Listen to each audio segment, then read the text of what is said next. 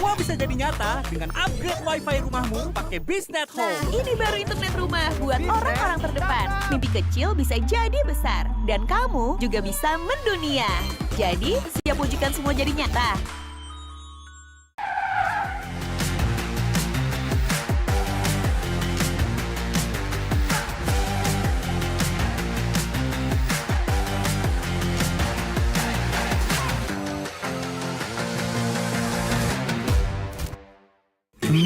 Panas. Di oven nih. Hai. Ya kelar. Wih. Nah ini Super Oven si paling seru. Mau gini seru. Mau gitu seru woy.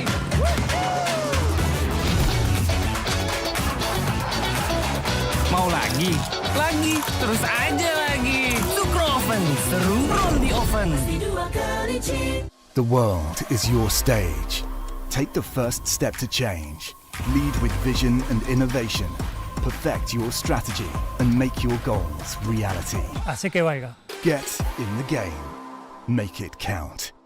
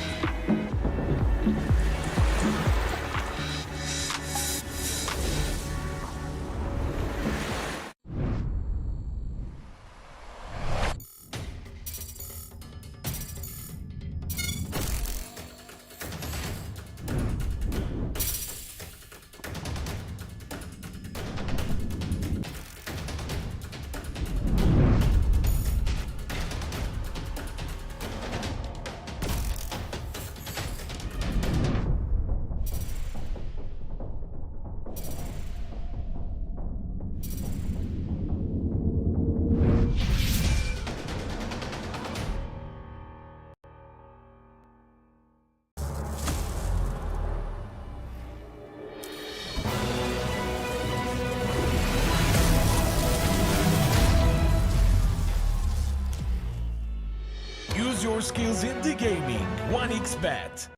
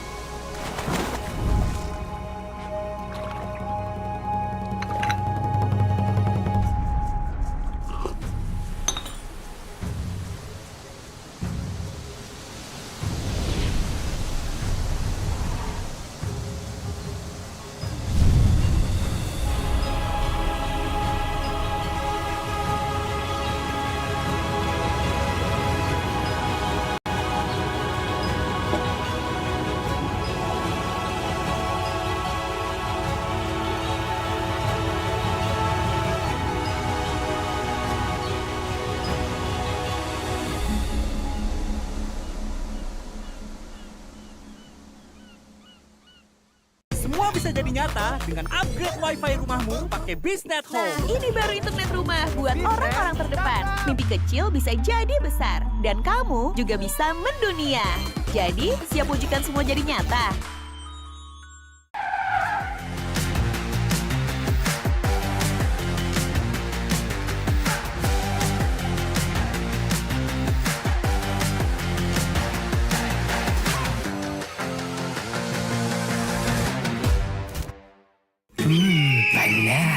meski di oven nih. Hai, ya kelar.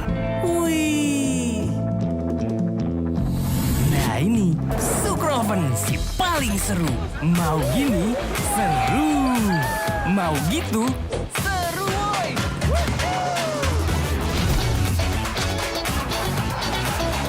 Mau lagi, terus aja lagi. Sukroven, seru from the oven. The world is your stage. Take the first step to change. Lead with vision and innovation. Perfect your strategy and make your goals reality. Así que vaya. Get in the game. Make it count.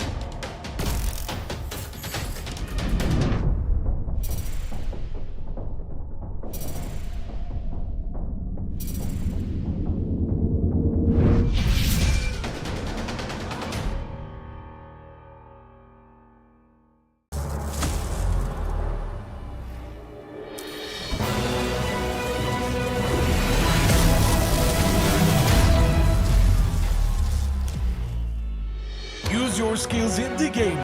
1xBet.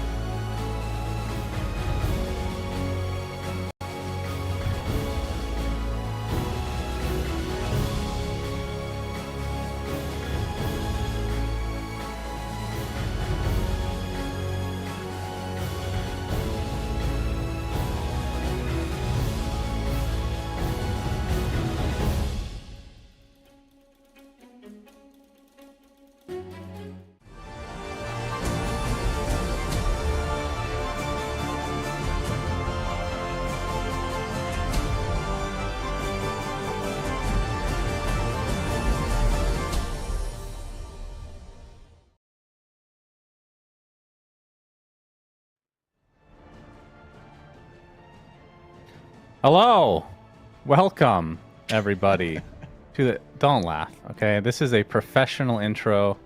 Suns fan here with Jenkins, unfortunately, for the Bali Major group stage. I have made it finally, Jenkins. Thank you to R Cryptic, my boy Ricky, my board game buddy, for filling in yesterday. I was supposed to be here, but instead I was stuck in an airport for 3 days. So I haven't been able to keep up with Dota because, you know, when your mind is stressed, technically you just go to other spaces. You don't want to do work-related stuff. So I just, you know, kind of fell asleep on the respective chairs that you would find in the airport, eat their disgusting food, listen to the god-awful PA, listen to people scream at each other, which really inspired me for casting because I knew that I need to prep for this conversation. I'm just letting you monologue. I thought maybe there'd be a pause and where I could interject, but it's just a monologue, just That's constant. Right. So well, you did ahead. end up interrupting. Continue. So. Go ahead with your airport. Well, that's about it. And now I'm here casting with you, Jenkins. How are you doing on this loveliest of evenings for us? Oh, man. Well, I was good. Now I'm bored and tired. Whatever you were just saying. But, you know, yesterday I got to watch the boys in blue, Nouns. They owned LGD, which is cool. And apparently they 2-0'd EG after I went to bed, which I did. Elements, as we can see the format here for the tournament for Bali Major. Similar to a lot of the other majors, of course, 18 teams, 2 groups of 9, and every match will be best of 2, so that's what we'll be casting today. And the top 4 will go to the upper bracket, 5th and 6th to the lower bracket, and 7th through 9th, aka 3 teams in each respective group, will be eliminated. Then in the playoffs, 12 teams will go off into the double elim bracket, which of course is best of 3 as always. And the remaining 8 teams after the fact will go to the Ayana Estate. With the final stage. Jenkins. I almost called you Cinderin. I almost gave you a compliment. It's important. Would that be a compliment? I don't know. I guess it depends on your perspective. And from the prize pool distribution, 200K for the first place, and of course the DPC points are going to be pretty crucial for some teams. Others, there's a few that have already qualified and will probably qualify regardless of their placement, but I'm sure there can be a lot of movement for getting this direct invite to avoid the qualifiers to come. Yeah. Brutal qualifiers. I mean, hey man, in NA2, especially if Nouns is owning, the 2 teams, by the way, we're covering, Tundra and Shopify, both are qualified, so they don't care. They just want the money and the pride of getting first at a major. Will it be RTZ's very first major win? Probably not, but a man can hope. I doubt. You know, I have a feeling that if Dota continues on in the same vein, that Arteezy will never win a major, but he will win a TI, and I think he'll be happy with that at the end of the day. But yeah, from Shopify's perspective, or I guess both Tundra and Shopify, their records right now are 2-2. They've split each of their series, lots of ties, which, you know, with the last major, with Dream League, all these big tournaments, feels like a lot of the teams are very evenly matched. I mean, there's a few outliers, of course, but I feel like in this era of Dota, maybe you will disagree with this, I feel like more ties have happened than ever before. Feels very consistent. I think the stats don't lie on that one. I can't disagree with it. I mean, opinions on, you know, where, like, why that is. There's a few different opinions you can have. Like, I know a lot of people say teams are a lot more evenly matched now. Like, Dota's just been a game that's out for a very long time, so people have, you know, watched all the TIs and watched how OG controls the map and how LGD in their prime controls the map, and there's like not that much to really figure out other than, you know, the little extra 1% match.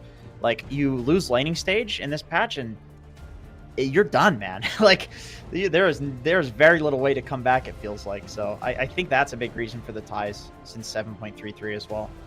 We can see some of the teams that will be covered later today. We'll be doing the first 2 series. I want to talk about EG. as of recently, but like very recently, because they did really well at Dream League initially for the first group stage, and then second group stage they just got trounced. And I was wondering if it was going to carry over, because I mean it's against really good teams. Of course, they were all good teams, but they did make it to the second group stage, right? So now already starting out 0-4, come out pretty hot, I want to say, in a lot of these early group stage for the majors, but not off to a good start this time. I mean, I feel like this team has, like, they got fourth at the Berlin Major, which obviously is amazing. And I remember at the start of their group stage watching them being like, wow, this team is not looking good. Like, they were losing to teams that other teams were not losing to, and those teams were looking really bad. So, I don't know. I mean, I feel like EG can get it together and pull out a decent showing. You know, Dream League Season 20, they still got 6th place, which, you know, on the world standings is very good. Like, the caliber of teams that were in that tournament were, you know, all Tier 1 teams. So, it's just EG things. Like, I still have high hopes that they can make it through the groups and eventually do well. This just seems to be how this is their curse for some reason. Yeah, so of course our first match is not involving EG. That'll be the second one. So let's talk about Tundra and Shopify. We talked about how they were both tied right now, obviously extremely early on in the group stage. Shopify did not do particularly well at Dream League. Wait, what did they had Miracle at Dream League? That's true. There were a lot of stand-ins. Tundra had a couple stand-ins for 2 different players, but they kind of alternated them. Yeah. So I guess take the results with a bit of a grain of salt. Yeah. But Shopify have been known. I mean, I feel like every major, this team, even when they're back in EG, they typically will do okay, and they'll just barely squeak by and maybe make upper bracket, and then they'll just free fall after. Yeah. I feel like that's a very standard Shopify thing. Yeah, that is a standard Shopify thing. I mean, Tundra, on the other hand, this team, look at these pictures. They tend to do the opposite. Soxa looks really constipated in that picture. Is that... Do you actually think snaking as well? I don't know. I'm not sure what being constipated looks like with all the, you know, issues down there, obviously. But keeping this on the rails, as I said that I would, Tundra, this team will typically, you know, they'll do very well in the group stage, and then they'll also do very well in the playoffs. I mean, this is the TI winning, TI caliber team. And, you know, they had really good stand-ins for Dream League. They had Immersion and Malrine, who are both like top 10 leaderboard players on EU, and they were top 10 leaderboard when every professional player was playing in EU. So that's very impressive. These are very highly individually skilled players.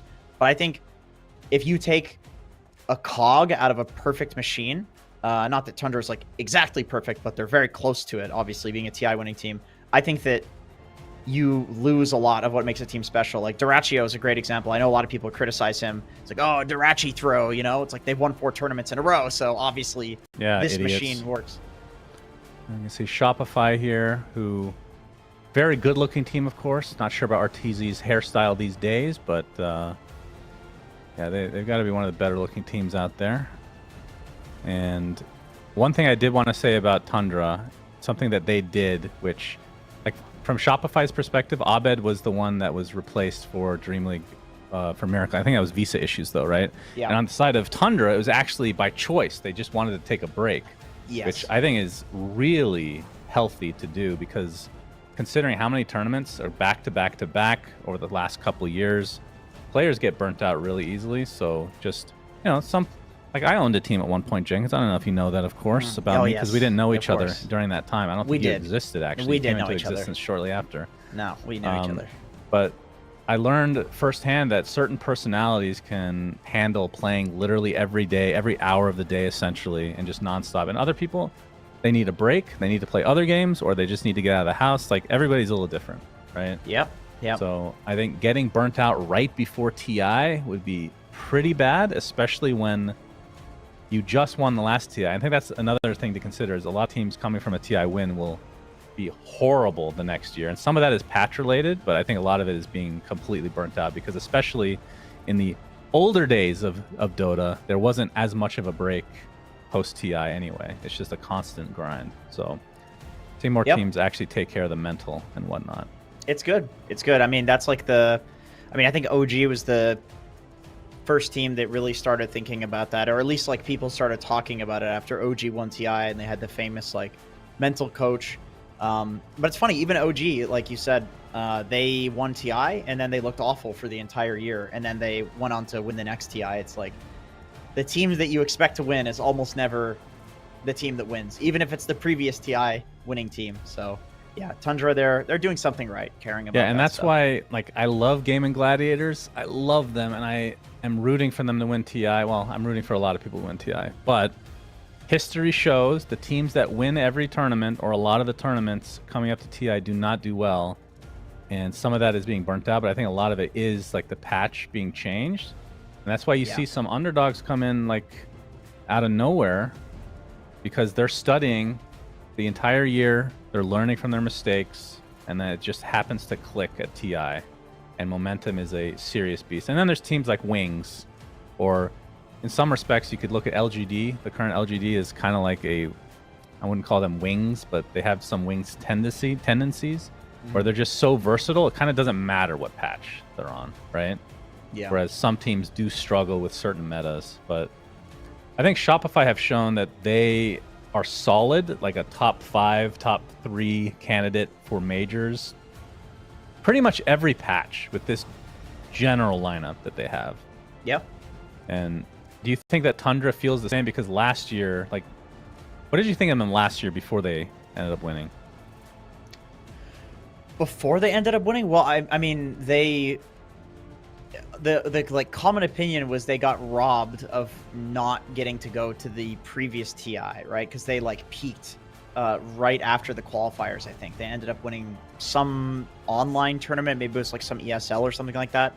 But I don't think they were considered like very good before then, and then they kind of like, you know, peaked right after TI qualifiers happened. So I don't know. I felt pretty good about them for the entire year, but I don't know about like first place at TI. Like I think they were probably about at Shopify level that year. Yep. I don't know if that's how you feel, but I felt they were about the same, where it's like, yeah, they'll make maybe, you know, top 6, but win the TI, maybe not, and then they just like blow everybody out of the water. You should leave your slot, by the way, because our OBS needs to rejoin, and then if he does, I think you become the camera. Oh, no, that's not going to be good. That's not going to be good for people. I actually don't know if they fixed that bug, but it's been so many years now that I just assume it's still broken. Yeah. And we can rejoin now. Yeah, I agree. Tundra were definitely contenders, but I didn't think that they were the clear cut, but they ended up being the clear cut TI winners. Like, it was, the games weren't even close. And I think part of it is because the meta revolved around certain mechanics of the game that they just understood better. A lot of it's like aura related, just like nerdy shit math. that AUI just like figured out basically, and other teams did not seem to figure out quite as fast. Yeah, it's like it's AUI in 33, because I remember when he was, you know, did a short stint on Arkosh. Of course, I played with a TI winner and a very professional team. Actually, Wait, he played? Really? Yeah, of course he did. He was Cerberus, dude. 33. No, not 33. Oh, no, okay, no, AUI, no, yeah, AUI, yeah. So, okay. Yes, but I remember that very short stint. I remember like a lot of the time that he was playing, he was like just in constant conversation with 33 about game mechanics, like for fun. This was I don't think he had any intention of coaching or doing anything. Like they are literally just like two people that nerd out about stuff no matter what. Like they are the type they're like fogged. They're just people that are sitting in practice lobbies like testing every single mechanic that there is, and you know, figuring out before anybody else knows that like Scotty doesn't pierce BKB right now, so like Scotty's not a good item, you know, things like that. Like they're the ones that figure that stuff out. But they do it for fun. Like it's just in their blood. It's just how they are, even outside of a team environment. So it was really exciting for me when they got together on a team. So Curtis was also on DC for a while, and of course, so because you were a team owner. I was a team owner, second at TI, by the way, in case you forgot, Jenkins, because I know we didn't know each other back then. We did. But yeah, AUI, he showed great propensity to be a coach. It was after he left, actually, and then he abandoned us for EG at the time, and then that flamed out immediately. I remember being at the Manila Major, I believe it was, with him, and he was really sad about it. He's like, I regret leaving DC. You're the best owner. You're very good looking, all that stuff. Like just right. just regular stuff. But he ended up kind of He wasn't even getting paid for this, by the way. He just felt like he wanted to coach a bit, and he's like, I can help Resolution out. So he started like doing solo coaching with Resolution, and I could just see firsthand that he will one day, when he's ready to hang it up in terms of playing, he's going to be a really good coach, because he's extremely good at like if you look at traditional sports, it's called, of course you know nothing about this, so then again with Cinder, and he doesn't know anything either, it's called X's and O's. That's essentially like esports talk for, you know, the mechanics really well, right? So he's that type of a coach. So I think if you can balance that with like some sort of life coach, then it's like the dream scenario, because he has I mean, back then he was a little bit harder to work with, I guess, but he's a pretty easygoing guy. But you don't always want the easygoing guy either, right? Sometimes you need a little bit of force, and you know this, considering your personality. Yes. You do have to be forceful sometimes, Jenkins. Right. And when you're a 7 out of 10 on the rudeness scale, which I would say that you are, especially when you interact with waiters and such at restaurants, then yes, I would agree with your take. 7 out of 10. But Aui's like, he's a special dude, man. Like, he really is. One thing that I find very interesting about him is that, you know, the guy's won 2 TIs at this point. He's a legend, and yet he plays with a bunch of like 2 and 3K MMR friends, and if they find something about the game that he just finds interesting, like, he will really listen to them with an open mind. I've never felt like my ideas are being judged by him, in the sense that, you know, I'm this crappy player that's like talking to him, and he's probably already going to know all the things that I know. It's like, I remember telling him that I figured out how to pull the Radiant side hard camp down into the tower by like cutting certain trees, and he's literally like, show me this in a lobby right now. He's like super excited about it, and like while they're on Tundra, and because I know that like this is how he interacts with his friends as well. Like, if you're an Abaddon spammer and you're 2 to 3K MMR and you have some take on the hero, like, he's gonna want to hear it, because he just knows that you've played the hero more than he has. I got this exact impression from him. First of all, when he won TI5, he was getting advice from PPD's brother on how to play techies, and that's literally why they won TI, because teams had to ban techies against them, and nobody played that hero back then. And then when he was on DC, I remember, like, even with Nikki and I, who were just terrible players. Like, you're an immortal at least, right? But we're terrible, and occasionally we would come up with some suggestion or whatever, which usually was awful in hindsight. But he would still listen to us and actually take us seriously. So he's definitely one of those guys. And I think you bring up a really good point about playing like these for fun unranked pubs, because if you look at Anna as an example, when he took that year or like 6 months off after the first TI, I think it was, he was spamming like IO for fun. Like, this is when you discover stuff, because I think when you're playing professionally, especially a few years ago, it's gotten a little bit better since, your scope is so narrow sometimes, right? And you're trying to copy what other people are doing, you're trying to learn from other people instead of trying to learn for yourself by trying weird ass shit, you know? So there is an element to that I think certainly helps this team, as looks like we're getting into the draft here now. There were some delays. They had to wait for us to finish our conversation. That's how these games usually work. So typically when Twitch chat says, please start the game, casters, it actually is true. We are the ones holding up the game, because we just have really important stuff to say, and players can just wait. Right. In case you guys didn't know, actually, SunsFan was a team owner. That's right. We're contractually obligated to say that at least 3 times within the first 10 minutes of a stream. And into the draft we go. Jenkins is really excited. Stop smiling, Jenkins. Yeah, we can start talking about it now, but I'm interested to see how different the picks and bans are going to be versus Dream League, because you and I have covered a lot of Dota over the past 3+ weeks, and there were certain heroes that continued to go through, and there hasn't been a patch now, although there was mid-tournament, I suppose, but Morphling is the one I'm thinking of. Morphling. I figured, yeah, and teams have been like first picking it as well. I don't know, man. It feels like no matter what the game is, there's always a really good hero to morph into with the Ags, and you get some sort of broken ability that is so much better when it's on a Morphling than when it's on like a Timbersaw, for example, turning into the Timber, getting the reactive armor, max stacks. You just have like 100 armor. It's so stupid. You know, I'm actually glad that I'm casting with you because I can ask you something because you're a renowned game designer after all. Yes, of course, Ability Arena available on the custom game. You created Ability Arena by yourself with no other help. And Yes. what would you do? Okay, Morphling is banned, but what would you do to nerf him? What I would Is do it to just nerf the him- stat stealing? Is that just the main thing? Maybe there's an issue with the fact that he is like the perfect anti-carry, but you could also take the approach that the max W build on Morphling, his adaptive strike, it makes him so difficult to lane against. Like, you can go anywhere on the map on Morphling and just spam your W on somebody, and they have to leave because it's so low mana cost and it does so much damage. So I would say, like, just nerfing that to make it less oppressive. Because this hero, he's a carry. Like, maybe it's fine that he's this insanely strong anti-carry, but why the hell does he have such a good early game as well, you know? Nerf the early game. Let him have the cool late game. It's fun. Okay.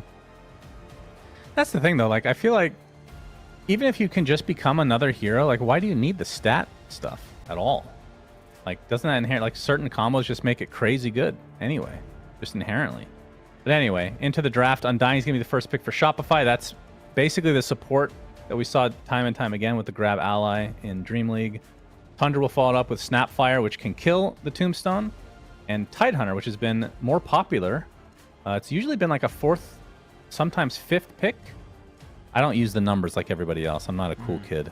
Neither do He's I. picking on 18, on 20. I'm just going to say random ass numbers, and people are like, oh, he knows what he's talking about. He's so smart, dude.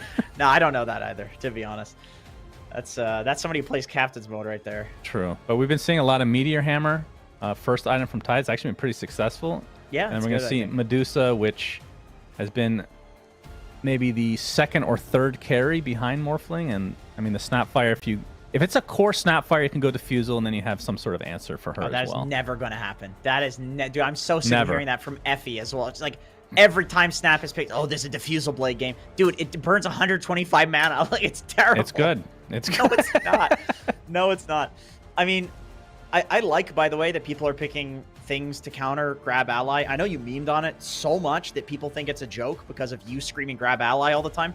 It is legitimately good, and you have to get something to counter it. So I like First that of all, I'm going to have to interject here. I never said it ahead. was bad. Ever. In fact, It's I hard to thought it tell was with you. good. No, the reason that I was making a meme is because of the name. It's such a stupid-ass name. And the icon is upside down Stormbolt. Yes, It's and we didn't green. realize that, which now it took how many weeks for somebody to figure that out?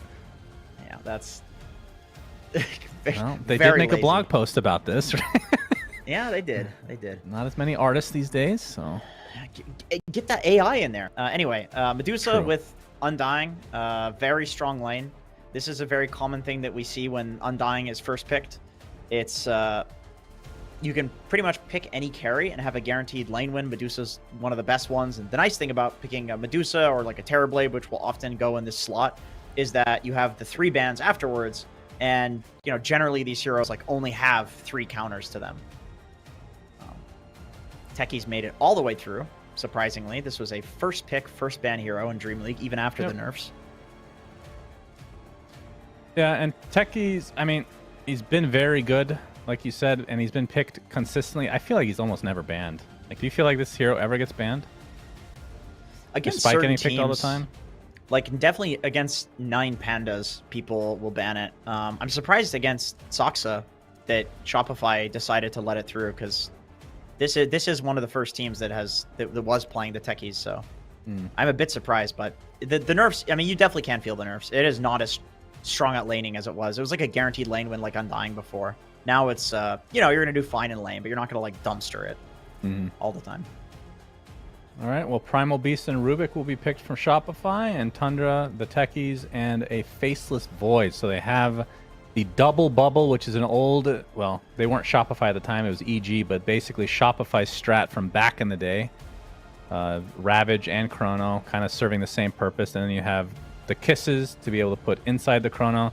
I think that's something that a lot of teams, like we've seen Faceless Void try to be a counter against like Morphling early on before the AM was picked consistently. Yeah. And I felt like a lot of those games were so incredibly slow because your Chrono doesn't do anything early on because you don't have damage. And you really need some sort of damage inputting into there. And So I like having like some sort of a combo, which they do in the Snapfire. Yeah, I like it. I mean, it's also just generally a good Snapfire game because you can kill the Tombstone, but then also Snap Tide will pretty much not lose lane to anything. It's just so much nuke and minus armor if he does go for the little Shredder, which I imagine he will because of the Tombstone. So it's like it was already a good Snap pick. Or you already have a Snap in your game, it already does a lot of stuff, then you pick the Void, and then it's like, oh, well, now you have also the Mortimer's Kisses to throw into the bubble. So yeah, this is a really good draft from them. Like, they check a lot of boxes with these heroes. So Tundra likely looking for a mid, unless they end up flexing the Snapfire as a mid. And Shopify looking, I know Abed does play Primal. I don't know how often they play it offlane on Saberlight, but I would assume this last one will be the offlane hero. My cat's meowing to get pet, so go ahead, Jenkins, while I pet her. Yep, makes sense. Primal Beast. I don't know how to transition that, but that hero is definitely strong in both the offlane and mid, but I really like it on mid. I think the Blade Mail build like changed a lot about how the hero feels in the early game. He has so much damn HP. You go into a fight, and it's like either they don't hit you because you're Blade Mailed, and then you get to trample for free and do a ton of damage, or they do hit you, and then they're taking Blade Mail damage, but then they're taking less trample damage. So it feels like it doesn't really give you any good options for dealing with the Primal Beast. And then after that, you just go into the normal build, BKB, Blink Dagger, Aghanim Scepter, that sort of thing. You're saying you are a fan of the Blade Mail build that we've been seeing? Yeah, I'm a fan of the Blade Mail build. I mean, I know during Dream League there was this conversation of like Blade Mail being good in general and Blade Mail against Wind Ranger and people thinking that it was kind of a grief. I think on Primal Beast it's very good. It's different on this hero just based on what he wants to do. Yeah, I'm glad that we're seeing a little bit different itemization from the hero, because it felt like it was, I don't know if figured out is the right word, but it was just like the exact same build every game, and there's not like any variation really. So now we're starting to see people experiment a bit more, and I mean, just like the Meteor Hammer on Tide, that was definitely not a thing. I mean, Tide wasn't a thing in this patch previously, so glad to see some innovation and whatnot. So last couple bans coming out, Quap, Batrider out, and Tundra take out the Brood and Beast, so anticipating the offlane, which it is in the Lycan. So they have some push potential.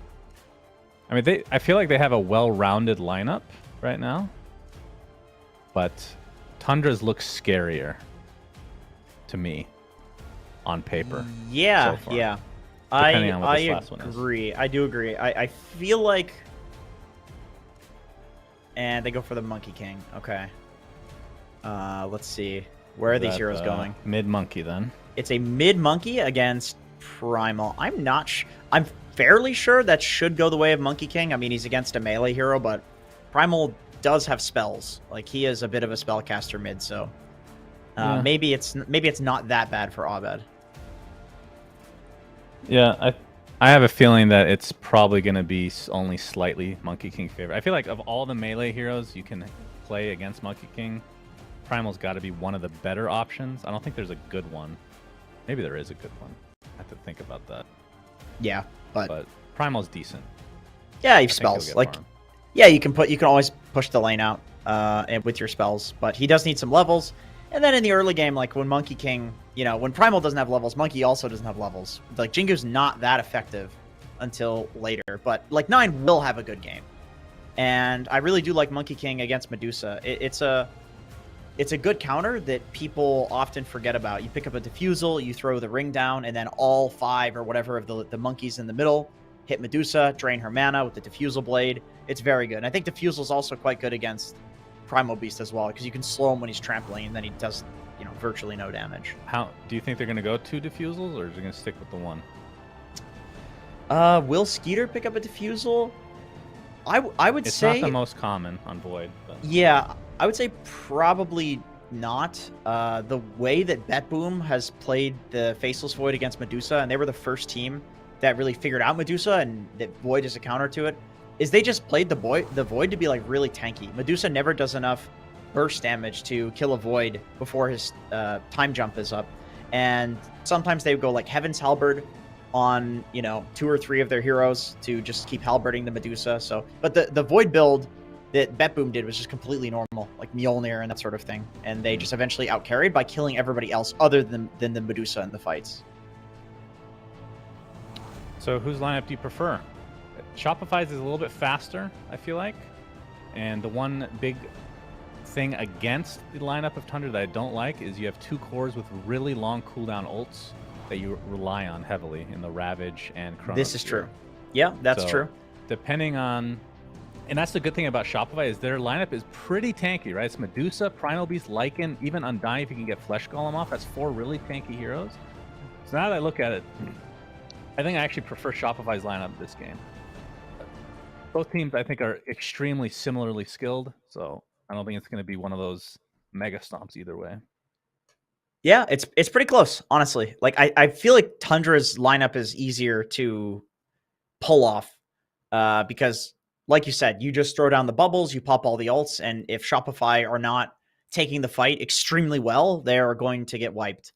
But I also think that Shopify has some heroes that can snowball and like completely take over the game. Like a Primal that gets a few kills early, it can be super game changing. Same with a Lycan. Like he can just run down the supports and they can't do anything about the summons. So how does Abed forget to put items on himself other than Quelling Blade? He has his courier coming with the rest. I don't think that's what he's doing. I think what he's doing is he put the ward down and he's looking to like see what his matchup is maybe, or see what the itemization from 9 is. Oh, does he not want to show his itemization until the last moment possible or something? Yeah, so he doesn't want to show his, but then also he has a ward on 9, so he can see what items that 9 has as well. So he could have bought like different items depending. I see. Shopify, well, okay. Well, Shopify take 3 of the 4 bounties. And will be the Monkey King versus the Primal Beast mid. Top lane, Arteezy, of course, on the Medusa. Fly Undying. Saberlight apparently has his Twitch TV tag applied to his name. Oh, actually, I realized something. I think Abed may have had boots, and then he dropped the boots, sent the courier back with the boots, so that way he could get the ward out quicker. There's a possibility he did that too. That's true. We didn't jump into the game until later, but that is something that mid laners are doing right now. Okay. They're actually copying Tundra, which is, the funny thing. That's what you got to do sometimes. But yeah, top lane will be the Medusa versus the Tide. And I'm sure there's going to be some pulling shenanigans as 33. I don't know how much he's going to get pressured here. He is against an Undying. But he does have a full wand already in tow. And then bottom lane, Void and Techies versus the Lycan Rubik. I think this is a good Rubik game. He's got some pretty juicy stuff to steal, especially the Ravage. Yeah, it's really good against Techies as well. Like if you can steal the red mines, you get to keep them even when you lose the spell. So you can use them for like permanent vision. It's like stealing the TA traps. Feels really good. Not as good as the Morphling attribute shift though. That's a good one. Very good. Yeah, walking around with 2,000 HP on Rubik feels like a hack. And 0 armor, of course, but that doesn't matter. No. 33 getting pressured out by Fly. This is the Undying special. He only has 1 mango left right now. Bought another Blood Grenade, of course. This is the Brain Dead Undying build. The gameplay for Undying in general is this, and then you forget about him until the shard drops for free. Then he's a hero again. That's very impactful. That sounds sarcastic, but it wasn't. Yeah.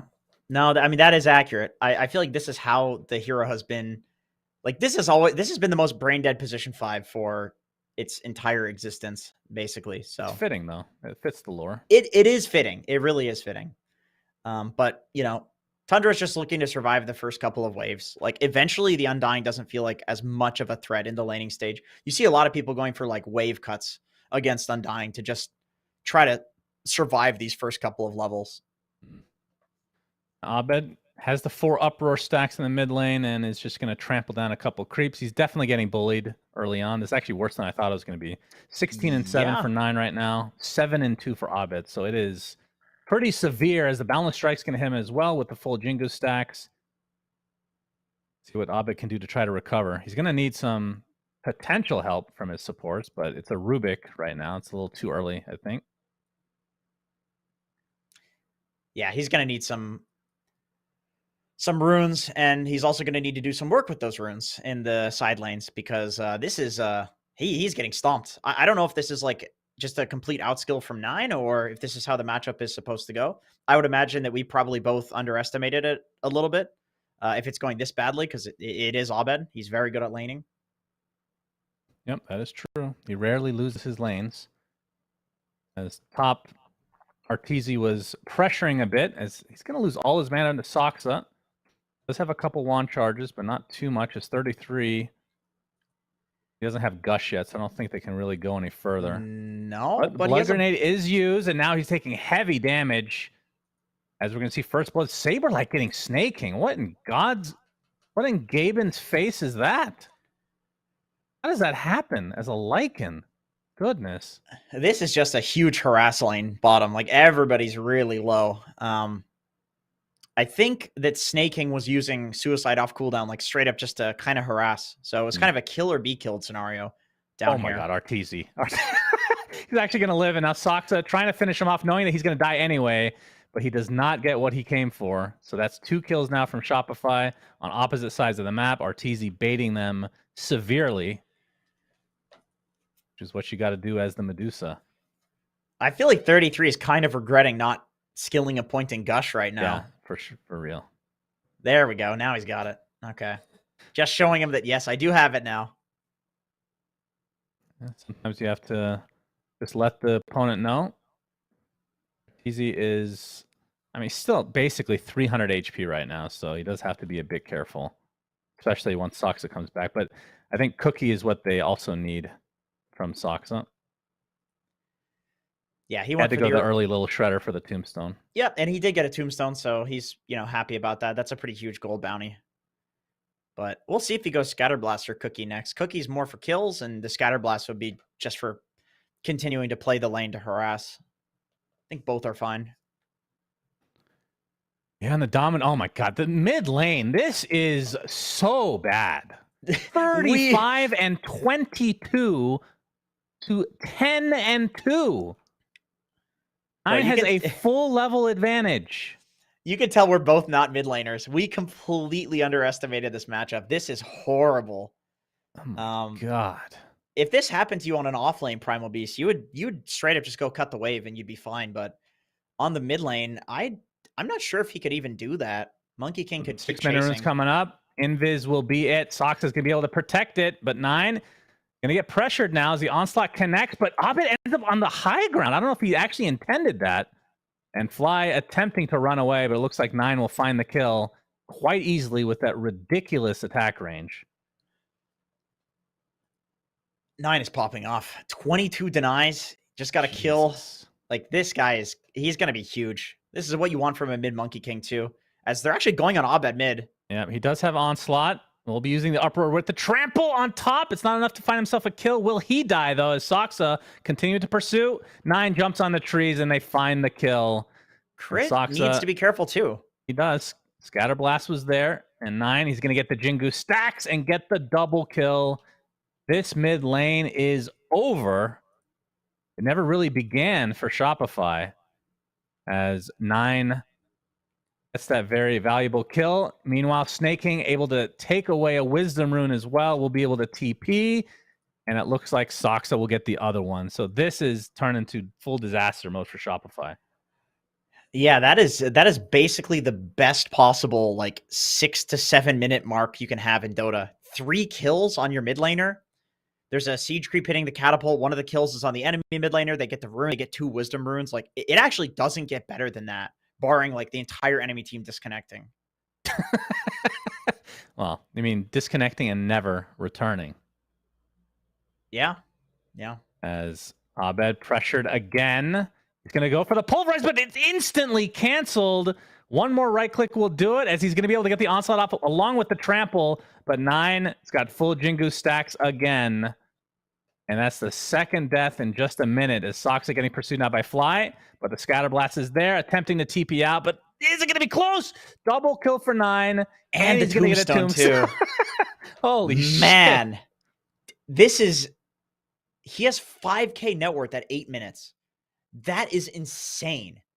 This is and he's going to get a shield rune too. Man, this is This has been the three nicest minutes of Dota I've ever seen for a mid laner. He is having such a good time here.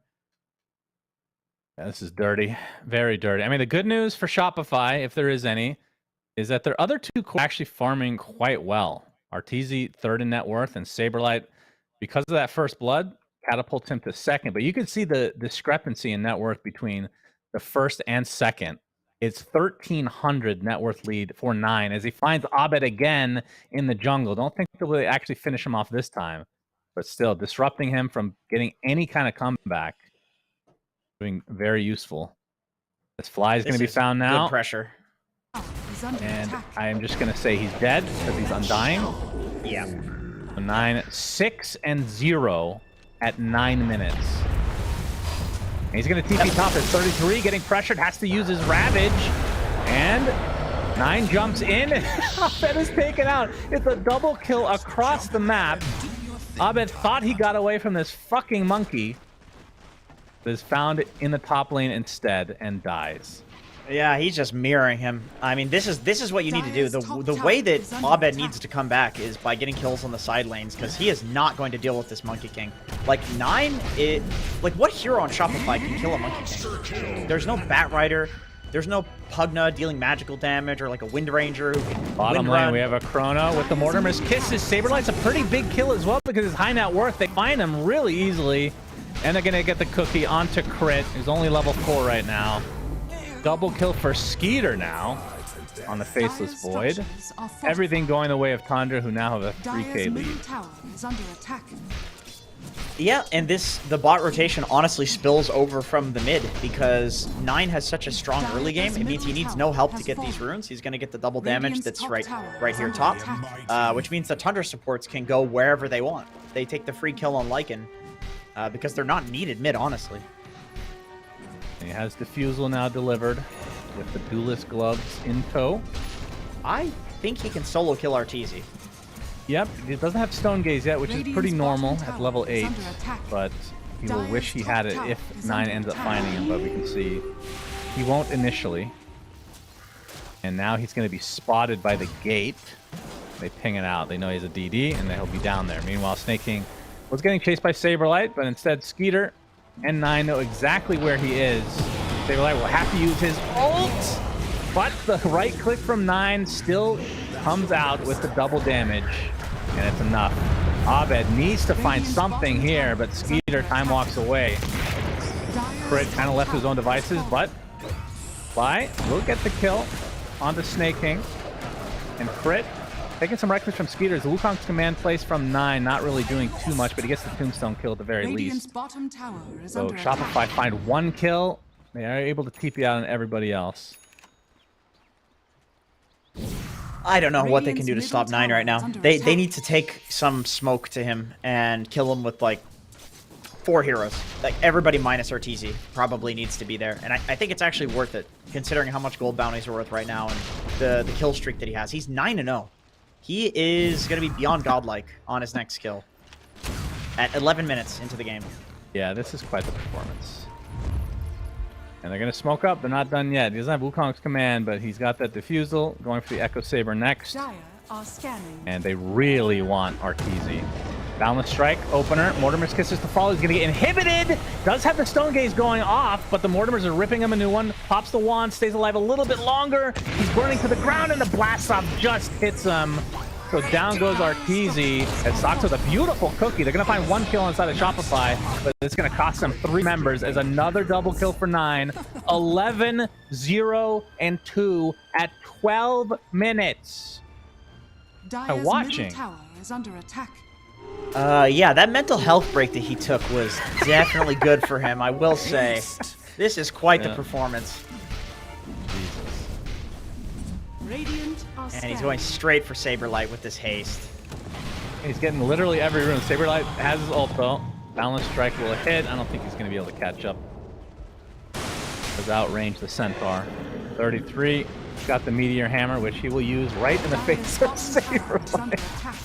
Jesus. No fear. And he will be going the mech build, so Greaves will be a thing for 33. In the case they just want to continue to fight here, which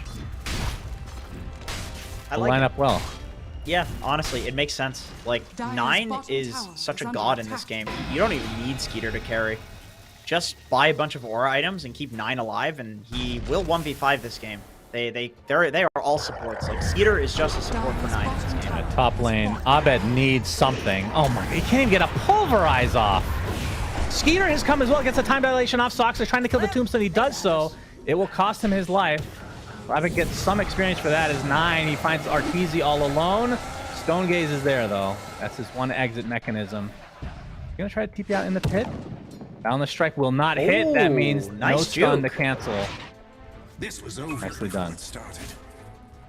By getting chased by Skeeter and 9. The inhibit is there. Easy pick off. Could have been a lot worse for Shopify there. That's one okay-ish engagement, I guess. Denied. Wait, why did 9 take 2 healing Lotuses top? There's 3 there. He only took 2. I'm way sorry. around? I have to figure this out. Why did he not take the 3rd one? Are we turn into... Oh, Abed is killing Snaking mid. Or Snaking killing Abed. I don't know. Yeah, Abed's having a pretty rough game. He is same net worth as Soxa, who is a support. In case you forgot, yeah, 9. That is a support. Finding Abed again. Over. Oh my god, did he cancel it again? Be able to trample away. They do get the techies as the chase is now on to 9 from Saberlight. Has the Helm of the Dom and Vlad's in tow. But we can see Skeeter jumping in, gets the chrono onto 2. That means 1 easy kill onto crit. Do they have enough to lock down Saberlight in his lycanthrope form? The bash is there. Time Walk needs another bash, but the Boundless Strike will do just fine. 12th kill for 9. That was a really nice TP from Skeeter. Like, he basically recognized that Shopify was in a desperate situation, and 9 being that low is the only opportunity to kill him. As Abed, still struggling. Yes, that is still happening. And I don't think Tundra are going to give him enough space to find an avenue to get back in this game. And the entire time that's happening, 33 is pushing bottom lane with the Meteor Hammer. Yep. And, I mean, there's only so many fires you can put out from Shopify's side. 9's going to show himself. Gonna back up for the time being. Abed has 1900 gold as Saberlight. Does not have ult. He's gonna get the cookie up onto Saberlight, but Monkey King's getting really low. 9 gets off a big Boundless Strike. Wukong's command to follow. Means he's pretty much involved with these physical attacks, taking a lot of damage though. Stone Gaze goes off. Finally, they kill off 9. But it costs them 3 members and maybe more. Skeeter with the cookie. Nice dodge from Arteezy. Meteor Hammer's gonna miss as well. Scatterblast does slow him to a crawl though. So they will find the Medusa as well. It's a 4-for-1, which I'm actually interested if that was worth it maybe for Shopify based on how big of a streak that was. Let's see what the recap shows. So, Crit got almost a full Blink Dagger, got 1600 gold for that kill on 9. And then unfortunately, because he had a ton of gold and he died... Recap. Even gold exchange. That is insane. Does that include though how much gold you lose when you die? Because I know that Crit died and he lost like 500 gold because he got so much gold from killing 9 that he also lost a bunch when he died. I would assume it. I mean, it's net worth, right? So yeah, I would assume it does. And going 4 staff. I'm interested to see. Okay, Abed went for the Blink Dagger. I was thinking maybe he would do this because I feel like the Blade Mail at this point, 9 is actually so huge that I don't even know if a Blade Mail is enough to deter him from just fighting you through the Blade Mail with Jingu. The Blink Dagger is going to let them actually pick somebody off, which is kind of Shopify's only hope right now, is picking off a guy when they're completely alone. Yeah. Well, good luck with that. 9 has Echo Saber now. Is 300 away from Harpoon, which he will finish with this camp. Radiant are scared. And that would be a good avenue for Shopify to go, but obviously they don't have the full vision. Skeeter, Spidey senses are tingling, so he will back away and avoid this gank. He's got the Midas Maelstrom and is actually going to go for the full Mjolnir. And Shopify find nothing. Although, Roche... I thought maybe they would do this. They're going to go for the Desperation Roche. And Tundra, they know that this is up. I mean, this is like one of the only plays that Shopify could make to get back into the game. And they know that they just missed that smoke up there anyway, that they've been missing for so long. and Skeeter was there, so yeah, they know. They sure do. Saberlight pops the ult. 33 just going in very deep. Doesn't have Ravage for another 10 seconds. Stonegaze already used. Abed, he also goes in deep at 9, gets a boundless strike on the several heroes with the Wukong's command to follow inside the Chronosphere. Fly is dead. Mortimer's Kisses looked like it was canceled, but the Harpoon back into the fray. Ravage to follow. Arteezy is dead as well. Crit steal. That's not English, Jenkins, but he steals a spell called Chronosphere, which won't really save him in the end. Double kill for Skeeter. They force a buyback out of Fly. Abed wasn't really a part of that fight. he went in pretty deep and then just couldn't get back in. And now we'll try to go for a cheeky steal. We'll see. We'll see if he can pull this one off. This is so much harder to do on this map. It is, and I don't even think it matters if he did end up stealing it. I don't think so. We'll see how good his instincts are, though. He does have Blink. He saw the boundless strike. And too late. He's not gonna try. Instinct Yeah, that is the right move. Are fortified. Well, honestly, there isn't a right move at this point in Dota. It is like desperately hope that your opponents throw going high ground or split up too much, do something stupid. That's about all you can hope for in a game like this. Very true, because it's a 13k lead at almost 20 minutes. Tormentors haven't even spawned yet, for God's sake. Nope. What do you think of the teams, how they prioritize taking Tormentors? Because in Dream League, it was, I feel like it was kind of an afterthought for some teams. Like 26 minutes was like the normal time for a team that was ahead. Yeah, that's a Game and Gladiator special. Everybody started copying them, which is basically ignore Tormentors unless you're taking the enemy Tormentor, because you have to give up too much of the map to go get them, pretty much. Well, Pulverized finally channeled fully by Abed. Gonna get the kill on Asaxa as a result. Snake King getting pretty low as well, but here comes the Monkey King. Boundless strike on the 4 heroes. 33 does not have Ravage quite yet. 9 getting really low as the Stone Gaze pop by Arteezy. A couple more right clicks will do it. Pavis applied though.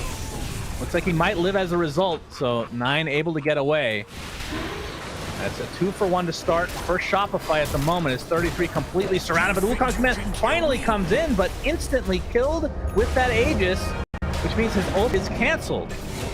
9 gonna go back in, gets the Jingu, stacks up. Skeeter comes in with his jump as well. As the Gush comes through from the low ground, already an Aghanim Scepter apparently is. Fly's gonna drop to the deck. Arteezy completely out of mana, and the Chronosphere is there. Back online. Double kill for both 9 and Skeeter, and that'll clean up this fight for Tundra.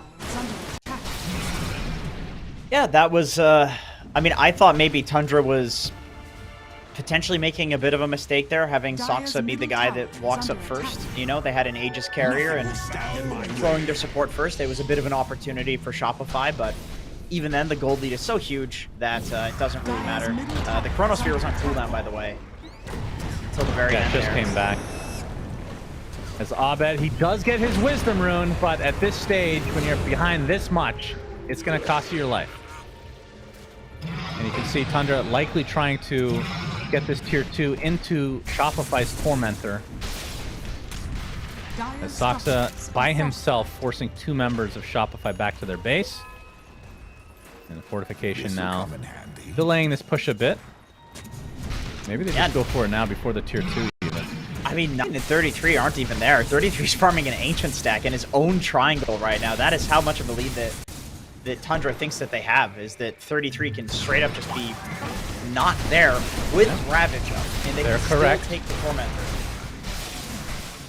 So, Shard goes to Snake King, and now they can go for theirs at their leisure. What do you think of the Techie Shard? I have a hard time even noticing it, but I'm sure it sounds good. I like it. I think if you play a lot of Techies, you'll start to realize like how sick this thing is. As 33 cancels Flies. Oh, actually, he didn't. That was close. That was very close. Dire's bottom tower has fallen. I think it's a good chart though. Even just the move speed on your carry in the late game is pretty insane to help them like chase into team fights.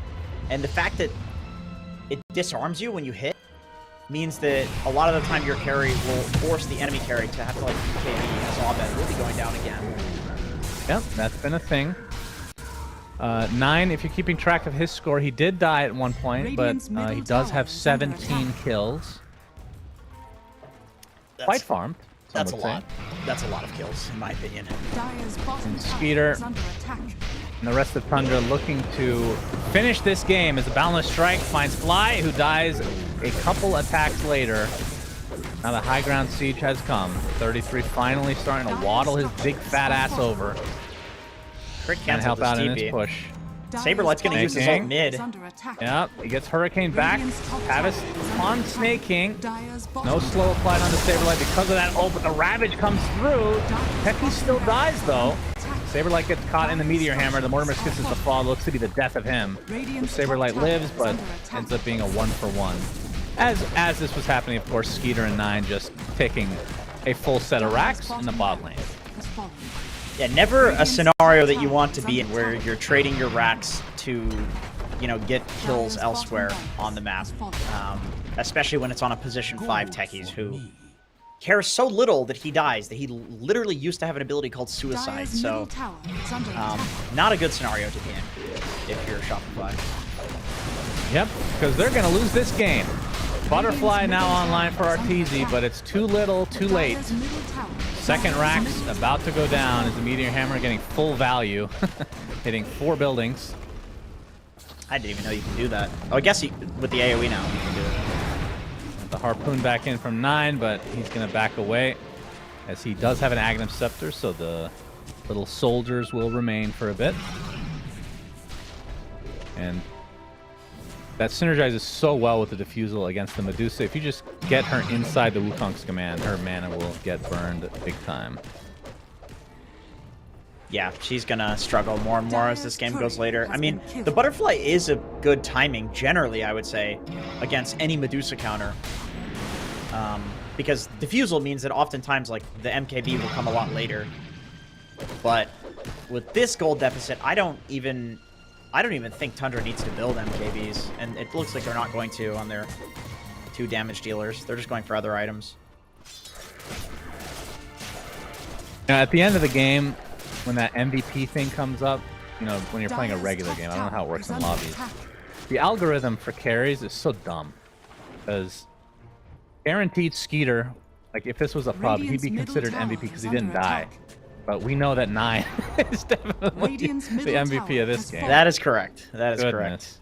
Skeeter did not die because Shopify was so focused on 9 that there was no threat to Skeeter at all in this game, not even once. Indeed. Well, the Balance Strike stolen, 33 down to about half HP, as Abed actually goes in with the Pulverize. He's going to get canceled out, though.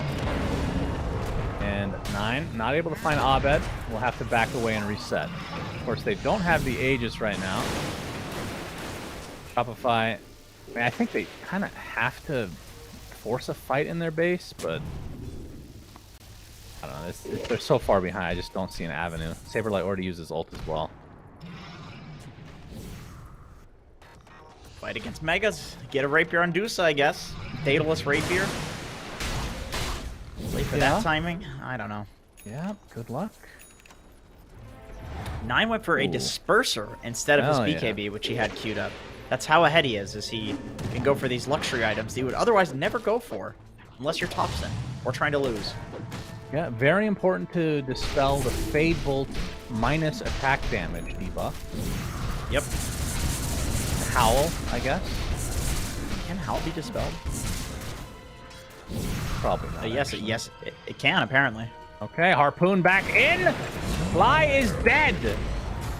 Crit able to save himself with the self-telekinesis. Oh, maybe I spoke too soon. He gets killed by 9 shortly after. Double kill for him. And the rest of Shopify, you can see Arteezy does get off Stone Gaze as the Wukong's command comes out, but the Chrono keeps him in place. And that is where they're likely going to call it GG. 9's soldiers just beating him to a pulp. Another Meteor Hammer onto 4 buildings. Perfect AoE. And on to the Mega Creeps they go. They're going to buy back on Arteezy. Does not have his ult, of course, so looks like Shopify want to try to do one more battle. As Arteezy, he's all alone. Actually dodges the Boundless Strike pretty nicely with the Manta, but the Ravage comes through shortly after, out of mana, and now out of HP. And Arteezy doesn't even say GG, he just disconnects. Not happy.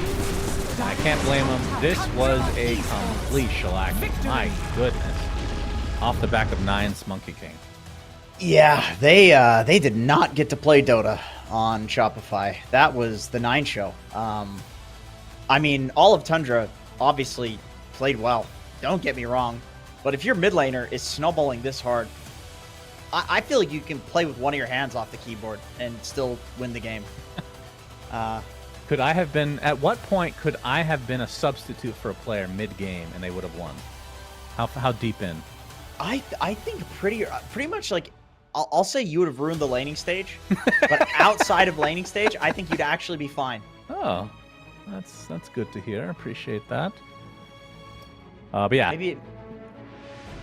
Go ahead.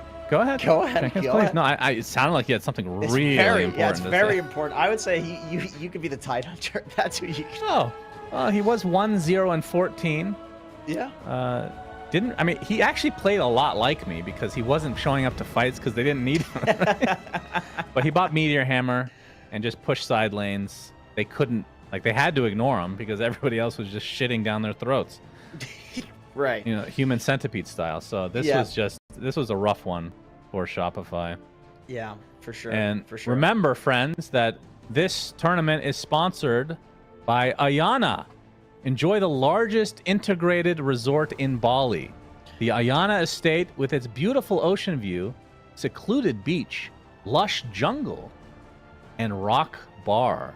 I was seeing the pictures, Jenkins. Of course, we were invited to go to experience this. Okay, I'm sorry. I'm going to cut you off. I don't know how you can do a human centipede reference and then immediately go into a sponsor shout out for a luxurious spa and resort. Oh, it's luxury. I know it is. Super legit. Super legit. I am very jealous. Yeah.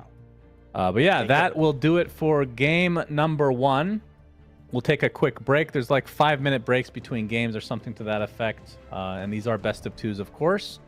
So game 2 will be the final one. Let's see if Shopify can bounce back, because this was quite ugly from the laning stage going forward. So we'll be back after this.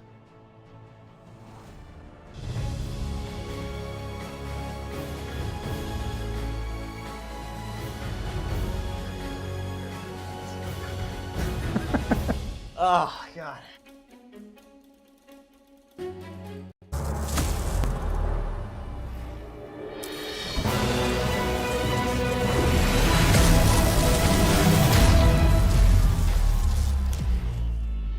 Use your skills in the gaming. 1xBet.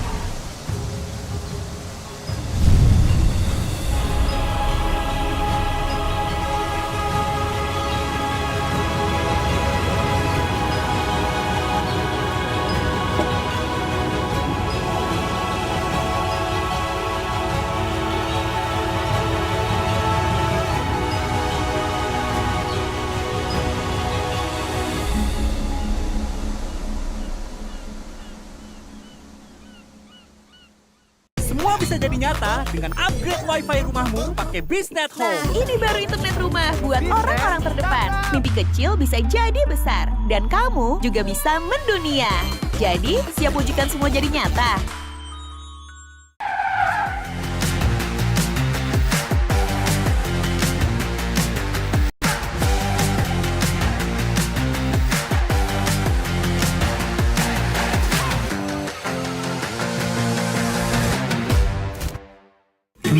Panas. Di oven nih. Hai. Ya kelar. Wih. Nah ini Sukroven si paling seru. Mau gini seru. Mau gitu seru woy.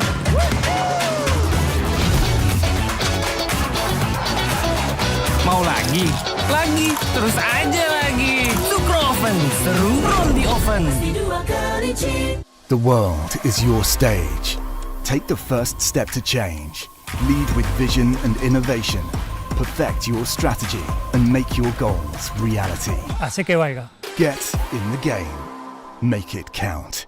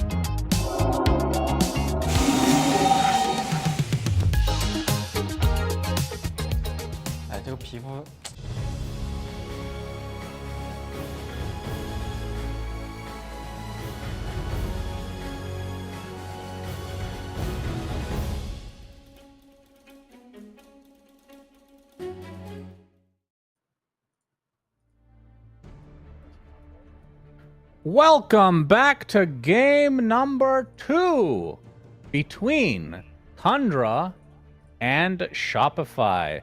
Shopify got dumpstered into another dimension by 9. Not Tundra, just 9. He killed everyone that game. Yeah, that is correct. We will call it like it is. All right, we're all Dota players out there. There's no beating around the bush here. That was the 9 show. And all of Tundra, they didn't need to do shit. And also Shopify just... I mean, if I'm one of these side laners on Shopify, I'm like, all right, just get Abed a better matchup next game. Maybe put him on a Storm Spirit, you know, something he's very comfortable with. Which I feel like he is actually comfortable on the Primal Beast, but maybe just not with that particular matchup. But that was just one of those games where, like, there's no playing Dota. You don't get to play. You just go next and hope for better lanes. That's right. That is a correct statement from Jenkins. I'm Suns fan, by the way. Forgot to do that intro. That's okay, though. Yeah, draft should be starting relatively shortly. Coming into this series, both teams were tied in the standings. Of course, like we said earlier, it's very early on, so I don't know if it's... I mean, I guess it's somewhat interesting to talk about. There's a lot of ties in this Group A. Most of the group are tied at 2-2 in terms of games played. But now this separates Tundra and Shopify just a bit for now. Time being. And I actually want to look, let me see if I can find it, how long Shopify's games were before this. I mean, this one seemed pretty, I mean, the game felt like it was over. When did it actually end? How long was it? Let's see. 28 minutes. So Okay. it wasn't that bad. I mean, it was pretty over, I would say, at like 15 minutes though. But I don't know. This is just Dota on this patch. I don't know how you feel about it, but I feel like if one of my lanes goes really badly, there's just nothing you can do. It's impossible. It's just so snowbally. There's so many objectives that you get by having map control right now. That's like you get all the runes, you get all the wisdom runes, you get all the bounties. You can go through the portals and keep hunting people so they can't just like free farm somewhere else on the map, especially with a hero like Monkey King. So I could very easily see this next game going the other way, where Shopify just has better lanes and they end up winning. Maybe they even stomp the lanes. Like on this patch, I never look at a game one where like one team stomps in the laning phase and then think, oh, they're going to stomp again next game. Yeah, it's like, I think better from, lanes. That's it. From like a game design perspective, it's an interesting problem though, right? Because you have this, they made the map bigger and they restricted the amount of wards you can get. So in theory, you should have trouble covering certain segments of the map, which means if you're behind, then you can still have a place that you can farm without worrying about dying. But I feel like the heroes in general and the players playing these heroes are just too freaking good now that if you just get off to this early lead, it feels like a lot of times, it's not every game. There's been worse patches for this, but it feels like you win that laning stage and you get, even though the map is, however, what is it, like 40% bigger or whatever, you still have control of the whole thing, basically. Yep. And the Tormentors, like if you steal that, that's 1,400, that's 2,800 gold swing, essentially. And the Roche being in the corner of the map, I don't know. There's a lot of stuff that, in the grand scheme of things, it's still really early in this patch, right? This is something that is going to, even past TI, people are going to still be figuring stuff out because so much changed. But I expect more tweaks to come to try to curb the snowbally nature, I suppose. I agree.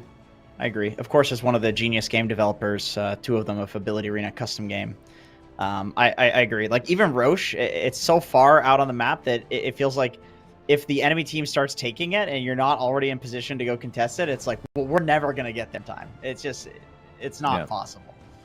Which we saw last game, the opposite of that, where Tundra happened to be, in the area already. So Shopify couldn't do the sneak. So they were cognizant of it.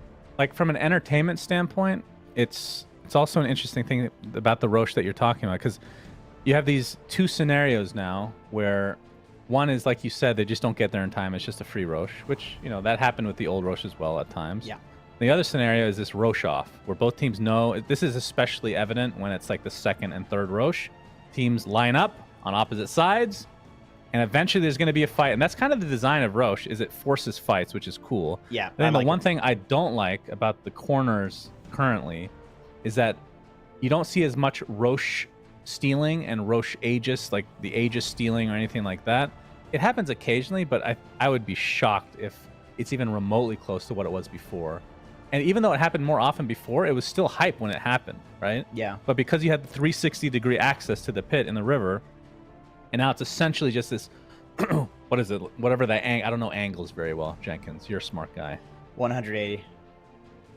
180 degrees is what you're talking about. Well, but they have a little bit more. Because oh, wait, no, it's actually, it's 90. It's only 90 degrees, right? They only have the little triangle. So there you go. See? Yeah, it's even less. Yeah. That's right. NA math right there. Remaining. Yeah, you're right. If it was like in the top middle instead of the corner, they'd have 180 degrees. That's a really good point. I think also what you're talking about limits the way that people take Roche fights. Like before, you could smoke and wrap around and you wouldn't know what angle some team is coming from, right? Now it's like there are two angles. It's either you're like running from the Radiant side or you're running from the Dire side.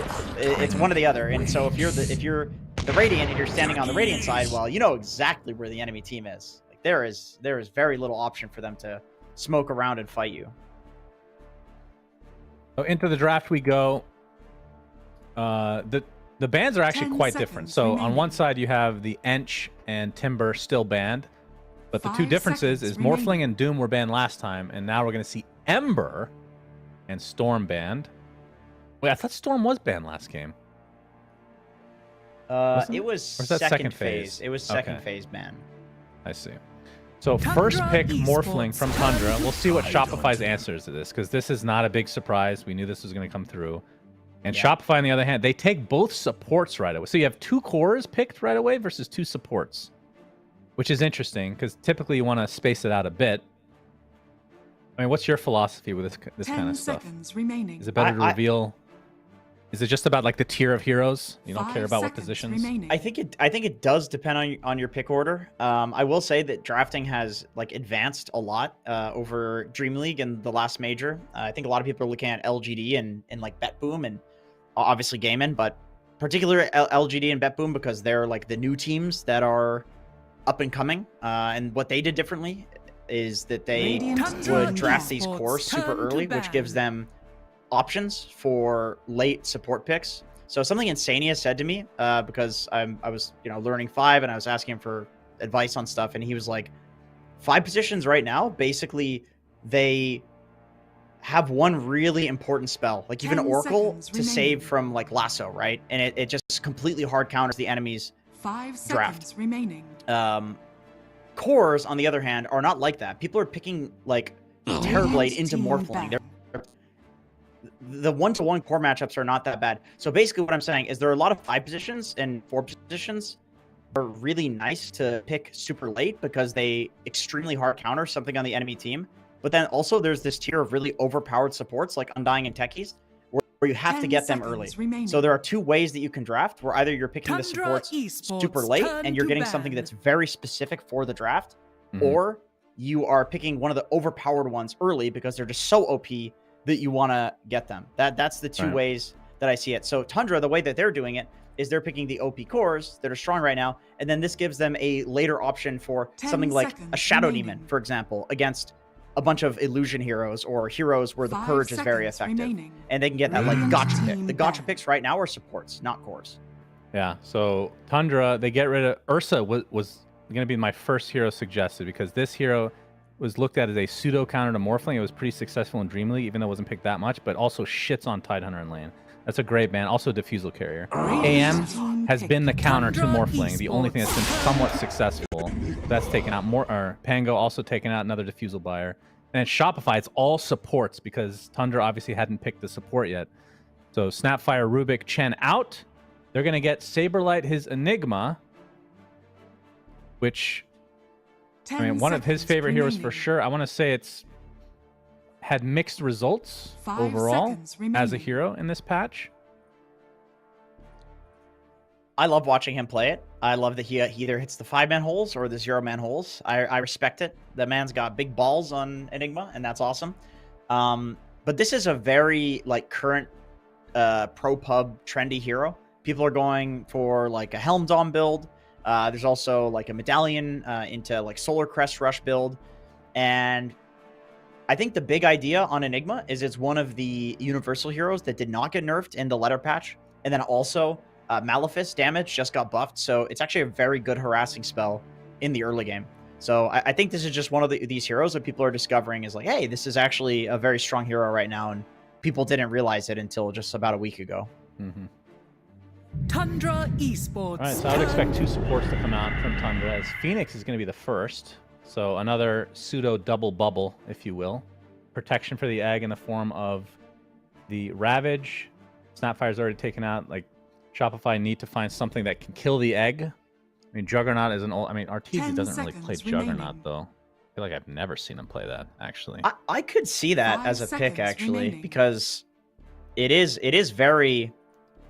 It's just a trendy, popular hero right now because the Blade Dance talent, for some Gaben Forsaken reason, works before reductions, the Blade Dance lifesteal. So it is one of the strongest carries in the game right now. And I feel like it probably matches up decently against Morphling if you can, get your Omni Slash and your Swift Slash off on him before he morphs into you. I could see it maybe. Good luck with that. It's really good against Tide as well in lane. Does Morphling's ult go through BKB still or no? Or through Blade Fury, it does. I guess. Yeah, it does. It does. Okay. For sure. So other than that, I mean, they've already picked their support, so you can't go like an AA. Lion. And we get the Lion now picked from Tundra. Instant pick from Shopify, so it is going to be Bloodseeker. Which Good matchup against Morph. Maybe not in the late game, though. But once Morph he is always gets on low the- HP. True. Once he gets the shard, he does pure damage, but 10 seconds remaining. I mean, I would not call this a counter at all. No, neither would 5 I. seconds But remaining. I mean, Enigma can be a counter to any hero, so that maybe is what they're banking on. You have like with the shard on Bloodseeker, you have 2 heroes with that and Enigma's Midnight Pulse that's doing percentage-based damage. Yeah. Which is pretty good against Morph. Yeah, no, I agree with that take, actually. I think Team Enigma back. is probably all they need versus Morph, at least in the late game. Like, if you hole him, even if he gets his stat Morph off, it's enough time and enough damage that with, like, +1 hero, you can pretty easily kill him. And I think Bloodseeker is just really good against Morph at the time where Enigma is not good against Morph, which is the laning stage. I mean, not like Enigma gets countered by Morph by any means in the laning stage. I think the Eidolons and denying creeps, like, that's always going to be good, but it's not like Morph really cares that much. It's all slow harass damage. You're never really going to kill a 10 Morphling. seconds remaining. But Bloodseeker, he really likes that Morph just sits on low HP all the time. Like, he will win his 5 lane for sure. seconds remaining. So despite both teams having a completely different philosophy in the first 2 picks, meaning 2 supports versus 2 cores, still end up with the mids being the question mark. So they Radiant were both team banning back. out potential mids for both Abed and 9. The And Primal Beast Shopify. is still there. Yep. And Shopify have last pick this time. So they're not as concerned about this, like, last pick hard counter from 9. So 10 Tundra needs to seconds pick something remaining. that no matter what will do fine mid, or at least a hero that 5 could, seconds remaining. you know, flex, because I mean, Tundra, they're always willing to do something weird like a Tidehunter mid on 9. Like, he's done that before. Yeah, that's true. Tundra do have a lot of flexibility with their players. Let's see, But for Abed. One what is the more last band to pick here? go. Do they have, I mean, does Tundra have a good Tombstone killer and does Shopify have a good Egg killer? I would say no. I mean, eventually Bloodseeker, I guess. Yeah, kind of no to both. Like, Morph and Bloodseeker both get eventual, like, decent attack speed. But it's not like a hard counter by any means. Radiant team pick. Faceless Void. Oh, so it might be that mid-tide Yeah, as Faceless Void is picked. I mean, technically it could be a mid-morph, right? That used to be a thing as well. yep. I Back think in the day. I think the phylactery mid morph is very strong.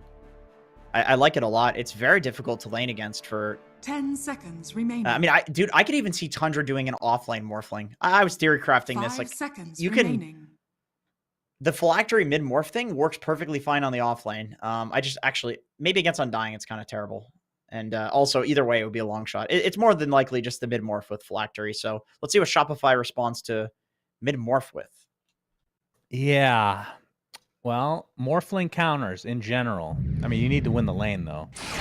It will be You may now Tinker select for your Abed. heroes. Okay. Okay. So Shrink Ray, that's another.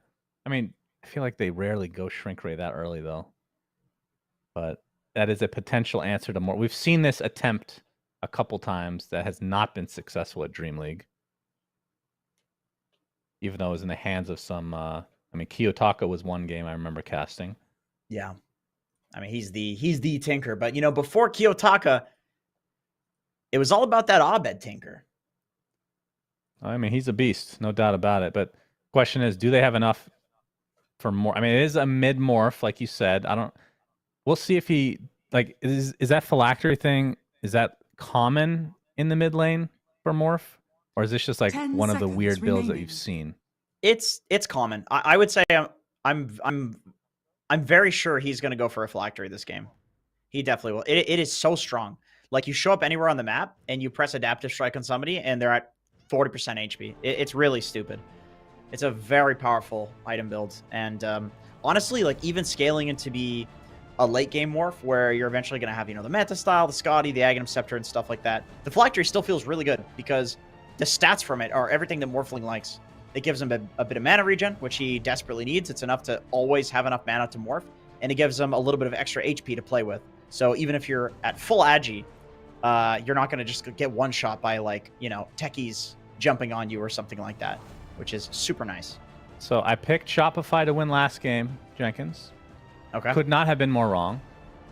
I will be picking Tundra because this last pick, Tinker, they have 5 heroes that will be mobile on Tundra. Waveform from 9, 33 Tidehunter will be able to buy a Blink, which he always will. Phoenix has Dive.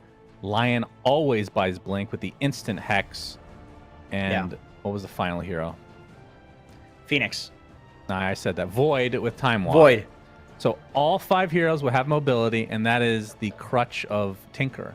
And there's plenty of disables to follow it up with. I think it's going to be completely dependent. I'm being the analyst here, by the way, apparently. Yeah, go ahead. It's completely on Abed's shoulders to get off to a good start. If he gets off to even a decent start, I don't think that's going to be enough this game. I just don't see their lineup working, which means they're probably going to win. Yep. I also don't see this as like a completely free Tinker game. There's no like, you know, bounty hunter that's giving him vision where he's going to be able to spam the rockets. You know, the enemy team has, like you said, quite a bit of jump. Even like Phoenix diving in and egging when Tinker is hiding in the trees is very annoying for him because it destroys all the trees and gives this huge vision where you can catch him out with these other heroes, like the Lion with the Blink Dagger. So this straight up is Abed just saying, I feel like playing Tinker this game. That's it. It's an okay Tinker game. We have last pick. They don't have any complete hard counters. And I just feel like playing Tinker. Give it to me. So I like that Shopify has faith in him. After the last game, I think this is something that Abed needs. Just pure comfort. That's a good point. I mean, after getting completely dumpstered, maybe it is just better to pick something that you're just... I mean, he's played a lot of Primal, though, so I wouldn't say that's not his comfort zone. But this is more his... A classic. Forte, I suppose. The What he's battle known begins. for is these weird-ass, mechanically intensive mid-heroes. Tundra will start off the game with 3 bounties, make it all 4. Wow. So, already basically a 1k lead for Tundra. How does that happen? Oh my goodness. Yeah, that is the Enigma factor. He wants to stay back to, you know, deny one of these creeps. However, I will say that Morphling often is also a hero that does not fight the early runes because he is just so trash at level 1. So definitely, you know, Tundra's definitely very happy with that. How big of a deal would you say that is in general? Like, having a stat for this would be really interesting. You know what I mean? Like, teams that get all 4 bounties, how often do they win? I would say it's a big deal in the sense that heroes like, you can send out an extra set of tangos in the laning phase, which will have fairly profound impact. But I would also say that giving up an early first blood these days is also way more game losing than it was before. So I can understand why teams are not willing to take the risk. Giving up 4 bounties is a bit of a grief. I feel like that's almost never, like that's almost always illegal. Unless you really screw up. Giving up 3 bounties because you're just not strong at fighting them, then I think that's a lot more fine these days. Yeah. Yep, I would agree with that. So it will be the Tinker versus Morphling, not a matchup I've seen a ton of. The Morphling games that I cast at Dream League, it was always against a position 1 Morphling. So we'll see how this fares for 9. I'm sure that Abed will do better this time. I don't see Morphling as being a hero that will be able to just... It's not a Monkey King versus melee matchup type of deal. Abed's doing perfectly fine here. Tinker has nukes, so at the very least, he's going to keep the Morphling low enough that Bloodseeker's going to have a very nice laning phase. Yeah, that's true. So Arteezy will be playing the Bloodseeker. It will fly on his Brain Dead Undying. Of course, that's not a slight to Fly. He's a very nice, good-looking human being. Very fit. It's just Undying. It's not. Yeah, we'll be against 33's Tidehunter. Again, his Impale comes out from Soxa, trying to kill off this Tombstone. Will be able to get it, so some gold in his pocket, but it might cost him his life. Bloodright is there, but the right click will be more than enough. It's 33 now, getting pretty low. The first blood for Arteezy. It's going to heal on these creeps now. That's the mid lane effect right there. The Morphling effect. He is running around at 400 move speed with no boots. He is very happy to be in this game right now. Pretty nice. see if 33 goes for any kind of a different build. I mean, I think the Meteor Hammer is just the 100% standard thing on the Tides these days. But I think after that, we see a lot of variation. We've seen Hex as the second item. We see a lot of Blink, obviously. We see a lot of Pipe. What did he go last game, actually? I'm trying to remember. He went for the Greaves. That's right, Greaves. The cool thing about Tide, you can kind of go whatever the hell you want. As well, it's like top lane, Snake King takes the combo to crit. He uses the blast off very effectively. And Skeeter getting pressured pretty heavily by Saberlight as well. We talked about how this is also a comfort hero for Saberlight. It doesn't matter if this hero's out of meta. Regardless of what team he's on, they will pick it at some point in tournaments, and he will usually do quite well. Yep. Yeah, he'll play it. This hero also gains 5 damage per level because he's universal and has amazing stat gains, as you know, because you're one of the genius developers with ability to make that game is all about stat gains. Very strong body on the Enigma. Now that he's universal, it is actually very impactful for the laning phase. Like, you sit there and you trade with him and his Eidolons, and it feels really bad to do that. Look at how much damage he does with his right clicks. Getting pressured a bit as Bludgeoning came through, but Skeeter... Okay, he's just going to take the damage. Doesn't want to time lock it off, apparently. Of course, if he does time lock, then that gives Crit an opening to get a blast off. That's potential death. Very careful. Soxa was getting pushed by Arteezy in the bot lane. Will not be able to find the kill, but will be able to heal like him. Right, this first buff on him is just giving him such an advantage in this lane. Dire's turret has been killed. Good drafting from Shopify for the laning stage. Yeah, this is a really cool draft. Literally all of Shopify's heroes, other than the Bloodseeker, are like slow harass you to low HP heroes. They don't have a crazy amount of kill threat, but Tinker is going to spam rockets. Enigma slowly harasses you with Eidolons and his right clicks. Techies, same thing. Undying, of course, this hero slowly harasses you. So Arteezy has a very free game. One issue, though, is you won't kill 33. But I think 33 likely will not kill Arteezy now, just because of this thirst buff that he's getting constantly. So they're just going to trade for him, essentially. Top CS in the game is Saberlight, though. 13 denies so far, putting the demonic conversion to quite good use. It is so hard playing into double universal. Mid lane, Abed will have to use a salve just to survive the last attack from Soxa, which means he will likely just have to go back to base, as Soxa will be able to get away from Fly. So mid lane, Abed currently sitting on 23 and 3 CS versus 9, who's 28 and 7. So 9 with a bit of an advantage as the 6-minute rune is about to spawn. Fly gonna take the Impale. Will be able to get the double damage though from 9, so no bottle refill for him. Abed able to convey himself, Jenkins, to the mid lane. Yeah, that was actually a very solid rotation from Fly. Not only taking the rune away from 9, but distracting them so that Abed can get level 6 and then TP back to base. Otherwise, he's walking, and Tinker is a very slow hero. King in the top lane will die to the blast off. Got really low. A nice finishing job from the crit. So Shopify doing quite well in these lanes in terms of getting the kills. I say that, of course. 33 having a free game, though. That's the scary part. But this time, they're not losing the other lanes so bad that they can't try to deal with them, right? So we'll see how much Shopify want to try to bring to this lane eventually. As Brig will actually take out Skeeter. Huge kill in the top lane. Yeah, just slow and steady. Blast off plus Malefice. There's so much harass in that lane against the situation. He likes playing against First, not slow methodically. He didn't actually use blast off there. So he must have just found him in the fog with Sticky Bomb or something. It was a slow chase now. Skeeter was just super low HP from generally laning. Snake King does snag the rune though, the Wisdom rune, that is. He does. So Tundra got both Wisdom runes again this game at 7 minutes. Well, that's AUI chirping at them before the game, before every game, making sure you know the objectives. 7 minutes. Get your timers ready. Is that a Canadian thing? You know we say that here, right? Somebody's chirping you. That sounds like it. It's bottom lane. I'll explain 33 that. taking a rupture. He's going to cancel his TP, and that's going to be the death of him. So this time they're able to do something about this free farming Tidehunter.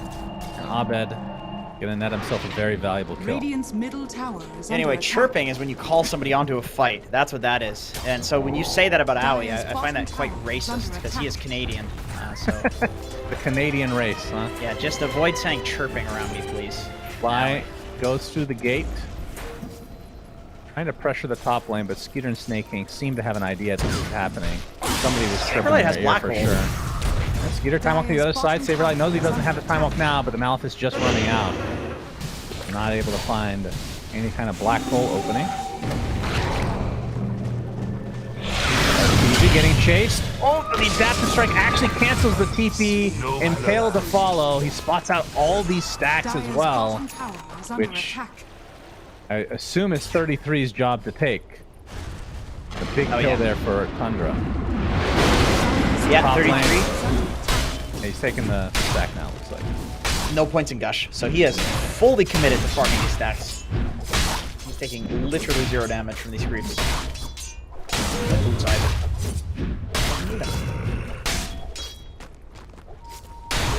Saberlight still pressuring top. As we're going to see more rotations come in, it's going to be a heavy investment from both teams in terms of the raw heroes. Is under attack. 9 has the phylactery now, so we'll be able to see that in full effect. I've yet to see this in a pro game myself. Is this really? something we saw at Dream League? I guess I just didn't catch Yes. any of those games.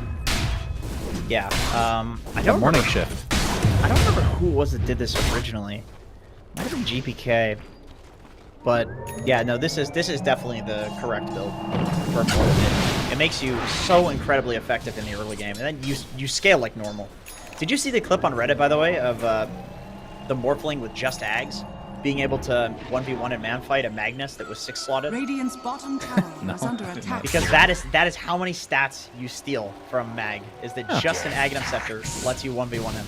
It's That seems balanced. crazy. It is crazy. Radiant structures are fortified. Meteor Hammer in the bot lane. You're going to force Fly's rotation over. I don't think we can do anything about this. Instead, Skeeter actually turns his sights onto Arteezy with a Chronos here. He's just going to get Rupture, though, and now we'll just TP out.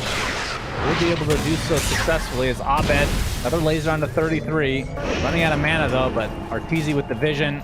The other thing potentially will kill Soxa. Okay, the Impale goes up along with the Ravage and the Finger of Death onto Arteezy, but they still find the kill on 33 anyway.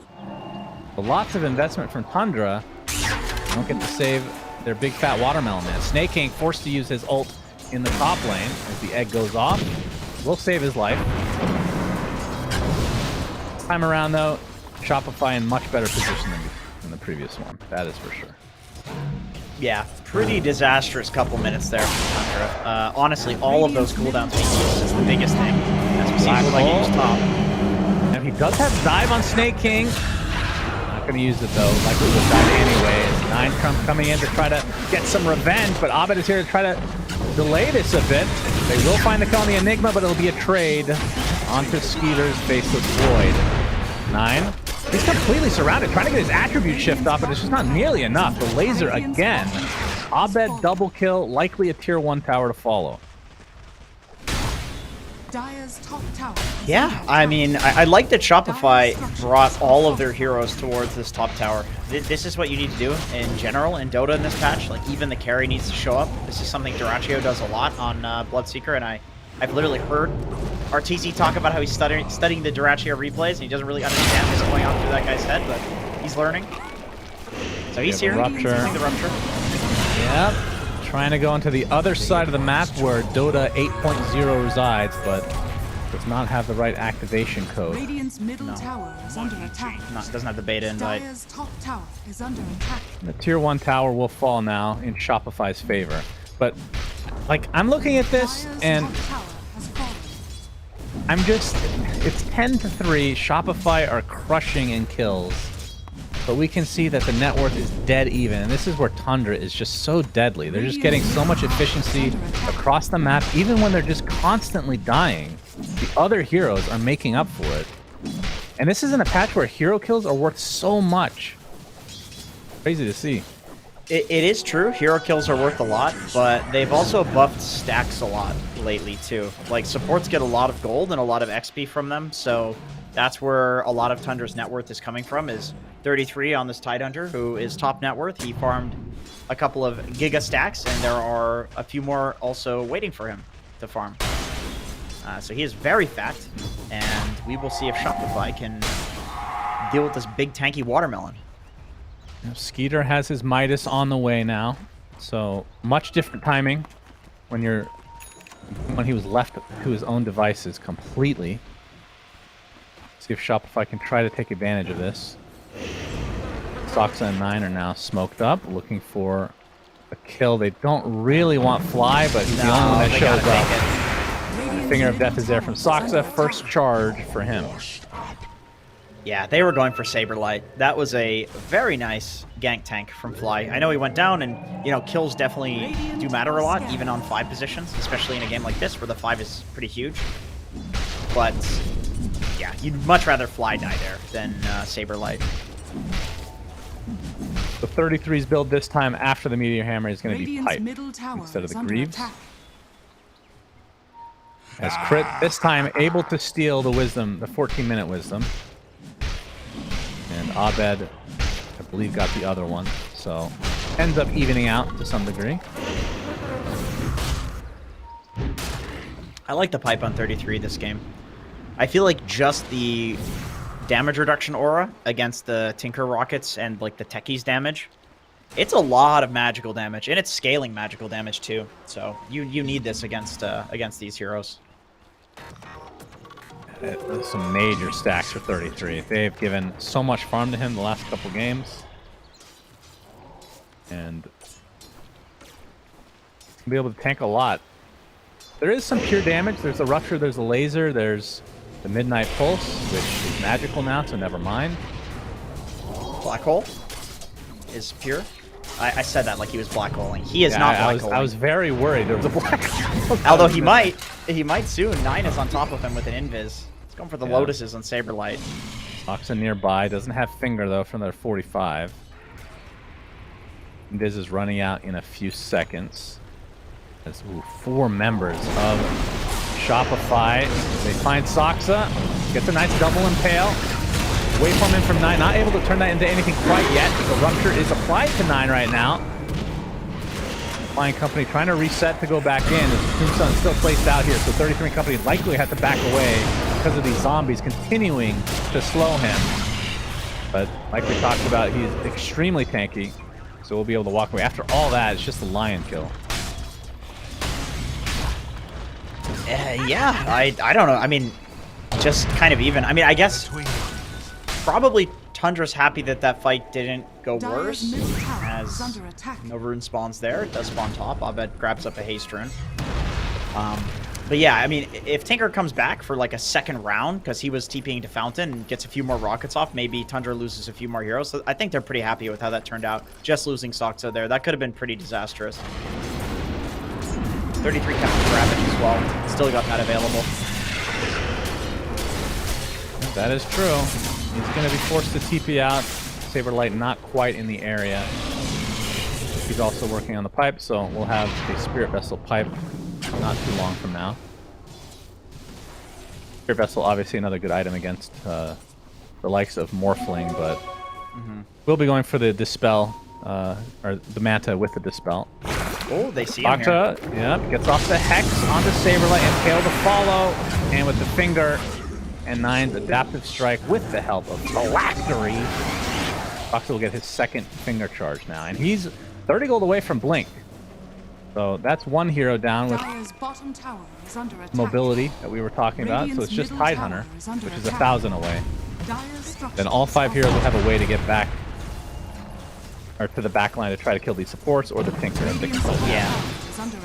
Yeah, that's going to be an important timing for Tundra, being able to catch out these heroes on the map. I mean, they've been doing it without the Blink, which is just good positioning on the part of Soxa there, knowing that somebody would be lingering in the trees up there like that. But it gets a lot easier with it. Radiant's top tower is under attack. Looks like this tier 1 tower will fall in the midst of things. This stack is trying to be taken by Shopify, but Tundra are aware, and it seems like they're on top of these stacks from both sides. They got theirs uncontested. Even got a kill onto Arteezy when he was just in the area, and done a good job of at least slowing down this stack being taken, even though it was nearly as massive as theirs. But mid lane, towers down, fly dead. Build adaptive strike and run away. Doesn't even bother looking at his kill. Nope. That's the blink reveal from Soxa too. So, not the ideal target to get at first, but you know, like we talked about on this patch, kills are just so valuable that you can't let an Undying just sit in the mid wave and not go for him. You've got to punish that. It's worth it. They're still hunting up here. Crit is in the area. He is. He is and just they might standing get some completely vision. still. There they run into him now. Instant Hex. That should be a freebie. They now have a 3k lead. So starting to build a little bit of momentum despite being down in kills. Saberlight not too afraid of this current situation. Take some damage over time. Fly's gonna actually place his tombstone, but the instant egg, he already has the shard as well. Chronosphere is gonna protect the egg. Bloodseeker, Mr. Arteezy does get out the BKB beforehand. A nice laser, flying to a couple of heroes, but Shopify lose their second support, so it's just the cores versus the rest of Tundra. As 33 is gonna be able to take out this tombstone all by his lonesome. Saberlight continuing to chase Soxa. As the Spirit Vessel applied, the finger goes off. Soxa looks like he's gonna live. Black Hole comes out, but instantly canceled. Saberlight drops to the deck. Skeeter getting chased by Arteezy, but he's going to rethink his priorities. We'll back away now. The adaptive strike, not quite enough on Arteezy. 33. Nice try. Nice try. For I the respect YOLO it. Meteor. That was an interesting hole from Saberlight, to say the least. I mean, he knew he was Malefist, so he was using hole for... What is it? It stuns every Radiant's 2 top seconds. tower is under So attack. 1.3 seconds of black hole, he was willing to use that for. I feel like that's a blunder. I think that was like I'm anxious because my team is losing this fight, so I'm just gonna press my buttons, sort of play. They need a better hole than that if they're gonna win a fight like that. I feel like Tormentor is going to be taken out by Tundra to start. I feel like Shopify is tricked by the kill score, feeling like they're a lot more ahead than they are. Because the way that they were positioning at the start of the fight, against a line with the Blink Dagger, they were down one hero. I felt like it was very aggressive. My goodness. Dude, this is the worst Tormentor attempt I've ever seen. Okay. They finally kill it. 2 supports had to run away. They had to reset a couple different times to get it. And they'll get Skeeter's shard, actually. Wow.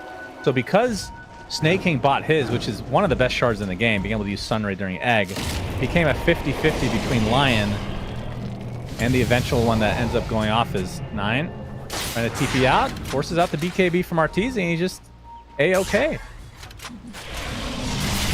And all of Shopify are here too. If this doesn't connect, it's going to be disastrous. Okay, they're going to get Snake King. Are they?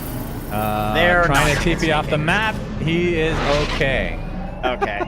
That's really bad for Shopify. Yeah. BKB down on Bloodseeker. That was their smoke. If they have one left, they have 1 smoke left at least. They're gonna try to transition this into a Roche kill because conveniently Roche was in the area. We'll see if Tundra can get there in time. They do have a smoke on Soxa right now, so they could go to it. Not going to be the fastest Roche. And Tundra do smoke, but I think this is going to be a little bit too far away. And Abed has the Shivas now. And this will be a free Roche for Shopify, despite them being at the network disadvantage right now. Arteezy will get a second life, but you can see Tundra are not afraid. They actually want to fight this. 33 got his pipe, blink, ravage ready to go. Looks like he's going nullifier next. Fly might be tanking a gank here. Gonna be spotted and instantly brought down. Crit. Attempted TP. Is he gonna ravage? He's not gonna ravage. was gonna say, maybe it wouldn't end up being a free Roche. I mean, if you're Shopify, you're totally okay giving away Fly there. That, I mean, it's an Undying. He just doesn't care. But I have seen a lot of teams these days, they don't get to the Roche in time, but they still smoke there and then just team wipe because it costs a lot of resources to take Roche on a lot of the time. And so you're not really ready to fight, and sometimes people TP out, which we did see from Shopify. I think, actually, maybe people TP'd out. But in any case, a smoke connecting after the Roshan goes down is still honestly fine. It's just so far away a lot of the time you get there, and it's already dead, and you're like, all right, let's fight anyway. Like, I still think we're strong. Yeah. So one thing I will mention, that this is where I think some teams have just not gotten up to speed. We saw the Tormentor already taken out by Tundra. I feel like you pick Undying, you need this shard mid-game. Especially against a lineup that has Ravage, Chronosphere, Egg. If you place that Tombstone ahead of time, that is an instant save for anybody within 400 AoE. Insanely powerful. And he's not buying it. So you gotta go for this at some point. Is the Rupture placed on the 33. Bloodright will connect as well. He's trying to walk it off. He's just blocking. Actually gonna Ravage and try to TP out, and he will be okay. Arteezy had to pop a BKB to be able to withstand the Ravage, but we'll see if they can take advantage with Ravage being on cooldown now. That is a lot of smokes on Shopify not connecting to anything. They have one left. This is for sure their last smoke in a long time. I would say that normally a Ravage like that, not worth it for position 3, but he's top net worth in the game. Yeah, so that's actually the most valuable kill you could get in some ways. Yeah, I totally agree. He's also feeling like very unkillable right now. And I feel like there's a mental aspect too towards killing a Tidehunter who you haven't killed in like the last, I don't know, 15 minutes, where it's like, okay, maybe we can kill this guy if we put enough stuff on him. And then also there's a threshold that you pass too, where your carry has a little bit of an item advantage on the Tide, and all of a sudden you do enough damage to actually take him down. Saberlight, he's looking. Yeah, but he has to do the old walk, and hopefully he finds somebody. Crit's going to try to set it up, but Skeeter, Time Walk is now up. We'll be able to backtrack some of that damage. That's the issue with Saberlight not having a Blink Dagger. Tail from Toxic. He will end up dying here. We'll delay things as much as we can. But other than Abed with this Blink, they don't have as much catch unless Arteezy gets mega buffed, which he kind of is right now. Has the Rupture right now. Applied to 9, he's just going to wait for him and walk it off. Try to TP out, and we'll be okay. And not a great Rupture target. Very hard to kill him until Arteezy gets his eventual shard. Oh, looks like Tundra's chilling in the area. Nah, they're not going to do it. I think that's, yeah, Nullifier is picked up by 33 now, so a nice answer for the defense matrix, and is there any, I guess, Blood Rage as well? Bloodseeker, really good. Yeah. It is actually very good. A lot of people consider this to be counter to Bloodseeker. It's like the Ursa. He plays around having Blood Rage on him. It's like all of his attack speed until he gets a Mjolnir. So taking it off is very important. The Blood Rage is also, by the way, what gives him the percentage damage on his Aghanim Shard. So purging that matters a lot, and he is going for the Shard next.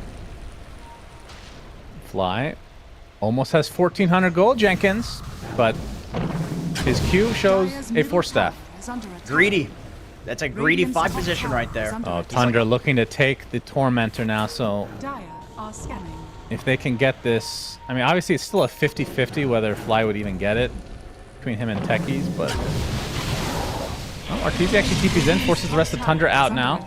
Oh, he's pincer. They're pincering. Oh, Saberlight. He's there with the black hole. It's going to be onto the faceless void. They don't have enough damage, I don't think. The Ravage comes out, and now the BKB into the triple man chrono. Saberlight looks to be the first to drop. Nullifier applied to Arteezy. The Blood Rage obviously not being able to be used. Snake King gets off a successful egg. The rest of Tundra trying to get the hell out, and they just don't have enough stuns on the side of Shopify, especially when the Enigma's dead. Dude, that Nullifier actually protected 9 there, by the way. 33 used the Nullifier on Arteezy as he was beating away at 9, and 9 got out at like 5% HP because he didn't have Blood Rage on him. That is a pretty big impact from picking that item in the very next fight. Now, it feels like Shopify just can't connect on anything in this game. All of their smokes are missing, and when they do hit, the fight goes terribly for them. I thought that was a good pincer to start the fight. I really did. I think Saberlight was hoping for the two-man hold, getting both the Morphling and the Void. But even if he did, I'm not sure if they had enough damage. Like, Skeeter just was not taking anything. Yeah, I mean, they didn't... I guess the one thing they don't Do you agree with this? They don't really have, like, the crazy Black Hole follow-up. Like, there's no wombo combo, so it relies on right-clicks from Arteezy. And obviously the rock or the lasers. But... Like, Blast Off from Techies and, like, a Triple Mine would be enough to at least have some burst in it, but I don't think Crit was that close in the fight, or maybe, like, Soxa went on him. I didn't see exactly what happened, but... I do feel like if Saberlight's gonna middle tower is under black hole an attack. important target like that, you probably want Tricky there for follow-up in the next fight.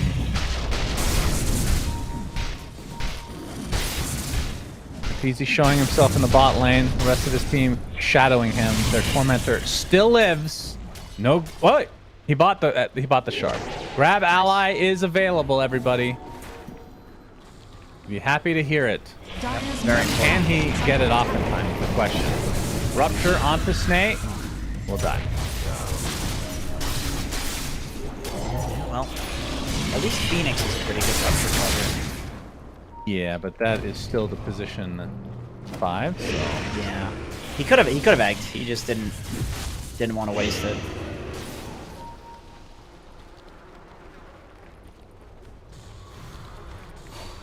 This time he does successfully take all 3 Lotuses. Jenkins, you'll be happy to know.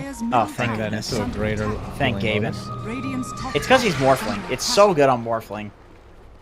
Yeah, it wasn't worth the extra second of channeling on the last game. I haven't been seeing any Tinkers go for Sheepstick. Can you tell me why that is? I suspect he probably will get it this game because I feel like Shopify lack Disable outside of the Enigma Black Hole, and Saberlight's not really playing around the Black Hole too much. He's got these utility items. So I think we'll probably see it eventually. But I think part of it is that when you go for the Overwhelming Blink and Shiva's Guard build, you do overwhelming damage, so you kind of don't need the Disable, and then also you don't really have the slots for it. Or the mana. Like, it costs a lot of mana to chain Hex, and you kind of want to use your mana on damage. It makes you, like, have to make a choice between damage or disable. And Tinker just wants damage. Alright, we got a Roshoff coming. Up in 40 seconds. Shopify did scan, so they know that Tundra is in the vicinity. Now sporting a 4K lead. 33 just tanking a couple mines, and now he has the high ground gate advantage. See who can get the jump here. Crit, he's gonna get nullified right off the bat, and he's just gonna die to Soxa's finger. Just like that, 5v4 point. Enigma comes with a black hole onto 2 heroes. We'll have to get it canceled. Now he's getting pursued. 9 doesn't quite have the damage to finish him off as the pipe is keeping him quite healthy. There's a Malefice, 33, looking for the Ravage target. Nullifier onto Saberlight. They get him very easily. No, that's the grab ally. He stays alive a little bit longer and then dies shortly after. Very unfortunate. Ravage comes through. Double kill for 9. It's a buyback from Fly. Chronosphere placed by Skeeter. Impale to follow. Nice layering of stuns with a blast up from Crit, keeping Skeeter in place. But Abed trying to go back to base. He'll get there successfully. I can't speak English, Jenkins. But Shopify lose 3 in this fight. You can see from Tundra's side, they've lost nobody until now. Finally, 1 kill for Shopify as Abed, off the back of double buyback from Shopify, they lose 6 heroes and they only get 1. I'm surprised he actually ended up getting 9 there. So, you know, nice little pickoff, but good lord. Both of the supports bought back. They are not going to have items for the rest of this game. Crit was hoping to get an eventual Sheepstick. That is not going to be coming anytime soon. They almost got the Tinker too. Like, Abed was a fraction of a second away from getting Meteor Hammered by 33. And this is also going to be Roche for Tundra. Man, the Morph stealing, like, I looked at Arteezy in that fight, and he had something like 107 plus 20 damage. And it's like, this is, he's getting nullified, so he doesn't have Blood Rage. And then also, he's losing 70 attack speed because of the Morphling Ags. This is not a carry. He's doing as much damage as, like, Crystal Maiden, dude. It is very difficult for him to play. You picked an agility hero against Morphling. You pick any hero against Morphling. I don't know what you can do. This hero's insane. Oh, how exactly did they change it, or is it based off the attributes still? The Morph. It is. That is. So you get for 20%. Right? You get 20% of all stats. But against Agi heroes, you also get 70 attack speed. Which is, it's like, the more annoying thing is the fact that you lose 70 attack speed for the Bloodseeker. So he is just not an impact in these fights. He just gained more stats from that shard. Yep. Gets from the Tormentor. Always feels good as a core when you get it from the Tormentor. Meanwhile, by the way, Shopify's still standing. Has not been taken out this game. No. Who would theirs even go to? Probably Techies. Oh, the Techies or Enigma. I don't even remember it. Is Enigma's it's the Maleficent one now, right? So. Yeah. And he's going for it. He's gonna buy it himself, actually. Is it really that I don't bad know. to have 3 heroes just group up for literally 15 seconds to kill that freaking thing? I don't understand. Am I crazy? I mean, I feel like in Shopify's position, no. Because they're behind, so they're already on their side of the map. But it is very risky. If they start it and Tundra smokes there like they are right now, it could just be a full team wipe. And you know what happens if you die right outside of your base? You just lose the game right there. So it's a pretty huge risk. So I can totally understand why teams don't like to take it. But I will agree. They've had a few opportunities this game to do it. They've just prioritized other stuff instead. Well, Tentacle Surprise is going to make an appearance. Now we have 2 in the game between the Lion and 33's Tidehunter. Yeah, how do you feel about that? The fact that it's another Impale on Tidehunter. How do you feel about that? No comment. I've already talked about this ad nauseum. You said you were not going to go off the rails, and this is going off the rails. I just wanted to have a bathroom break, and I know that if I ask you that, you just won't stop talking about it. Yep. We have 2 Impales on the side of Tundra. 2 is greater than 1. Abed is actually going for the Sheepstick next, now that the Kaya Sange is complete. But will it be too late? They are at a severe deficit. And the Aegis still for another 2 minutes on Skeeter. Cheese on 33, who now has an overwhelming blink. Love these builds, though, on the Tidehunters. Every build feels quite different outside of the Meteor Hammer. Every game's a little different. Oh, they're going to find Mr. Saberlight next to his wall of... I don't know what that thing's called, actually. He dies right next to it. But it gives vision for some reason. So his team got to witness him die. Yep, very nice. Sure did. This feels really like a hard game for him. Yeah, he's got to hit some big black hole. And without BKB, which he is about halfway to getting that. But without BKB, it is going to be very difficult for him to not just get it canceled. And even when he does have the BKB, he's still playing into Chronosphere, Phoenix Egg. Both of these things, very good at countering the black hole. Like, even the Egg, even if this stun is not going to cancel the black hole, it's the fact that the Egg is there and you know you're going to be stunned afterwards. That's like, okay, this is like a suicide black hole. You know, it feels really bad to be Enigma in that matchup, which is why, exactly why Tundra picked Phoenix. It's such a good counter initiation to the black hole. Yeah, we were talking up the Enigma, but now that we look at it, it's... I mean, you're right. The BKB is mandatory. And maybe the Spirit Vessel not needed. I mean, it's obviously a good item. This game. I mean, it's hindsight's 2020, right? You probably thought that he'd be able to get enough farm to get to this point anyway, but now their back is against the wall. Tundra get another tier 2 tower, none of which remain now for Shopify. So complete map advantage for Tundra, 18k lead. Aegis is down in 20 seconds. I'm a little surprised they didn't try to... Oh, he found Arteezy. Turns it, okay. Gets off the Blood Mist, which was recently picked up by him, but he's getting bashed into Oblivion. And Finger of Death. I don't know if he got that off in time to get the charge. I'm not four sure. charges already? I think it might not have hit him because Skeeter got the kill. Like, surely the Finger would have killed him if it connected, right? He was way, like, he was low enough. Scanning. Yeah. I mean, in any case, they get the kill on RTZ. Pretty much a solo pick off from Skeeter, so... very nice little usage of the Ninja Gear there from him. And Saberlight's going down to 9. Another solo kill. Disgusting. Yep, 2 Ninja Gears on the side of Tundra. That means a lot of gank potential from these cores running around the map. Shopify is not going to have anywhere to farm. They have to fight right now. Tower is under Yeah, it's attack. one of the scariest items to go against when you're behind. It's already... The map is already constricted quite a bit, and you have to worry about constant individual smokes on top of regular smokes. As Sheepstick is not coming anymore because he realizes that they're not even remotely close to getting it. As Fly goes down to the Tentacle Surprise, as Skeeter, who is the Tentacle Man this game with that Arcana, focusing the buildings. No Meteor Hammer action. This is going to be a full set of racks for Tundra. Interesting that they went after the Aegis that expires. Just going about their business, not really worried about what Shopify can do because I don't think there is anything. They're down 24k now. Yeah. Got off to a pretty good start this game, but the kills did not match the farm that Tundra were still getting, despite the deaths. No, I mean this is a game that is an amazing example of how strong stacking is on this patch. I think more teams should do it.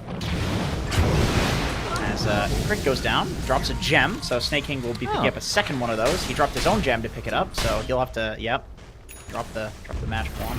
What was 9's score last game? Was it 17 kills? Maybe yeah, I'm gonna look it up. Very important. Yeah, it is really important. 19 kills. 12 and 2 this game, so that's Do the math. 31 kills, 3 deaths.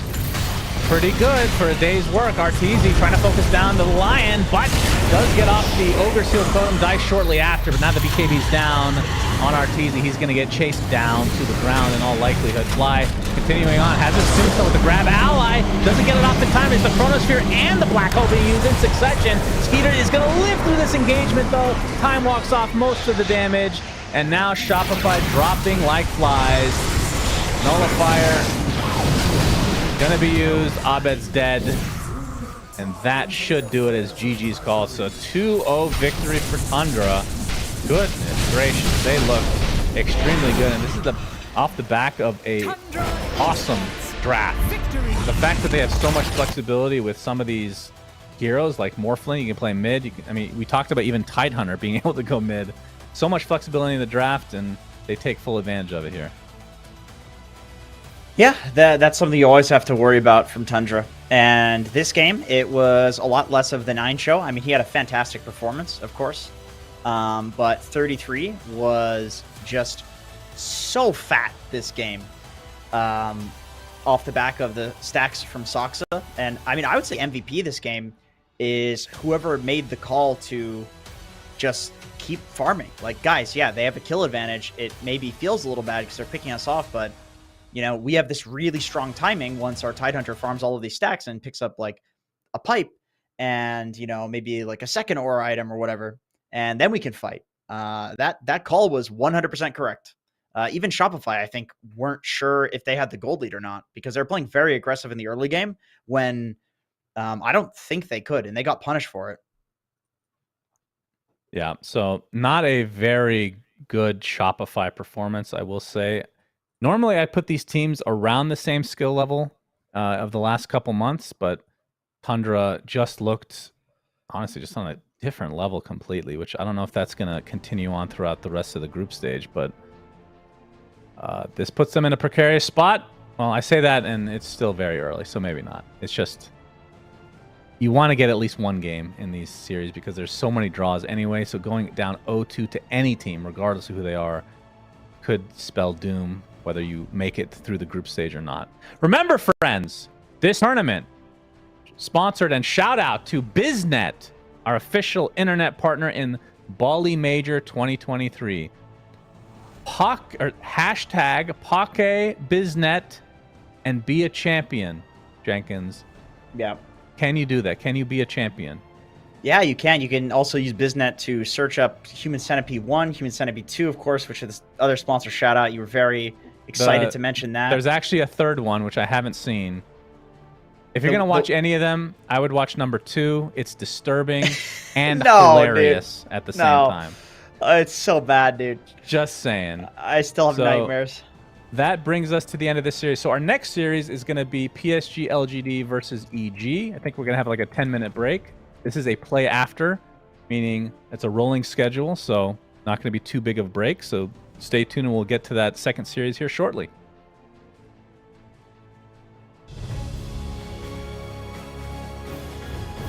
Stay on the rails, Jenkins.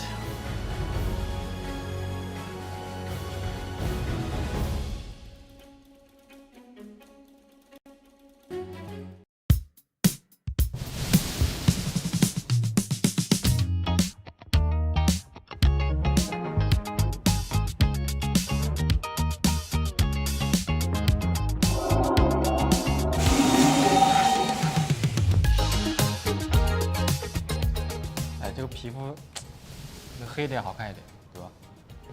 首先感觉是有个你，确实。还有一个是谁啊 ？RTZ，应该是。这个眼睛肯定是我的。对。嘴巴也有点像我的。感觉是你和 RTZ 吧 ？RTZ 我不确定。RTZ 也不像。就我们俩加起来，应该没这么难看。嗯。对吧？嗯。那只有我们两个了。取个名字，你取吧。屈林森，曲瑶呗，取好了呀，屈林森，曲瑶，他的外号，就曲瑶，他的外号。期待我们在巴黎 Major 的表现。哎呀，加油！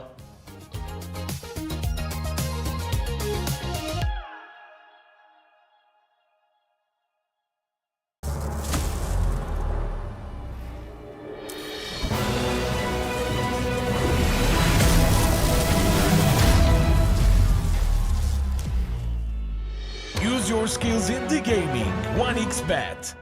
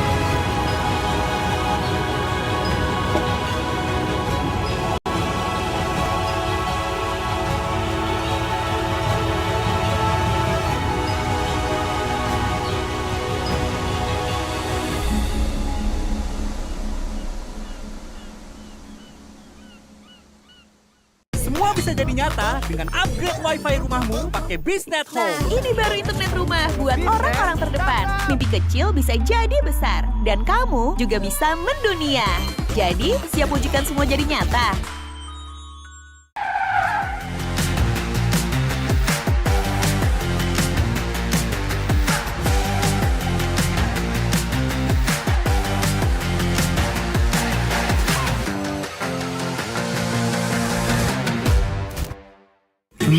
Panas. Di oven nih. Hai. Ya kelar. Wih. Nah ini Sukroven si paling seru. Mau gini seru. Mau gitu seru woy.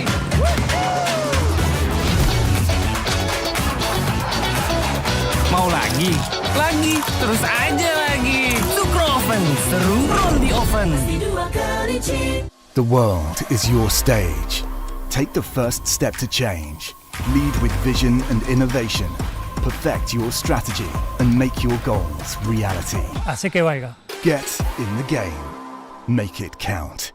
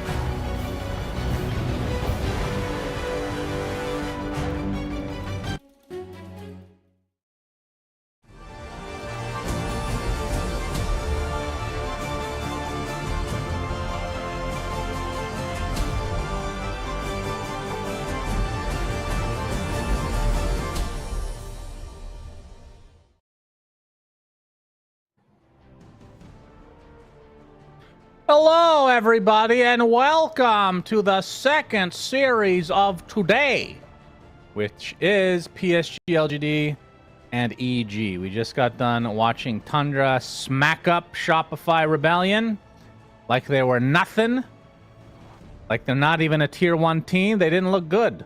But we're not going to talk about that anymore because I'm sick and tired of talking about that last series, because that's all we did for the last couple hours. LGD versus EG, though, will be interesting.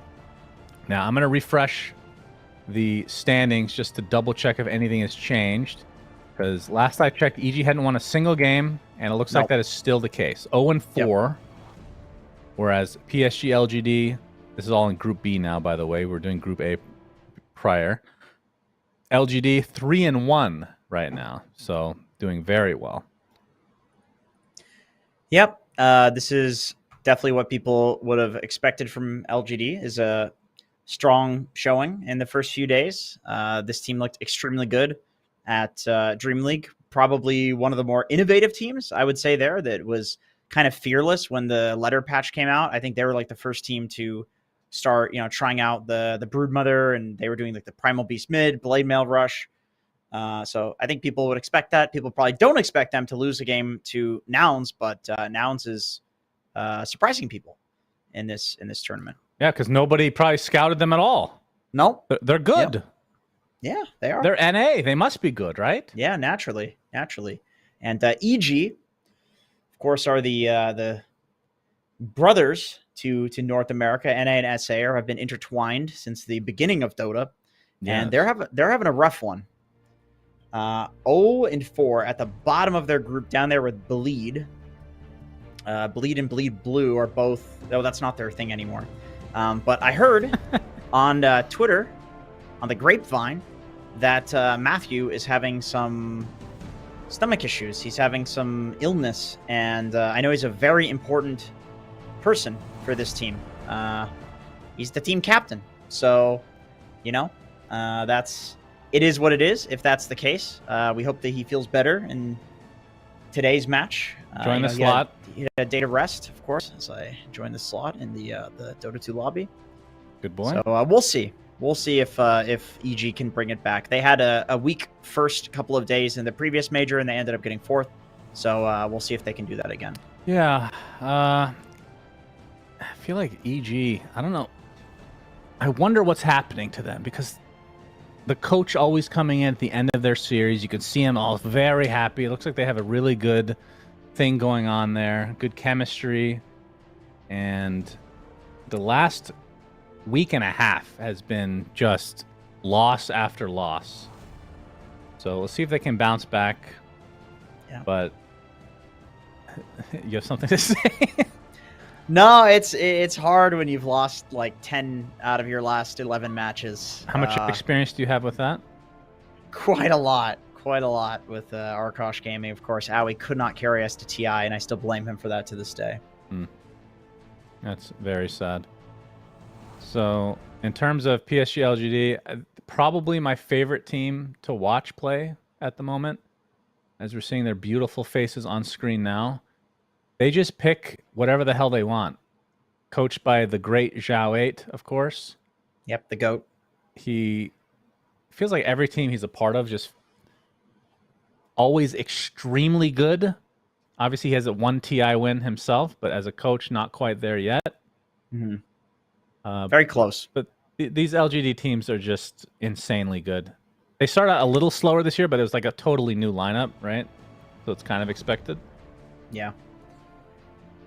And on the flip side, Evil Geniuses, the South American dream team. People had high hopes for this team, and honestly, they have exceeded expectations since the team has been put together. They've had such amazing runs through pretty much every major. I cannot get the image of Chris Luck playing with all the pandas.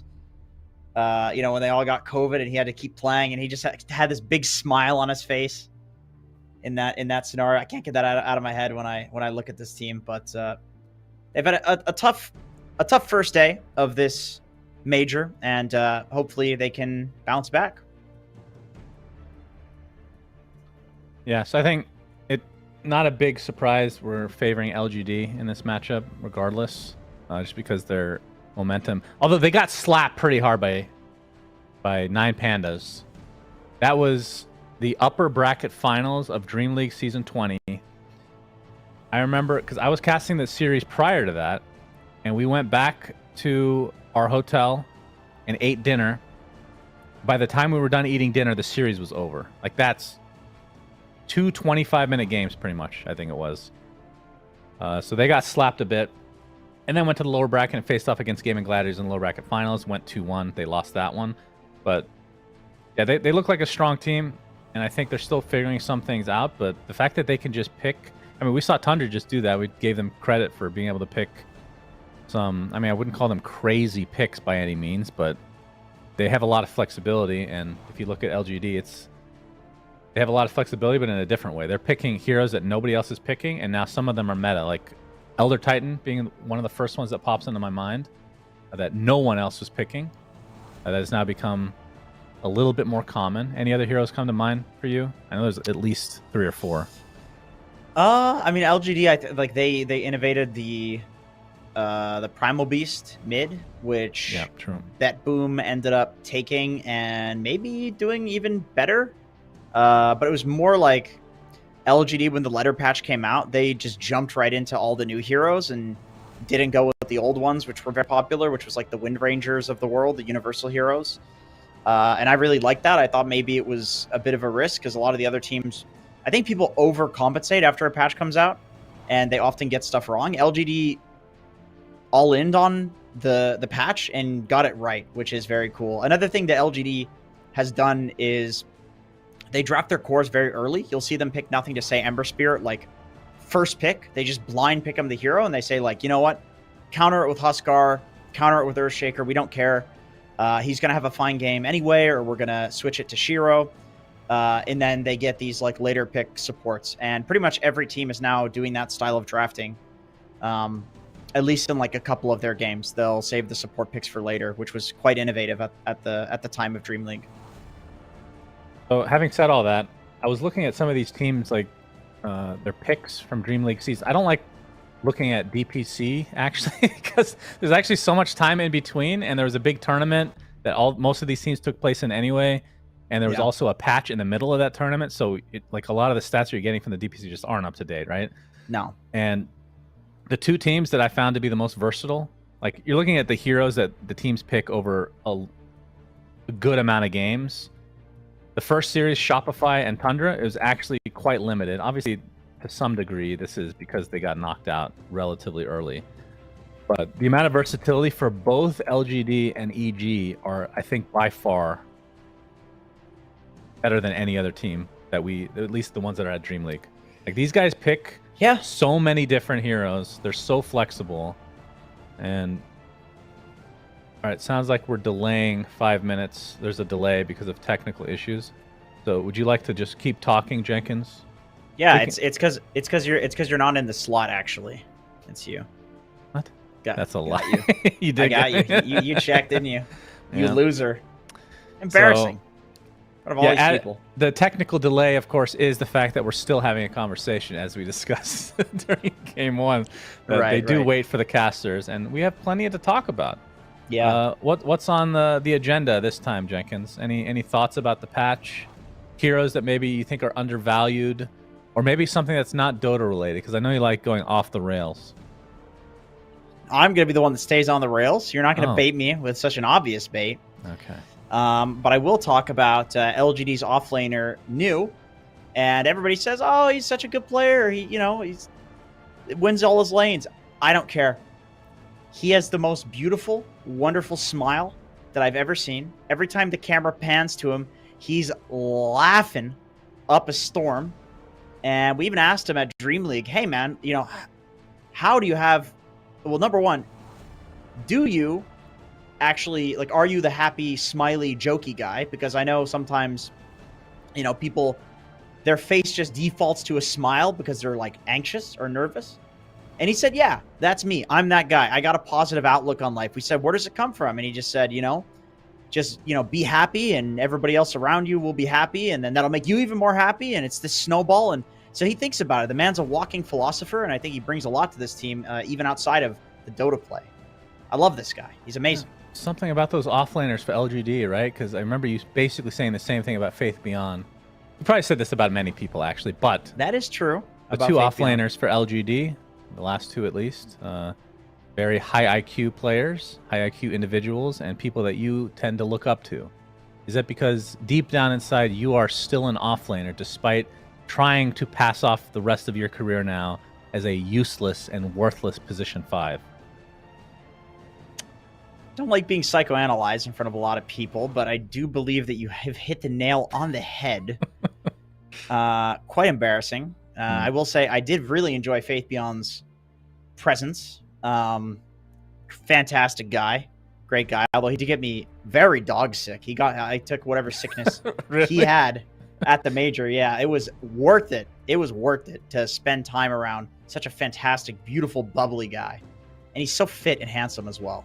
Just everything about him, just great. Yeah, I mean, that's the thing that we don't talk about too much is the relationship that, you know, some of the talent have with pro players. A lot of it is obviously English speakers is number one, right? Which is most people now, I would say, in the pro scene. But it tends to gravitate towards the Western European / NA specifically. So, and China, in terms of the regions, is probably the one that talent have had the least amount of interaction with. But being able to just talk with somebody that not only is in the Chinese scene, but beat me at TI 6, because I owned a team that we got second at TI. I don't know if you remember. But it was really cool, you know, because you're getting like a totally different perspective. He's a really like genuine nice guy. I like how we're talking about fucking Faith Beyond right now. It's not even in this. He's not in this game. Whatever, go ahead. It's Continue. LGD, but he's just, I don't know. There is definitely an aura about him that it's not just about Chinese players or Western players. Just, I feel like he's very unique in that aspect. I don't know how to explain it, but I'm sure you agree, because everybody was fawning over him, including you, Cinderin, etc. Apparently, we're going to be delayed 5 more minutes, so we can continue this conversation about Faith Beyond. We can go on forever about Faith Beyond. So continue now. You can piggyback off of my compliments of Faith Beyond. Go ahead. Yeah, all right. I can compliment it. I mean, he's another one of those guys that I felt like. Well, okay. He said to me, so we were sitting and watching a game, and nobody's gonna believe this actually when I say it. I'm just gonna say it anyway. He said, like, I was looking at a draft, and I called one pick or something like that, and he's like, "Wow, you should coach a team. You're really good at calling drafts." And literally, I had just heard Effie say it to somebody else across the room, and I was like, "Oh, that's a good idea. I'm going to say it to Faith Beyond." He thought I was very, very smart. But he said he complimented me on that. I was like, "Holy dude, you are the legend, man. You are the legend of all legends of offlaners. If he was still playing, he'd be the best offlaner. Every offlaner has watched 1,000. I'm exaggerating. A lot of Faith Beyond replays. Like Seb watched Faith Beyond replays to try to get better at the game in offlane. So to hear that, it was very nice. But he does this with everyone. He just compliments people. He just makes you feel good while also being a Dota genius. And being very handsome. And being very handsome. It's all in the smile, I think. He just has this disarming smile. Like if he wanted to just murder me, I would let him.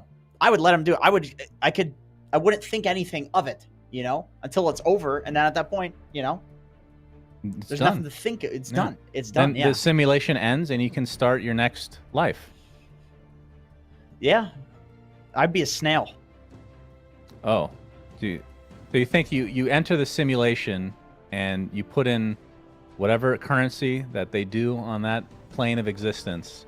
You choose what being you want to be, and you're choosing a snail, which at that point, that's probably like one of the cheapest options, right? Cockroach is probably like number one. Like that's probably like 1 cent equivalent, a penny to become a cockroach. Thankfully, this conversation is going to come to an end because the draft is starting. Anyway, speaking of cockroaches. Yeah, well, Bat Rider's banned, so that's the cockroach apparently. Morphling, thank you. Oh, thank Gonna keep you guys up to date as we get into the draft here momentarily. Morphling will not be in this game, and that makes me ecstatic. I'm so happy we're going to see Medusa. It's one of 4 carries right now. If it's not Medusa, it's Terrorblade. And then there's Faceless Void that we saw last game. And yeah, there's just not that many to go around right now. So Morphling Band, Bat Rider, Snapfire, and one more to come. Of course, like we talked about, these teams, like the banning stage. Instant pick actually. So they are going to take the Timber that has been banned for so long now. EG expecting that, go for a quick TA. These are all into a Pugna. So these are illustrated. These teams know exactly what they want to pick right off the bat. That's an early Pugna, though. That is an early Templar Assassin, is what I'm looking at. Yeah. Is that a misclick? I mean, I think EG watched Beast Coast play the TA into Timber. It is a very solid lane matchup. If they... Actually, it doesn't matter what lane they run it in, because either Timber is off lane, in which case the TA can be carry, and it's fine, and you meld strike him and keep him very low HP before he can get his reactive armor stacks up. Or Timber's mid, and the TA just goes mid and does the exact same thing. So this is actually a really good pick. Okay. Into the Ember. So totally different. I mean, the bands are obviously different, but we're seeing just totally different heroes now, for the most part, versus the first series. That is. And this is the most fun part of tournaments, though. I don't know if you agree. Like the group stage early on, every team has different ideas. I know a lot of teams played in Dream League, so we're going to see some similarities, but we're going to see more variability earlier on, and then it starts to condense as the tournament goes on. Yeah. I mean, LGD honestly is like sticking to their guns here. This is exactly how we saw them draft at Dream League. I do think it's a pretty good Ember game against TA. Of course, you can take off the refraction. Against Pugna, you have multiple ways of breaking the suck. It used to be considered a pretty classic counter to Pugna when Pugna was played as a mid laner. But the TA, obviously, completely different. Like, this hero not only was not getting first faced, it wasn't even getting like last picked. It's a very low win rate hero because Blood Grenade takes off refraction among other things. But it looks really solid as an answer to the Timber Saw. So I like it from EG. 5 seconds remaining. Yeah, at Dream League, we saw TA get dumpstered early on because of the Blood Grenade and all that, all those shenanigans. But eventually, teams continued to pick her, and she ended up bringing the win rate back a bit at least. So teams continue to pick it regardless of the win rate. But maybe that doesn't bode well for EG, but because they have been losing a lot lately. But the fact that they knew, like, based on how fast these teams picked the first 3 overall heroes, they knew exactly what was going to be banned and what they wanted to pick. So they have something in mind here. Evil geniuses turn they did, and I'm sure EG expected the Ember as well. This is, like, we already talked about it. LGD, one of their innovations is just throwing nothing to say on Ember and accepting that, like, he's always going to have a decent game, which lets them get a later pick on one of their supports, which can be a counter to the entire draft of EG. Oh, wow. Okay, EG preemptively takes a Silencer as an answer to the Pugna. We saw in Dream League a lot of Silencer being picked up. It's like a bit of a deny pick. Also very good against any Spirit hero. And another deny pick, the Ember 10 seconds is very good in a matchup against Storm Spirit. Correct me if I'm wrong here. But I think, in theory, you would want Storm Spirit with Pugna because of the mana battery aspect to it. Yeah. I think that kind of saves them from having to ban Storm. They want them to pick it, if anything. But yeah, both supports are already out now for EG, as LGD have yet to pick a support for themselves.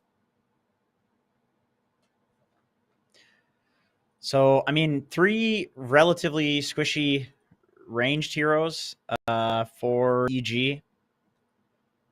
I mean, Bat Rider would be insane if it wasn't already picked or banned. If you want to go for, like, the counter TA route, Venomancer as a support seems pretty decent. But then you'd have to run a Veno 4 if it's a TA safe lane, which is a bit weird. I mean, they do have Searing Chains, Chakram. These are good refraction breakers. So maybe you don't have to go too ham. Maybe one support that can do damage over time. Maybe LGD just goes with the classic Skywrath. I've seen a lot of people picking Sky into Pugna now that Pugna is played more as like a mana battery than like a damage hero. You don't care as much about the Nether Ward insta-killing the Sky, and Ember plus Sky is a kill combo. You could also go Marana, the arrow plus the searing chains. LGD loves Spirit Breaker, so the cow will be taken.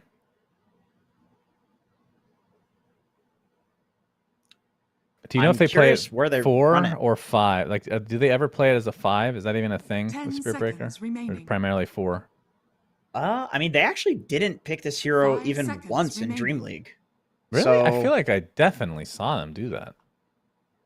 not according to stats websites. This is, I mean, LGD. I mean, remember in Zhao 8 was playing mid Spirit Breaker all the time on this team. Like, this team does enjoy Spirit Breaker as a hero, but they did not pick it at Dream League. Oh, Wyvern. So this is kind of a flex as well. This could theoretically be core. We've seen it offlane. We've seen it mid. Not as much, though. But it obviously could still just be support. Yeah. A save. 10 seconds remaining. Very good against TA. This hero obviously does all physical damage. 5 Cold Embrace, seconds excellent remaining. counter to that. And you can turn the TA against her team. If the Pugna tries to suck the TA, then, you know, that's a pretty easy Pugna kill for the Wyvern, the Winter's Curse. You also have Arctic Burn for refraction charges. Yeah. PSG. Yeah, very good pick. Storm They will pick the Storm.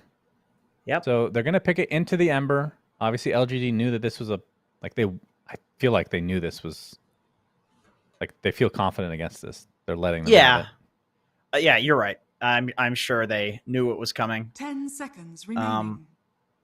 I really like Storm with Silencer as well, because 5 Storm seconds can remaining. zip in and jump the Wyvern, and then Global Silence comes out. It means like Ember, Spirit Breaker, they can't counter initiate and kill the Storm. It gives Storm a free jump to have that Global Silence. So EG looking for an offlaner, and LGD, it's up in the air because the Wyvern is super flex. We've seen Timber mid and offlane. Evil geniuses So turn to ban. could be a mid. No, not a mid. Could be an. That's probably just the carry, actually. But I think this is almost certainly a Wyvern support then. Probably. I think for what you want out of the Wyvern in this game, it can be a support. I was going to say EG definitely wants to look to ban the Anti-Mage. Pugna is the highest int gain hero in the game. Silencer gains int from Glaives. Storm Spirit always out of mana. Am does not have a good matchup into the TA, but it's so good against the other three heroes that I think it makes sense to ban it. 10 seconds remaining. 5 seconds remaining. Okay, so what position ones remain that are good against these heroes? Evil Honestly, for geniuses LGD, turn to ban. it's not that good against TA, but it's very good against Pugna because you can attack through the Decrepify.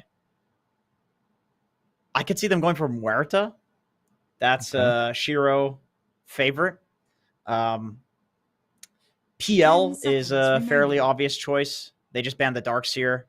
It's got an amazing matchup 5 versus seconds TA. It's remaining. a hero that builds Manta. You can take off the Global Silence. But maybe it's a bit too slow.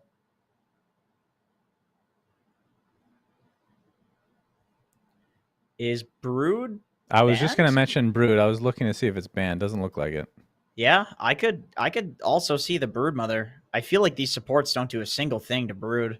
I mean, Storm is decent against Brood. I feel like the heroes that counter Brood are now the heroes that can like jump and kill PSG. more so than the heroes that deal with the turn to spiders. All right, So getting LGD rid has of to an pick illusion first. hero.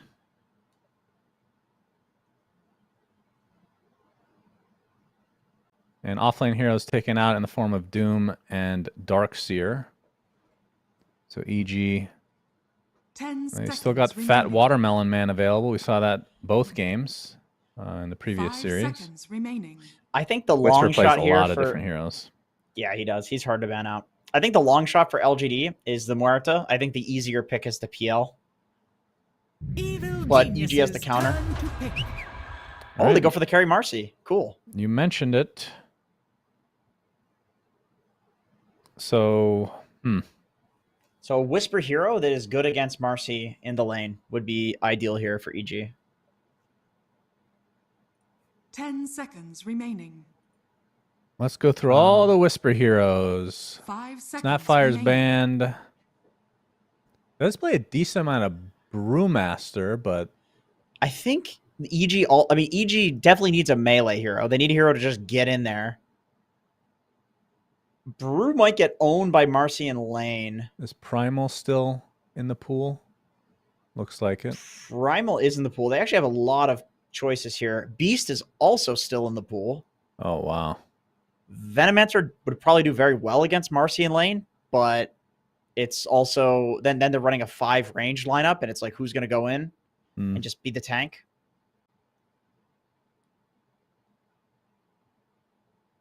Yeah, the world is EG's oyster.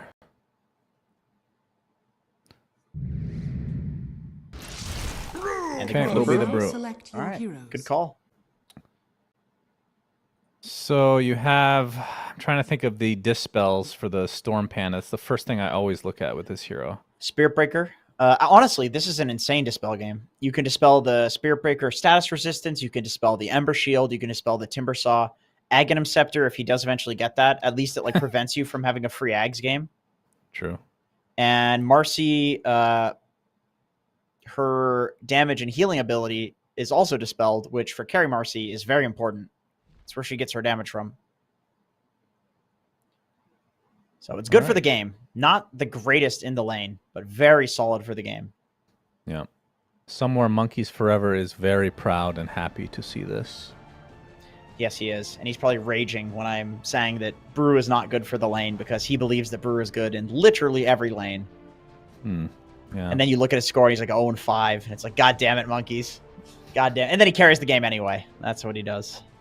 Yeah, this hero is, I think it's in a cool spot right now, actually. Ever since they changed the Void Panda to give the pull, that's much more useful than the Disarm. I mean, the Disarm, I wonder why it was considered so bad. Like, it's worse than a positioning spell, of course, because it's consistently good, whereas the Astral Pulse from before needs to be on a carry, pretty much, right?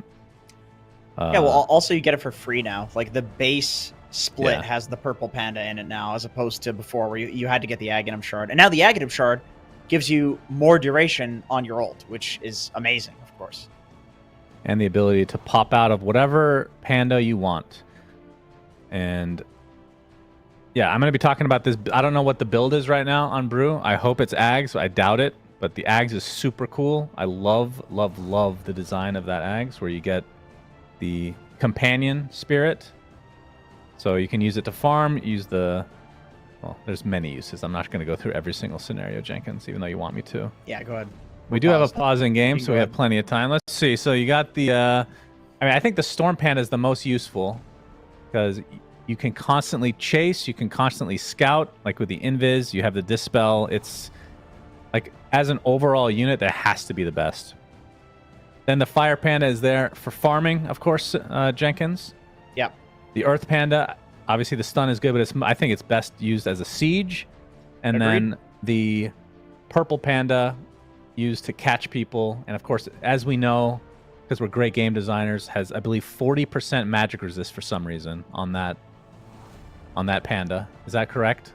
Is my memory? That's correct. That's correct. Insane. That is insanely good. Yeah, it's very strong. As the pause is now over. Yeah, it is. So we got a nice little smoke coming out here from EG.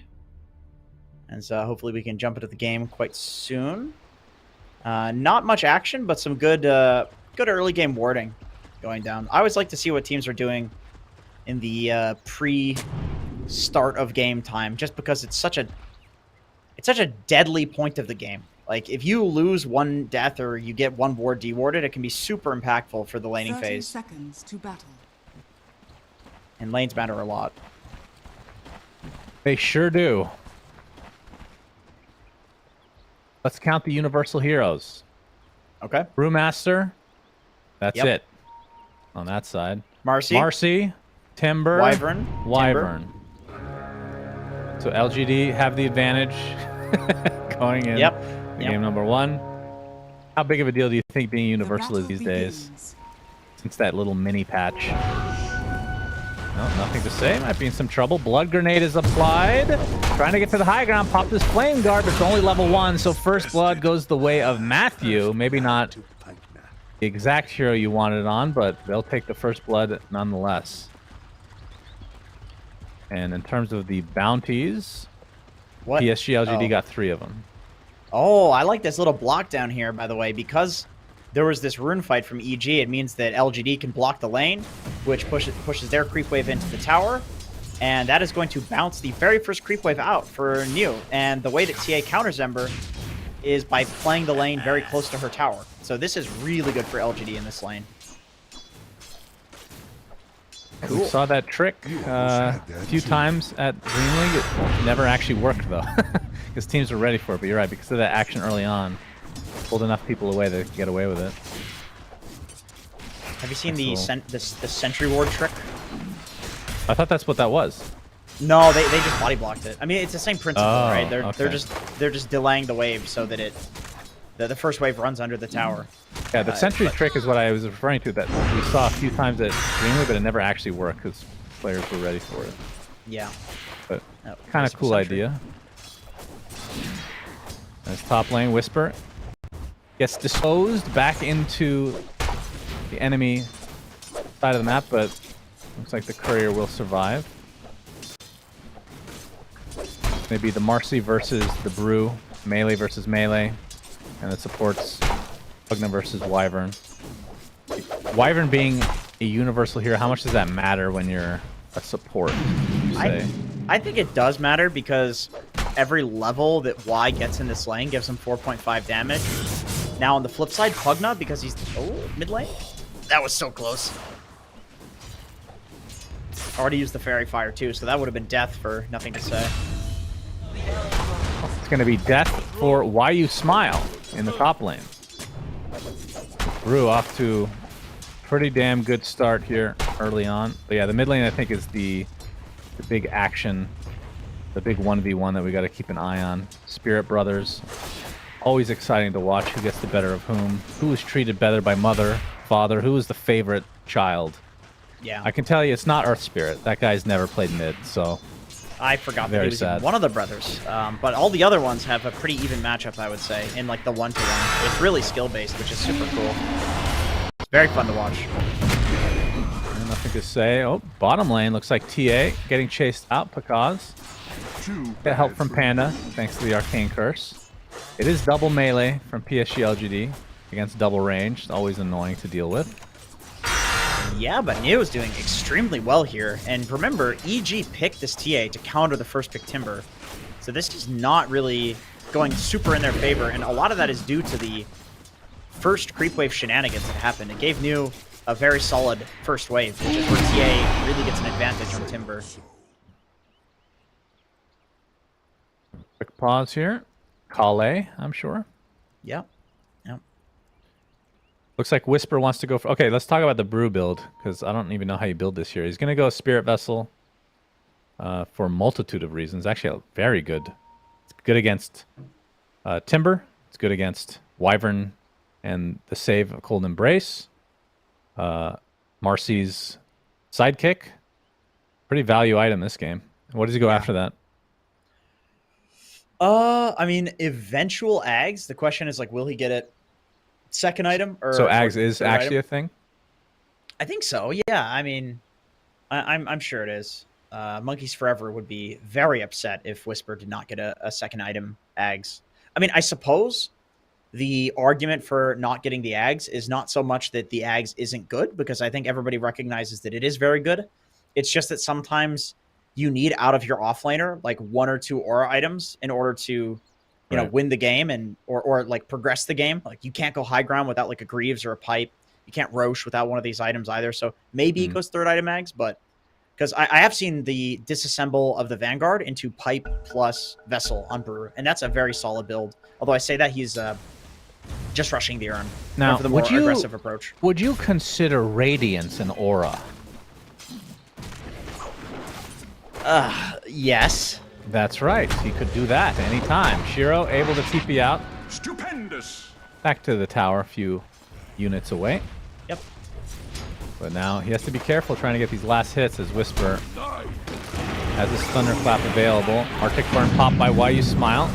Trying to get out of dodge for the most part. Getting pressured a lot though. Thunderclap is there with the Blood Grenade. Why You Smile knows he's dead. And Shiro just trying to get some form of farm while his support respawns. Mid lane, C Smile 21-7. Nothing to say, 18-3. So pretty even. Maybe a little bit favored for C Smile. I think this makes sense. I mean, I'm fairly sure Storm is supposed to do fine in this matchup. I think it's like 55-45. Like, it is very close, but I think Storm takes the edge. And where Ember is very strong against Storm is in the mid game, where the chains feels really bad for Storm Spirit to deal with. I'm surprised. Why you Smile just TP'd mid and he didn't bottle refill? Nothing to say. So like he doesn't want to show his position. Bit odd. Not even on a rune timing. Yeah, there were three members of PSG.LGD wanting to gank mid, but Planet was spotted, so he charges bot and just going to leech some XP from New, who's doing perfectly fine now, level 4, 13 stacks of reactive armor.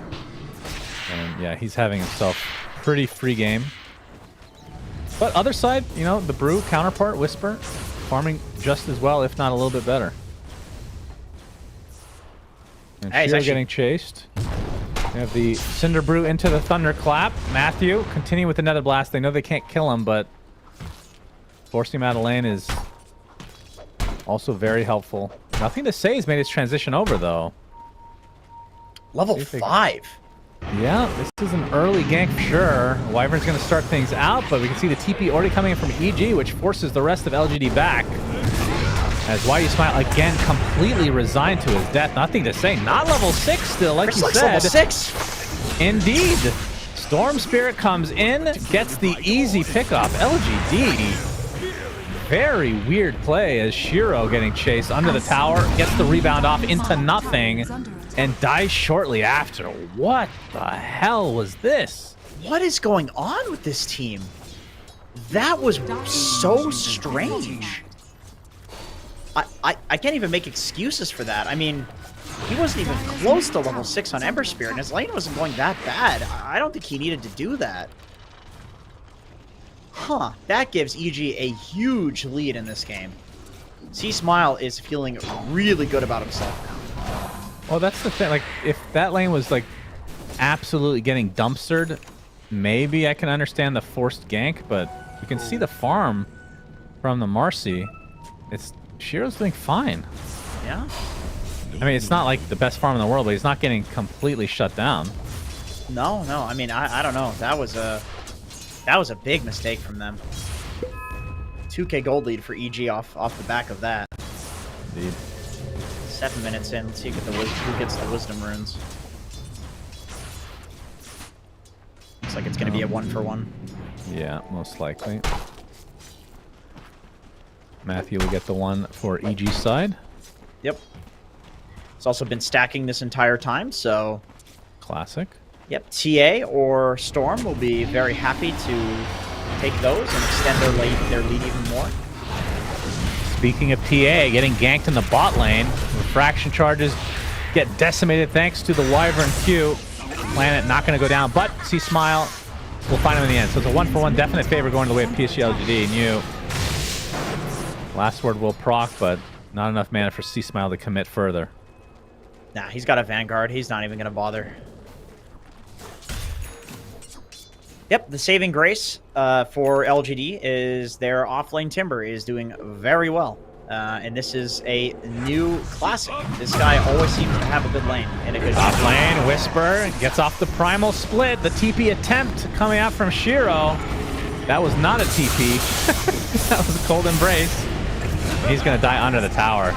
Popped his ult, but died shortly after. Now YU Smile completely surrounded as EG completely dominating now. 4 heroes here. They're going to get the tier 1.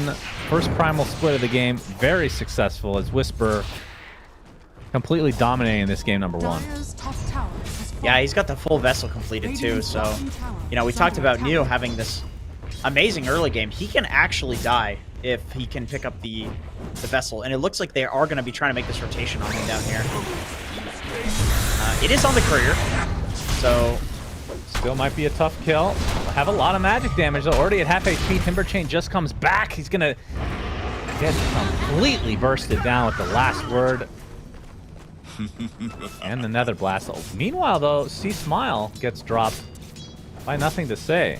So PSG.LGD finally getting a big kill on their side. The advantage is 10-2 in kills, though. I'm gonna assume that C-Smile was like already on low HP from farming a few camps or something like that. Because I feel like Spirit Breaker Ember, like sure he had an Arcane Rune on Ember, but he only got one Searing Chain. It's level 1 off on him. There must have been like a bash that came in. They're really gonna go for Whisper this? was getting gone on C-Smile. He's going to try to reciprocate onto New. Cold Embrace is going to keep him alive a little bit longer, but another Static Remnant should be enough. Actually, be able to Timber Chain away, but finally C-Smile finishes him off. Double kill for Whisper in the meantime, and he's actually just going to teleport away right in the face of nothing to say. So a 2-for-1, EG's favor, and they force a ton of rotations, which end up resulting in not much. Although I think Matthew just was scanned out. And you can see Planet rethink. They're actually going to go back into their triangle. They're going to run right into C-Smile, though. Brother on brother action. Oh, boy. The paw. Oh, no. And the instant unpause? Oh, my goodness. Oh, Nothing that's to unfortunate. say. Obviously disconnected as he's just standing there. Oh, that's bad. And now half his HP is gone. Yikes. Although he has Magic Wand, he has Healing Lotus. I think he should be fine here. He should be ready to perfectly go. fine. Silence to come out. Are you going to pull a Cinder and get this wrong, Jenkins? You might be right. You might be wrong, actually. He's dead. And that pause definitely, I think we can say, without a doubt, killed him. Yeah. Yeah. It happens. It is a video game we play, after all. Yeah. As We I are think. pathetic humans. Yes, we are. I think Whisper. Oh, he missed the Q, but C-Smile's there. Yep, and EG absolutely trashing LGD right now. Charge coming out from Planet, but the Thunderclap shortly after. Wow, this is worse than game number 1 of the first series that we cast, I think. Maybe not, actually. I don't know. That was pretty bad. That was pretty bad, dude. This is looking real rough. Oh, he got silent. Nothing to say. Is he going to die again? Remnant away. Still the Spirit Vessel ticking him out. And with the curse on him as well. Oh, there's the Cold Embrace. That was definitely needed. We will just barely live. As the Mana Battery now. The Butler. Or C-Smile. Ready to go. Nothing to say. Stuck around with low HP and then just gets punished. I don't even know what I'm watching right now. Primal Split Pop from Whisper. Trying to chase out Planet. He's going to drop New. Now gets lifted into the air. He'll likely just focus on this Winter Wyvern. We'll get him easily. Double kill for Whisper. 18-3 at the 12-minute mark. Gracious. I don't know. Okay, well, I didn't get to watch, as we talked about, the lower bracket, or the upper bracket finals where LGD faced off against Betboom and lost horribly. I didn't get to see those games, but I personally haven't seen them get trashed this hard in lane before.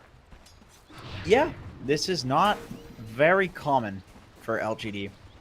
But I will say, I know I said it last series, I will excuse them in the fact that I do think this can happen on this patch. And the game looks so tough. And then you end up with a tied series because the exact same thing happens the other way in this second game. I mean, there's still comeback potential in this game, for sure. It's not over. But on this patch, it is a difficult thing to pull off. But LGD is the team that will do it. Yep, that is very true. Shiro getting gone on right now. Whisper gets the Thunderclap off. Chakram is slowing them down from a crawl as well. The bash on a C-Smile, but they find the kill on Shiro either way, and the cow drops dead of his own accord. Why You Smile looks to be next. That's 3 kills for EG in this little engagement that was started by LGD. And Mew trying to limp away. Looks like he'll be successful, but again, another lost fight for LGD as this lead is continuing to grow for EG.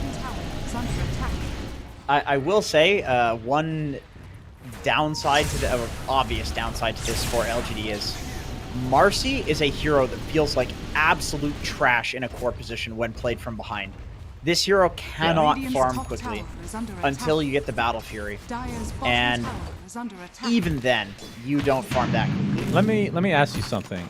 Maybe I'm biased because all the games I've cast have gone this way, but as we might some action. 14-minute Wisdom Rune, nothing to say. Really wants to find it. Searing Chains is there. Panda uses the Global Silence. Sea Smile gets off the Orchid as well, and they also get the Wisdom Rune. Yikes, and Whisper gets the other one. Just adding insult to injury. PSG.LGD getting crashed. Planet dies as well. Okay, we can have a conversation. And it's not just because of this game. GG's are close. I was gonna say this game's over. I'm not saying. Yeah, this is gonna be the fastest game of this tournament probably for the entirety. That is absurd. But appreciate LGD for not putting us through what a lot of other teams have put us through on this patch, which is 30 more minutes of them losing and waiting for 2 to 3 Roches before they go high ground. Okay, so what I was going to say, and I'm not saying this is why they lost. Obviously, it's not. I feel like Marcy, as a core, has been beyond underwhelming to me. Oh, I'm glad you said it. This hero is trash, dude. I hate it. It is such a bait. You got these Marcy players that are like, oh, she's universal. Universal. How are you going to farm, dude? What, are you going to win the lane with your dog shit spells? And that way you don't need to farm jungle camps quickly? I don't know, dude. I'm sick of it. I hate having it on my team. It is such an F tier hero. I mean, when you get the Ags, it does look sick, but it's like, good lord, you lose the game before you get there. Yeah, so for this game, though, Whisper went 11-0. The Brewmaster ended up working out quite well. Sea Smile got off to a great... If you have your carry go 0-1 and you win in 14 minutes, I don't know if I've ever seen that. That is a sight to behold, I have to say. Dude, Bakaz is just chilling this game. This is the freest game for him ever. He didn't have to do anything. It's like he can just chill, farm his own triangle. I could have been in this game and been AFK.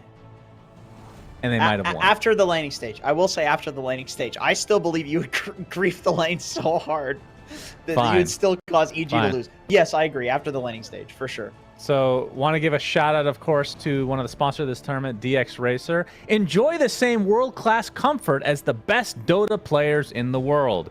DX Racer is the official chair sponsor of the Bali Major. Visit dxracer.com/affiliate link to get your very own now. I don't think that's right. That's what it says. I don't think that's right. I think there's a link in the description, probably, guys. Yep. Click that on link. that and find out here. Yep. And it's a 404, so don't type in affiliate link. That's what it says. Dude, the guy that has that URL, the guy that has /affiliate link is making so much money. He's rich. True that. Okay, so with that, let's take a quick break, and we'll be back with the last game that we're casting, but there's going to be more games to follow, but game 2 of this series shortly.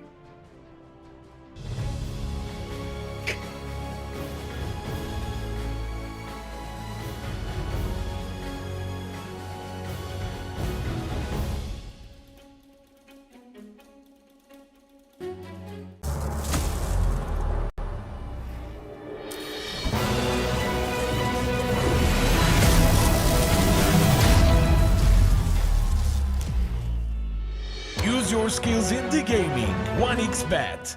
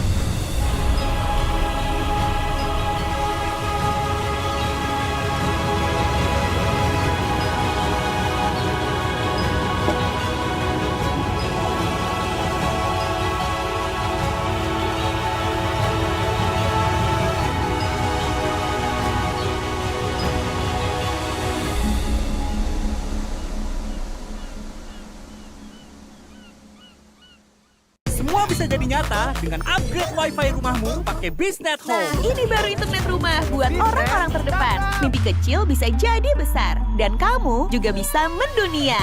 Jadi, siap wujudkan semua jadi nyata?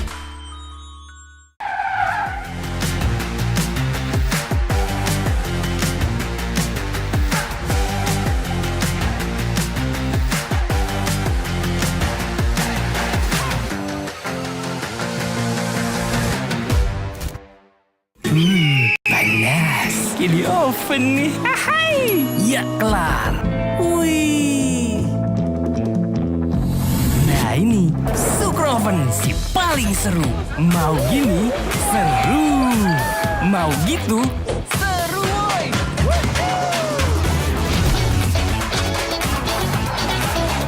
Mau lagi? Lagi. Terus aja lagi. Super Oven seru roll di oven. The world is your stage. Take the first step to change. Lead with vision and innovation. Perfect your strategy and make your goals reality. Get in the game. Make it count.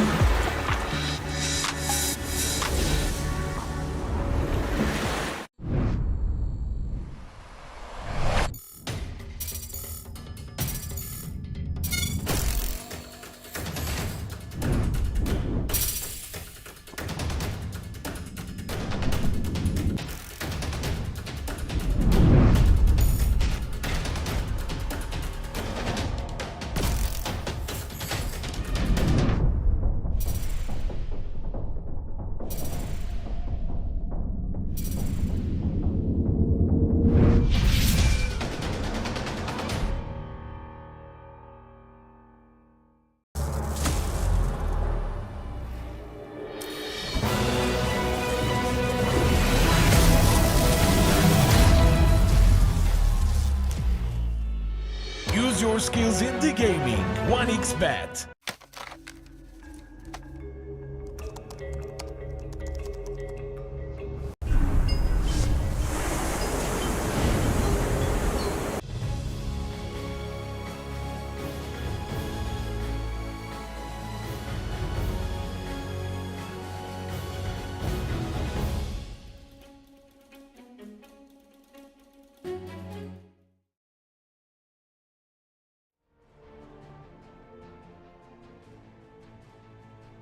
And gentlemen, for game number 2 between Evil Geniuses and PSG.LGD. That was not really a game of Dota. I don't know what happened. LGD, I guess they just woke up. That is the worst I've seen them play. It was only 14 minutes of gameplay, Jenkins. Doesn't get much quicker than that. Yeah, that was bad. But you know that they also think it was bad when they're just like, let's just get out of this one. There's no point in playing this out. We'll just go game 2. You know, we'll get to actually play Dota, get out of the laning phase without it being a complete disaster, and go next, you know? So I think they will be aware of the Brewmaster this time. That seemed to catch them off guard a bit. Which is odd because I did mention it as a hero. I mean, I will say it is really difficult to ban out like Whisper here, not just, I mean, any player on either of these rosters because they just play so many freaking heroes. Yeah. And they're both really high level teams. So sometimes heroes like that get through, and Whisper just had a god tier laning stage, and the primal split, just too much to handle. I mean, they won with tier 1 items still. Everyone had tier 1 items that game because it was 14 minutes. Yeah, that is true. I mean, Whisper had his pick of the litter in that game, and I feel like there are some games where a guy gets last pick, and he asks for something, and it doesn't go so well, and you're like, you're never getting last pick again, But it's like I feel like Whisper is the guy who, even if he's first picked, he's always going to have a really, really good game. So, whoever had the read on the game where Brew would do very well in the game, that was a really good read. I'm not sure if that's Whisper or if that's Matthew or somebody else, but Whisper is the type of player that you can pick him Brew, which is not the strongest laner, and he's going to have a super good lane anyway. That's what I love about Whisper. He always wins lane.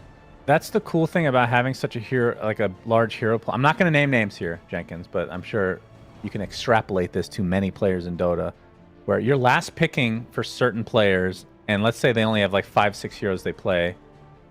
Maybe the matchup's good, maybe it's not. When you have 15 plus heroes you play, and you like all of them, and your last pick, they ask you what you want, you're like, what's good this game? Oh, Brewmaster actually just dumpsters everybody. It's great in lane.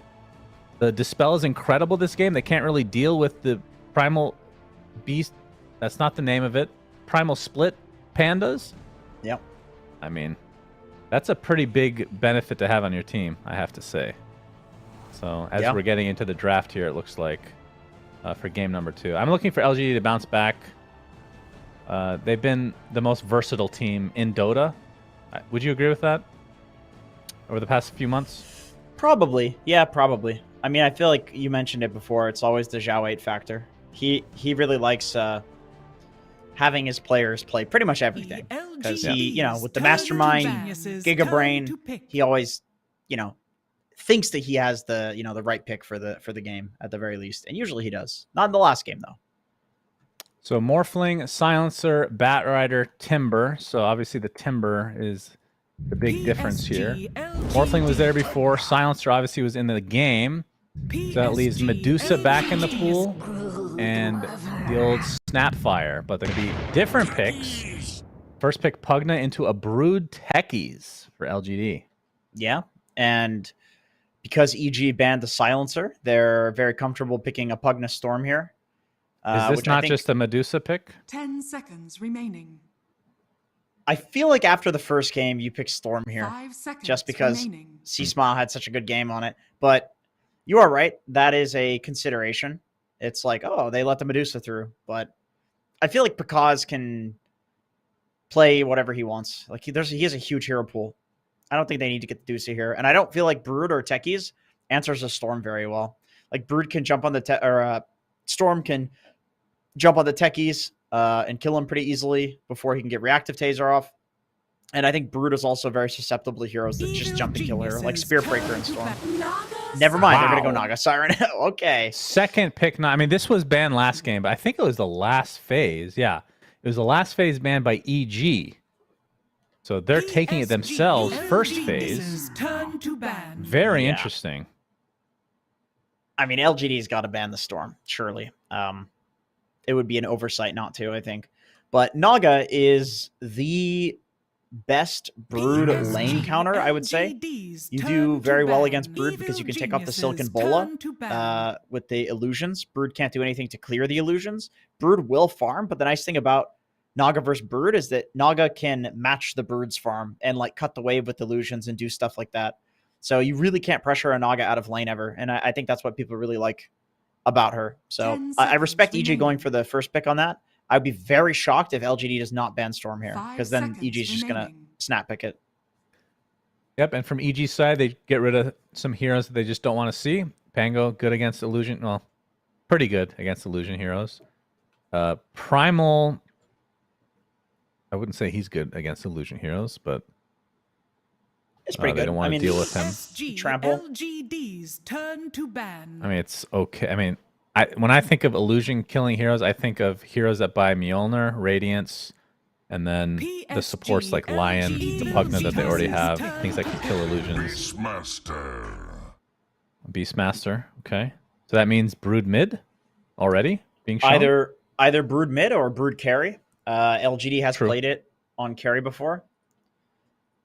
And I think in Dream League, the position 1 Brood I thought 10 was a bit seconds remaining. underwhelming versus mid or off lane, actually. I think if you 5 do seconds pause 1 remaining. Brood, it's not very good against the late game Naga because she just has so much armor and you can't clear through the illusions. But that is also what why the LGD picked Beast is that Beast with the Drums of Slom is now very effective against illusion heroes. You heal True. fully from them and clear them very quickly. Evil geniuses turn to pick. All right. Watermelon Man is picked for EG. So you think Drums of Slom is guaranteed this game because of the illusions? Oh, yeah, definitely. I think Drums of Slom in general is very solid on Beastmaster, even in games where there aren't illusions. But Drums of Slom is always really nice 10 when you can just seconds get in there and remaining. like man up and tank a bunch of stuff. And against these heroes, you definitely can. There's nothing that will 5 just like seconds remaining. destroy you for getting in there. If he has like a pipe, halberd, Drums of Slom, he will not die to these heroes. At Dream League, it felt like it was a 50-50 whether they would go Helm of the Dom or Helm of Overlord or Ags. Very split, at least in the games that I cast. Yeah, definitely against Naga, you go Yeah. axes, and the Helm Dom is just less effective. Mm-hmm. It's for like when you want to snowball the early game with some summons. Like if you're playing against some Oracle support that can't deal with the summons at all, it feels really good. All right, so LGD looking for support here, and EG likely looking for a support as well. We have seen some teams actually reserve the last pick for a support, which, by the way, Undying ignored. Yeah. Was he ignored game 1? Let me see. Just didn't fit into the first picks that these teams wanted to pull out here. I think Undying ignored in game 1 too. Oh. Okay, they go for a Lich. So pause 5 Lich. Very solid against Broodmother carry. If it does turn out to be a Brood carry. Good against the Beast if he does go for a Helm Dom build. Very physical damage based. Remaining. Strong with the Naga and lane as well. 5 seconds remaining. Evil geniuses turn to battle. Ooh, we talked about this hero being an LGD special, and some other teams have tried to copy it. Usually it's against the likes of Morphling, but I mean, any Agi hero with ridiculously high armor will be good against. 10 seconds This remaining. makes the Brood carry a lot better because 5 you reduce seconds Naga's remaining. armor to 0, and the 500 or 600 damage, whatever Brood does, because she's a universal hero, and now her Q is based on her base damage, which is insane, by the way, in the late game. She can rip through the Naga Siren. I really like this Elder Titan pick. It makes it so that this matchup of Brood versus Naga is not so bad. So what do 10 you buy seconds on remaining. Brood? Like, I know you go Echo Saber into Harpoon, but don't you need 5 something for the seconds illusions, remaining. or do you rely on your team to deal with them?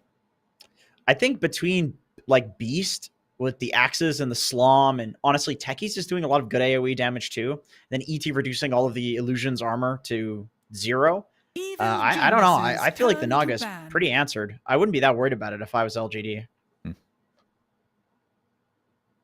I was going to mention that Shadow Demon for LGD would have been really good because you have a way to dispel Frost Shield, Decrepify, eventual Ags if you were able to get it, Kraken Shell, 10 breaking that. seconds But remaining. Yeah, I agree. I mean, Elder Titan's still pretty damn good.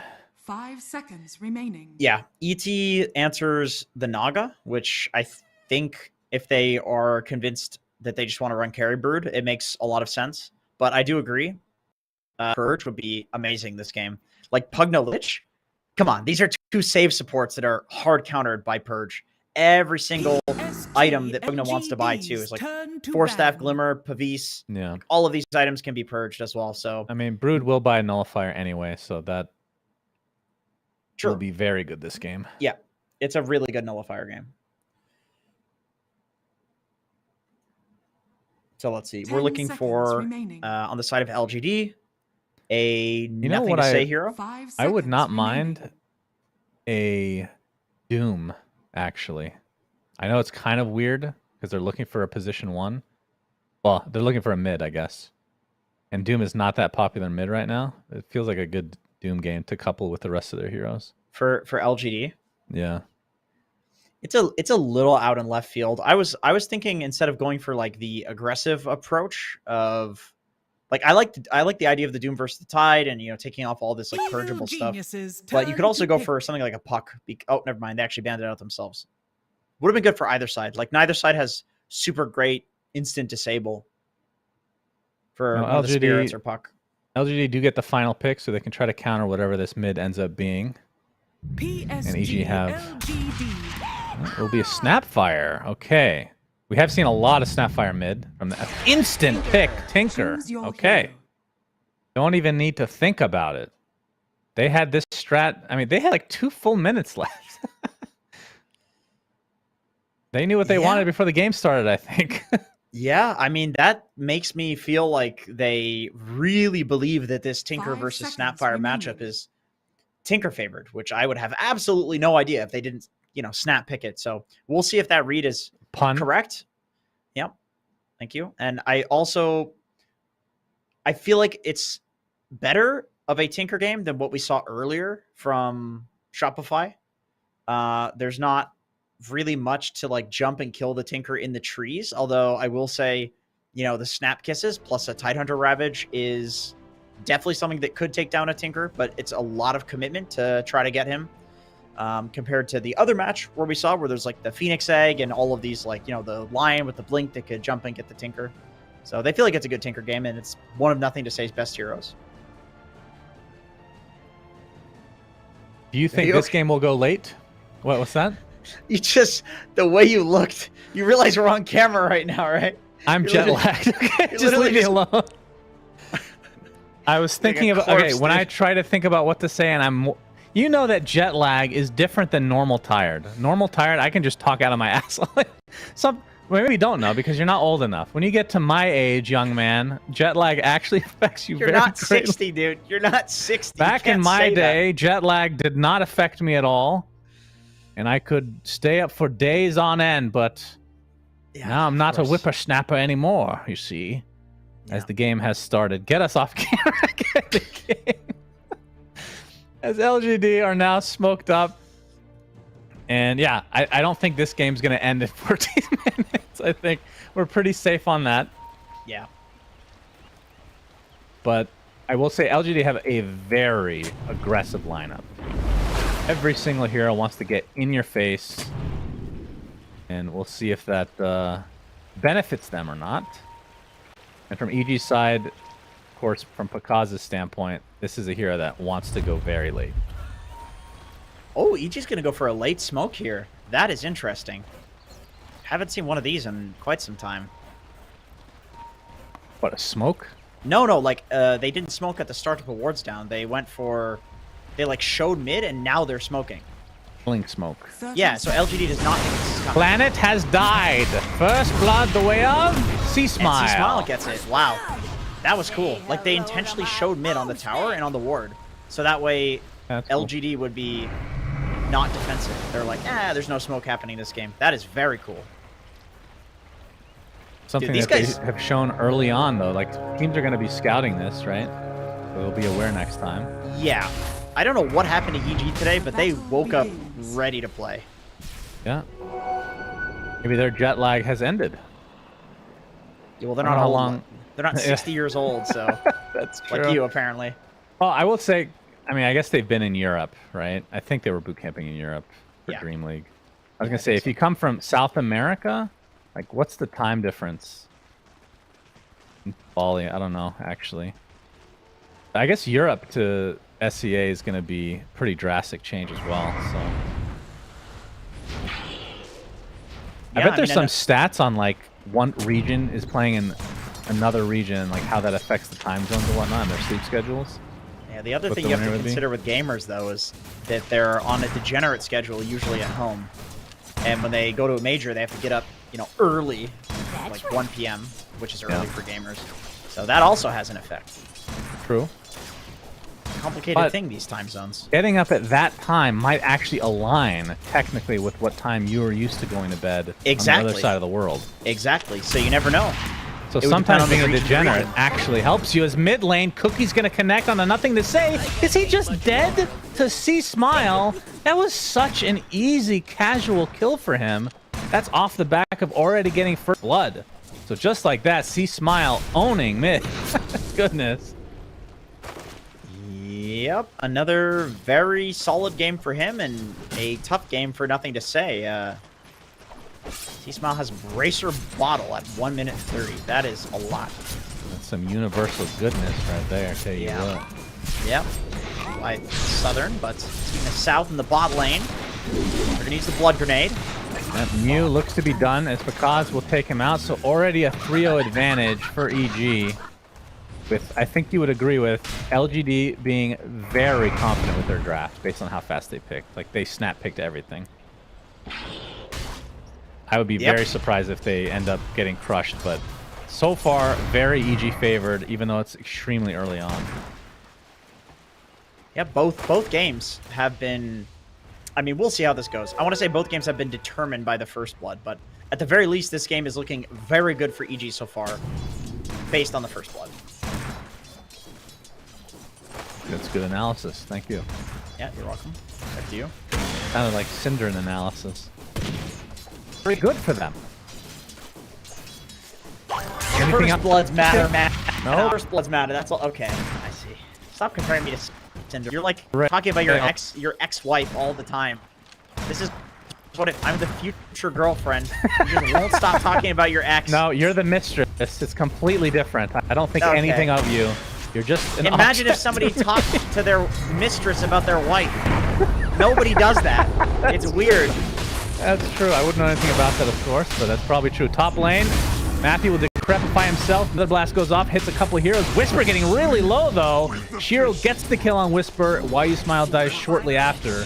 So LGD finally getting a kill on the board, and it is an important one. Yep, but, you know, EG gets the kill first. Elder Titan, very strong in the laning stage. I feel like... Bottom lane. Blast off connects onto Bakaz. The sticky bomb will not, though. Is that going to mean he's going to live? Oh my goodness. The sticky bomb. Bakaz. He did have wand, I guess. Axes are there. Sticky bomb now into Panda onto the tier 1. Looks like Bakaz is being a bit greedy. He's got a salve here. Ooh, that was so close. He has 4 axe stacks on him. Panda pressing the frost shield for fun. Okay. Yeah, just making sure that button works. I respect it. So mid lane, aside from the fact that C Smile has 2 kills now, 25 and 11 versus 17 and 2. So obviously C Smile advantage. He will be getting the top water rune. Nothing to say we'll get the bot. So we'll connect back here at the 6-minute mark to see what supports are going to come help them out. As Bakaz will die along with Panda. So LGD coming back with a vengeance. Double kill for the techies of all heroes. And Mew, I'm sure, did most of the damage with these continued axes.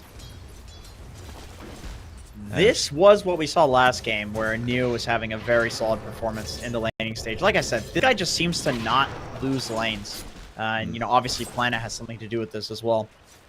Techie's Beast, like, they picked the Beastmaster intentionally into the Naga, knowing that it's a very good lane. So it is working out well for them here. I think he has mana boots already. Yeah, he does. It's going to get even harder down here with the mana boots. Yep, those Axis spams are something to fear. Of course, they got rid of the old Aghanim Scepter, which is very annoying. We'll see if we see the new one this game. As Got a queue up. Horrible lag for me in game. Are you lagging? Yes. Okay. Well, I guess we can cast We'll be off getting of... disconnected here, but we got the... we can still see in game on our other screen. That's true. I can. All right. Yeah, this... The players are not disconnected. That's the good thing here. Yeah, it's just NA is getting shellacked, apparently. So, net worth advantage for C Smile right now. Number 1 in the game. As Shiro's going to chase Matthew a bit. Echo Stomp is not really going to do much. And the 6-minute rune is coming up. So this is where we need to really pay attention. And you can see this course is starting to come this way as C-Smile gets off the Mortimer's Kisses onto Nothing to Say, who tries to TP out. He lives! just barely. And now LGD, they will secure the double damage rune as Whisper getting gone on now by Shiro and company. So LGD getting some big advantages here. They get the kill, they get the rune, or at least deny it. Yeah. They use the Mortimer's Kisses all for naught. I gotta say, I would never bet that a Tide would lose lane to double melee like this. Broodmother ET, but I mean, I guess it just goes to show how strong of a laner ET is with that Astral Spirit. There are so many camps to send the Spirit through, or you can go through the portal and then have the Spirit go all the way across the map and get a ton of damage. And then Broodmother also is a universal hero, so... Frost does not have illusions right now. Yeah, but he gets blasted oft. Blood Grenade applied as well. Another one coming for him. Axes just clip him, but he will live through the day. Very good pressure down here. He's going to have to back away now. Ancient stacks. Hard camp stacks as well for the Tide Hunter. So under he will attack. recover eventually. Yeah. Shiro, though, feeling very comfortable in this game. Damn, these stacks are Radiant's bottom insane. tower is under I feel attack. like we've also seen less... teams are not contesting these stacks as much as before 7.33. Or is that just me? I feel like that Radiant's is middle not... tower We've seen a is little under bit of it, attack. but I feel like this... We're seeing these huge, enormous stacks much more consistently actually taken by the team Radiant's that bottom created them. tower is under Yeah, attack. you know, I feel like part of that is because there are now 2 ancient camps that can be stacked, so you can't really be sure which one it is that is stacked, because depending on the game, people will stack either of them. The other one, other than this one, is probably easier to defend, but this one lets you stack the hard camp as well, so there's like the greedier option. And then also, people are stacking for themselves, because if you steal a stack, you don't get the 30%, golden XP. And supports really want that juicy, thick XP. True. Sometimes they'll even stand there and steal even more XP. Yeah, as they're doing right now. Whisper gonna get nice and juicy here. Meteor Hammer coming to him as well. Look for him to use that on the ancient stack. Radiant's bottom tower And is because under attack. the whole time he was farming bottom, Why You Smile was just in the trees nearby leeching. Being a little creeper on that Elder Titan. Radiant's peeping middle in there. tower is under attack. Thought you weren't gonna be weird. That was not weird. Whisper taking the ancient stack with the Meteor Hammer and the Anchor Smash, of course. And this will be completely uncontested, so he is going to get some major farm out of this. Might be able to hit level 7, although it's being leached by 2 other supports now. Yep. Speaking of peeping toms, they're watching him Oh, enjoy this ancient. Shiro, he's going in coming. 1v3. Gonna get Sinister Gaze, but will run away shortly after. under attack. And Whisper will get all of these anyway. Yeah, just checking in there, seeing what's going on, The root comes out. Mortimer's Kisses, bottom. New is dead. Nice rotation from C Smile. Okay, just like that. Shiro is actually the top net worth in this game. Followed by Tide Hunter. This is a weird net worth distribution, I will say. Considering that Whisper is 0 and 2. This is just the value of stacks in Dota right now. Planet is completely surrounded and will be cleaned up by C Smile. Okay, am I an idiot? Well, don't answer Yes. that until I've actually asked the question. Radiant's middle Nothing to tower say is under building... attack. I don't think I've seen Phylactery on Tinker before, but it sounds amazing. Holy crap. He just built it. Yeah, I'm curious to see how this goes. He's going Why- Phylactery Why pre-Blink wouldn't it? Dagger. Why wouldn't it be amazing though? Like you're refreshing the Phylactery every time you rearm, right? That is true. So your laser is just doing, what is it, 150 bonus damage and slowing. That sounds insane. Yeah, that sounds really good, actually. I mean, assume, wait, does it bounce to the other targets as well though? no way. Only the primary target. They're going to be able to clean out the Elder Titan. Okay, I'm was really peeping. interested how this works. Yeah, it looks like you're right. But that, I don't know why I didn't think about this one. That's insane that you can just refresh it. I would say it's because it makes your blink timing really weird. Like Tinker, the moment he gets the blink, he can start showing up the fights and doing stuff, and this Radiant's middle kind of tower delays is under that attack. a little bit, so that's why. And it doesn't like speed up his farming. And then it takes a slot too. This hero has mega slot issues because he needs the soul ring, he needs the bottle. Yeah, true.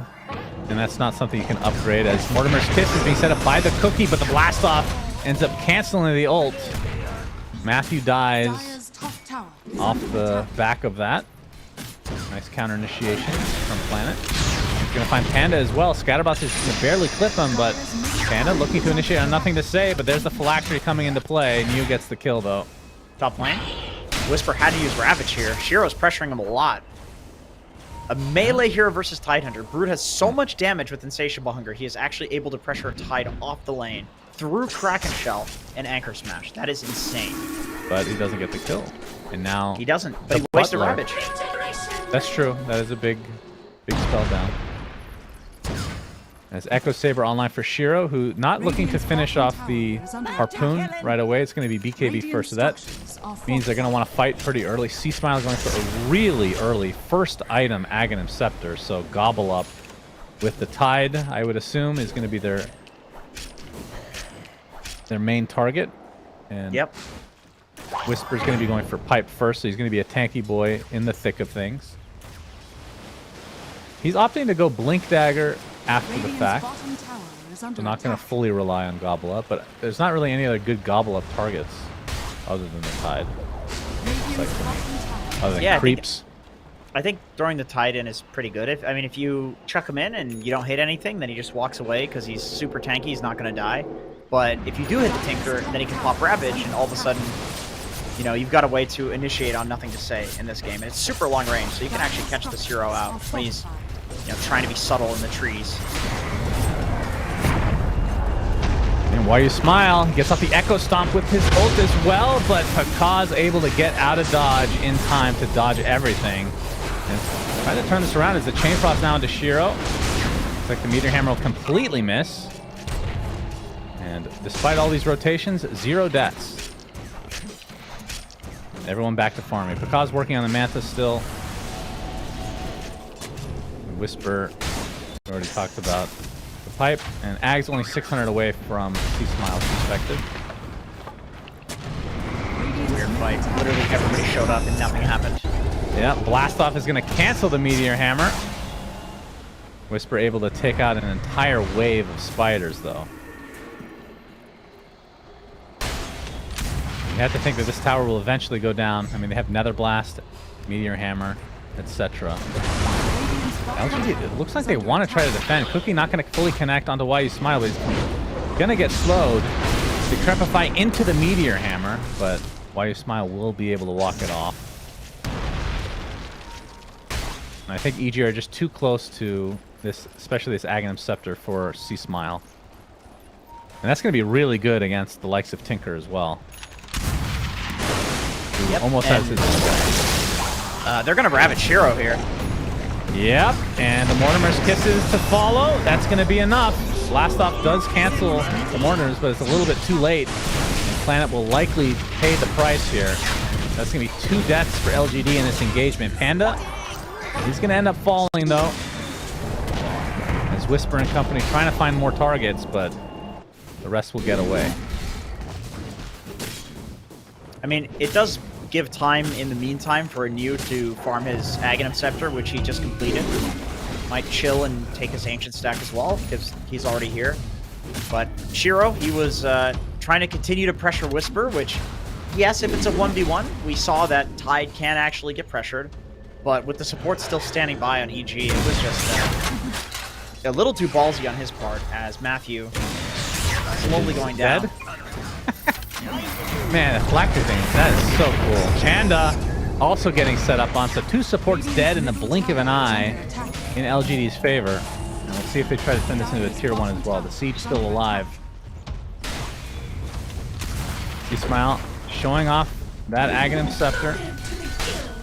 Gobble Up is available. Have to be careful for the drums, though. Drums are Slum, very powerful. The slum is there. Gotta look out. Dire's bottom tower is under attack. They're getting He's gonna chased. shoot Gobble Whisper. Up. up with the big fat watermelon. They find the techies, planet. Gets the Pavis off, but will die anyway. Why you smile? Gets off an Echo Stomp and able to sidestep the rest of EG.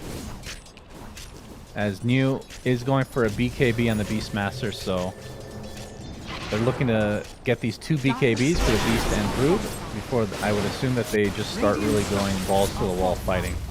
Yeah, that is definitely the right move against Tidehunter. This hero, like, Ravage into Mortimer's Kisses, I think pretty much any hero is going to die. Panda finds himself in a precarious spot. He's going to get saved by his teammates and might be able to turn this around into Shiro instead. Elder Titan ult goes off. And the Frost Blast is enough for Shiro to drop to the deck. Now the chase is on. Pakaz has his Manta style in tow. Whisper has Ravage in 5 seconds as the song. Ooh, they got nothing to say in the trees. Do they see Tinker? I don't know. Doesn't look like it. Nah, they would have gone for him if they saw him. Planet will drop here as the Decrepify onto New. Gonna buy him a little bit of time, even though it's the enemy. New is healing a lot, man. Yeah, these drums are doing quite a bit. The Ravage comes through finally. You see Smile finishes the job. And Why Smile looks to be next, but a big laser hitting 3 heroes, and the Echo Stomp to clean up has nothing to say, just destroying everybody. Why Smile gets credit for a lot of these kills, but most of the damage done by Nothing to Say and his ridiculous laser phylactery. They were grouped up enough that I think the laser hit all 3 of them twice. Yeah, which also protects YU Smile from getting right-click there. Man, if they had seen Nothing to Say in the trees there with the song into Ravage and they killed him, oh, that is gonna... Oh, he is caught out. He might be fine, actually. All right. Just Gotta love Tinker. Yep. Stinker Tinker. I think that was a TP, by the way. That wasn't the Keen Conveyance. Oh, yeah. Because it's quicker, so people use that to TP out if they're in danger. Obviously, costs you money though. What a dumb hero. It's a pretty dumb hero. Yeah, man. Like honestly, if Tinker escapes and you're fighting, and you know he's in Fountain and about to heal up, you gotta get the hell out. Like he's gonna come back full mana. I am gonna give you a trivia, Jenkins. Go ahead. You're not going to find it interesting because I know you didn't play Dota 1, but maybe I've talked about it in your presence. Back in Dota 1, what was the most popular item on Tinker? If you don't know this now, you will never guess it. I mean, it's not Boots of Travel, obviously, because you wouldn't ask me that if it was Boots of Travel. Oh, you still got Boots of Travel. Yeah, but wouldn't that be the most popular item on Tinker then? Equally. Everyone still went for this item. Is Whisper getting caught out? And we'll drop. Nice pick off from LGD. Just tell me the item. Manta style. What? Why? Could you have unlimited illusions? No. I know that's what I originally thought when I first saw it. Everyone built this item because it was just stat efficient at the time. That's it. It was actually very boring trivia. Sorry about that. Roar comes out. And they're able to take out Panda in quick succession. Seasmog trying to TP out, but will not do so in time. That leads to basically, if you count the tide, 3 quick kills for LGD, who now have a 6k lead. Looking to pressure the tier 2 bot. Yeah, LGD has such overwhelming magical damage. It is very difficult for EG to fight into them. And pure damage, honestly. And the thing is, like, Kaz is the hero that's farming during this entire time, and he is answered in this game. He's answered by the Beastmaster. The Drums of Slom do very nicely against him. He's answered by Tinker, who's going to be able to kill all the illusions. He's trying to kill YU Smile here. Oh, wow. Actually not going to succeed. They got 2 drums on their team. 1 Drums of Slom, 1 Drums of Endurance. Now, it's kind of weird. The Drums of Slom don't give you move speed. Do they? At all. It should give you like 1 move speed because drums give you endurance by nature. You know? That is actually true. If somebody started playing drums fast in front of me, I would start moving fast and talking fast. Like I feel like watching the Slom go for him, like that's why I'm speaking quickly to you right now. And the more it slows down, the less I'm going to speak. It's never going to slow down. Unfortunately, we can't silence him. Can't silence you. Very unfortunate. No, they do work while silenced. Into the pit. LGD goes. And Shiro now showing up with that BKB. Obviously, New still has his 9-second BKB. And nothing to say. Getting pretty close to Shiva's. So this is 3 big items aligning perfectly for LGD on top of the Aegis that they were about to get. That's not English. That is, you are really jet lagged.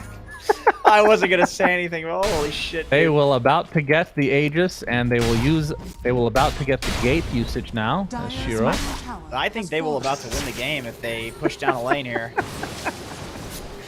I blame Newark Airport and United Airlines for big piles of Just shit. straight up call them out. I hate them so much. Yeah, if they had used AirPass, the official travel sponsor of the Of course. of the major, then of course you would not have been stuck in Newark. That is very true. The most depressing thing about Newark Airport is the New Yorkers. Anyway, Panda, What does that going even down mean? here. Now, it's the Statue of Liberty is so small, you think it's going to be big because everybody talks about it. It's tiny. They trick you. It's very small, dude. That's what she said.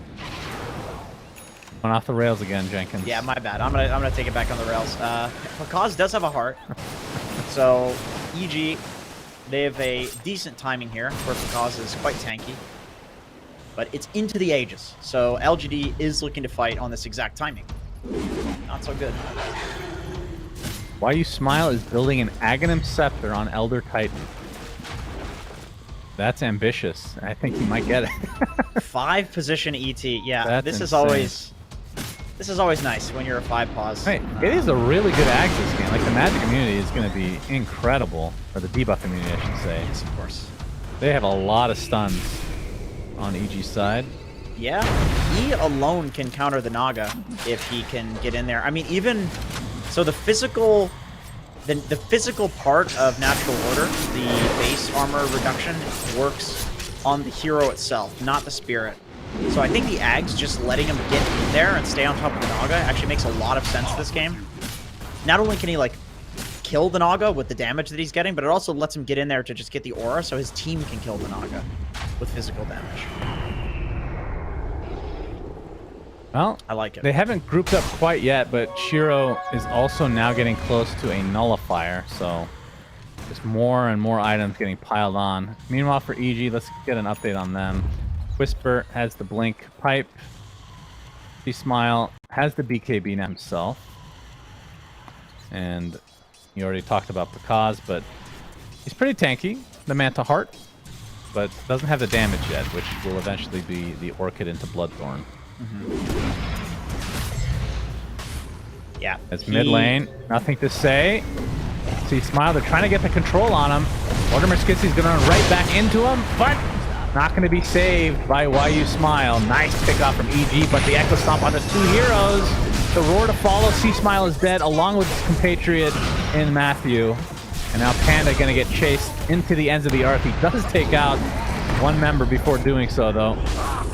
Pakaz is there. That's the real Naga. Yep, he shows up. Got to be careful. I mean, ET Beastmaster are the 2 biggest counters in the game for you. Yep. Shows up and backs away immediately. Yeah. I will say, that is one of the annoying things about playing against a good Naga like Pakaz. His main hero looked like an illusion there. Straight up. If you're LGD, you think that's an illusion. So I know it turns out, you know, into nothing, but it is the good Nagas that make you constantly question, like, is this the real one? Is this fake? I don't know.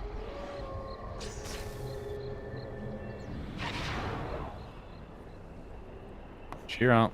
I mean, they haven't really done much with this Aegis set, I will say. Now they're grouping up a bit more. I think the Nullifier's on the way, though. Oh, he actually has it already. He's got it already. Jeez. Alright. Well, just gonna have to be careful with that. Cross will apply to the tower. Echo Stomp, a great tool to be able to scout through these trees. There's nothing to say. Showing off his Shivas now. As the tier 2 tower will eventually fall. Shiro popping the Insatiable Hunger. We'll go back to full HP. His Harpoon is not far away as well. We have not seen the Tormentors from either side, and it's 26 minutes now, Jenkins. Oh, damn. I actually noticed something about Shiro's build. This is kind of cool. He has 1 point in Silicon Bolo only. 1 point in Spawn Spiderlings. He is not going for this spell at all. He is leveling attributes instead for extra damage. It's interesting. I'm not sure if that's really worth it, but it's an interesting take. I mean, he has the carry, so he's looking to do as much physical damage as possible here. If you can do it on any hero, Universal is the one to do it on, right? Yeah. He's getting what? Like, it's two attributes, so he's getting like 4 damage per level of that. Something like that. Did I do the math right? I don't know. Oh, sure. I was definitely listening and doing math. Right. I'm just thinking of Newark Airport right now. Yeah. I'm really sorry you're traumatized from that. I actually am. This has been affecting you just gravely in your life. Butterfly for Pakaz now. And he is top net worth in the game, but we talked about the counters to him, and we'll see if they actually work. I mean, obviously LGD have a lead right now, but it's not like it's monumental by any stretch. No. But I think, and I was actually talking to Synderen about this one against the Morphling specifically, but same thing applies to the Naga. I think Elder Titan Shard is insanely good. We'll talk about that in just a moment. Pakaz getting initiated on, Nullifier applied by Shiro. I will find anything more than a few right clicks though. But being able to teleport into your Astral Spirit means that your Natural Order will deal the minus physical armor as well, right? So this one becomes very valuable. The roar onto C-Smile. Shiro pops the beat KB, and we'll get a freebie off the back of the mid laner from EG. Yeah, just a little too far out of position. Did have the BKB. Could not use it in the roar. I mean, EG they do have a means to delay the pushes with the Lich Frost Armor. That is definitely very effective against all the physical damage LGD is doing to the towers, but it only lasts so long. I'm really looking forward to this Ags from Why You Smile. Still a ways away. New has the Assault Kuros now to go along with his Drums of Slom. And still has the 9-second BKB, has not used it yet. Haven't really had a fight yet, it's nothing to say.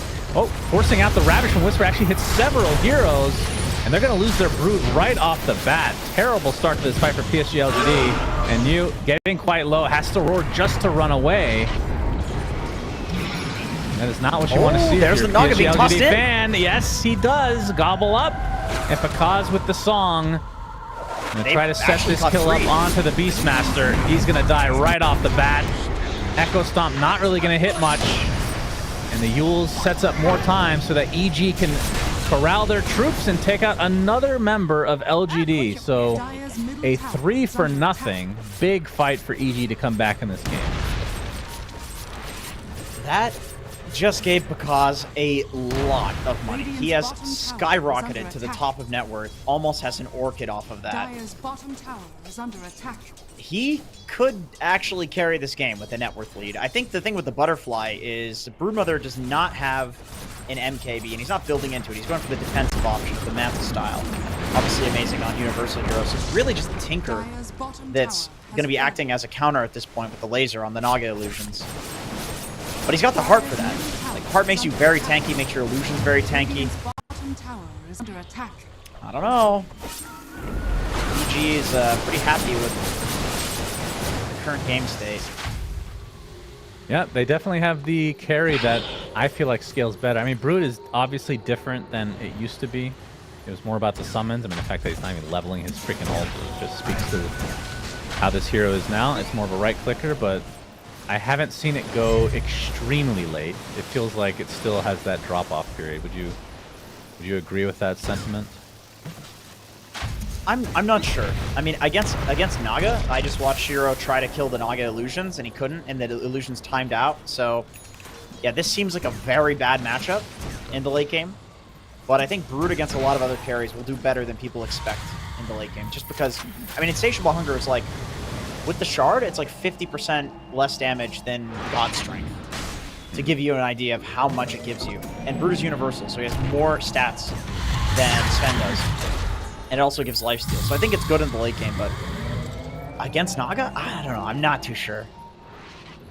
I think Picasso is happy in this one. I mean, do you think you need to itemize something different from Brood? Because obviously the nullifier is very important in this game, but the stats from Harpoon, insane. We're seeing kind of the same-ish build for a lot of these universal heroes.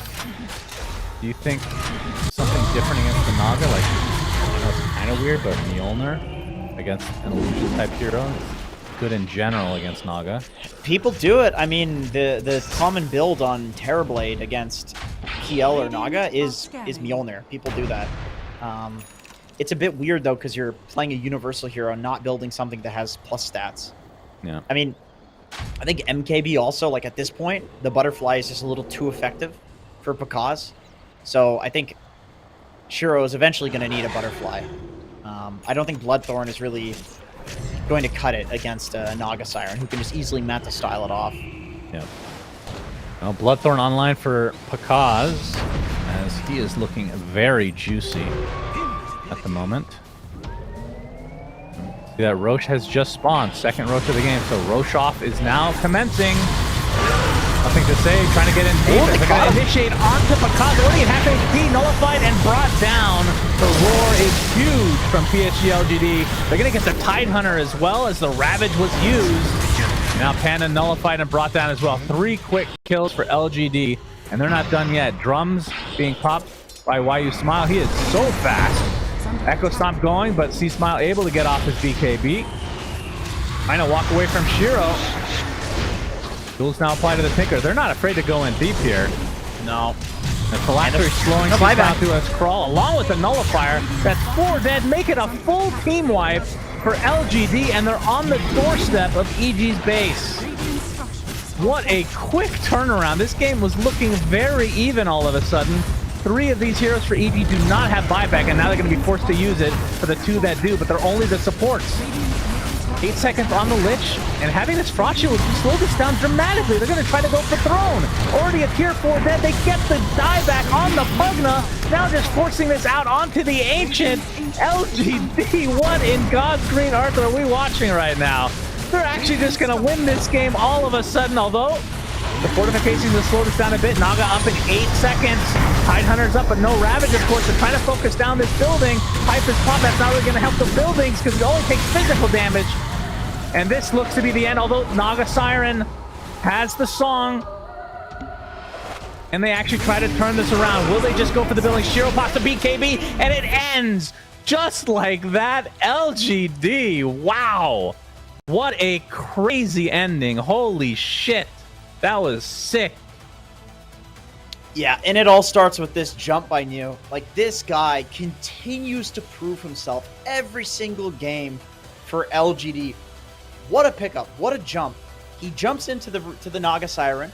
Naga uses Manta, and he picks the real one. He just looks at the movements, and he's like, you're the real Naga. And I'm sure it was his call, too, because he BKB'd knowing that they wanted to all in the Naga Siren. And that call absolutely won LGD the game. They basically realized that the entire game was on the back of Pakaz. If they can just roar him and kill him, nobody else on EG is going to do any damage. And what an amazing call. And the Throne call was also very cool. They're like, we tested the buybacks. They didn't buy back for this. Like, they don't have buyback. We can do this. Amazing plays from LGD and amazing calls. I feel like 95% of the teams, if they get that situation off and they're going into their base, they would not go Throne. I don't know if that's actually accurate. I feel like LGD, they're so freaking smart. Holy crap. That game was sick. They had control of it for a good period, but EG, they came back, and I mean, they were down like 4 or 5k towards the later stage of the game, but they had a Naga Siren that was so hard to deal with. But that one fight just turns it around completely. Holy crap.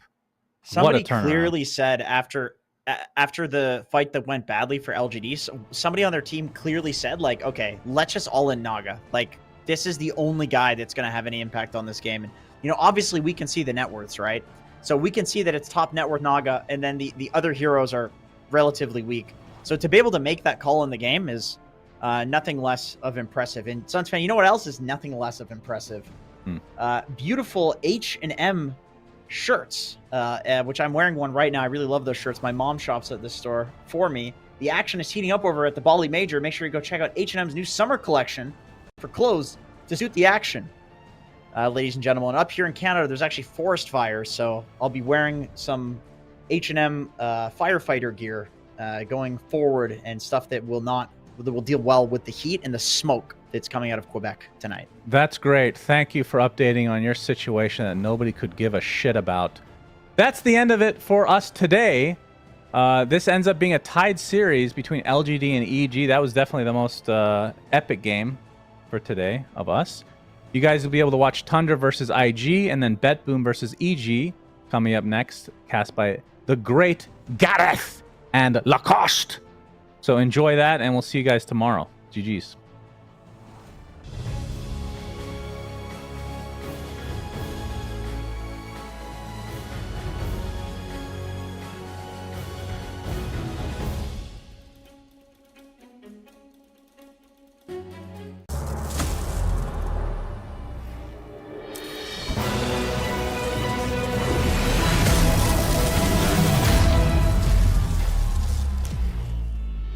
Use your skills in the gaming. 1xBet.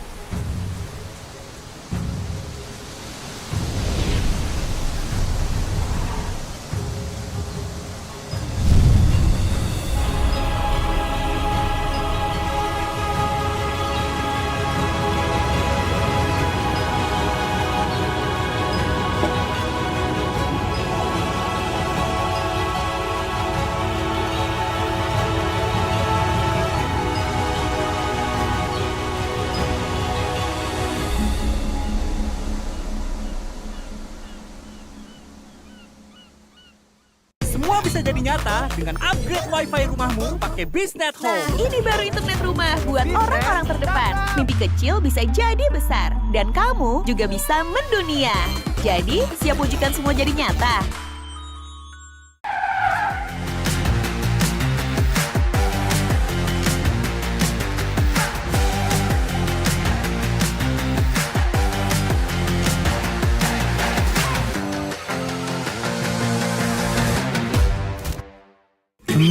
Panas. Di oven nih. Hai. Ya kelar. Wih. Nah ini Sukroven si paling seru. Mau gini seru. Mau gitu seru woy.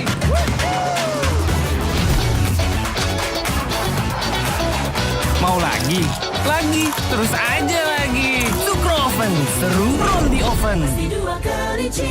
The world is your stage. Take the first step to change. Lead with vision and innovation. Perfect your strategy and make your goals reality. Así que vaya. Get in the game.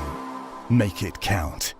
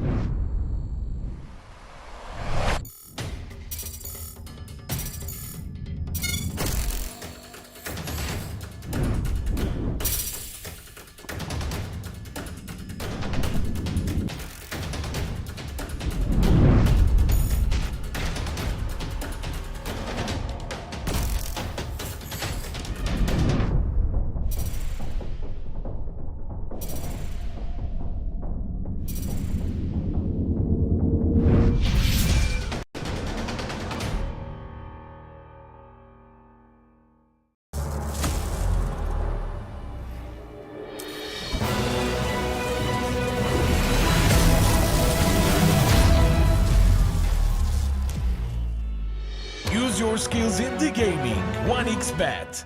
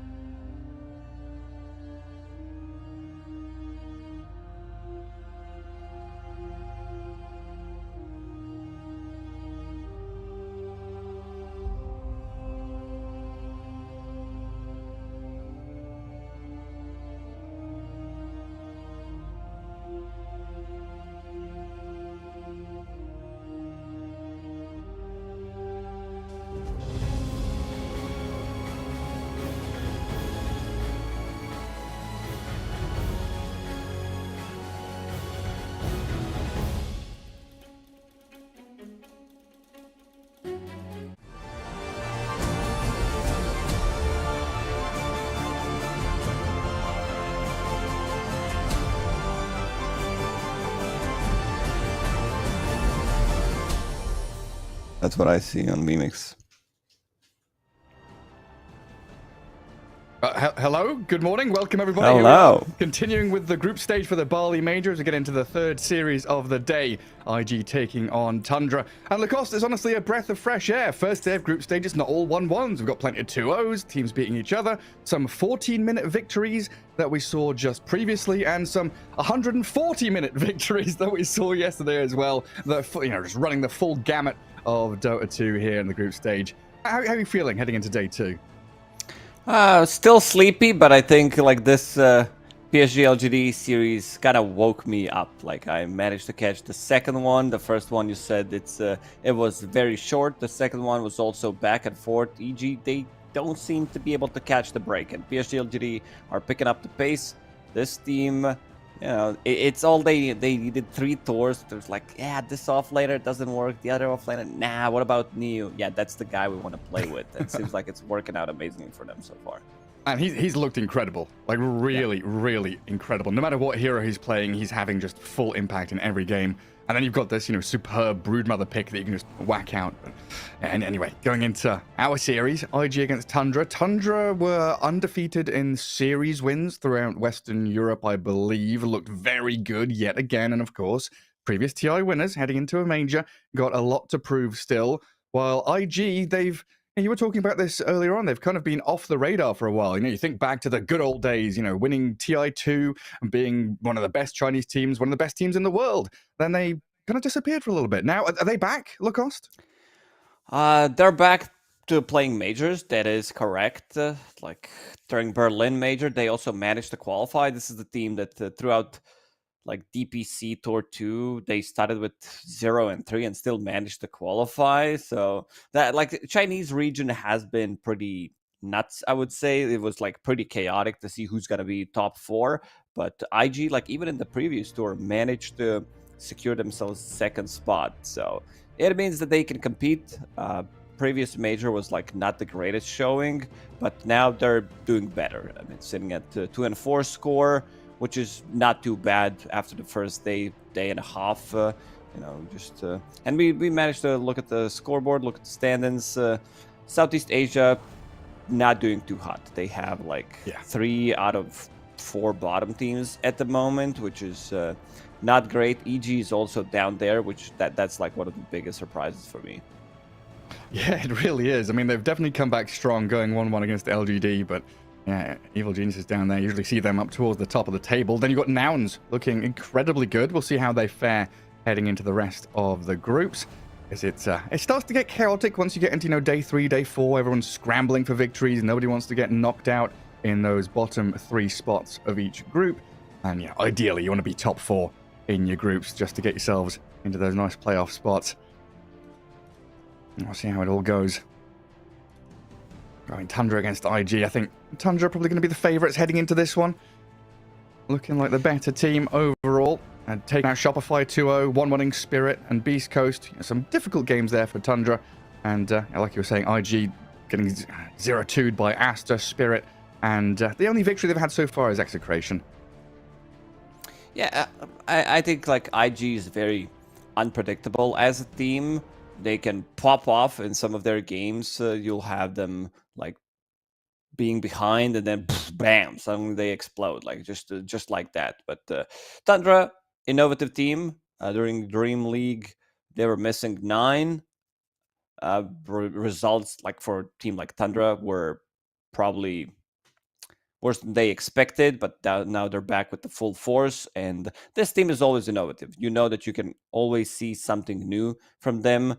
They're trying to like break the game, and they're trying to do it for so long. And they've been so stable. I mean, this is the lane we talk about, 33 plus Saksa. If there's one lane you don't want to be playing into, these are 2 guys. Like you know what they're gonna do. You know how annoying in the lane they are. They're gonna like try to, I don't know. They're gonna find a way to win the lane, win the game, pretty much. Yeah, because they'll pull out some, position 4 Slark or Bat Rider or something. They did a bit of content where Skitter was getting a bit upset that Saksa was overlapping and stealing all of his hero pool, all these carrier heroes, going into the offlane, going into mid, being taken by his POS 4.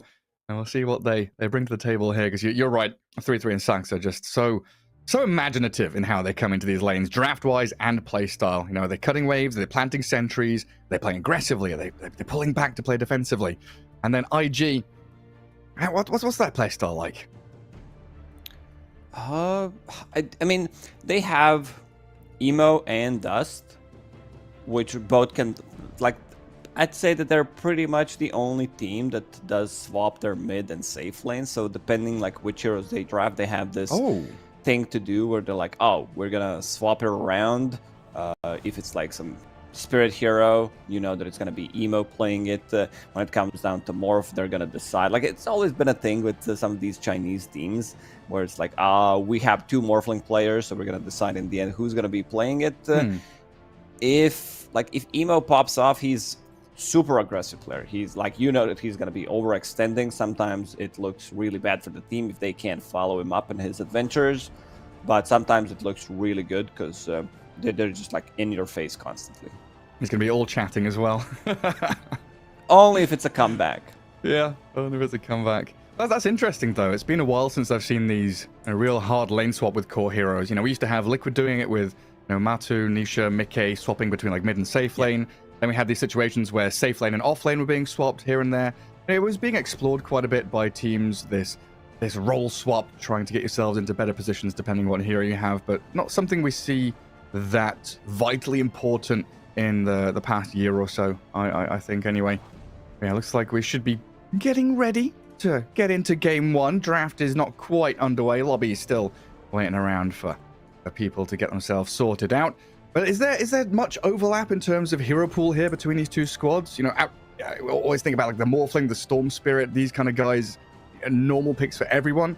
But do you still think about this Bat Rider, the Techies, the Spirit Breaker? We've got both teams playing these heroes. They do, but I'd say IG has a couple of niche heroes that they love to run. Even though like Skeeter is a big Luna player, they're like not gonna play it, I think, in this meta. IG will. They like to play Ursa, like Alchemist. There's like variety of the heroes that they play which are not considered to be meta right now.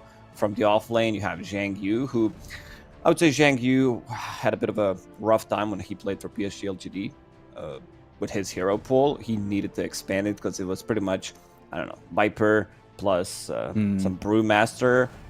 These were his heroes, and now he expanded his hero pool so he can play pretty much anything. Yeah, I mean, there's also this Omni Knight, right? They've got this potential carry or mid lane Omni Knight that they can bring out as well. We've seen that in the group stage already, but it looks like the draft is ready for us. We'll head into game 1 here, Tundra against IG, and see what unfolds in front of us and find out what these first phase of picks and bans are going to be, because that's always the interesting thing about the homework that teams have done, the research in terms of what you don't want your opponents to have, what you desperately want, and that's a big hero right there. I've seen a lot of talk about the Tidehunter with his hero pairings, going along with these Miranas and Techies and stuff, not really losing lanes and being an unkillable hero. It goes back, 2 years ago where he was the big fat watermelon just plonking himself in front of mid lane tower, defending everything. Now he's also able to buy Meteor Hammer and push 10 towers. seconds remaining. Well, what did you hear about Tidehunter? Because, like, at least in the games that I 5 covered, seconds Div remaining. 1, Div 2, recently, I don't think I've seen too much of a Tidehunter. Sorry? What did you hear about Tidehunter? Tell me a couple of great things. I've just seen a few people saying it's very difficult to take him out in lane. Like, you have to specifically draft against it with your Ursas and Monkey Kings. Or he's you can't kick him out of lane and he gets to do what he wants. I think I've seen it primarily from Eastern Europe when I was covering that DPC. Players like Pure just handle their lane when they've got, Save Pugna, Techies, Mirana, something like that, where they have the 1v1 with the support, and then Tide is able to 1v1 like the melee carry, or even up against a Morphling he can do okay. He's just a solid hero, I think. He's okay. I don't consider this hero to be first pick material by any means, because he has some bad matchups, as you mentioned. I feel like this is more of a 4th, 5th pick in your draft. Because the hero is not flexible. Maybe in theory it can be, where you're like, we're gonna run position 5 Tide. It's not like it's been done before. I haven't seen it lately. So Tundra banning out Anti-Mage, banning out Timbersaw. A lot of Tundra Esports. like one beefy boy, turn one Medusa. hardcore carry, and IG will use this opportunity. So there are two heroes that come to my mind immediately when it comes down to Tundra. It's Pango with Diffusal Blade, Shadow Demon, and third one, Darkseer. Make illusions out of Medusa. So let's see in which 10 direction they're seconds gonna go. remaining. Tundra, like a team that does so much research that 5 seconds just remaining. like mathematically the most correct team, I would say, when it comes down to laning stage. We got, I don't know, 9 mangoes plus 5 branches. Tundra Like that's the Esports. most efficient one. Okay, 33. It's like I'll buy 2 sets of tangos and then share one to you, and then put one over here and share one to you. And Enigma and the Slark as well. And like I was saying earlier, the Slark, it's potential for position 4. Saxa does enjoy it. 10 seconds Yeah, he remaining. does love to play it. I mean, it does give them kill threat in the lane if it's Enigma 5 plus seconds Slark lane. remaining. But if they pick, I don't know, some like big counters to Slark, I could see them shifting and then picking up Dire another team carry. back. But this is Diffused Blade carrier against Medusa.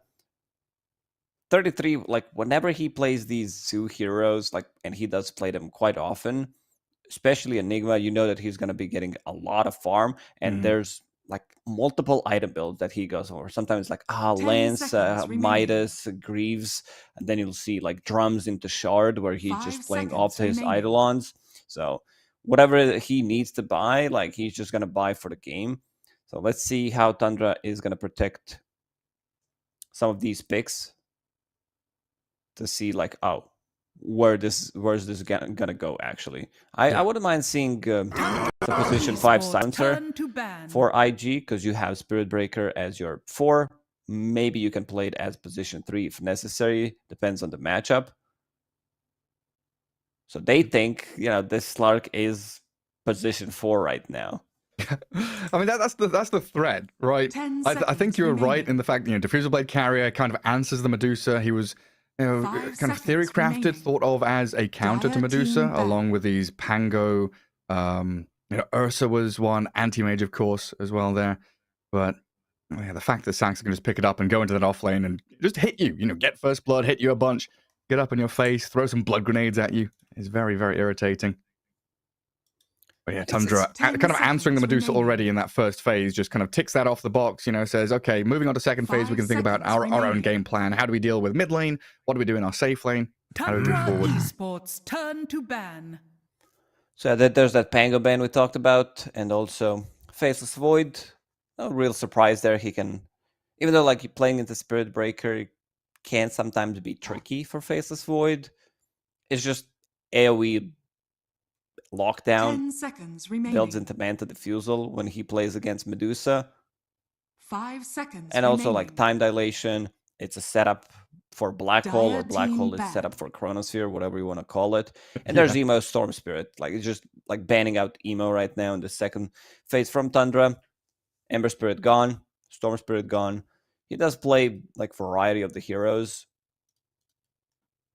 Most notable ones, I would say, 10 seconds like anything that is remaining. elusive, plus some Dragonite. Like that's pretty much his hero 5 pool. seconds remaining. Spirit plus Dragon. Yeah, I mean, Puck, Queen of Pain. I think Queen of Pain, throughout the DPC, his Queen of Pain looked really, really good. This is the first time that I saw it. Like this new, like Aghanim Scepter, Octarine. He threw even a Bloodstone in between. Not sure Oh, if Bloodstone. really? Yeah, not sure if Bloodstone is needed. Like this is emo Esports. certified Turn build. to ban. And there's a Quap that they're gonna ban on their own. Themselves. So, yeah, like mid heroes right now, we don't see too much deviation from like strong meta heroes. seconds Some remaining. Wind Ranger here and there. Maybe there's gonna be like Wyvern popping up 5 from time to seconds time. remaining. Snapfire is kind of a new one, I Yeah. would say, where people figure out, oh, this hero is actually strong to be played from mid again. Yeah, that Snapfire one's a big one, right? We've seen it a little bit from South America loved it for the past couple of years. C-Smile's always been spot on with that hero. And then, of course, the series yesterday where Noob from Quest was playing it, having 6 rapiers going into a 140-minute game. But yeah, just the fact you can get a reasonably early level 6, look for solo kills mid, transition into side lane rotations, Snapfire. It just kind of fills all the roles you want from a mid laner and looks very good no matter what the circumstances. Especially when you can just pair it up with any support. Pair it up with a Spirit Breaker or Clockwork, something like that. And look for those early kill attempts. And coming out of the second ban stage, Enchantress, the final touch there from Tundra. And going into the techies, so now starting to look more and more like Slark is going back into the hands of Skitter. He's managed to debate his point and argue with his team, saying Slark is a carry, he's my hero. Give techies to Saxa instead. Yeah. It was Saxa and Skitter arguing like who's gonna... They played rock, paper, scissors, best of 5 to see who's gonna win. And seems like in this one... Skitter won potentially with showing Spock. That was like the game changer. Saxa didn't know about that. Extra is that from Big Bang Theory? Is that a Big Bang Theory reference? Yeah. Yeah. God, I've not watched that show in a long time. Rock, paper, scissors, Spock. So IG, what are they gonna pick for Zhangyu? Ooh. Oh, Lashrak up first. Man, not sure. Yeah, I think this is just like mid Lash. Mid Lash has been buffed. Pretty much all of his abilities have been buffed in the recent patches. So feels nice to play. Also, now pushing Slark towards position 4, I would say. You need to pick different carry. I would say you play into like AoE damage from Leshrac, Snapfire, Spirit Breaker is going to charge you. So I feel like you might need to shift it in the end. I mean, that is a spectacular trio of heroes to go around killing people, right? Magic damage from Snap and Lesh, initiation from Spirit Breaker. Great ways to catch up to people.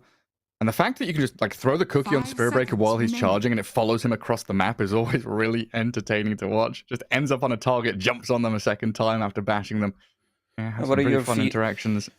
What are you feeding your cows with? Cookies. Cookies.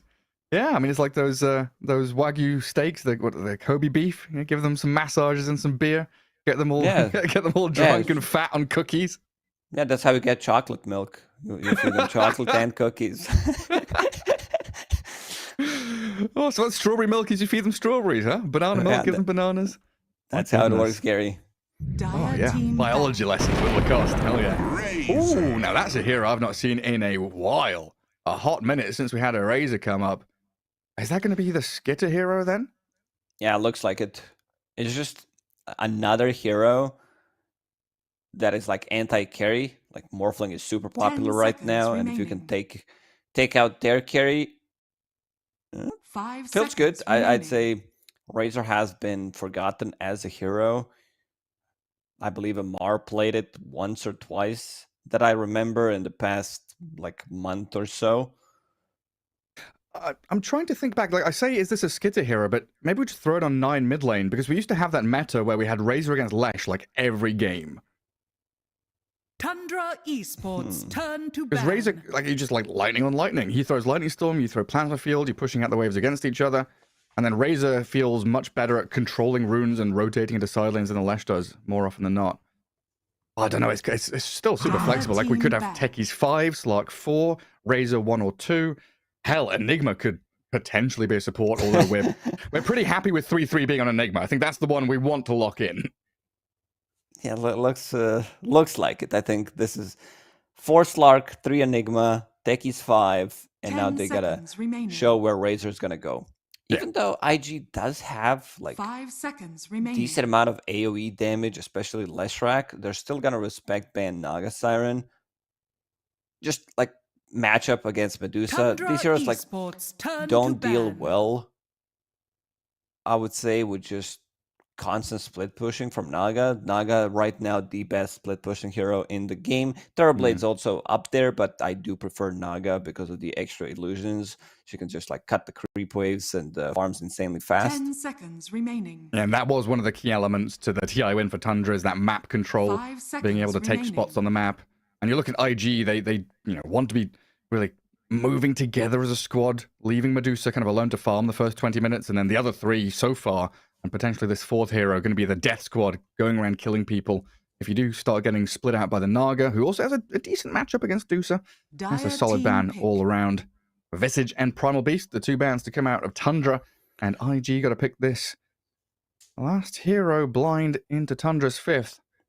Yeah, I mean, Beastmaster's still available, so I was going through the Beast list. There was Primal Beast, which looked good. Zhengyu loves to play it, and this would also be the hero that can like break the link. If they want to like cover that basis, they could pick Mars. So you have Spear if Razor's going to be played in safe lane. There's the other one that's like, okay, we're going to cover this one. So now it does look like Spirit Breaker will be playing with Darkseer. I'm a big fan of just like combo. Any kind of combo with the Darkseer, Nyx Assassin, Earth Spirit, Bounty, Spirit Breaker. Instead of pairing him up with the range hero, then you don't have that like extra Iron Shell user. You're not going to throw Iron Shell or Rubik and tell him like, yeah, go run in. Charge! Nah, you're not going to do that.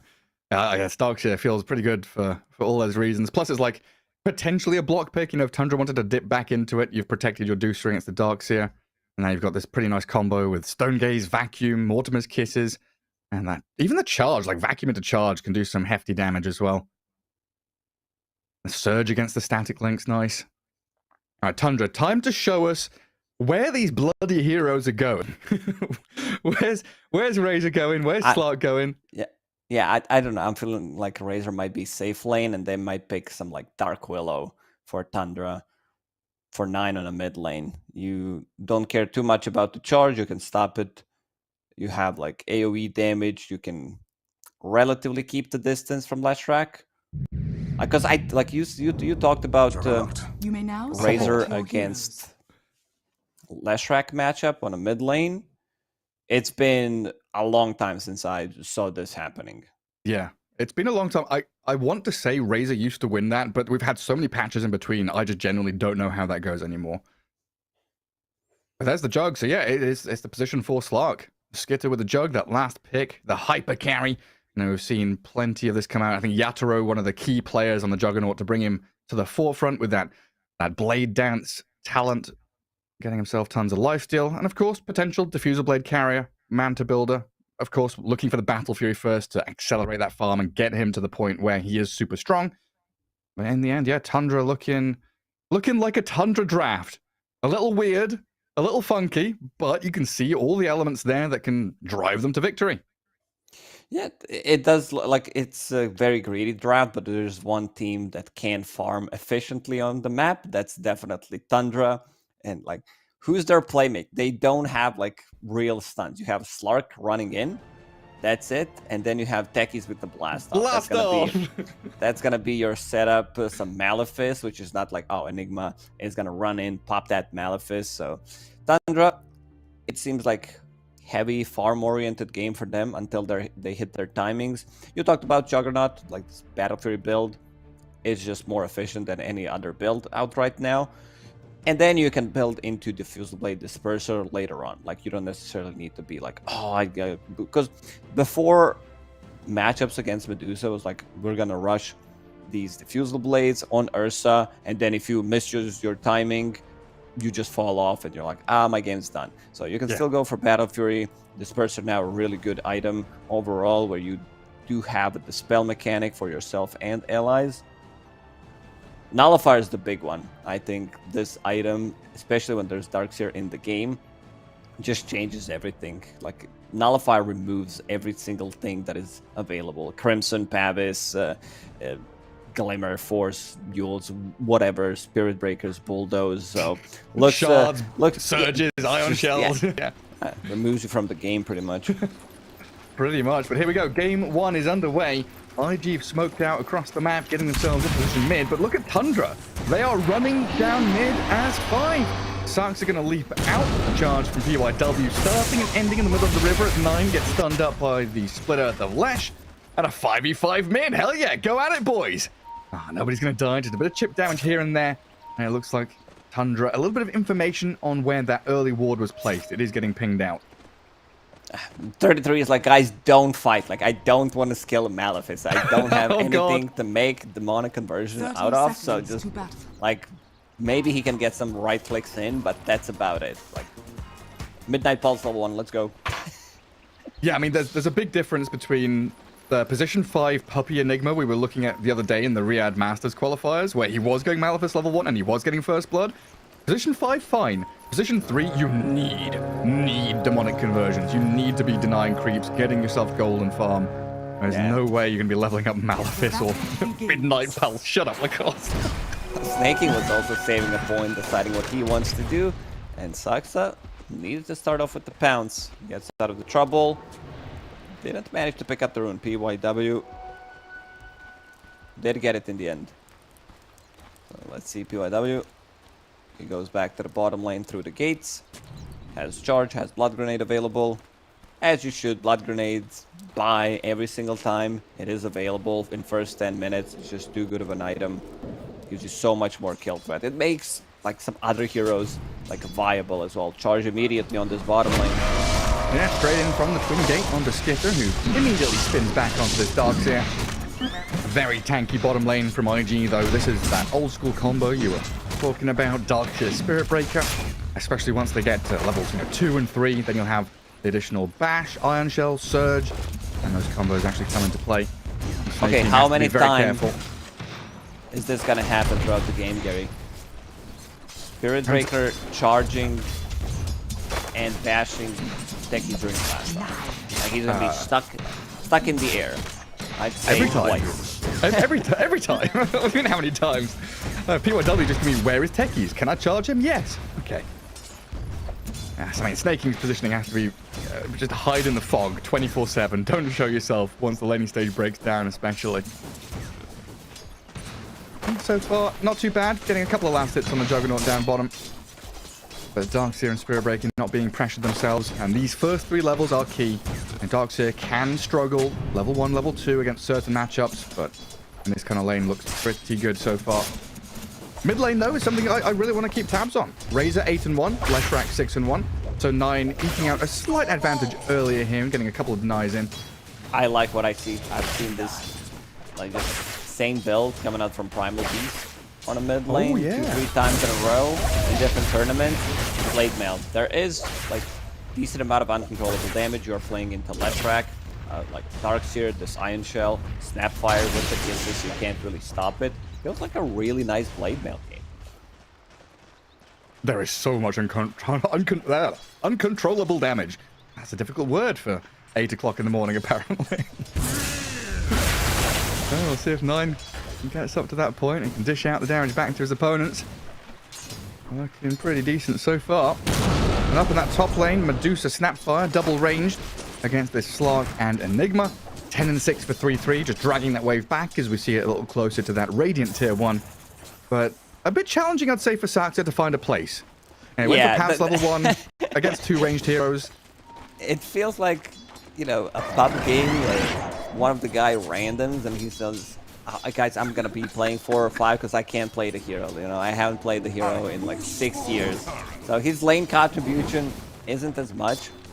We've seen like Saksa play this position 4 Slark, I think like 5 times already. It's like, please, Enigma, go jungle. Let me just solo this top lane. Let me get something. If you want to get involved early on as this position 4 Slark, you get some like trade kills. Maybe you get the kill die afterwards. Pick up the essence shift. Courier.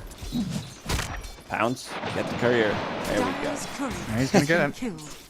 Oh, he's pretty decent at, you know, contesting pulls, maybe dragging waves if he wants to, guarding that top rune spot for the Razor as well. That Slark can be in a lot of places very quickly.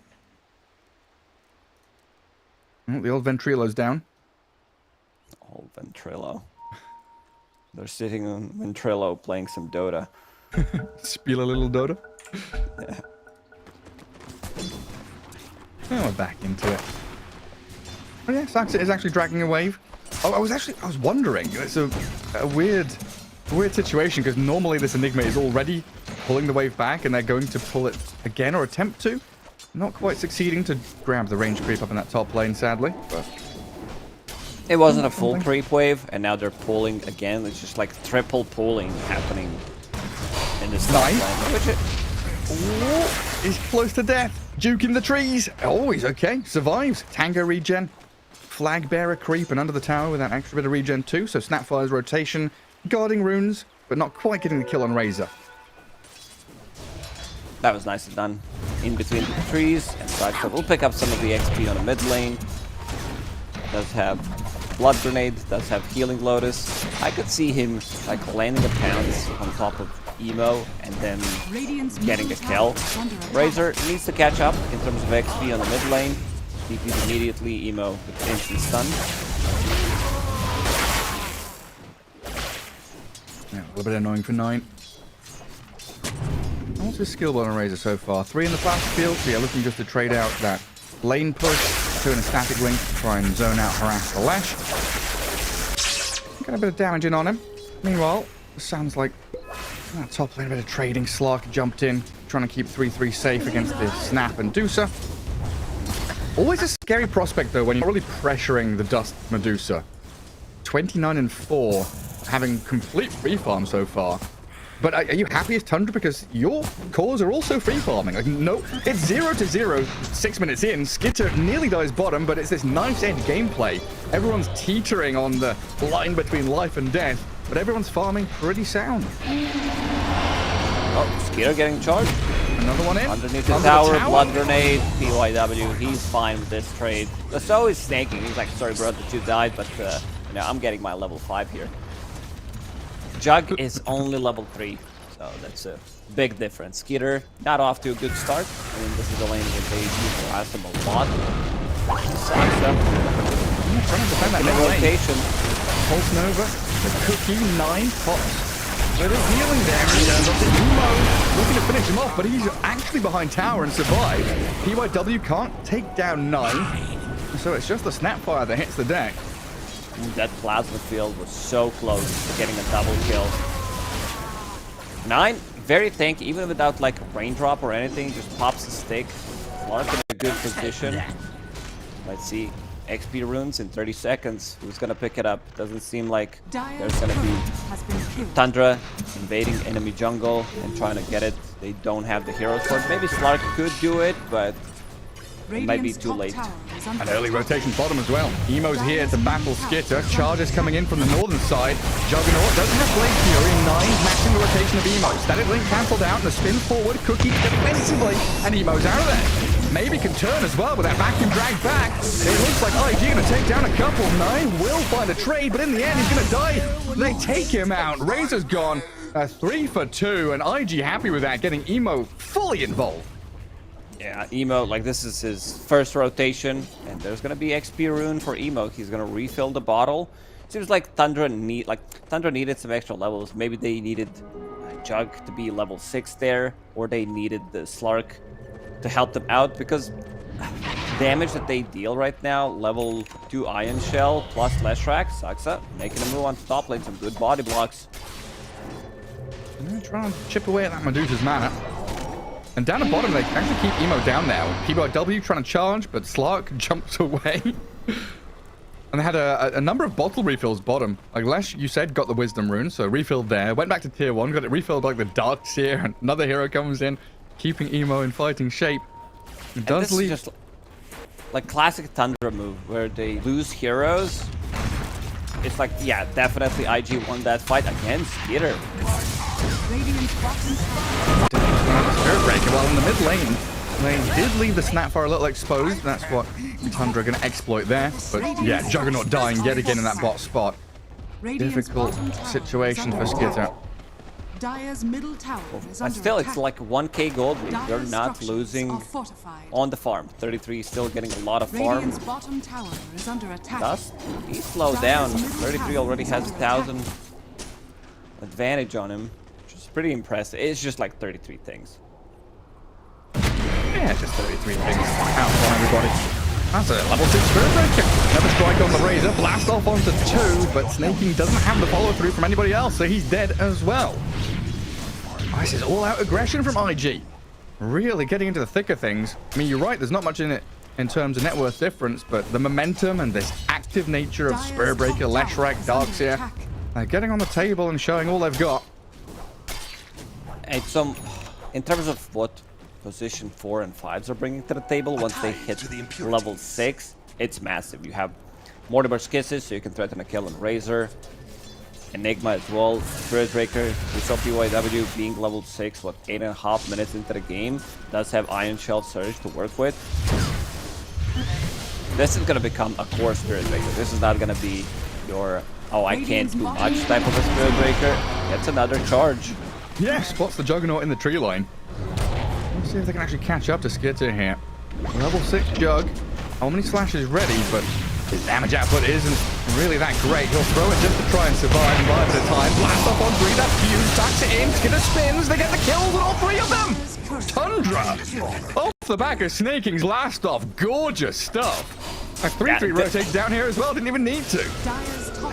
33 if he lands a Black Hole, but this was massive. This Snaking blast off, and now he's level 6. DP's to the top lane, start farming up. It's like he goes through the gates and starts farming the other side of the jungle. This is insane. Like how farm oriented this team is. Let's keep printing money. Top 3 net worths, all Tundra. 3-3 finishes off his Helm of the Dominator. And he's got a little Wild Wing to play with, so even more tower pressure, coinciding very nicely with the catapult timing. That fire takes down the Slark in the mid lane. Another good blast off from Snaking now, but 9 a little low on resources, so doesn't want to go too deep. Dodges out from the split earth. Thinking about chasing Emo here, but a good cookie. Mine has 90 damage extra. He's got to clean up. Oh, yeah, gets a double kill. Snapfire bodyguarding Emo's length, but dies in the end. Another plasma field. That's a lot of damage from this maxed out plasma field that Emo just cannot withstand. And they'll play around 9. Refill his bottle. Foxa will do the job. Keep this farm going. Razor suddenly takes over.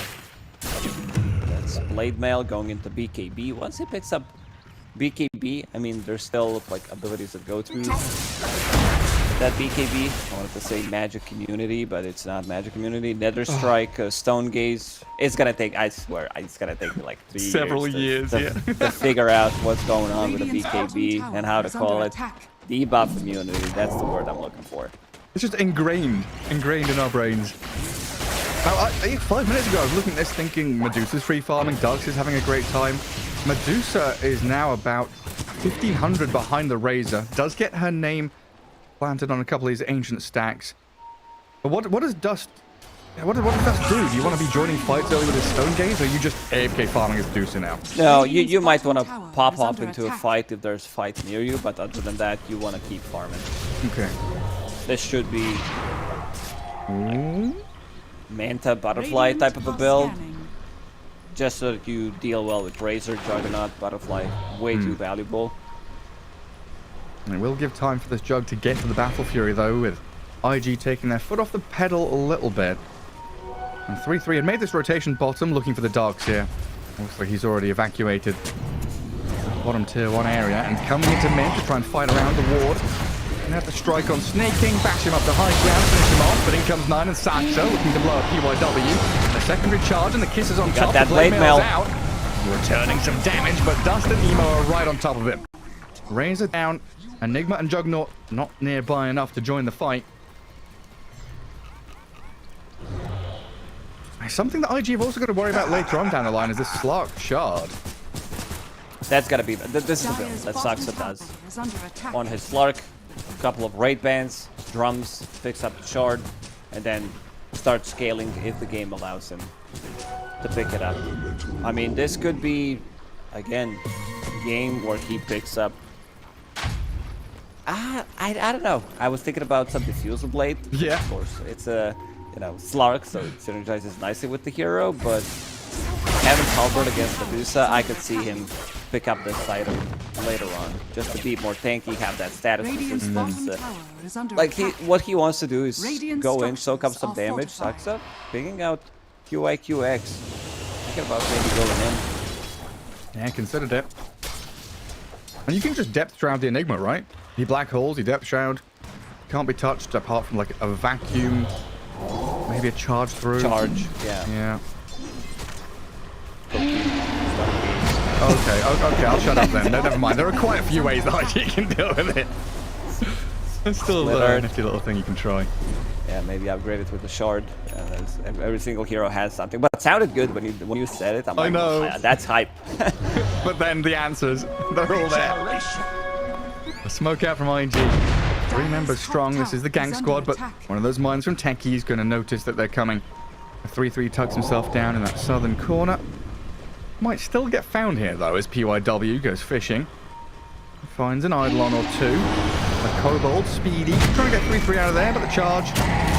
Dark's here on left rank right on top of him. Gets the pick off. No, Kobold Foreman died. No. The coolest creep in the game. And they're gonna get this kill. And PYW is like, okay, this is getting dewarded for sure, so no XP, no gold for the enemy team. Then I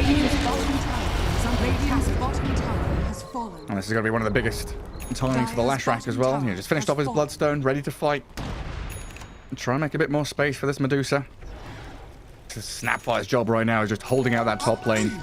Right, try and make sure there's little to no pressure on the tier 2. Tundra have got the Juggernaut to the top of the net worth now, though. Skitter, after, what, 3 deaths in the laning stage. He's got Battle Fury, Yasha's nearly completed, SNY queued. And Juggernaut feeling pretty comfortable coming into 15 minutes. IG wants to take a fight. They do have this timing you talked about. Emo finished off Bloodstone, QIQX, Mech completed, Darkshire has Pipe available. So a lot of team fight, a lot of damage mitigation, a lot of sustain overall. Sox are getting charged. He gets off the Dark Pact and the Pounce. Off he pops. Do glyph up this creep wave, try and keep that catapult alive, push forward with the Master and Diabolic Edict. And a little Shredder as well, and this tower will fall quickly. I don't think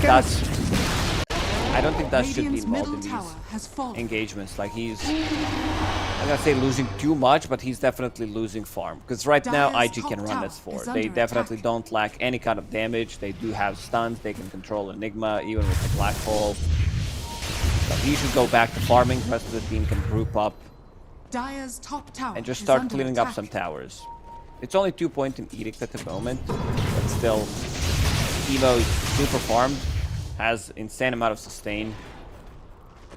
There's like a lot of save abilities, Mech abilities, Guardian Greaves, Pipe available on Darkseer. Yeah, he's Bloodstone. There's nothing. There's no Spirit Vessel, nothing that reduces healing from him. He's incredibly tanky. Yeah, you're right. I think you're right with this Medusa point. And while we saw them take that mid tower as 5, we had Enigma farming bot, Jug farming top, Techie's getting tons of levels and gold as well. Saxa right now trying to soak up bottom lane, but PYW, he's got his eyes on the target. Slot, the Dark Pack, trying to jump away, but he's getting body blocked up and Pulse Nova down, counters out, the cookie misses. Saxa into the tree line, but the blood grenade's on him, and this Pulse Nova is still going. Dark Pack pops a bit of heal from the Magic Wand, Scatter Blasters out. Saxa finally dies, but he made them bloody work for it. IG sweating just to kill off a support Slark. Evo used all of his mana, so needs to TP back. I don't know if that's actually worth it. Also could reveal a ward that they had on the high ground that placed in the one afterwards. And Tundra, they're farming. They're in the farm mode. 33 as Helm of the Dominator, Overlord available. Ancient Granite Golem, which is going to give much more tankiness. And as you said, Peter on top of net worth, he's just farming up right now. Had a horrible start. This is like 0-3 Juggernaut we were talking about. Yeah, pretty insane recovery. And from what I've seen, honestly, I think Juggernaut is a hero that can... Oh my god, these mines. IG, just like 3 heroes walking through 4 mines, getting blown up on their way through that top jungle. But yeah, Juggernaut has been winning a lot of these carry matchups that other heroes struggle with. Like, you get to late game and the Jug just solo kill Adusa. And Jug's whole mid-late game is insane. Saxa again. Never struck. There with a little bottle refill off the bounty. And keeps himself in that bottom lane. We've got the blink on the Darkseer now as well, so even more forms of initiation here to follow through on the Spirit Breaker, who has his Shadow Blade. They showed so many heroes bottom. Tundra immediately goes into Roche. They do have more than enough damage. Helm of the Overlord. They have mines planted, so this is why Tech is so try to approach. Going through the twin gate might just be a disaster. Going into mines. And also in mid game, smoke. Or just like even early, but the most important thing is about like the second Roche, I would say, where Techies has mines, so you know that they're coming, you know that there's Roche. It just gives you enough time to react. Either will be the one holding the Aegis. So let's see how Tundra is going to approach this one. I want to see some extra aggression, try to kill tier 2 tower, but IG already in a good spot. Maybe go for the trade. Nemo does pack a punch. Oh, but look at Tundra.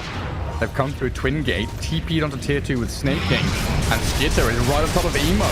He's got no protection against the Omni Splash. Sliced down. 3-3 with Skitter, charging forward, looking for any additional targets. Looks like ING have got out with a Spirit Breaker. Medusa's away as well. Look at PYW bottom, cutting the creep wave. Using ulti on Courier. He's like, I'm gonna stop this push. He's very annoying to deal with. In terms of catch, they don't have much. So PYW using that, and now I see Aghanim Scepter in his quick buy. Wants to deal with Juggernaut spin. Over the cooldown. So PYW is like, where's your catapult, bros? And Skitter and 3-3 just go straight for enemy Tormentor. Wisdom runes up. Tormentors, bro. Yeah. Wisdom rune up soon as well. So Saxa got it. He's pretty happy about that one. Extra survivability. ING do come in to keep Tundra out. Still off snaking. You did not take our wisdom rune. That's just a statement from IG. You can take the Tormentor, but not the rune. Yeah, curious to see what Tundra does next. We've still got a fair amount of time on this Aegis. 3 minutes left for Skitter. Oh, he's well on his way to Butterfly. The speed at which Juggernaut can farm once he gets that Battle Fury is pretty ridiculous. And of course, we're looking at that level 20 talent as the primary timing, really, that Juggernauts play around. Get to level 20, 50% Blade Dance lifesteal, and you are just invulnerable. Go low HP, Omni Slash, back to full.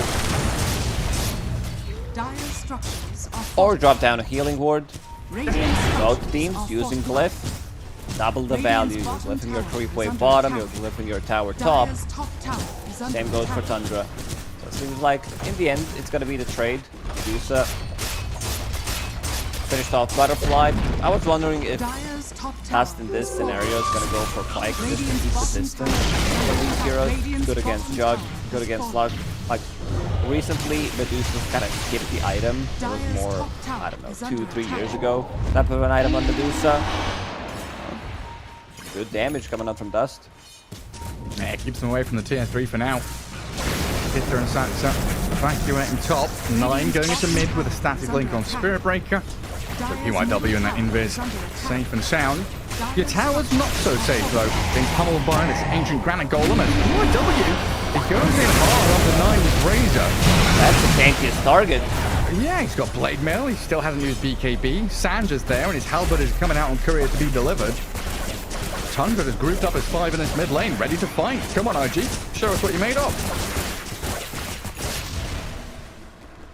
A bit of a surprising move there. Vacuum wall, link still available. Another in and out situation. Saxa jumps in, PYW charges. Both of them are like, not really a fan of this fight. And do get a vacuum wall down to 2. Skitter and 9 gonna try and run back. BKB's up for the Razor. And the Stone Gaze clips up the 3-3. Kisses launch, and the Enigma in serious trouble. Down he goes as 9 trying to hold the line here. Skitter running back, Aegis still up. Omni Slash expended though, and no kills. As IG rebuffs Tundra from the tier 2 mid and keep charging forward. PYW can get Cookie back. I don't know if that was a bit of miscommunication because it felt like they wanted to continue the aggression, but nonetheless, I kill Enigma, hold out on tier 2, and make sure this Aegis timing push of Tundra gets stopped for now. Tundra doesn't have a way to start a fight. That's something that we addressed during the draft, is like, how are you going to do it? Like Slark pouncing in, so they need to play these longer fights. Saksa, charge. It's fine. Let's have Shadow Dance available. Yeah, he'll pop his ulti in the end. A little bit of fun there between the two position 4s. You can see that 9 is super tanky, has status resistance, blade mail you don't want to focus in. They throw reactive taser solar crest on him, so he's almost impossible to burst down from 100 to 0. It's just that they can't control the fight.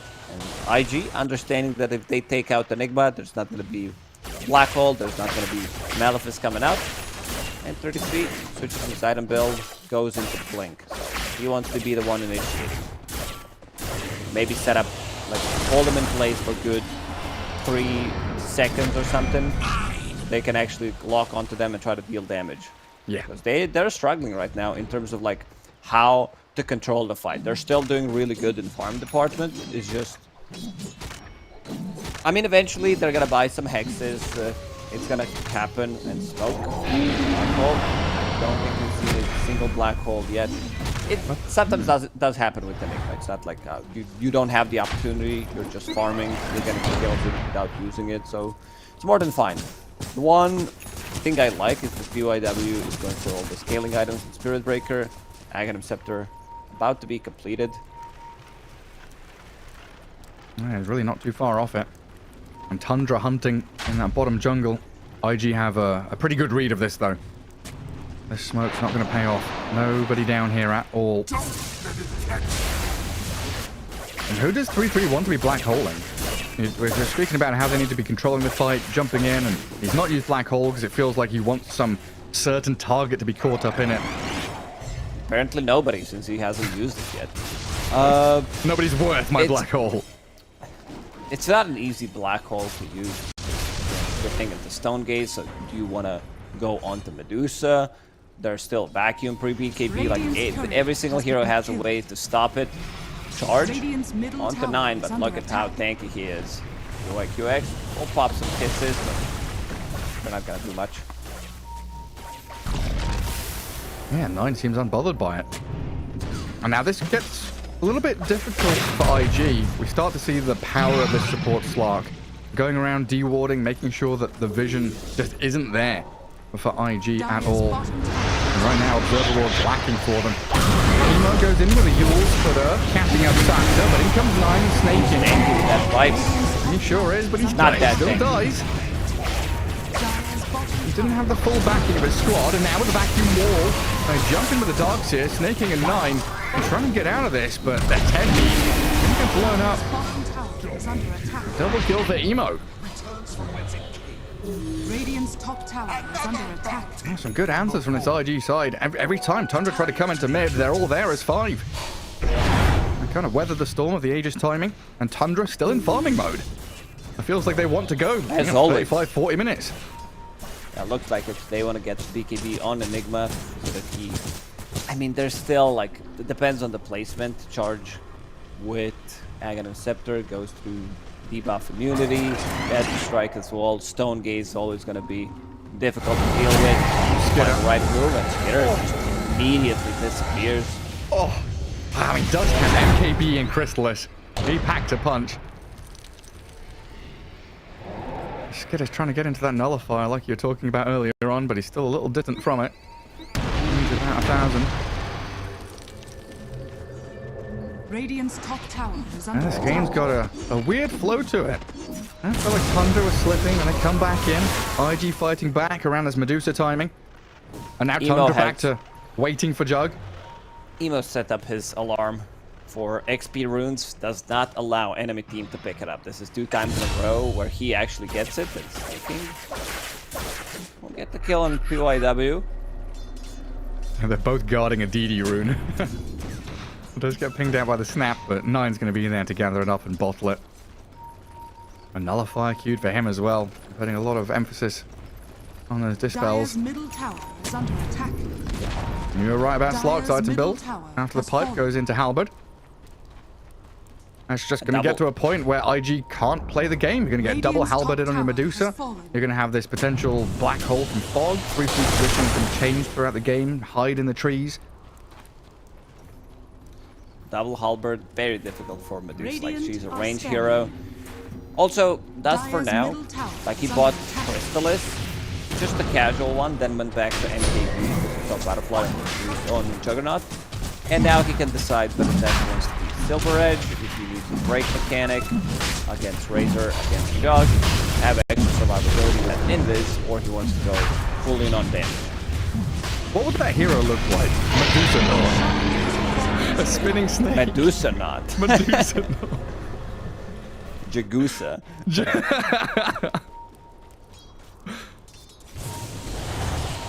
Nightmare fuel. That's what I see when I'm trying to fall asleep. When you first said it, I'm like, what? Took me a good second to realize what you're talking about. Yeah.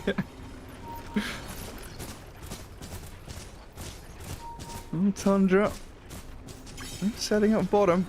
I'm kind of hoping and waiting to see if IG come to them. Even smoking up now, migrating across the map in towards mid.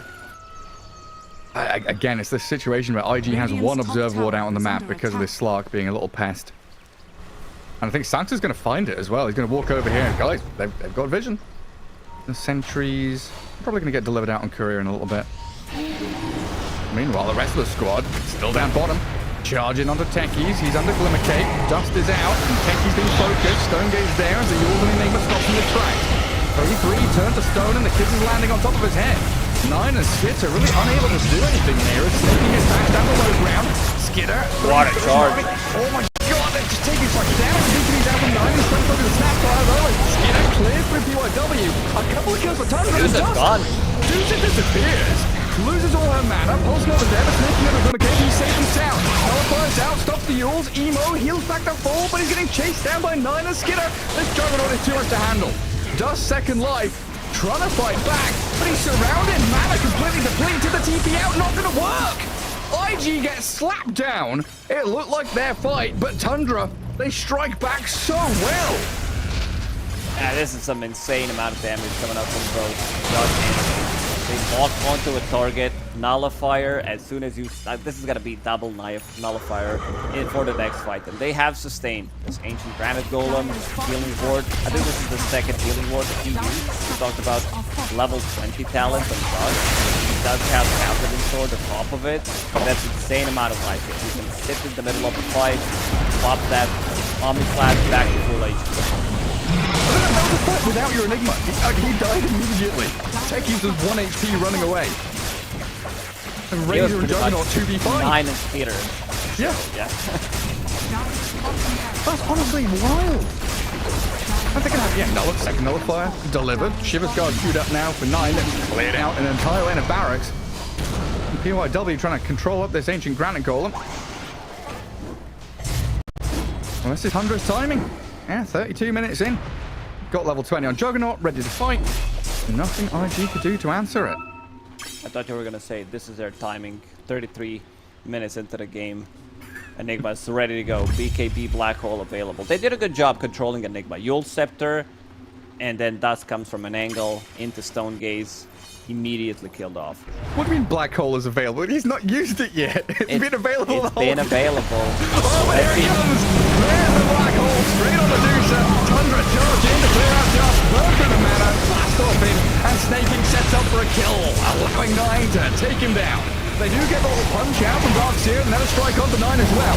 Under this tier 3, the kisses, some covering fire to allow IG to slip away from danger. But Medusa's dead for a full minute. That was nicely done. You wanted to see that Black Hole 33 lands it with the BKB. Not close enough. Yeah, that's perfect timing. You knew it. You called for it. Nostradamus Lacoste himself. I mean, we're on 7.33 fast. This guy's way too dodgy. Well, PYW trying to charge and bash them back, but they come in with the Malefice and the Sticky Bomb. Skidder straight in onto the Spirit Breaker. They use him up to buy some time. 9 Razor. And this Healing Ward, yeah, keeping everybody topped up. how quickly that Medusa dies, though, even with her butterfly. They don't have MKBs, right, on Tundra? They're just shredding her with a mischance, with the magic damage. And IG They struggling. have so much attack speed that it looks like they have MKB. Even though it's misses, they don't have it. Look at Juggernaut's attack speed. Punch. W's gone a step too far. He's going to die with buyback, though, as Medusa respawns. 9 popped his BKB, and this final lane of barracks is going to be safe for now. IG wants to defend by being aggressive, charging forward. Dust and Emo looking for the target. Slot lined up for them, but in comes that Juggernaut with a swift flash. Focusing on the dogs here now as well, as 9 just stutter stepping. Back he goes, kiting out. Emo. Skitter, spin, safe and sound. And even looking aggressively towards the Spirit Breaker. Then Malphite him up. PYW, he's in trouble. Dieback. A dieback to the Spirit Breaker. Good move in from Emo, though. Out there with the dogs here with the vacuum wall. Skitter gets out the Omni Slash. The real one bouncing in. Huge damage. And Skitter will jump in with another jump. Kill off the pesky Leshrac. And 9 zoned out by the kisses, sure, but he's going to get out there with the movement speed. The base in trouble. Dogs here can't stick on his man. Razor's out of there. And how many slashes does Juggernaut have? All of them. Oh, mini slash, omni slash. Constant like damage. They're not focusing down. They can't kill him unless they get like punch into a stun, into Cookie, and then Medusa right clicks. He's not gonna die. They need to be able to control. The problem is Black Hole is gonna be available again. So this gives Tundra opportunity. If they Black Hole just one guy, kill him off immediately when it comes down to buybacks. There's only one hero with the buyback available in the game right now. That's Snapfire. Oh, wow, yeah. And now another DD rune. I'll take that. I'll give it to the Razor. Bottled up for 9. But yeah, in that fight, I got a little confused because Juggernaut Swift slashed, and then the fight lasted long enough. He did another Swift slash and then the Omni slash. I thought the second one was the real one. And he's getting so many of these little ultis out. Very difficult to keep tabs on this Jug. Boots of Bearing, Solar Crest on Jug, like this attack speed, and Skitter does have MKB queued up as his next item, can still like swap his power treads, new neutral items in a minute, or he can eat the Ag. The Ag, like, what is that? Like, you want to eat the Ag? Are you hungry? 3-3 being focused, but he's being pushed down to low ground. He can think about the jump back in if he wants to, snaking the new target just from IG. But even his little techies is tanky with a Glimmer Cape and Solar on him, and this allows Skitter to jump in. A little swift slash onto the Medusa, and Dust will absorb his mana. Nullified now, the Cookie. A little bit of spaceport for him, trying to surge out the Medusa here, but slow to a crawl and dead. And there's 9 with a double kill. Clears out the dogs here. 2 heroes gone with no buyback, and 3-3 with a Black Hole. Spirit Breaker, you've been an irritant, a nuisance, a pest this entire game, and you will die in the end. Tundra, they finish it off. Game over. Game 1 theirs. 33, he saw G's dropped in the old chat. He's like, one black? What do you mean one Black Hole? I'm just gonna land another one. But yeah, they farmed up. This is what Tundra does the best. Just like outfarms their opponents. They didn't have enough catch, and all it took is like one opportunity where he sees Spirit Breaker on a different side of the map, which he showed, and he's like, well, they can't stop me from getting in. With the BKB Black Hole, gets it onto Medusa, they kill her, and then the game just like falls apart. There's like so much sustain that they had on their side. This healing ward, I think, I gotta check the numbers. This is like, I don't know, 50,000 healing coming out from Jug. Yeah, he did a ridiculous amount. Yeah, I think you hit the nail on the head, though. Tundra has been that team, you know, around Dota 2, there's been that topic of item timings and overall draft timings, and it feels like Tundra are the best team of coinciding every hero timing to match their draft, like overall draft timing against their opponent's timing. They know that they can wait things out, fight this Medusa, make sure that you've got the late game scaling to get over the top of that Medusa once it gets past 30 minutes. Just a couple of Black Holes. I mean, a couple, one Black Hole was all it took in that mid lane to just completely finish the game. One more kill on Medusa to round it out. And Tundra looking incredible. Yeah, it was a good showing from Tundra. Even though like IG looked also good, I think they stopped playing Dota for 5 minutes. There was this constant aggression coming out from Spirit Breaker. Darkseer Emo was in their face, and then they just didn't do as much as they did, and I felt like that was a bit of a mistake from IG. Saksa caused a lot of problems. Like, he bought time. He like, how much time do you want me to buy? All of it. And he's just like, I'll de-ward, I'll get some of their wards, I'll reveal some of their wards through the ganks. So he gets a couple of sentries, removes them from the game, buys a lot of time for Jug to come back into the game. Skater, he died 3 times in the laning stage. In the end, ends up with just like 1 extra death 30 minutes in. So some nice loot. Like, Skater, that type of a carry that, you know, he even if he's not off to a good start, you can still rely on him that he's going to carry the game. Absolutely. But there it is, game 1, Tundra, wrap it up. We'll find out what happens next, though. A quick break, and we'll return with game number 2.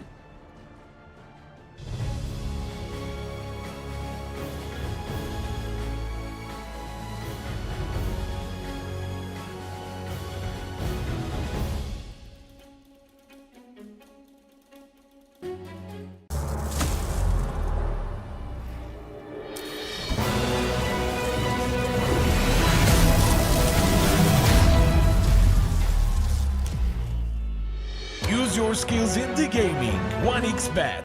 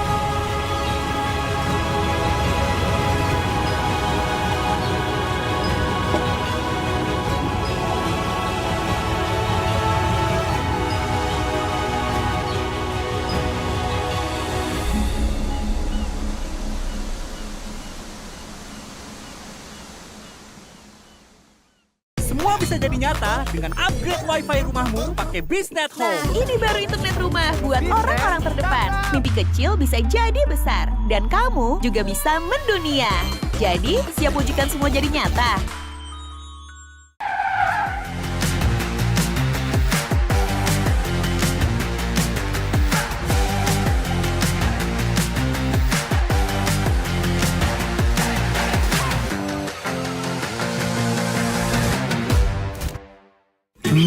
Panas. Di oven nih. Hai. Ya kelar. Wih. Nah ini Sukroven si paling seru.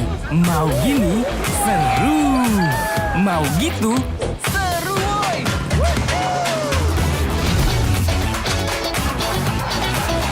Mau lagi? Lagi. Terus aja lagi. Sukroven seru roll di oven. The world is your stage. Take the first step to change. Lead with vision and innovation. Perfect your strategy and make your goals reality. Get in the game. Make it count.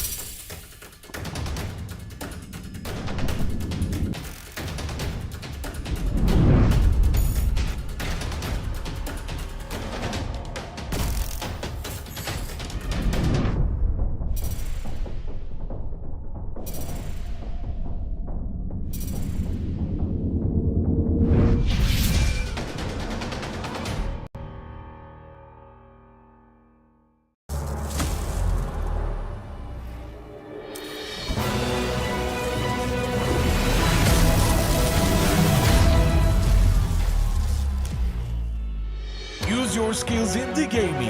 1xBet.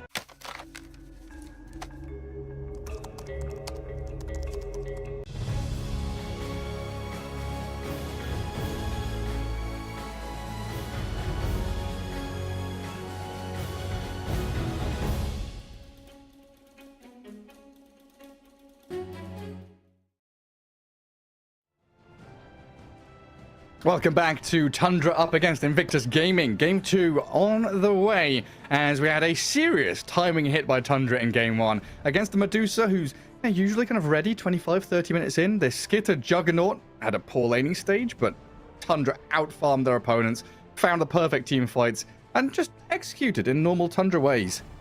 Yeah, like they lose 2, sometimes even 3 heroes on Tundra, and they still get a lot of farm on different side of the map. It's just like, when you do the math afterwards, like, did you win a team fight? Yes. How much gold did you lose from it?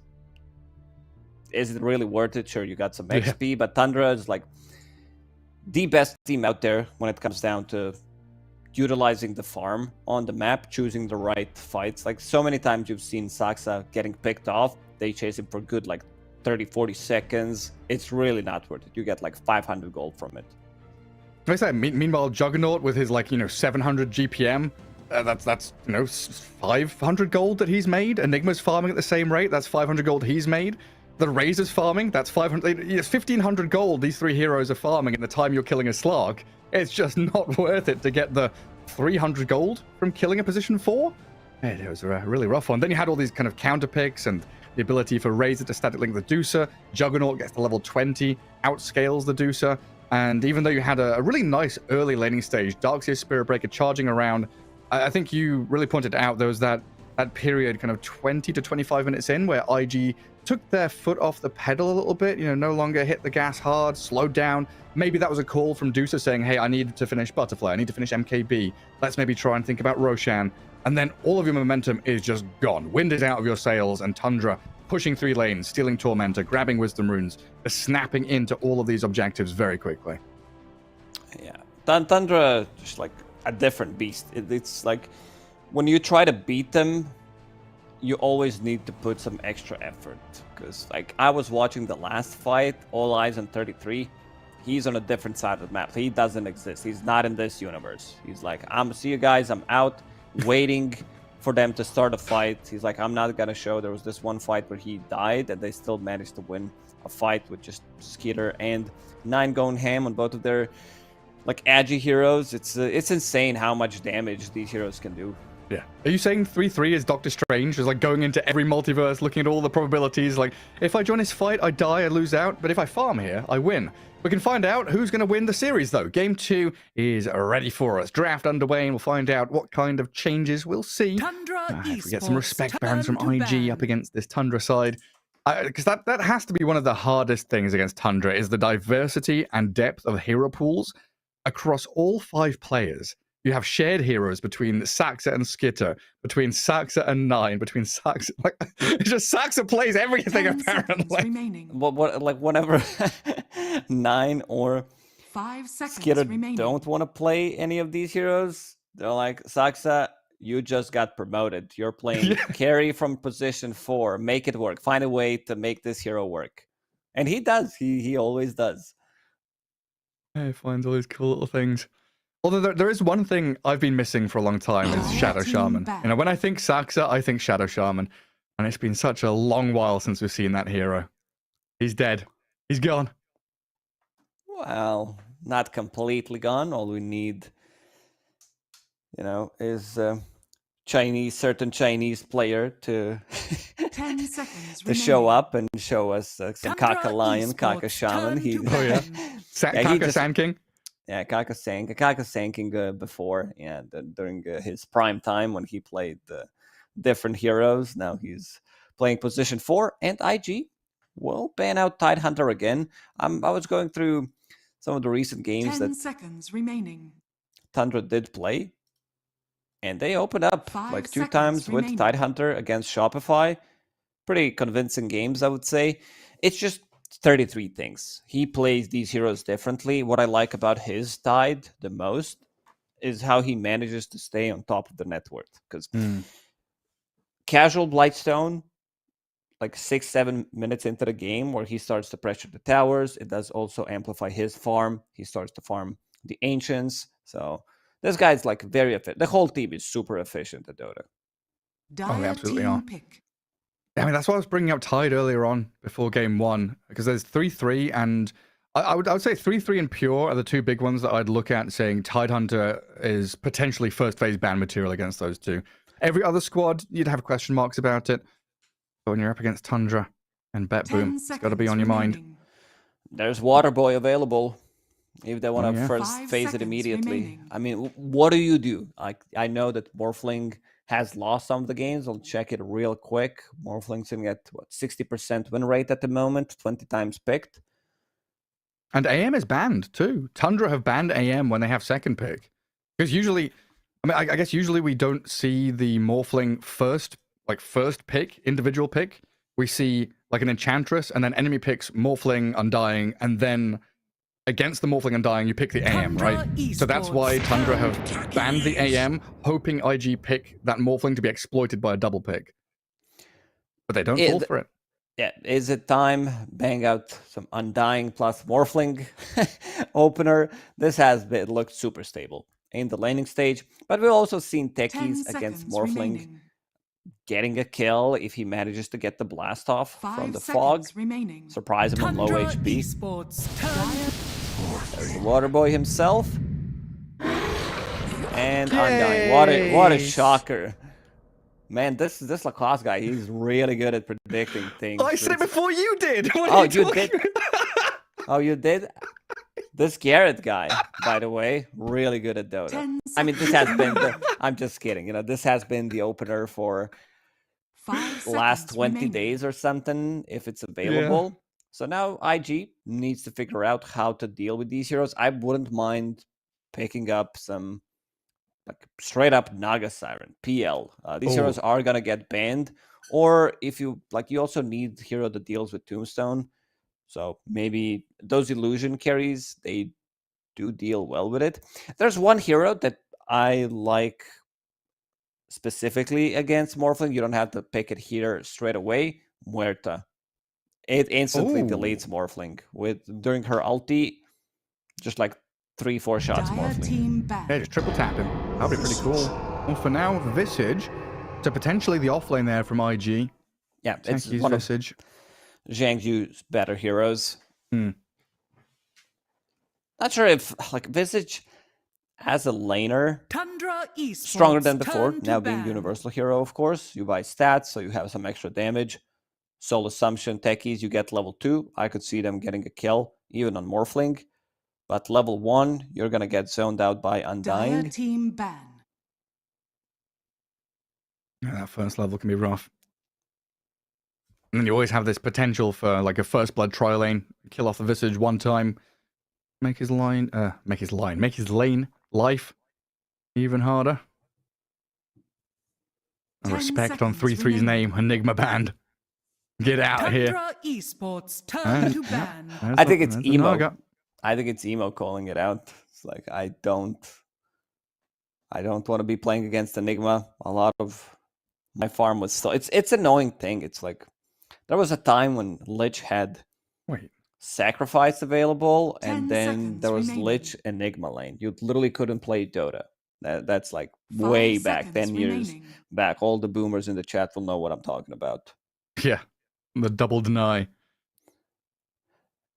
Why did IG ban Naga? Am I missing a trick here? They thought they were picking. I don't know. Because you thought IG could pick Naga, right? Team ban. Is there a scenario where they play? I mean, it's been done before. Some position 4 Naga. You can also play mid-morph, maybe? Mid-morph, yeah. I don't think morph can be flexed other than 1 and 2. Naga Siren can.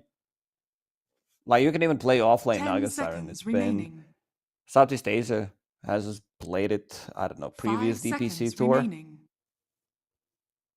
By DPC tour, I mean previous season, my bad. It used to be a KP special, right? Yeah. Well, one more ban to go for IG. Let's see if they get rid of like a Saxor Slark or a Bat Rider or something like that. Because Bat can be one of those pesky heroes. It really does irritate you. There's two heroes. I'm down for IG. One is Phantom Lancer. You don't have to pick it straight away unless Tundra wants to ban it. The other one is Bloodseeker. I like Bloodseeker a lot against Morphling. Builds into Maelstrom. Morphling plays on low HP, so you always have that move speed. There he goes. Straight out. And also having Shard against Morphling, who's strength shifting, against Undying with Decay. Bloodseeker Shard can be quite handy. And Pango comes out from Tundra, though. So looking like the safe lane morph, the mid Pangolier. Right now, not too much of Pango to worry about. Yeah, Ember or Puck. This should be the next pick for IG. They know the matchup. Tundra doesn't flex this Pango. Pango isn't really flexed much. You know, maybe some teams will play it from the off lane, but that doesn't work. And Ember is just like a better version of Puck, I would say. It's also emo specialty. Searing Chains destroys Pango, so one of the reasons why they picked it. Now, in terms of tower damage, they have some from Visage. It's just that I want to see 10 seconds remaining. Like something else that deals with Morphling. This Pango pick also told them that we are not picking Phantom Lancer after seeing Pango. Pango with Ags, Diffusal, Shield Crash removes Phantom Lancer from the game. I mean, Tundra pretty smart at drafting, but I do like this Skyrat Mage pick. It does give them silence against both Pango and Morphling. Ooh, 5 seconds. And again, it gives them... Go on, sorry. Yeah, sorry. I think this might be like a really good game for Lycan. 33 against Skyrat Mage, against Techies. These heroes like do suffer a lot. Like you can't protect yourself. That's the problem. There's not much control. Yeah, that's why I like it, because like neither does Ember. Like sure, you have Slight, but if you start running at these heroes, they are gonna have a really bad time. Skyrat is a hero that has 0 armor for some reason. Every single time I see this hero, I'm like, why? Give him some armor, just one. Yeah, the point I was going to bring up was, again, it looks like IG have a very strong 4-man like core fighting group where they can run around killing people, set up with Slight Chains, blast off, Mystic Flare, tons of magic damage here to dump into targets. But if you kind of flip the script on them and you run at IG, they don't have saving heroes. They don't have maneuverability on anyone apart from Ember Spirit. And all of a sudden, if their positioning isn't perfect and they're not getting the jump, this draft gets kind of undone. And Moonlight Shadow going to do a similar thing there, is, obscure Tundra on the map, make sure that they're hidden from vision. They'll be able to even get that initiation onto IG or just disengage from some of these fights. Yeah, I mean, it's not like, wow, it's a great Mirana game, position 5 against any of these heroes. It's just like Moonlight Shadow, snaking specialty. It could be Saksa playing it here. It really depends, because I think they want to be laning more for Undying, so probably going to be Saksa in the end. 10 seconds remaining. Watch it be a 3-3 Mirana, man. It's going to be like a position 3 Mirana or something. Remaining. Could be. I don't know if that's a thing. I'm only saying it in the 1% chance it happens. I look like a god. There were a couple. DPC Tour 2. I believe Europe played it a couple of times. Toby Mirana. Yeah, Resolution did it a couple of times as well, I think. did it. Yeah, you're right. Yeah. 10 seconds remaining. Yeah, it's out there floating as an idea, but unlikely. And then, of course, with Mirana, you've got this ability to stop Visage pushes around catapult waves, slow things down nicely. And yeah, IG focusing on 3-3 there, and with Doom, Darkseer, Broodmother gone, and all the heroes that you were calling out. And for the other side, Bloodseeker, Phantom Lancer, removed by Tundra. One more to go. 10 seconds remaining. It could be... 5 seconds I mean, it's remaining. a good TB game. Either TB, or I could see like Dust picking up his Ursa. I don't know why. I know that he loves to play the hero. Picks it from time to time. And for IG... that's for IG, but for Tundra, there's still Beastmaster available, even though the hero got slightly nerfed. Either Beast or Lycan, any of these Zoo heroes, Skyrat Techies do struggle against them. Yeah, and if you have a Beastmaster, having set up for for Arrow, that bit of time to be bought for Pango to join in, Morphling to get into the fight. Dire team Give you that vision game as well. And it's going to be the Monkey King ban. So trying to protect 3-3's hero. Likely going to be a melee one. Yeah, I think that's Lycan now that I see Monkey gone. Could also be like something beefy. Depends on the matchup. 10 seconds. Underlord? Yeah, he is definitely floating out there. Not float. He's a big guy. I don't know if he can float, but the idea is floating. He's sliming around. A big old slug boy. Slithering. That's it. No, he's not floating. He's slithering.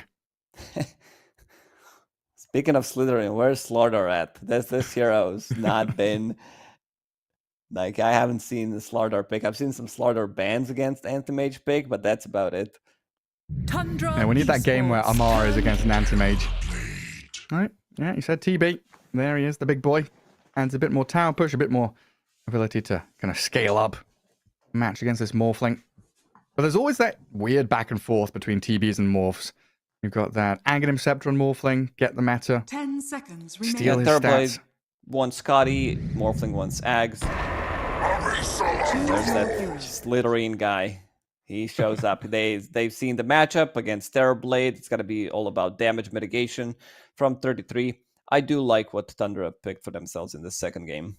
I feel QIQX, he needs to pop off on Skyrat Mage. He needs to be the one controlling Morphling. Pango, there was a game during DPC where he actually he was not playing 5 Skyrat Mage. This felt like mid Skyrat Mage. Not even kidding. Like this game was like stuck in my brain. So he definitely knows how to play it. Needs to play with Ember Spirit, go for these kills, and it's gonna be Emo. And they're deciding. And never mind, they decided. Emo just didn't pick his hero because Emo also does play Terrorblade, but recently they haven't been shifting much between 1 and 2. 5 seconds. Emo on his signature Ember Spirit. Gotta see how much he's going to be able to pull, how much weight he's going to be able to pull in this one. Yeah, it's a pretty good matchup, right? Ember against the Pango. Should be able to rotate into these side lanes quite nicely with Techie's Visage and Sky offering a lot of magic damage on top of that gap close that Ember Spirit brings to the table. Yeah, it's definitely another game, though, where IG have to keep that momentum going with those first 4 heroes. Techie's Visage, Ember, Sky. They have to fight. They have to be getting these kills early on to come out of that laning stage with a bit of an advantage, allow Dust Terrorblade to kind of out-farm the Morphling and get to that timing earlier. It seems pretty important for IG to get these towers early as well. You want to be opening up this map, getting deep wards down so you can play that aggressive style, while Tundra probably going to just play that Tundra style, get themselves farmed on 9 and Skitter, look for that late game, get some auras up on 3-3, and find that, that one fight. That's the key to Tundra's drafting and playstyle, really, is that one timing, that one fight to kind of topple or tip the scales. Tundra playing Tundra style. You heard it here first. Definitely one of the most Tundra-esque teams out there. Yeah, they are. I'd say there's 100% likelihood that Tundra are going to be Tundra.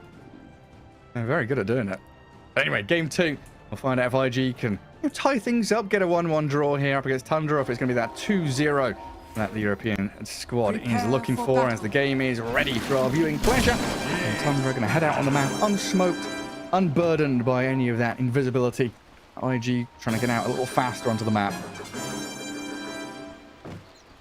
What is this Underlord set? I don't remember seeing it. Usually it's that like gigantic slug, but what's that on his back? Snaking?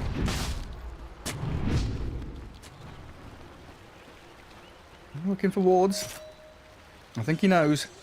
He's pinging it out again. Yeah, I'm not sure this Underlord set. He's got some steampunk stuff going on. He's got a couple of furnaces on his back. I don't know if he's powered by fuel. Snaking. Doesn't get the D-ward. Denied, in fact, the first blood. Going to go to IG. Emo, the Ember Spirit, grabs it as Skitter drops low to these soul assumptions. Visage pumping out some serious damage. Yeah, the rest of the team, not there. I mean, pretty similar thing happened in this first game, but they were not ready to take the fight. Skitter, no HP whatsoever, but he is underneath here. 2 tower, has that extra region.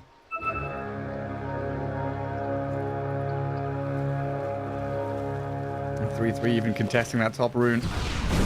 Considering it anyway. That's scary against concussive shot and reflection.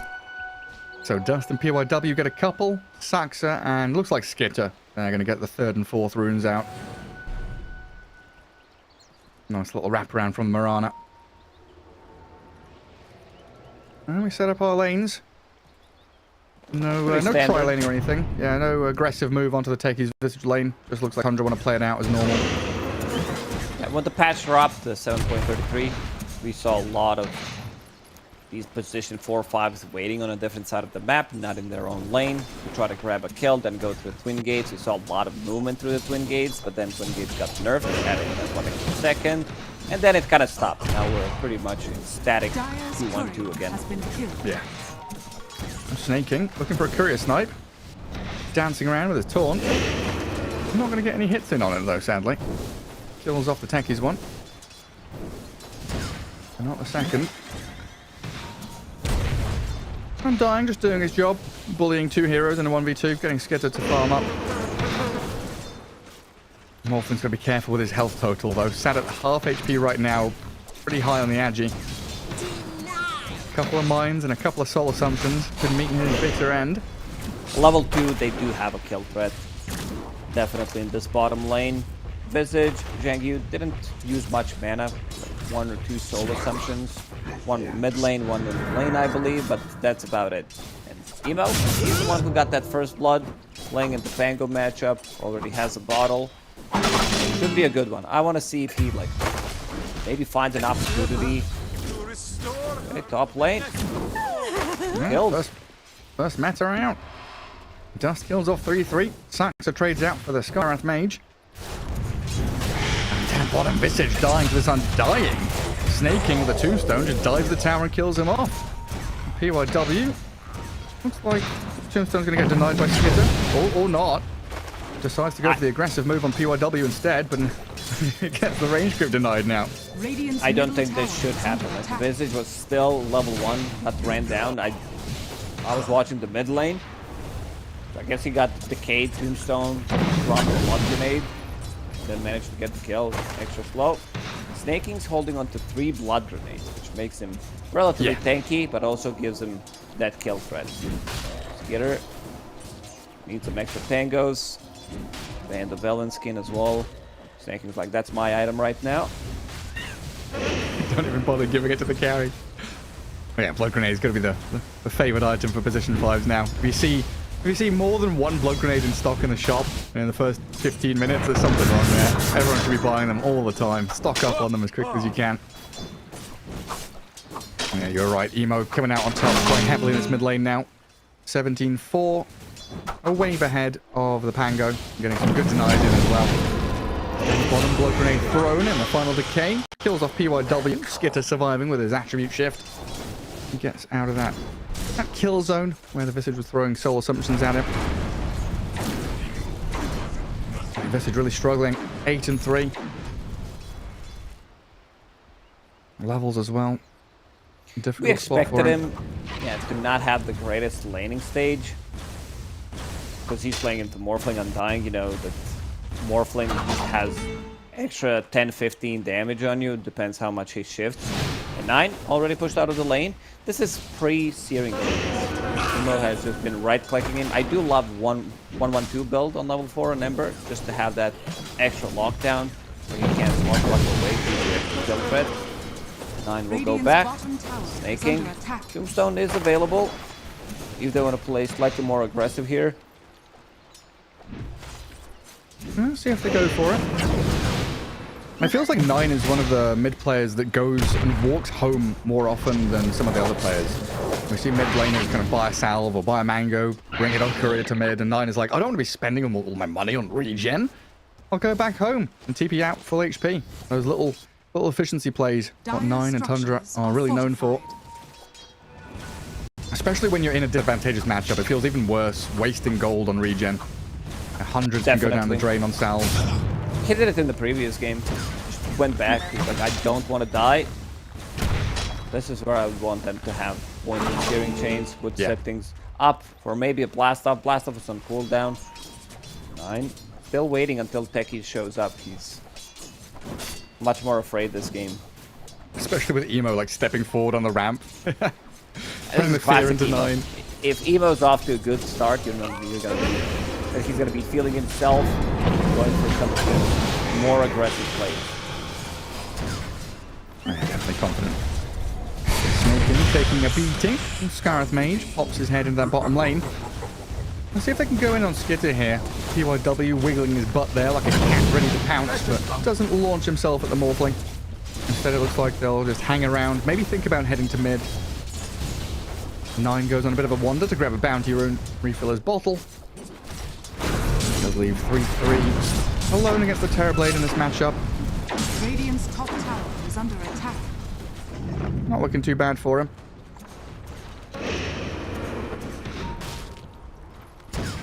Pretty much every core outside of the Visage farming reasonably comfortably. Pango is the one who's struggling the most, I would say. 9 gets out of shield crash onto a couple of them. Level 6 Ember Spirit here though with a fair number of 1 charges. Gonna finish off the job. Ayana Undying both here arriving to kill off the tankies. Emo pops the Fairy Fire and another remnant there. Yeah, he's got the mana to jump to it if he needs to. One more Sleight of Fist, buying a bit more time, dragging Snaking away from this lane. Is there a bounty rune? Ah, that's why. Snaking, he's going for Hand of Midas on Undying. No, he's not. I'm just kidding. That's Skeeter's gloves. This is your pub. Like this what your Undying looks for pub. If he dies with 1 time, you don't follow him underneath the PvP tower 2 minutes into the game. He use it up. Why did you dive with me? Come on. 3-3. Gonna feel the pain from PYW and QY and QX. Snaking, he's going for that XP room. So Saxa. Saxa's here as well. Arrow lands, jump in with a Star Storm and another Blood Grenade. This Visage getting battered by Mud Golems now. He wants a Soul Assumption on Snaking, but he's juking him in the trees. Finally gets taken down. Wisdom Rune is grabbed up by Saxa and should be able to finish off the Visage here as he just rounds the corner and says hello. On the other side, PYW. And he pick up the XP rune. 9. Immediately into Rolling Thunder. Yeah, again, no chains. You've been pointing this out. The fact that Emo has no chains there allows 9 to survive. You need it. I don't know how Emo doesn't have it. It's just like 1 value point. Skip, like either Flame Guard or 1 point in Slight. He starts using chains. It gives you, starts like channeling any of these abilities. Like you can't use Shield Crash. I mean, he can in the plates. Can't Swashbuckle away. Maybe gives you enough time to recover the mage to get close, to get that silence, to get another round of spells. Still, like even with this build, he is still dominating the matchup pretty heavily. 1.5k ahead of Bango and picks up regionally. He's chasing 9. Swashbuckle out, Remnant forward. Ember Spirits. Gets the Slide and the Flame Guard, but with no chains, doesn't have the control. He's just going to try and burn down 9. Meanwhile, in that bottom lane, we had a bit of a dive from Snaking. Missed out his Blood Grenade. Doesn't want to go any further forward. I'm trying to keep Skitter in a comfortable spot down there. But so far, very good from IG. Top 2 net worth, 4,500 via TV and Ember Spirit. I'll find Snaking in the jungle as well. These 2 roaming supports, Techies and Sky, just bouncing from lane to lane, finding pickups wherever they show up. Takes a little longer. Kill off Snaking with his Soul Rip and Decays. Visage very happy to get that takedown. Ooh, level 6 gets a kill. About to have Phylactery. Things are looking really good for IG. Emo, he's gonna have like 10-minute Maelstrom. It's just, Brand Root, but you also have Orb of Corrosion.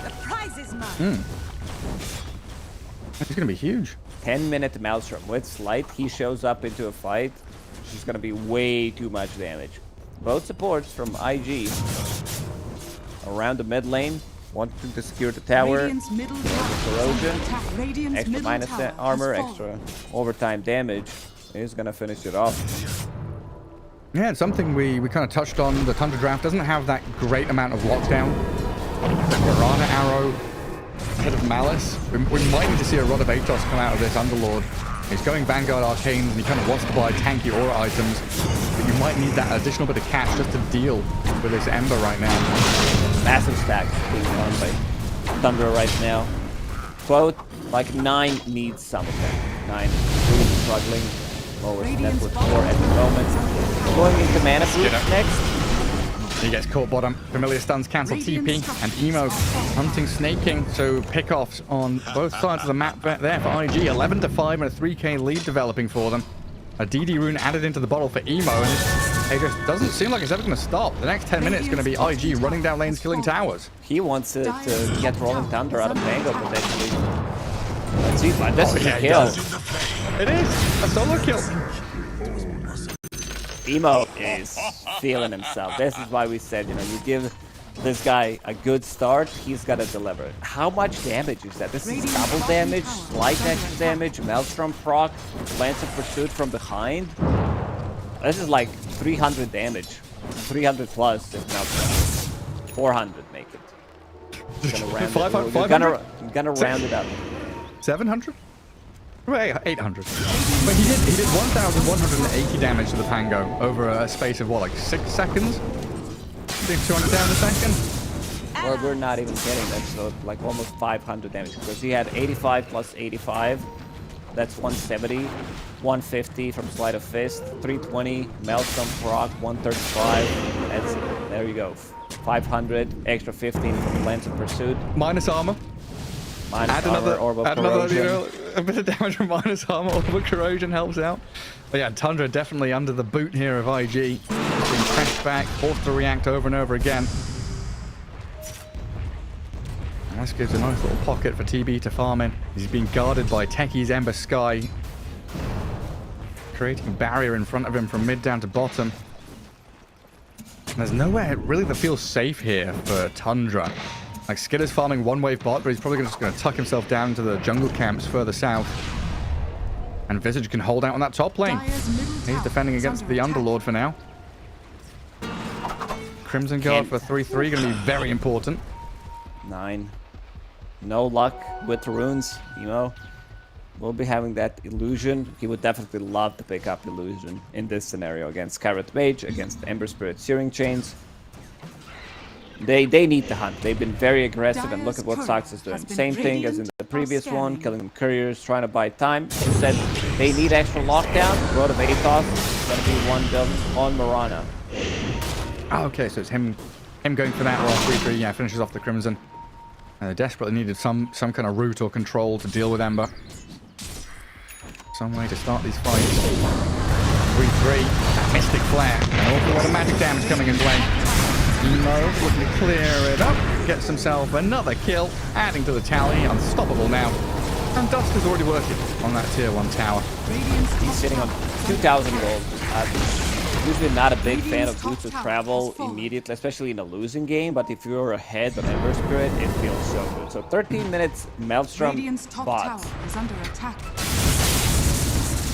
He's wilding. This is some illegal DPM from Emo. Why? What is it? What is it? Flames will spread 60, 13 minutes in. Barely behind the TB. And this is the thing, right? This train doesn't stop. Once they start rolling, there's no brakes on it. TB with meta on your tier 2. 14 minutes in, they've cleared out that top lane. They can start thinking about stealing Wisdom Rune in 20 seconds. Control up Roshan, get into enemy ancients. The only silver lining is Skitter has had a bit of free time. He did. It's just that other heroes are doing so much better, and Morphling, in terms of team fight, not the best team fighter. Get the kill here. 9 gets it. Definitely that extra gold. Snaking managed to steal it. He's gonna lose his life for it. But yeah, taking some of the XP away from the supports. Behind. Still a little good, but 9 dying to Emo and QIQX. Maybe even thinking about diving 3-3 here. He throws the Pit of Malice and he gets back, but there's no protection. There's no tier 1, no tier 2. And that TP onto the Familiars. Another great little combo. Ember Spirit can move across the map, help out his Visage. No big deal to kill off Sax of that. Emo, he's all over the place. He's just like everywhere on the map. Boots of Travel, Remnants. You show up. Think about the Visage. he buys all of these small items. Like the biggest one is Phylactery. He doesn't like to save like 1200 gold, 1000 gold for Diadem. But afterwards, Drums, Solar Crest, he loves to buy those items, and these like every single component is so cheap. It's like farm for 30 seconds. I have one component for it. You get into a team fight, you don't die. Bam, you have Medallion, you have Drums. It's flying to him. It's just suddenly full Solar Crest, which does unlock Roshan for IG. On Dire's side, I think they should go. I don't even know if they need meta. They have enough damage. Solar Crest. I can see them take it in the next minute and a half or two. Absolutely. Yeah, all their lanes in a pretty good place. 9 trying to clear out in the mid lane. Techie has been sat bot for the past minute or two. Mid again. And then mid, 9 dead again. Sky and Ember pairing up once more. Partners in action and kills. Emo and QRQX. Unstoppable force. There's like no commitment either, right? It's just like any time you're out on the map, you get found by 2 heroes here, 2 heroes there. Amber Spirit TPs onto the other side, pairs with a Visage. Emo is everywhere and nowhere. And also, controlling runes. Every single rune now belongs to IG, pretty much. Because you're not going to go there. QX. This is why I mentioned that his performance in Skyret Mage is like stuck in my head. Because of games like this. He's all over the place, playing with Emo, getting these pickoffs. And I don't see Tundra defending this tier 2 tower. That's what it you. No way they can come and defend.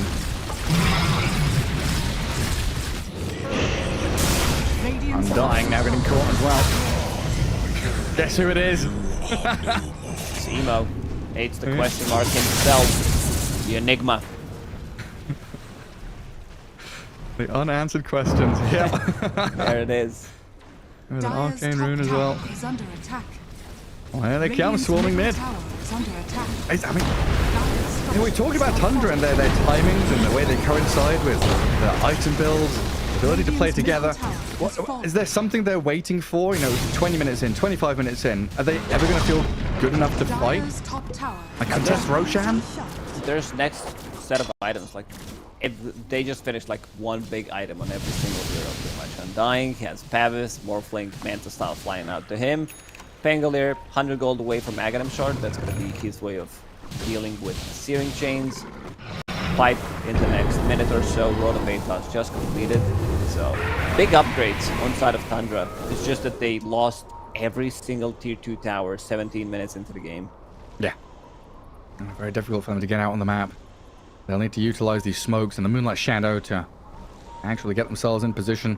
I mean, Morphling right now sat in that top bit of the map farming neutral camps. Tundra will Moonlight here. Under this umbrella of invisibility, they found a catch on the Techie, so a kill there for 9. And Emo realizing that's not a spot he wants to be in, as Tundra were rallying around the Pangolier. A little bit of relief there for Tundra. Boot IG out of that bottom jungle, give Skitter a bit more freedom in that bottom lane to get some farm going. It's just the next step, right? You can do one step forward and then IG are like, okay, we're going to push you 2 steps back. And maybe with this run of Atos into Arrow, they catch out Emo in the mid lane. Rolling Thunder, Shield down, the Blood Grenade and Mana is lacking here on Emo. He's going to get the Mana, the Remnant back, but 9 is there to set up the trap to kill off Emo. That's massive. Let's go. Mystic Clara, 3-man blast off. PYW's in. Gets the catch on Snake King. Tundra trying to stand and fight here with this. Here's the Morphling turning to TV. Metamorphosis up. 3-2D focused by Dust, the real TV. He's got that tankiness though through the Crimson Guard, blown up by the mines. They blow him up. The back lines, they blow up Dust. Turn around on the 9 though with Visage being focused by Skid and Saxa. Trying to get around this with Sky and Techies lurking on the sidelines, shadowing the Morphling, forcing him to Manta style, but Tundra with a solid fight here. Some huge kills, massive gold influx for their carries. This is big. This is like just being able to kill Emo, who's worth.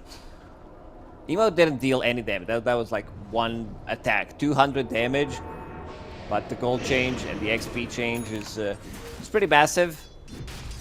Even though they like dealt more damage on the side of IG, I still think this is a big dub for Tundra. Visage going for Ags. There's a I would say an argument to go and pick up a fight in this one. They're playing against Pango or Flank. Like they have a lot of magical damage, Firestorm as well. So now he's going to be playing slightly more for himself. Let's see if it pays off. Like you do become Envisage with that upgrade, and then you can start playing on different side of the map and going for even solo kills. Phylactery, Solar Crest, Undying is just like straight up dead. Look at Tundra, what Emo? He's got his BKB up, Tormentor down, Sax against the Shard, Emo's going to fight back, but they're going Go through the gates, Phoenix Emo. Gate. Get in. Nah, he doesn't want to. That was such a nice play. Quick in and out. Who got the Shard? Mirana. It was Saxa. Okay, not the... Hadley. I would have preferred if it was on Undying. I mean, it's not the worst Shard. You get extra leap charge, some damage. Usually you don't like get the damage in. You use it for defensive purposes, but they're gonna go and kill another Tormentor. They want to pick up Grab Ally. This is the one that saves them from Carrot Mage combo. Takes the blast off, buys a little bit more time. Now also XP room. He's gonna pick it up. 9. So now it's a coin flip between 3-3 and Snaking. 9 already has a Shard. So Snaking a 3-3, the bottom 2 net worth without it, and of course 3-3 gets it. I want to see if Snake actually queues it up. If he's like gonna be, I'm buying this item on my own. They're just like, fine. Oh, I see how it is.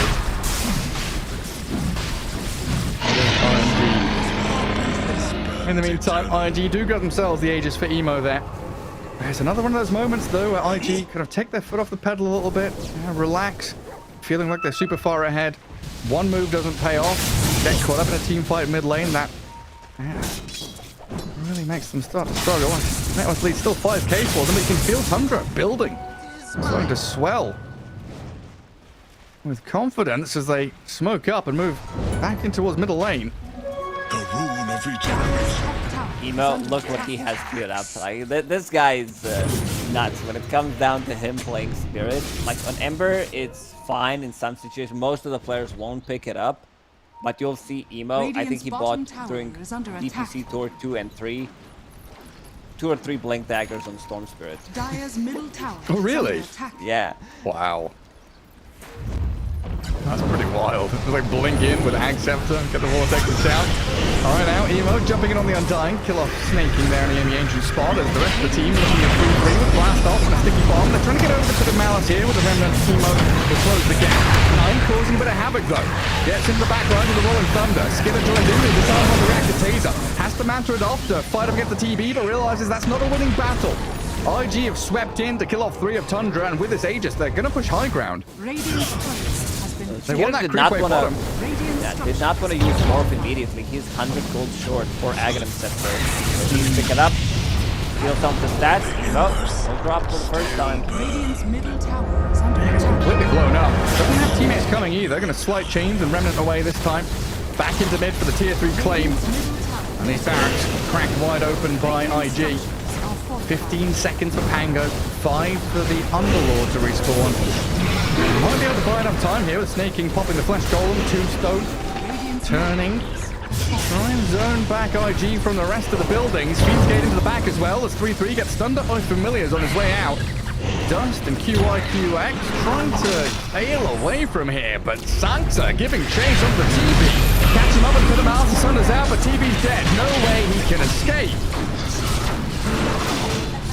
They lost melee barracks, but they got something out of it. I love this Chad move from 33. Fiends Gate in the middle of a team fight, goes through it, like a bit of malice, and we saw Saxa using that shard effectively. Gets the slow and Terrorblade, lands the arrow. So Sagan upgrade coming in very hot. Is it the worst Ag shard in the game, do you think? No, Skyrat Mage. You thought his is worse? Yes. Sorry. Are scanning. Is Mirana top 5 worst though?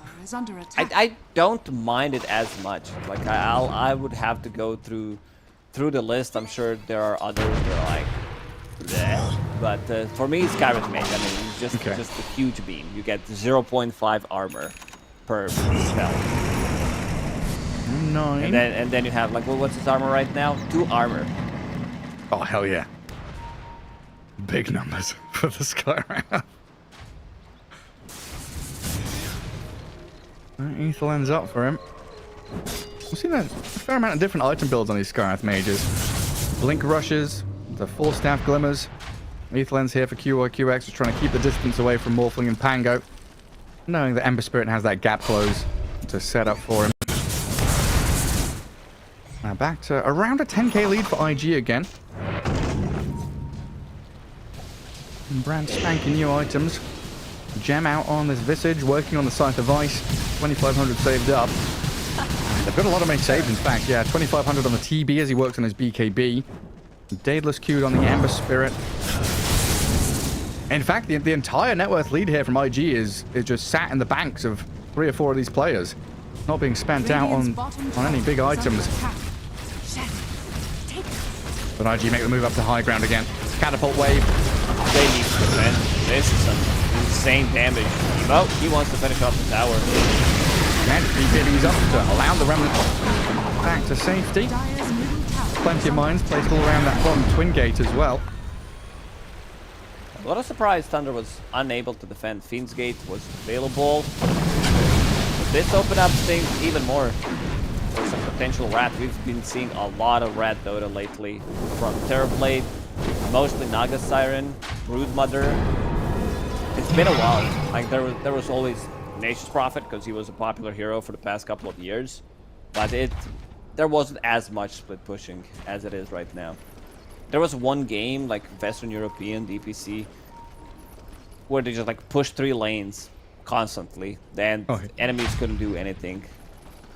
Oh, we had that game now yesterday, right? With AM, Broodmother, and there was a 3rd hero as well, where they were just like ratting, taking racks, jumping around with mantra illusions. There's a lot of these little plays you can make. It forces errors out of your opponent. They get caught in this decision-making trap where it's like, do we have to come back and defend? We're already set up for an aggressive move, but we might have to make a defensive one instead. Double guessing yourself causes issues. Saxa, in an aggressive position himself, backed up by snaking to snipe out the Skywrath Mage in that top jungle. Does give away their ward positioning here, and it looks like the Visage is tracking back with that. A little bit of Invis opens up for the Techies blast off. Holding on to Gem, as you mentioned, there was QYQX who bought it. Going into Hex next, so that's going to be instant initiation. He might be able to catch some of the heroes, like holding on to Gem, having Invis himself with Ags upgrade. They get the pick off, and then it's 4 versus 5. And it's a really strong, like, 5-man group up once they decide to go with meta. Next Roche, potentially in a minute and a half. There's XP rune available on IG, and they're figuring it out. They don't want it to be stolen by Fiend's Gate. Tundra has been like very focused on these XP runes, especially the 7-minute mark. I love watching projectiles fly across the map. Adaptive Strike just followed Emos all the way from bottom barracks down to the bottom right-hand corner. Oh, Lotus Orb. That's a big Courier snipe. Gone for 2.5 minutes. Great upgrade against Reflection, Sunder, Searing Chains, Scarbat's Silence, and Taser. Anything pretty much. Radiant Yeah. are scanning. Anything you can dispel. Lotus Orb's pretty good against. And Tundra managed to hold on to this. It felt like almost a foregone conclusion when we were 15 minutes in. They bought themselves enough time to get to around 30 minutes. Scaling up with this Morphling. Still in a situation, though, where out of the top 4 net worth heroes, 3 of them are dire. And the Pango, the real struggler. It's still a I keep looking at this. This Techies has Octarine Core. I keep looking at him every time he's got a new item. PYW has been in farm mode. Like, he's been involved, but he's also farming the creep waves. It's not just Octarine, it's Octarine Glimmer, 1200 gold. He has almost the same amount of farm as 9. 9 has been shut down completely. Look at his itemization. This is Guardian Greaves, so wants to have another way of dispelling things. Wants to protect himself against Searing Chains. Skyred Silence, and does have Shard of his own. And they want to try and draw out these fights as long as possible. But they're going to get scouted here. Familiar's over the top. 9 gets seen near the Twin Gate. They do get the arrow on the Visage. The Rolling Thunder comes across, killing off the birds. The Fiend's Gate here next to the Twin Gate. Good connection. They're blowing up the connection on Visage really nicely. And now Rolling Thunder stopping the TB. He gets crashed down to the low ground here and he has to BKB. TPing out. Dust wants no further part in this fight. Giving up this area of the map to Tundra. Oh, Roche gonna respawn in 10 seconds. TP doesn't have BKB. Meta, like 15 seconds duration left, so I can see Tundra take it, and that's why I said this game's pretty winnable. It says 10k gold lead, so that's a huge number. Look at Evo, he's inside of their base. Chipping away at barracks. Goes into mid, helps out the catapult, goes down the bottom. Now tying up Snake King as a solo kill. With his TP from 9 though. Able to protect him, but an additional remnant gets him in and out quickly. And Roshan respawning. Yeah, he is in that bottom right corner. And nobody poking their head into the pit just yet. 9 needed to adapt his item build, his skill build. As well, usually you want to pick up the Shield Crash CD talent on 15, but decided to go for Rolling Thunder instead. Feels like he needs more control. And those bounces, managed to get the kill on Visage. I think Zhang Yu might need an item to protect himself with. So some BKB I saw him had queued up before this Hex. Where's the gem? Gem now, yeah, belongs to Underlord. Vivity's the one holding it. Look at them go in on Emos. They really had it caught up there with some chain stun, but he's got the BKB as backup plan. And IG wanting to turn this. They are smoked in behind the Visage and Ember Spirit. Tundra just doing a bit of poking and prodding around the Roche timing. I don't have that Rolling Thunder anymore. And Flesh Golem down for 30 seconds as well. It could be a good spot for IG just to go in the pit, get the Aegis. But you've got to be so scared not having Metamorphosis for 25 and knowing that Tundra, they'll be wanting to fight. A Fiend's Gate right into the door step of the pit. Dust getting caught out. Roshan's still very healthy. 3-3 the focus. 9 for back with a roll up. Trying to crash onto the Scarab Mage. Snaking in the pit. And Visage lurking on the right hand side. A very scrappy fight. Everyone looking for a weakness in the armor of both sides.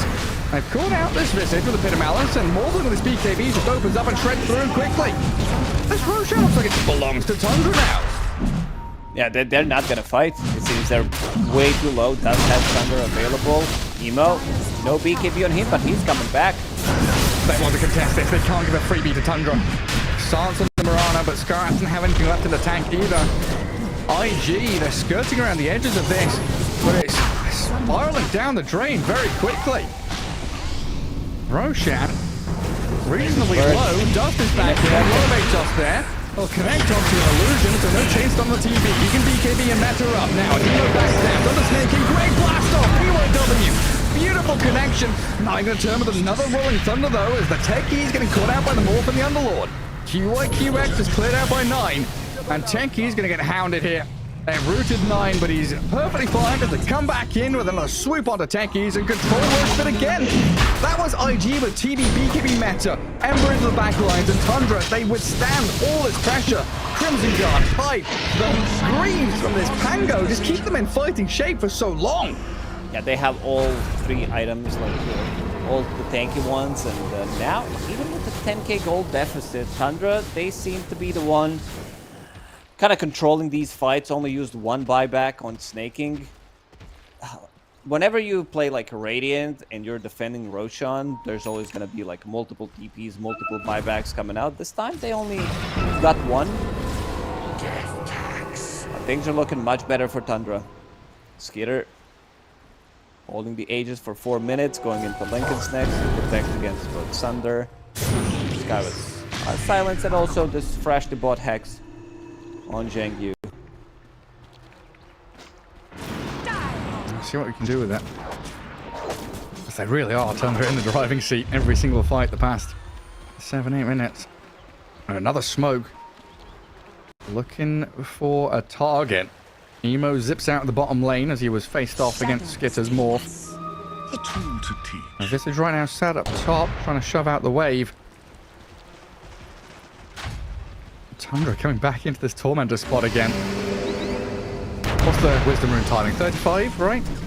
Yeah, they'll control it up and grab it. 7 times 5, 35.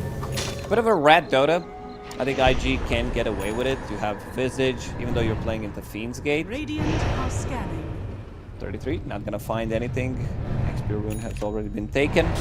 Because you open up the map, you don't have set of barracks on the mid lane. Also top lane, you don't have a tier 3 tower.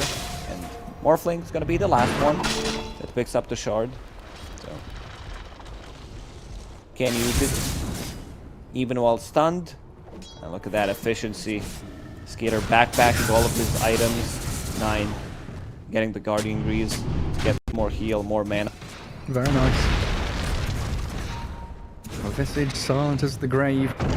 Invis and roping around, coming into mid. Nine felt something coming, so he blinks back as Mirana leaps forward. Emo, he's in there with his BKB and a slight change, but he's spent his BKB now. Emo, he watched that game yesterday. Oh yeah. Quest against Gaming Gladiators. He wants to buy 4 Divine Rapiers. At least for now, we don't know what's after 4 Divine. Well, I'd say 4 more Divines. It's just 8 Divines all the way down.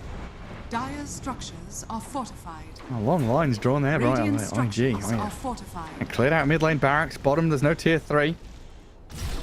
They're in such a good position, clearing out buildings not too long ago. They want to try and replicate that with the Terrorblades movement. Someone needs to defend this, because the range barracks are going to die instantly against all of these. The Uber portal brings Tundra down bottom. Not sure if they want to return top. That wave has crashed onto the top tier 3 on Dire's side. There's just going to be the Morphling to return there for a bit of farm. IG sticking around down here. Definitely not as confident as they were earlier in this game, though. They're struggling to find the angle that they need, the team fights that they want. I was about to say the same thing, where they feel very afraid of taking a full 5-on-5 engagement against Tundra at the moment, so they're now splitting them up. Thing is, you get close, you'll get initiated on immediately. Maybe waiting for Aegis to run out. A minute left on Aegis timer.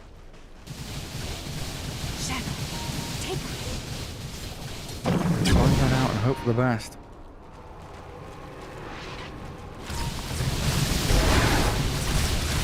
Let's get up. I'm going to clear through those illusions with some of his own. And Visage has the gem again. And clearing out that bottom right corner in the pit. 9 gonna roll up though. Run of Atos. And Arrow, not enough to deal with Emo's BKB, who gets a pretty hefty crit there on Saxa, thanks to the Daedalus. 9 try to get the connection going, surprise him from the fog with Rolling Thunder and Blink. But Emo, he used BKB, I don't know, like 17 times already throughout this game. It does feel like it to get away from the trouble. It's like he sees an enemy creep and he uses BKB. That's how scared he is. For a good reason. He only died once. They caught him in that mid-fight. What is he up to? Spell Prism picked up by him. Terrorblade for now. Defiant Shell needs to find tier 4 token. Spell Prism on Visage. Techies. Timeless Relic. That's a lot of damage coming out from Techies. Right, on Radiant side, Telescope on dying. Morphling Spell Prism.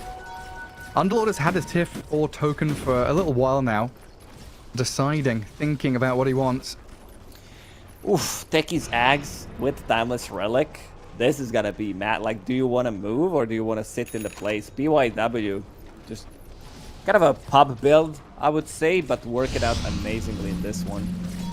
I like the minefield sign, yeah. Like, rush Octarine Core, play for himself, Glimmer Cape, straight into Ags. Even though I've seen in Division 2, Techies players picking up Ags immediately as their first item. Kind of hard to get into it, but if you get like 2 good fights, it's the same amount of damage. Oh, yeah, it's a game changer. Thunder. So is this, though. TB forced the BKB very early on. If this fight continues and Tundra can get another connection, could be huge for them. 9 rolling in. Look at PYW now. Techies, Glimmer Cape. Do they have any reveal? There's a gem on 3-3, but he was a little bit late to the party, so Techies TP's home successfully. That's a bit premature BKB there from Dust. There's Glimmer Cape, there's 4 staff available on their side. And in terms of burst damage, they don't have that much. Like Morphling with Adaptive Strike turns into Terrorblade. I still think you should be able to get the BKB off afterwards. Just no real moves being made by IG. Hey, Zemo actually thinking about getting this Divine Rapier, sitting on 7,000 gold at the moment. Make almost 8,000.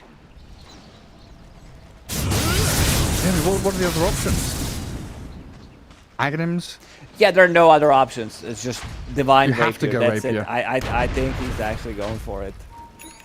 There it is. There it is. Yep. Radiant's top tower is under Rapier attack. time. 2 Sleight of Fist charges. He was waiting for that moment.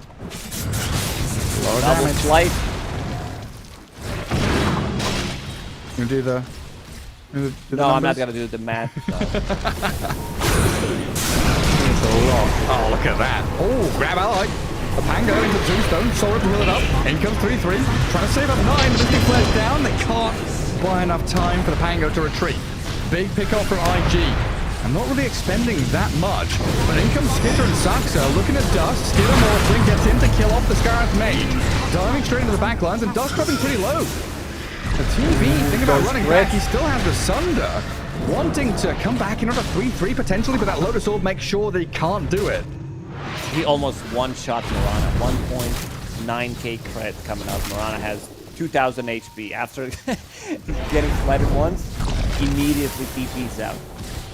That's a different item. If he doesn't have Havoc Hammer on Mirana, he dies there instantly. Extra 16 strength keeping him alive. So buyback from both QIQX and 9. Double damage available top. Roshan in a minute and 30 Radiant's seconds. top tower is under attack. There's so much confidence. Like the balls on Emo and Skitter, honestly, the way they enter fight, they just go in. All the waveform into the back. Remnant deep. Very aggressive stuff from them. And it looks like IG is struggling to kill off that Tormentor. TB and Sky. I'm trying to finish it off, but having difficulties. Sky almost died. So did the Visage, the TB, and the Techies. These like post 40-minute tormentors, like carries can't kill them. Like they can't kill them alone unless you're Jug Ursa. They're not gonna die, or unless you have TA or Satanic, something. Yeah, it's just like very difficult to kill it. Emo, steal enemy Wisdom Rune. Okay, if he wants to pick up another Divine Rapier, what does he get rid of? Oh, that's a good question. Maelstrom, I guess? Let's see if he's gonna go onto tower, hit it 2 times, and get out. Now this is like such a Emo play. Yeah, hits it 5 times, 6 times, 7, and then he jumps out. Another BKB usage, This but is worth why it. I love Emo. He's like, I'll go for this play. I guess he can get rid of Maelstrom. It's Radiant's top not tower is as under much attack. damage. Divine Rapier 350. Roshan, 15 seconds. Tundra, all over the place. An Observer Ward, Sentry Ward near the gates. Another Divine Rapier. Yeah, he sold it. He sold Maelstrom. Oh, hell What yeah. a chat, Giga Chat Emo. Look at him go. It doesn't show his damage, but bugs on my screen at least. And yeah, he might be able to get the Aghanim Scepter from the Roshan. That's not bugged on the main screen. So 500 plus Daedalus. There we go. Sleight of Fist doing quite a bit of damage, but he's caught up here and a bit of malice and rolling thunder. Emo being focused, needs to be chucked away. Gets out the Slight and the Remnant to safety, but now they've got to capture the Scarred Mage, taken down quickly. No buyback on him. That's 4 versus 5 for a minute and a half. You're right. This Roshan zone all belongs to Tundra now. And Morphling, he also got his Morph on the TB. You're going to have to start thinking about... split push. He wants to get some barracks. Plays down the Remnant, going for melee barracks. Let's see how much damage that is. Oh my god, this is like 7 hits and he's gonna get it. Radiant structures are Well, they need to fortified. glyph it up, yeah. Meanwhile, the Roshan fight is brewing. Visage Familiar's over the top to give vision. But there's the Atos into arrow. Stone form for the Visage. Some safe for now, and a couple of mines mostly placed like UNW as 9 jumps in. Aegis grabbed by Skidder as he BKB's up. Tundra looks like they don't want to continue fighting here. They've got what they came for. They'll bail, retreat, reset, and think about defending their base.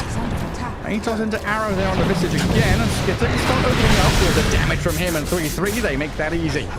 Emo in the meantime, though, he's killed off Barracks in a tier 3. He's working on Mega Creeps. Probably not going to get the job completely finished off, but some dank stuff on his Ember Spirit. Giga Chad indeed, as he remnants and zips away. We talked about in this meta, you can't get away with extra split push, but this is a game-winning move potentially from Emo. Now you have last set of, like, last Barracks. This is just range ones, unhealable damage. He can kill it in 5-6 hits. And you can see Tundra drawing on a minimap. Bango has Aghanim Scepter. Thinking about whether he wants to pick it up, didn't use it yet, or if he wants to give it to somebody else. Yeah, I mean, who else would take it? Because Morphling already has his, yeah. Maybe he okay, he eats it. Fine. Dire's middle tower is under Thinking about whether he wants to give it to somebody else. Maybe. I mean, you don't want to give it to Marana. It's not that great. Maybe he was thinking about snaking, but Snake was pinging it out like has fallen. some pings. And let's see, running down the mid lane. There's some buybacks. There are 3 available. 1 Visage, 1 TB, and 1 on 33. Gotta be so careful with these slight spams from Emo. Cell lane to travel, Emo, buys, another raid. Yeah, they keep going more damage. Oh man, he BKB's up and he's looking to kill off 3-3. Remnants forward and then back again into his base. Dangerous time for Emo now. Gonna reinforce, gets him some space, the arrow slides by, the crashing of the Rolling Thunder, and the kill with the double rapiers on the deck. Can they pick them up? They're on the floor and does the UNW. Turn back to kill Snakey. Morphling now in trouble, but he's in Metamorphosis. Can't get the Sunder off. Fear comes out too late and there's no Sunder from TB. He's dead with no buyback. Ember Spirit returns, grabs up his double rapier, slamming out the slides of fist. Skidder very low, does have the Aegis to play with though, and 3-3 diving deep under the tier 4 towers. UNW clever forcing in to buy some time. As They're going for the aim. The grab ally, Focusing he's the in the barracks. tombstone, and the building's being focused. Skidder's on the barracks. Emo's in. Emo's leaping to the other side. He wants to Oh my end it. god! You're right, he's on tier 4s! Where's Tundra? Okay, Emo, he's gone back again. 3-3 came back to the fence. Oh, it's exposed. He's got to take the blast off in. Skidder, he's getting controlled up. The Aegis is clean. Undying gone. Hango dead for 2 minutes. The Morphling left alone with his own devices. Focus down. The damage from IG, it's enough. They've killed the Morphling off and defended the throne. Divine third Rapier's on the rapier. floor. There's a 3rd rapier. TB's gonna pick it up. Emo thought about picking it up, and this might just be it. I mean, Morphling has buyback, but they're gonna run down mid. This is Mega Creep we're talking about. Skidder will immediately, like, Emo's just like doing so much in this game. I got a little bit hairy there though, getting close with thrones exposed. IG now gonna look to run it down mid. Oh, they're Tier 4's weak. prepping. I see 33. He bought Deso. Fiend's Gate into the base. Go for the throne. is under attack. Nobody you're right. has Glyph. This is gonna be the play. I think Tundra has it. They've got to go fast though, don't they? They've got to go pretty soon. There it Fiend's is, Gate it's into the coming. base. Fiend's Gate. Tier 4s, they're being focused. Throne on throne action. 3-3's there, trying to hit through backdoor regen. The Radiant Throne is falling quickly to the Rapiers and IG. They get it.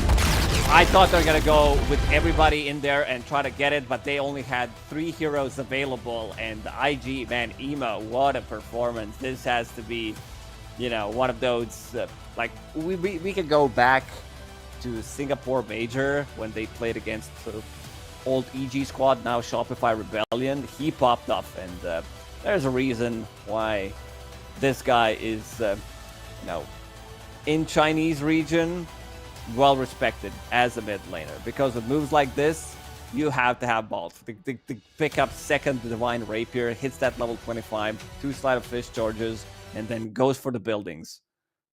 Yeah, like single-handedly held that game in his Pretty hands. much.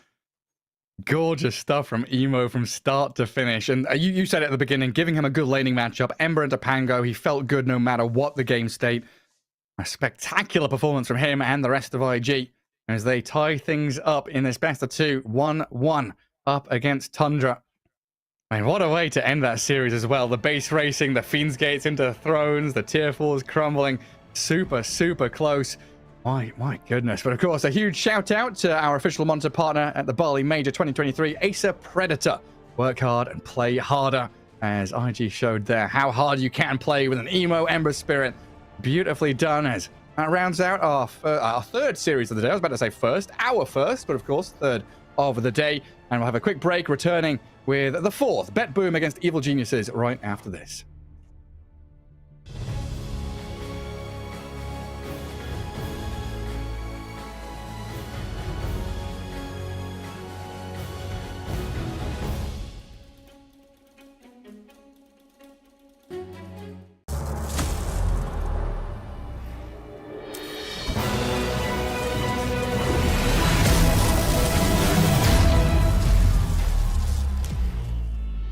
Use your skills in the gaming. 1xBet.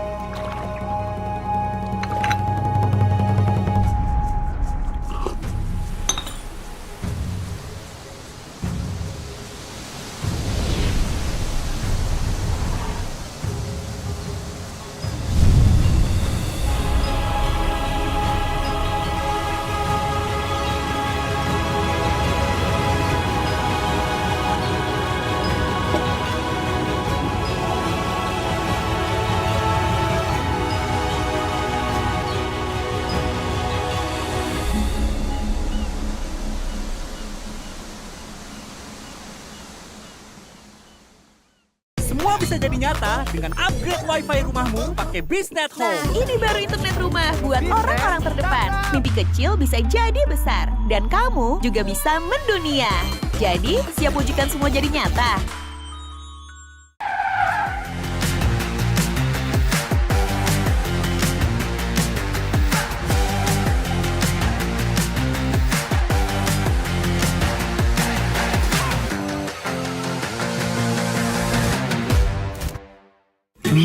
Panas. Di oven nih. Hai. Ya kelar.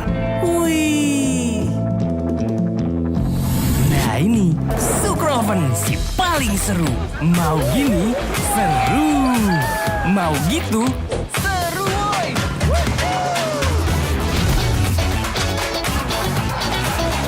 Mau lagi?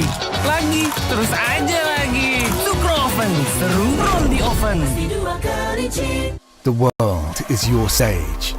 Take the first step to change. Lead with vision and innovation. Perfect your strategy and make your goals reality. Get in the game. Make it count.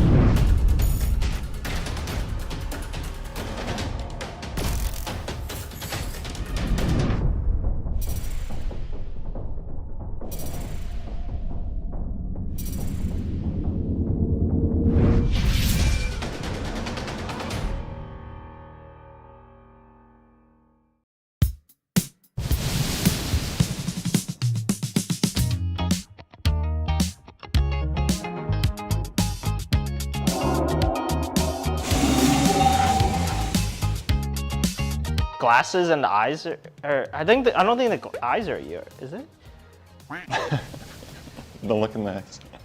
Wait, is this beard you though? I think this.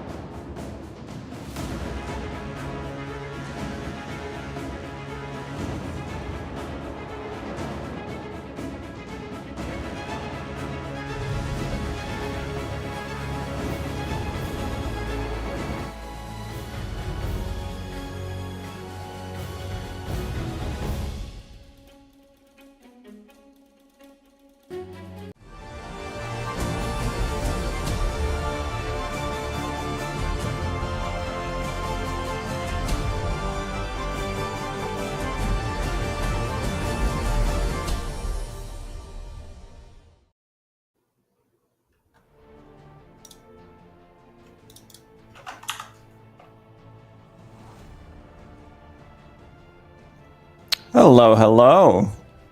Oh, hello. Welcome back. Our last series of the day coming up here as we get ourselves ready for Betboom against Evil Geniuses. Hopping into this last best of two. Day 2 of the group stage here for the Bali Major, of course. Thanks for all joining us and tuning in to some wonderful Dota 2 action. Lacoste, we just watched a 1-1. Tundra, IG, battling it out, going pretty nicely. Emo, beautiful stuff on the Ember Spirit. But now we've got the chance to head into South America versus Eastern Europe. Yeah, this one should be an interesting one, as pretty much every single matchup in this one, because EG, they're currently sitting at 1-5, which is not where you would expect them to be. Group B is just like group of death, pretty much. You have so many good teams. You have like 9 Pandas. You have a Quest who seem to be performing super good. Same go for Azure Ray, PSG.LGD showing up strong. Gaming Gladiators, of course, they're there. No real surprise. They've been winning tournaments for the past 6 months or so. But should be a fun one, especially because Betboom, I feel like they kind of finally managed to solve some of the issues when playing from like LAN environment, finishing up strong second in this Dream League Season 20. And I don't know, I think you have slightly more info about them because you've been covering them during the DPC as well to see like how they're going to be able to match against EG, because EG, they seem to be in a kind of an awkward spot right now. Yeah, definitely having some struggles. Day 1 was not good for them whatsoever. They dropped a couple of series 2-0 to Nouns and Azure. Yeah, 1-1 LGD earlier on today. So maybe a bit of a climb back in Day 2. Definitely need to get some victories here. But Betboom going to be a difficult team to contend with. This is, you know, the star-studded Eastern European lineup that we're still kind of waiting to see real results from. I want to say, you know, they've done okay, they've done decently, but I don't think they've ever done as well as their roster should indicate. You know, coming like 2nd, 3rd place in their division, going to majors and, you know, falling out of groups at Arlington, not looking great. Not looking great at Lima. A few health issues, of course, playing into that. I think Toronto, Tokyo, and a few of the other players have said that they're ready as long as they have no, you know, jet lag or stomach problems. They're going to be on form, looking hot. And this is their tournament, they've been saying.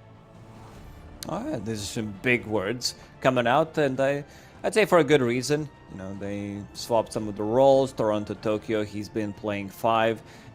He needed a little bit more time to adjust. At the start of the DPC tour, you could feel that he was playing, like 3 and Clockwork. These were pretty much his heroes. Now his hero pool definitely expanded, so plays variety of the heroes. Yeah, absolutely. He's playing, you know, Lich and all kinds of cool stuff now. Picking up a lot of stuff as we can take a look at the standings from days 1 and 2 of the group stage, see exactly what's been panning out across the groups. Liquid up at the top of Group A, along with Asta, Tundra, and Team Spirit. And kind of expected results from them where they are. Beast Coast and Blacklist maybe doing a little bit better than we would expect. IG, Shopify, and Execration down at the bottom. And Shopify probably the big surprise there. And we head ourselves into Group B for our next series. How are things going on there?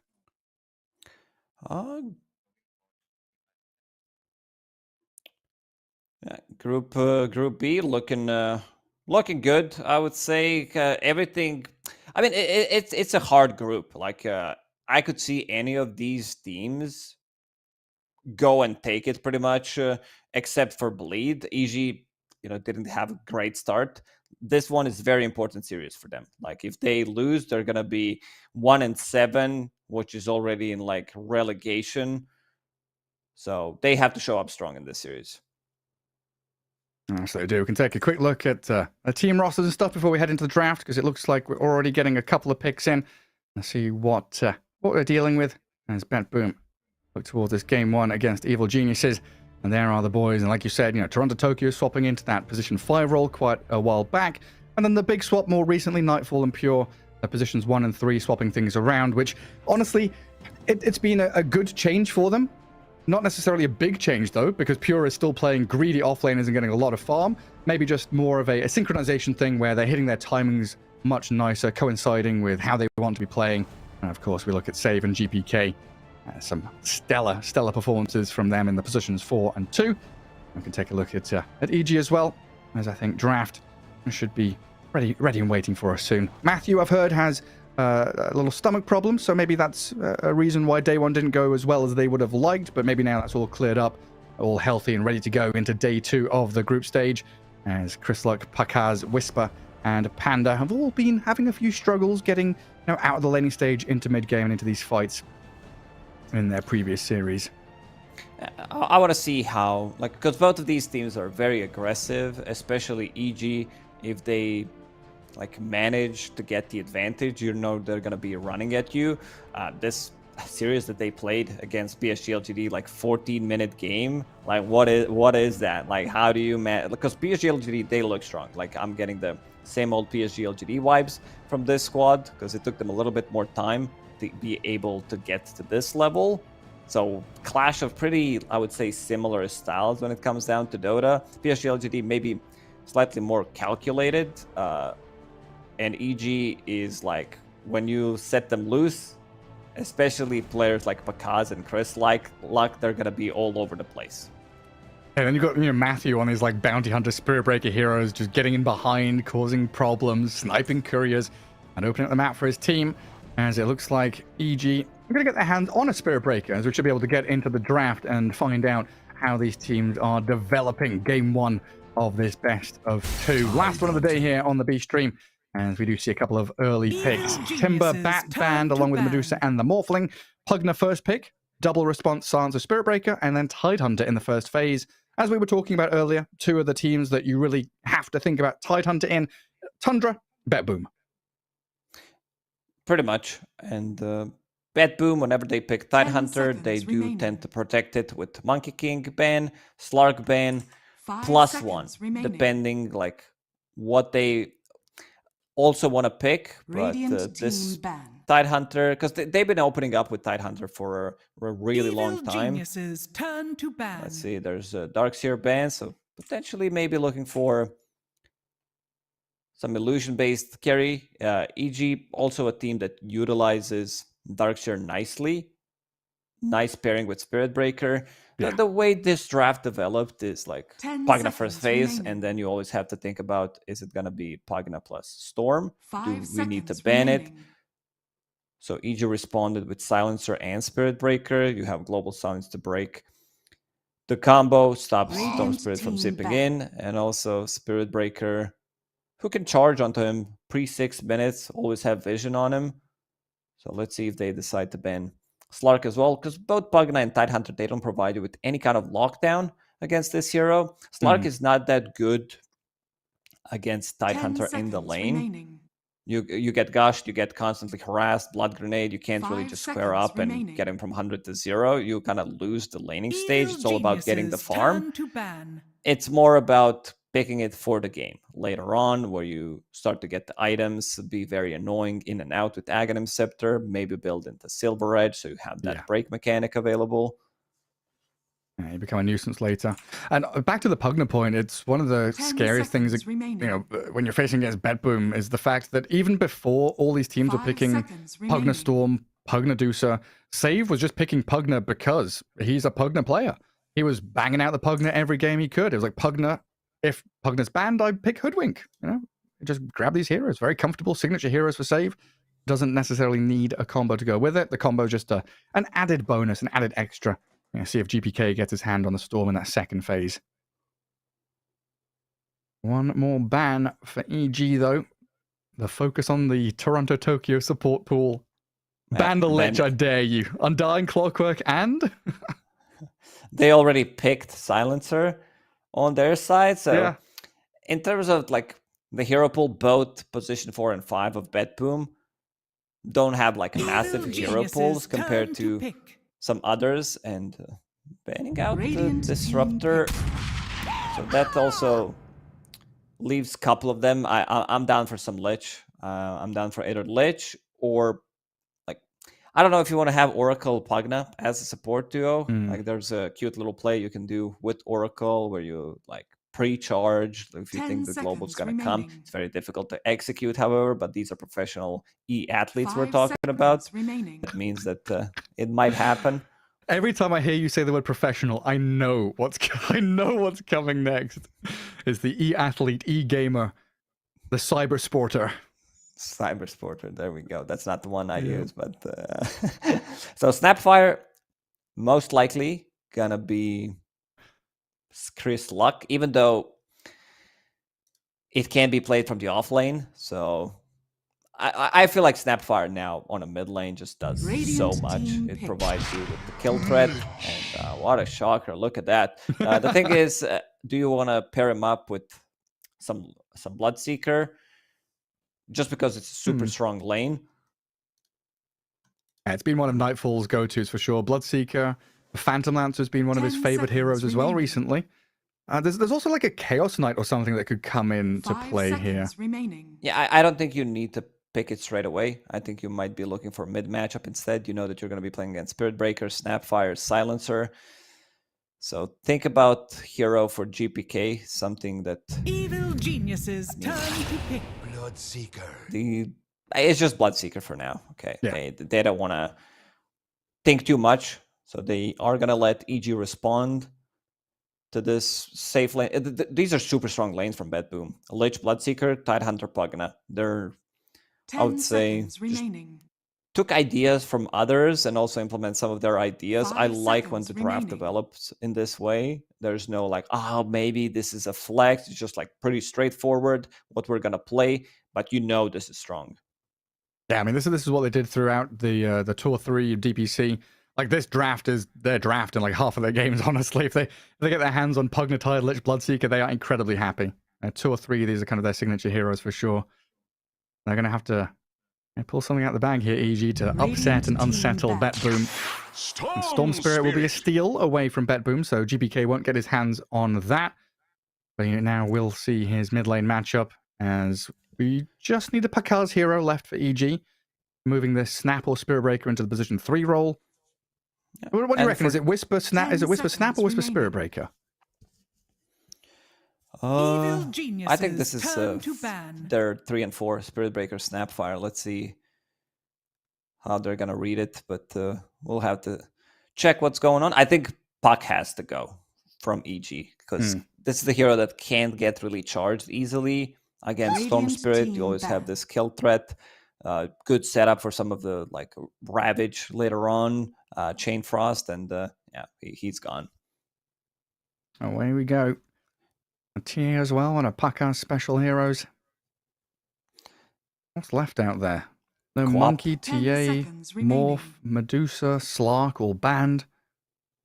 5 seconds remaining. I'm just going through the hero list for mid laners. I think it's a relatively good Quap game for Betboom. Maybe even Wind Ranger.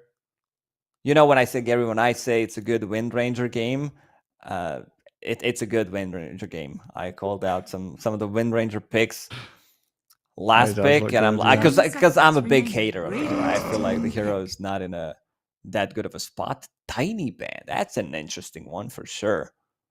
Man, the GPK Tiny. I mean, his hero pool's been pretty depleted now. We're left with the Wind Ranger, the Kunk. Oh, Ember is still out there as well. There's a potential for him. Yeah, that's what they're going to go for. Yeah, good call.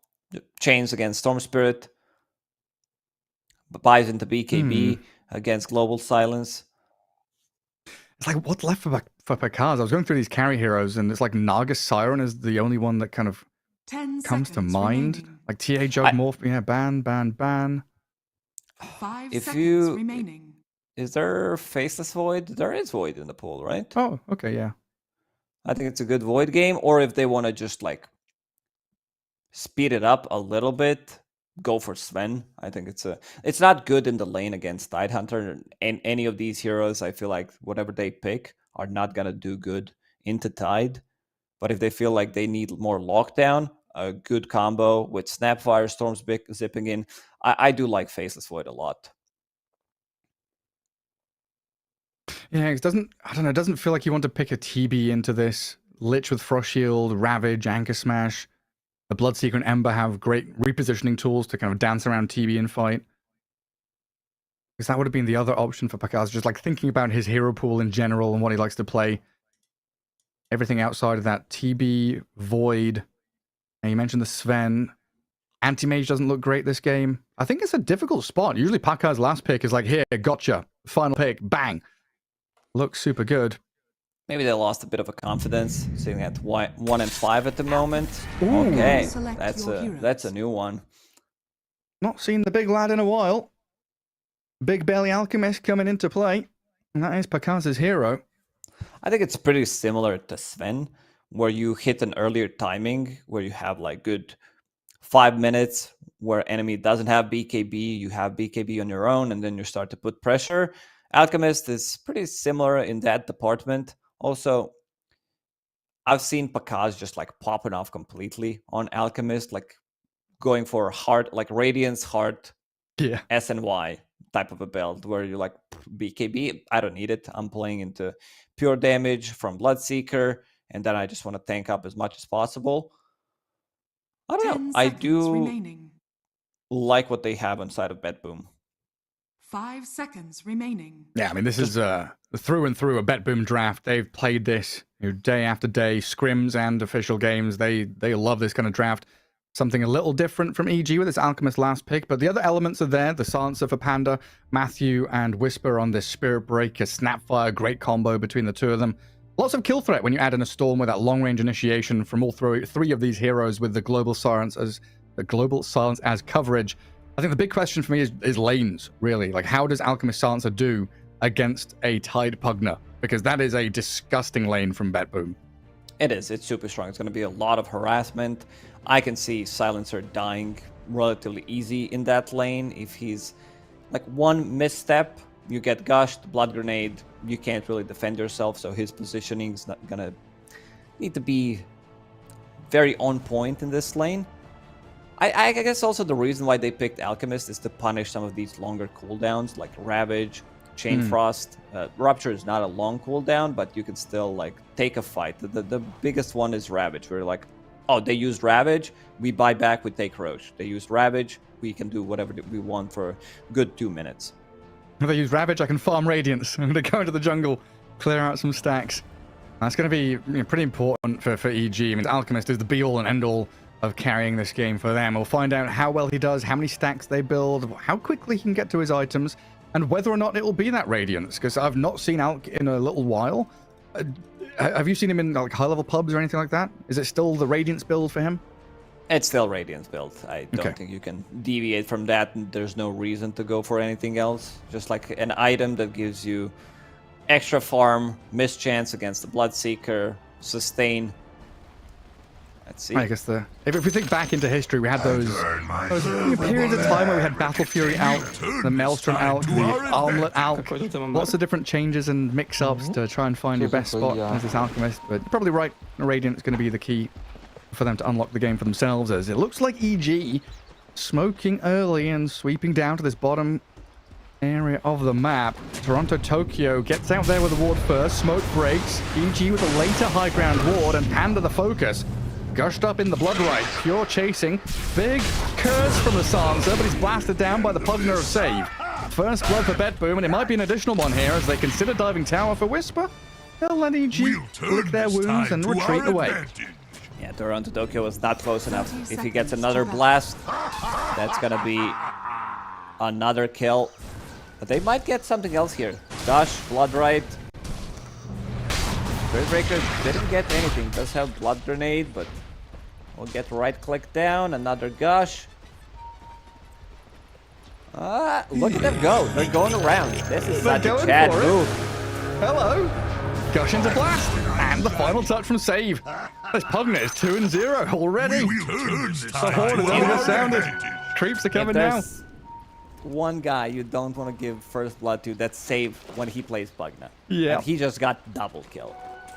Usually you say that about the mid laner, right? It's like if there's one person you don't want to give first blood to, it's the mid laner. But alright, Save with this Pugna. He's going to have a very, very quick boot. Lots of regen to be brought out to this lane.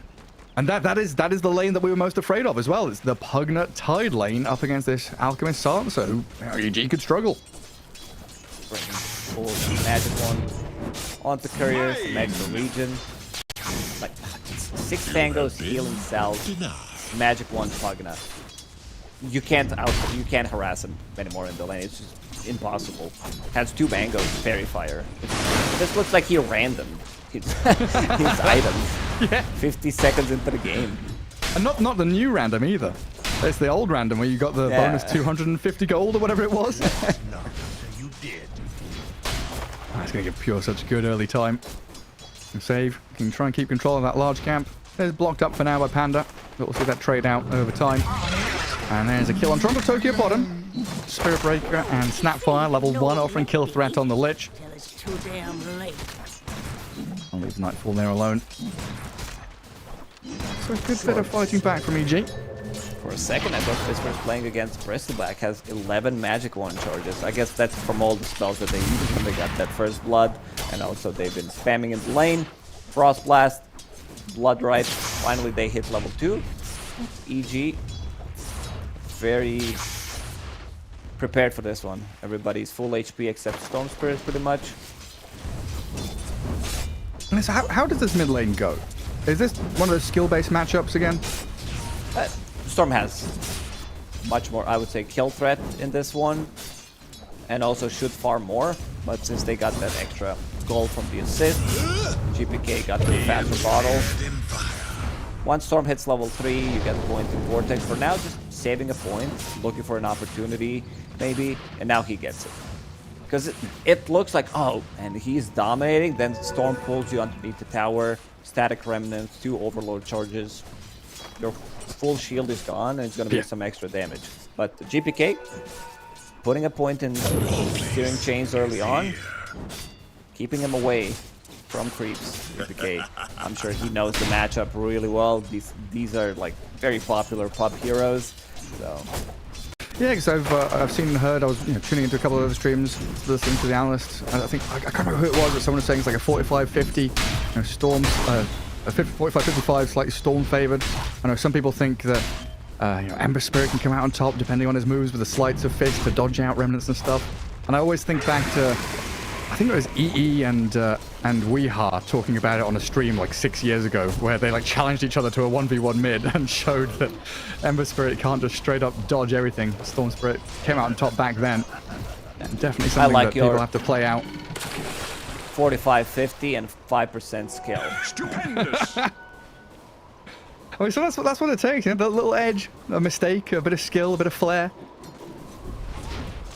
It should be Storm favorite, at least from the games that I've seen, and I've watched a lot of Dota.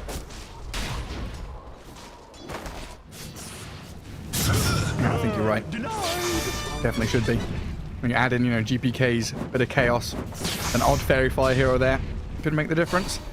I see Smile currently sat pretty low on HP, so thirst up for the Bloodseeker. What extra set of tangos? Ooh, I don't think he's gonna be able to get this one. Okay, GPK is gonna let him go. Not much mana to work with. GPK used all of his mana to harass him, but it does benefit them in this bottom lane. Like, you want to put as much pressure as possible, so your Nightfall's gonna have a good time on Bloodseeker. Yeah, after all those first bloods, it's been a bit quiet until now. Kill on Panda up top. Save on a killing spree. And it took him 4 minutes and 20 seconds to get another additional kill. And bottom lane, Nightfall pretty low here as Whisper and Matthew play forward on Toronto Tokyo. Scatterblast. Matthew looking for the angle, wanting to charge. Oof, Nightfall could be in trouble. Scatterblast available again and needs to regen up some HP from these creeps. So far, so good for every one of the cores. Tied under the big Victor, though. Going into that lane, knowing he's going to be strong. Still getting a lot of farm up top. See Smile being run out again by GPK. Slighting and chaining. Very irritating for the Storm Spirit, but he turns back and fights here with a pop of the magic stick. But now he gets turned on again. Flame Guard going, and GPK Vortex on the tower. That's the situation you were talking about. And see Smile, I don't know, he's on like 5 HP, survives it and gets the kill. I've seen it happen too often where Ember Spirit is like, he has no HP, I'm going. Then you hit by one remnant, second remnant, get pulled underneath the tower, overload damage, suddenly you're dead. And he's using the scan if somebody else TP'd. See Smile, we'll get that level 6 faster. We're back to Fountain, regen up, and maybe, I don't know if he wants to TP to a side lane. Probably just gonna go to mid. It's way too much HP to miss out on. Oh, some nice denies there from Whisper. Getting a couple right under the nose of Nightfall. He has like 4 in a row. He's taken away. Nightfall just laughing it off. And what can you do? A charge into mid cancelled out as GPK has hit level 6, so a very difficult target to go on. Trying to guard the 6-minute rune as he zips up to top and takes the haste. And both Radiant supports coming in to protect mid. See Smile. Okay, he's making a move. It took him good like 10 seconds to figure out where he wants to go. So DP bottom, mid is open. If he doesn't find anything here, he has to get the kill. Zip onto front of Tokyo. Look for the pick off on the lich. It should be a simple one. Matthew going to turn on by Nightfall. Under the glove right. One silence there on the storm, and the cookie misses, sadly for EG. As GPK, he makes his arrival known to the rest of them, catching out the Spirit Breaker. And see Smile pretty low on mana here. Pops a Remnant. Magic Stick brings him up to about 100 mana, but that's not enough to Bull Lightning away, just being harassed down by GPK and Nightfall to get secure on a double kill. Ember Spirit proving to be the better rotator. I don't know if they saw an H on Ember. Now Pure gets the kill on the top lane. And I like this Meteor Hammer on Tidehunter. Just because it synergizes with your Ravage. And also putting some tower pressure. Usually, I would say not a big fan of the item. We don't see it being built other than some like random OD that pops up from time to time. But on Tidehunter, the item feels really good. So this move from C-Smile kind of put him in a difficult spot after hitting that level 6 faster, getting the kill on GPK. Now he's more than 1,000 gold behind him. Yeah, pretty wild. I'll try to zip in here. Not going to get the job done though with Panda and Matthew still level 4. But yeah, this build on Tidehunter, he loves it. Meteor Hammer Rush, then he goes like Arcane's Blink, Pipe. Probably going to be the same thing this time around. Maybe you add in a Lotus Orb. Oh, in trouble aggressively on the enemy side of the river, and the Remnant from GPK going to secure him a killing spree, and maybe a bonus. Let Panda go as Toronto Tokyo, the target of choice for EG down bottom. Blood being spilled everywhere you look on the map as the Mortimer's Kiss is raining on GPK. He doesn't have a way to escape. He's blown up by Whisper, who turns and looks for a save now. A Scatter Blast and disengage from EG. Don't want to run up high ground blind into the Blood Right. I'll buy a bit of time for themselves to go back for round 3. And looking at Whisper's item build, he's going for, like, this has always been a thing with Whisper whenever he plays offlane snap and like power treads, and now that Hero is universal, different C-Smile, you see a lot of kills on all the lanes. Like, the game opened up so much. This is a big kill. Yeah, unlocking Nightfall, giving that Rupture. To go back to item build, he still wants to get rid of Athos, even from the offlane, which I really like against Ember Spirit. It's also a setup for your cookie, so you have like and good damage, good stats overall. Radiant's middle tower heroes. is under attack. Yeah, pretty handy against Bloodseeker's speed as well. Good way to start the fight in tandem with the Spirit Breaker. But looking at the state of the map, you've lost your top tier 1. Alchemist dipping into the jungle just to try and gather up his farm. 4th in the net worth right now for Pakaz, but that should change in the next couple of minutes as he gets himself into the jungle for a bit. A lot of room now, though, for Pure to do what he wants. This Tide can go sit mid, pressure mid tier 1, guard his own, Never refuse go. boot the Alchemist out of lane. And that's all going to be space for GPK and Nightfall to exploit and get themselves up and running. Radiant are scared. This Maelstrom firing super important on these Bloodseekers. Not very good at farming without it. You want to have it well before you move to Triangle, start to farm the Ancients. You also don't want to put more than 3 points in Thirst. It's all about that Blood Rage. It's your farming tool. This is just for the lane. And we see Pure moving to the mid lane. Same goes for save. So it's got to be a lot of damage. Nether Blast, Meteor Hammer at you. Pulling in. Need to follow up. Yeah, I mean, Matthew, you're going to have to TP away from this. Toronto Tokyo has the Sinister Gaze, though. Cancels it out. Matthew on the tower, dead. EG wants to dive this on Toronto Tokyo. He's pretty tanky with the Frost Shield, but Storm's magical damage will make short work of him. What is happening, though? You've got that mid lane being pressured very hard. You've got to kill on a Lich, but not real too much in the way of tower push at bottom. Mid-tier 1 is dead to Catapult and GPK. And Pure going to come down bot. Yeah, knowing they've already taken the other opposing tier 1s, he can just plant himself here and make sure that this tower is saved. He's like, I played carry before for this team. I can TP to the safe lane, continue to farm up. He's super farmed on Tide.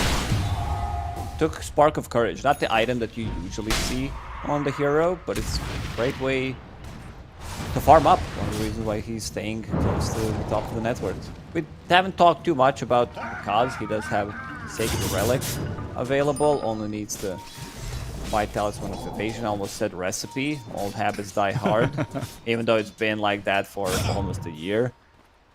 Got some time. And then what's after that for him? BKB Blink was the usual go-to?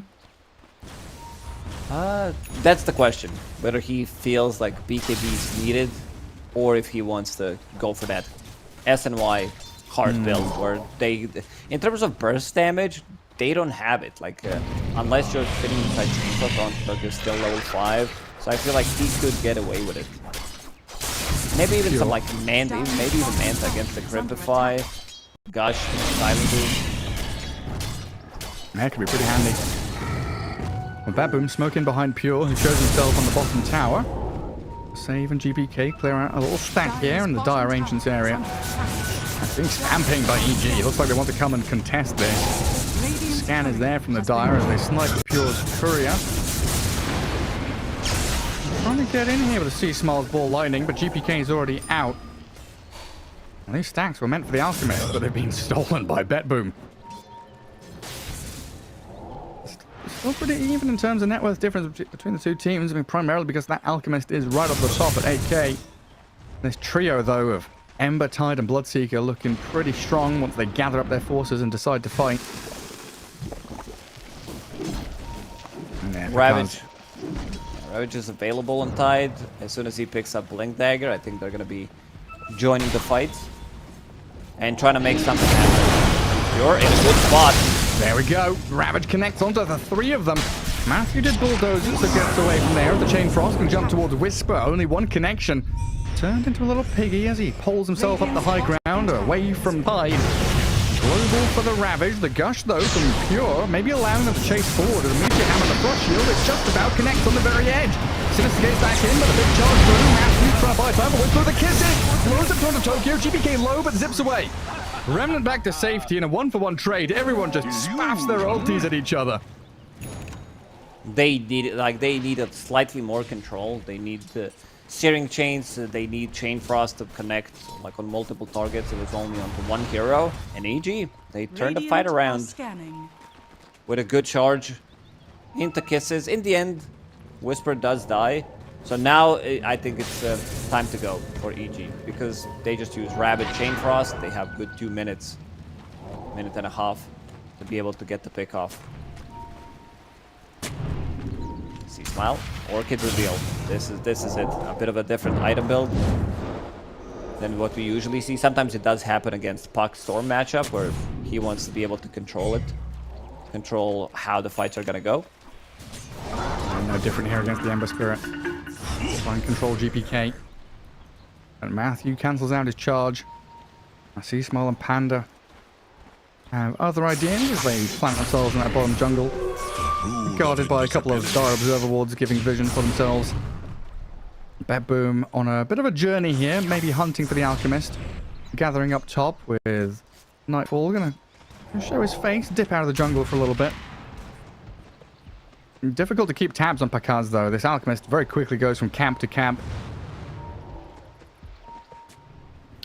It's like you try to use smoke. If you don't get the kill on Alchemist, he's gonna be off. Like, he's just farming way too quickly. So you use time, and suddenly there's 2-3k gold lead for Alchemist team.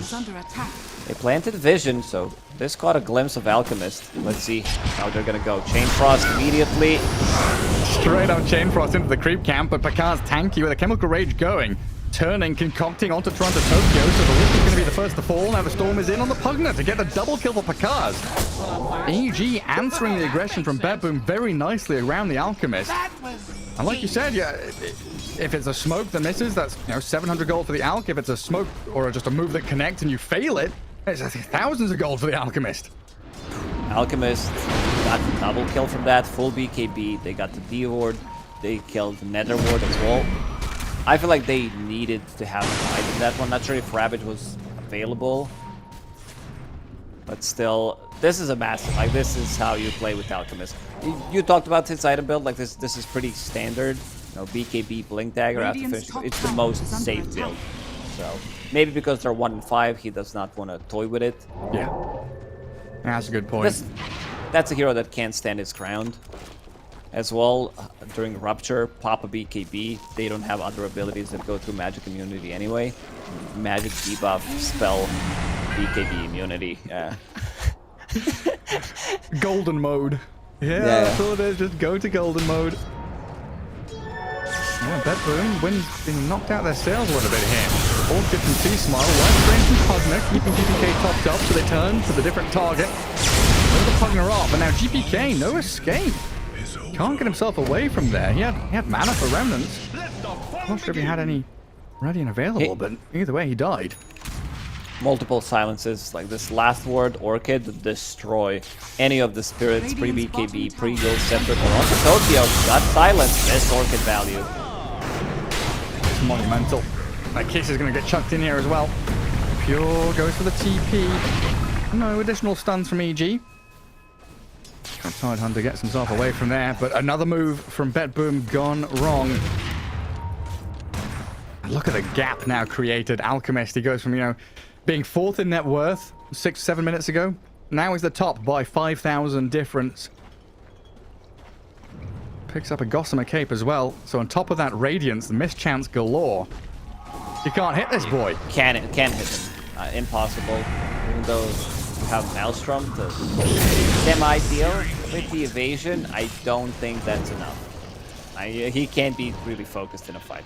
Because where's the lockdown? Like, how do you lock him down? You need Ravage into Meteor Hammer into level 1 Sinister Gates, and they're just not going to be looking at while you're doing it. So there's Global Silence, and Glimmer Capes and Charge coming through, Cookie to push him out of the trouble. This wise man once said, when it's an Alchemist game, it really is an Alchemist game, and look at him go.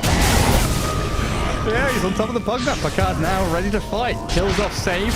Toronto Tokyo with a Chain Frost. It will bounce once into the back, but Picard just stands there. Holds his ground as the Ravage in the back does catch out with Silencer. Snapfire, Storm getting killed off. Nightfall with a killing spree. Picard's going to be getting TP, but the physical damage, it comes too quickly. Betboom, slay the big beast. The raid boss is down. Ooh, Silencer got jumped. No global available. And also, C-Smile. I think they need to be the one getting the first jump. So there's a misplay there from EG. Nice Ravage, though, from Pure. And also, like, we see that if Alchemist is alone, he can still die. They want to focus out other heroes and then go for Alchemist. Bloodseeker, straight into Mjolnir. I love this build. Just like, there's going to be a lot of procs over time. Like damage from the ground, Acid Spray, Mortimer's Kisses. Your Mjolnir is going to be, like Radiance, it's just going to be proccing constantly. They're zip-zapping all over the place. I love the fact that Pure has never changed his item build. Literally the same as every Tide game he's played. Meteor Hammer, Arcanes, Blink, Pipe. And next up is where it starts to change now, does he? He's decided to go more aura items. Does he want Refresher Orb? Plenty of options for the Tide later down the line. And still things like Lotus, which we talked about as well against all these spells. Yeah. They want to smoke. Look at what Pure is doing on the mid lane. He has his Blink Dagger near the tier 1 tower onto Courier, but doesn't want to show it. So just waiting, finding the right opportunity. And there's that smoke plus Courier delivery. And Ravage in 10. And Ravage in 5 now. Coming off cooldown quickly. C-Smile. Smoke breaks. Immediate jump Ravage. The Meteor Hammer connection. Not quite landing though. C-Smile too quick with the ball lightning to get away. Well, it's Ravage spent and Betboom crying tears now. It's time to go. Even though this is great Ravage, like right on top of them, they're lacking lockdown. Meteor Hammer did not connect, so it needed to be like a lich there to get the Sinister Gaze off just to make that connection. Needs a little bit more. One more touch. Dire's bottom tower is under attack. Also, Ember Spirit is feeling a little afraid on the map as well. He's not been really showing himself until now. He comes out and hopes at Matthew in the tier 1. But this is why. GBK has the BKB. Now the global comes over the top of him. The physical damage from the Snapfire brings him down to about half HP. GBK, is he going to get out? With a Remnant, he looks safe. That Rod of Atos and through the BKB. It looked like it might catch him at the end. Yeah, same goes for Vortex. It's like, yeah, he caught it, but he BKB'd. It's just, it's just a new interaction that always gets me surprised. I mean, it's a good one, where some of the spells are still gonna go through. You're like, yeah, I'm shackling, or like you used Orchid on him, and then BKB wears off. Suddenly, he's like, oh, I'm silenced now. I can't do much more. I'm shackling. The Sea Smarters get 2 Wisdom runes. The 14 and the 21 minute still sat there on the right side. Waited until they became more XP. Big sip. Hello. Silence up on GBK. They know he's got no BKB for about 30 seconds. They don't have any additional heroes here, though, so Sea Smile is going to TP out with his own BKB. And just every little move that EG make, you know, not getting a kill doesn't matter that much because they know that Alchemist is just getting huge. He's closing in on 900 GPM 22 minutes in. Assault Cuirass is finished, right? Yeah, it gets delivered out, completed for Pakaz. Alchemist getting bigger and bigger. It doesn't feel like Betboom have the answer for him yet. Maybe the Bloodseeker Shard? Bloodseeker Shard, yeah, I see it in quick buy. 500 gold away. It's a lot of damage. This is pure damage. Plus you also have pure damage coming out from Tidehunter himself. Doesn't have any pure damage, but he's a player. Against it's Alchemist. Pure. It's pure. Yeah, it's damn. I think that's one way to like deal with this tanky Alchemist. Probably want to kill these other heroes. Maybe get on top of Whisper. Like Whisper is going for the scaling build. Like he's not prepping for any kind of like mid-game Snapfire. For now, it's just Lord of Atos into BKB. Maxing out Lull Shredder, put only 1 point in Cookie, and then decided to go for stats. Interesting. Yeah, really looking to scale. EG gathered up. Looks like they want to smoke. I'm waiting to see if Betboom come around the corner. No, okay, it's going to be Alchemist that joins them. EG want to start this fight around the Alchemist, showing himself on that bottom lane. Betboom knows what's going on, though, and they are prepping in that bottom right corner around the Roche pit. What's the vision situation like? Betboom has 1 lane ward. They're not going to see them coming, though. EG with the kisses into the pit. Immediately. And then the jump on Spirit Breaker. Pure and GPK going to make short work of Matthew. No buyback on Matthew. Let's see if Betboom wants to use this opportunity. No kisses. They're still smoked. Oh, Panda. He moves forward. He has gem. This is massive. Oh, yeah, right. Gem. He smile. He gets it. Saving Private Gem. I was about to say the same. How are we thinking the same thing, Gary? Great minds. Been casting together for like 8 years or something. Dumb minds, like. Yeah, pretty much. Dumb boomer mind. That's gonna be a road for Betboom though. Nice little dance around the pin, get a kill. Then another. Force EG back. And immediate snap TP mid from Pure to guard the tier 1. So game slowed down a bit. EG, nah, like you definitely want to be having Alchemist with Aegis, Radiance. You want to be the one sieging. Betboom, they're getting the items. Kaya Sanj now an Ember. Bloodseeker, we talked about his Mjolnir shard build. Tidehunter has Mini Ravage, Tendrils of the Deep, shard upgrades, so that's going to be extra control. Nightfall does get off his BKB. Let's see if it's enough to save him. Not against the Nether Strike, it's not, so Aegis claimed immediately. Betboom looking to react to this though. Pure does have a Ravage, but the global over the top going to allow them to focus down the Pure Bloodseeker. Get right on top of him and kill him off quickly. EG come in, get 2 kills on the primary carry. Now they're eyeing up Pure. Kiss is landing on top of him, saved very low, and Pakaz with his Lead off immunity. Gonna get turned around on here with the Tendril and the Ravage as the Meteor Hammer, but he's so damn tanky. Even with no chemical Well, ledge. Oh, not now that he's down. tanky. Oh my god, look at Took this the wrong way. GPK just comes in and shreds him. See Smile? And he's trying to fight back into this, but completely out of mana. GPK just single-handedly He's gonna clean up. turning and slaying them all. He's cleaning up. The janitors arrived, but Panda, he's wanting to make a bit of dirt and mess on the floor. Whisper, Panda diving tier 2, the Sleight of Fist, the Arcane Curse is up. You're helping GPK get another couple of kills. Double on double. Matthew Spiritbreaker has another charge and a bulldoze. Or does he turn around? GPK skirting with the fog, trying to hide in the trees and get another triple. It's technically a rampage. Technically a rampage for GPK is just a pure stole 2 kills, huh? Nah, like you can feel that the Alchemist, after his BKB is down, he immediately disappears. The Cripify, gosh, some damage from Lich into Life Drain. I was Man. Lich stole the kill. Lich stole one of the kills. Yeah, GPK got 4. Dire's middle The tower Pakaz is under Alchemist was attack. slain by the Toronto Tokyo Lich. This is also a fight where your carry dealt 0 damage. Died with Agent, died again.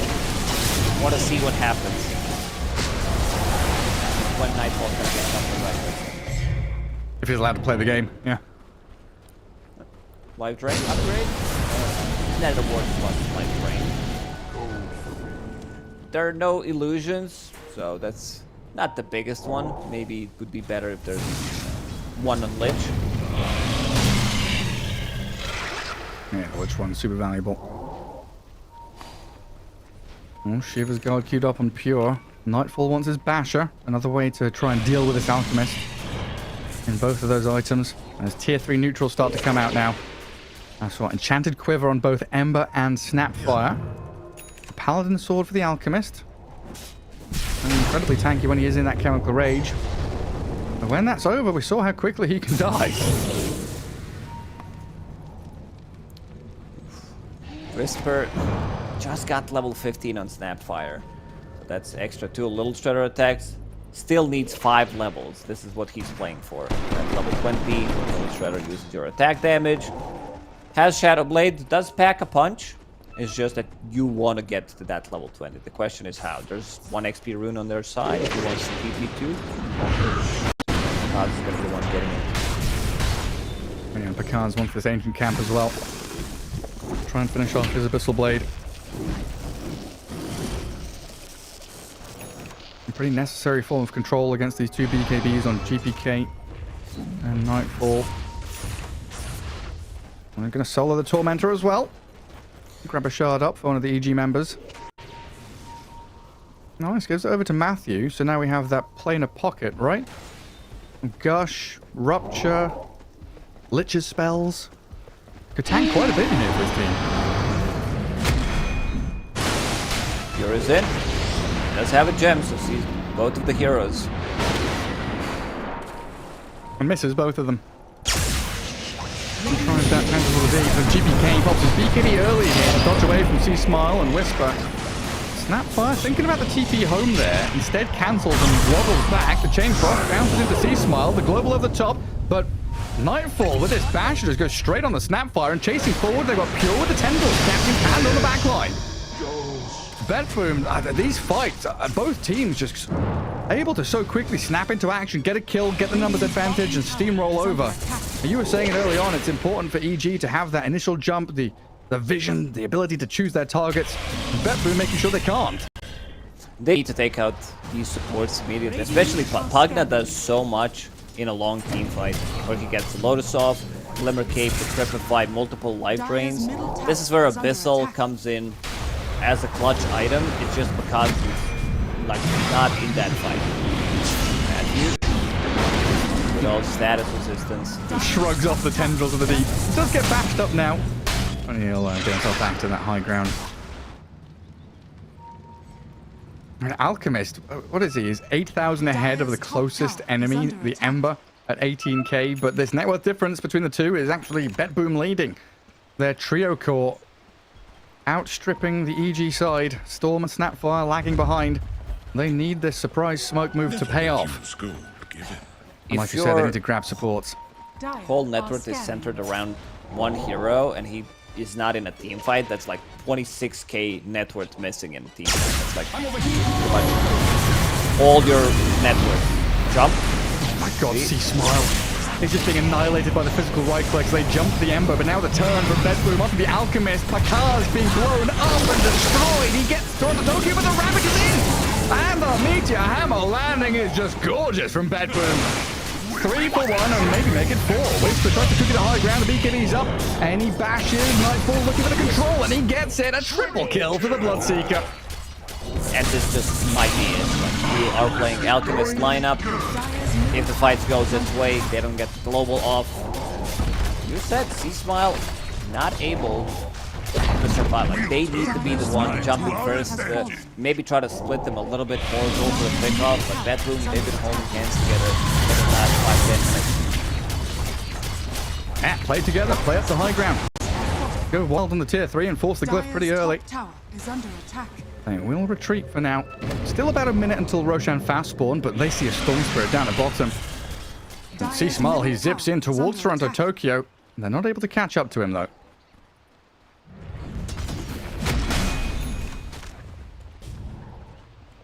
Yeah, still a difficult spot for EG to be in. Like Pakars was out on his own in that last team fight. Desperately needs the backup of his team. Alchemist also struggles dealing with Frost Shield. I think that there's no nullifier to remove it. Solar Crest, Frost Shield, level 10 talent and Lich, so much damage mitigation. Like, he's unable to lock onto one hero and kill it instantly. There's like the Cripify to save him. I want to see if there's gonna be, like, how do you even fit in nullifier? You probably need tier 4 items, or you need to upgrade your blink to have the movement speed. Yeah. Because if you sell your power treads, sure, like Chemical Rage gives you bonus movement speed, but you don't have it all the time. And you're against a Bloodseeker and an Ember who are just dancing around you. And now Bloodseeker has Aghanim Scepter, so Blood Mist is here. Bloodseeker sprays his blood continuously in the area around him. It's a good upgrade. Yeah, shield to give you real nifty. Hello, Alchemist, Glimmer Cape, BKB, everything to try and get himself away, but the rupture's on him and he just dies. That's your 26,000 net worth hero. Obliterated by Betboom as they just run for the bonus on Silencer. This game might just be over, honestly, the way Betboom are playing this.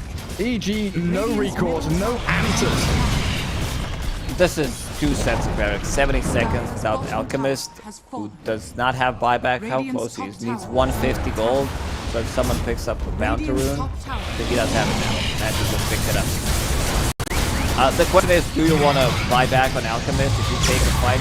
You probably will need to, otherwise you're going to be with so much deficit. It's just that he's looking for an opportunity. I mean, Storm Spirit might just die here outside his fountain. It's a good chance to hold the bag. C-Smile is in the well, healing up. Betboom are herding EG back like sheep. Get the tier 3, look for the barracks now. Nice life drain, something Nightfall up. No need to go back to fountain, no need to regen anywhere. Another glyph from EG, delaying the inevitable death of the next barracks down bottom though.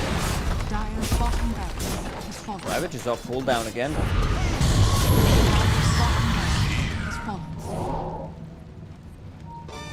Roshan in 20 seconds. Betboom, they don't have to risk anything. They can wait for Roshan, which is going to be on Radiant side for 15 seconds. Then we'll go to Dire. I'm just waiting on the high ground. Oh, they see them, the jump Ravage, the catch out, C-Smile with Cookie out. Whisper got his BKB off, but the Storm didn't. Now he will. Zips in towards front of Tokyo. This allows the Ember and the Bloodseeker just to shred through them though. Snapfire's down, Pakar's sprinting forward, trying to find out save. The Pugner, not enough time for himself. Decrep low assault, he's still alive, standing and fighting. Finally he's going to fall, but Pakar traded his life for it. That's a wipe. EG done for.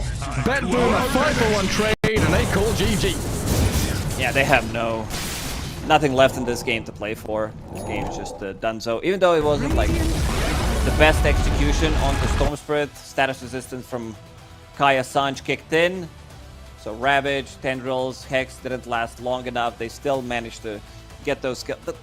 The way this game started is Pugna gets double kill, so this top lane is just donezo. You are given free lane to Tidehunter. He's not pressured at all. he ends up the game with 5-0 and 24. So, Yeah. like you talked about the importance of banning out Tidehunter against some of these teams like Betboom. It just might need to happen, or you might need to, pick a hero that deals well with Tidehunter in the lane, which there aren't many of those heroes to start with. There's like Monkey King, Ursa is okay, like more for the game rather than the lane. Same goes for Slark. So not sure if you have too many options there. Yeah, and then the difficulty is it's not just that 1v1, right? Like, okay, you can maybe answer the Tide, but you're against a Tide plus a Pugna or a Tide, plus a Snapfire or something. Saves position 4 looks incredible there. Betboom, a classic signature draft from them, taking game 1 up against EG. And of course, we do have sponsors to thank and shout out. AirPass, our official travel partner. Create your special moments and start traveling now with AirPass. Make sure you head over to them as we round out game 1 of this best of 2 last series of the day. A quick break, Lacoste, and we'll come back with game number 2.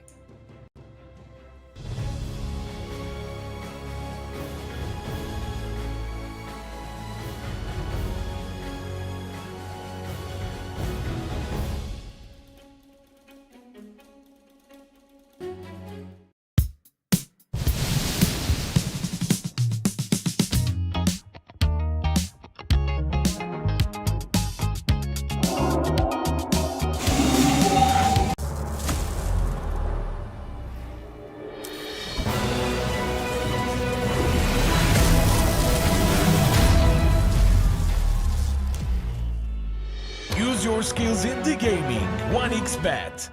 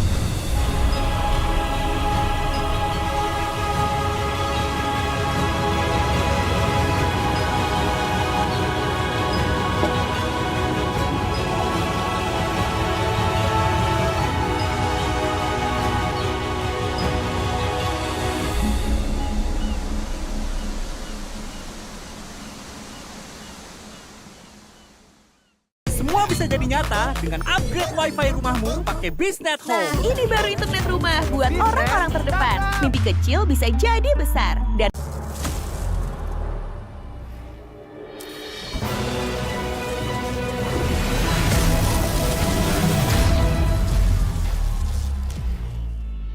Use your skills in the gaming. 1xBet.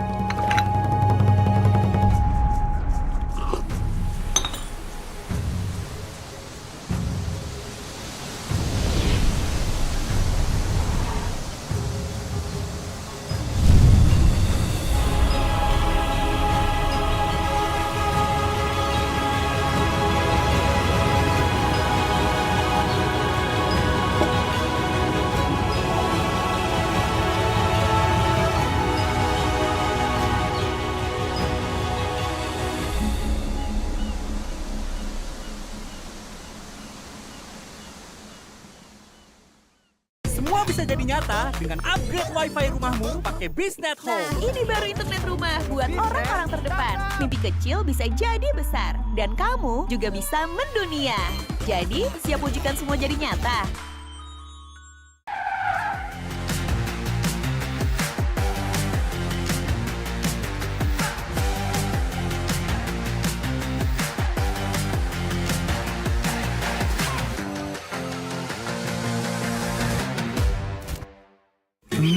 Panas. Ini oven nih. Hai. Ya kelar. Wih. Nah ini Super Oven si paling seru. Mau gini seru. Mau gitu seru woy.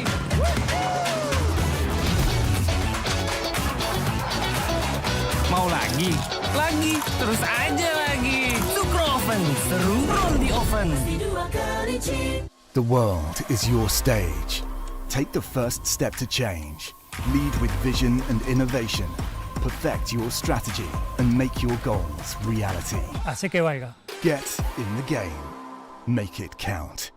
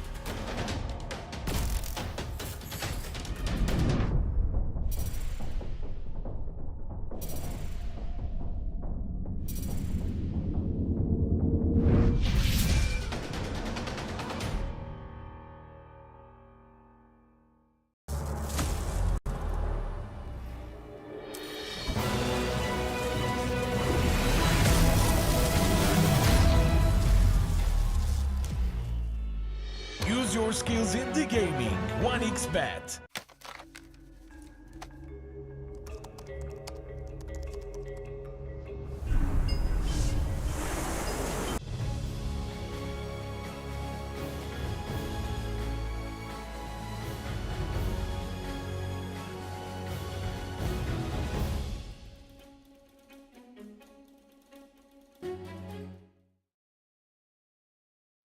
Welcome back, everybody. Here we are with Betboom up against Evil Geniuses. The Bali Major Day 2 coming to a close with this final game. Betboom with a 1-0 lead so far. Lacoste, a signature draft from them, looked very good.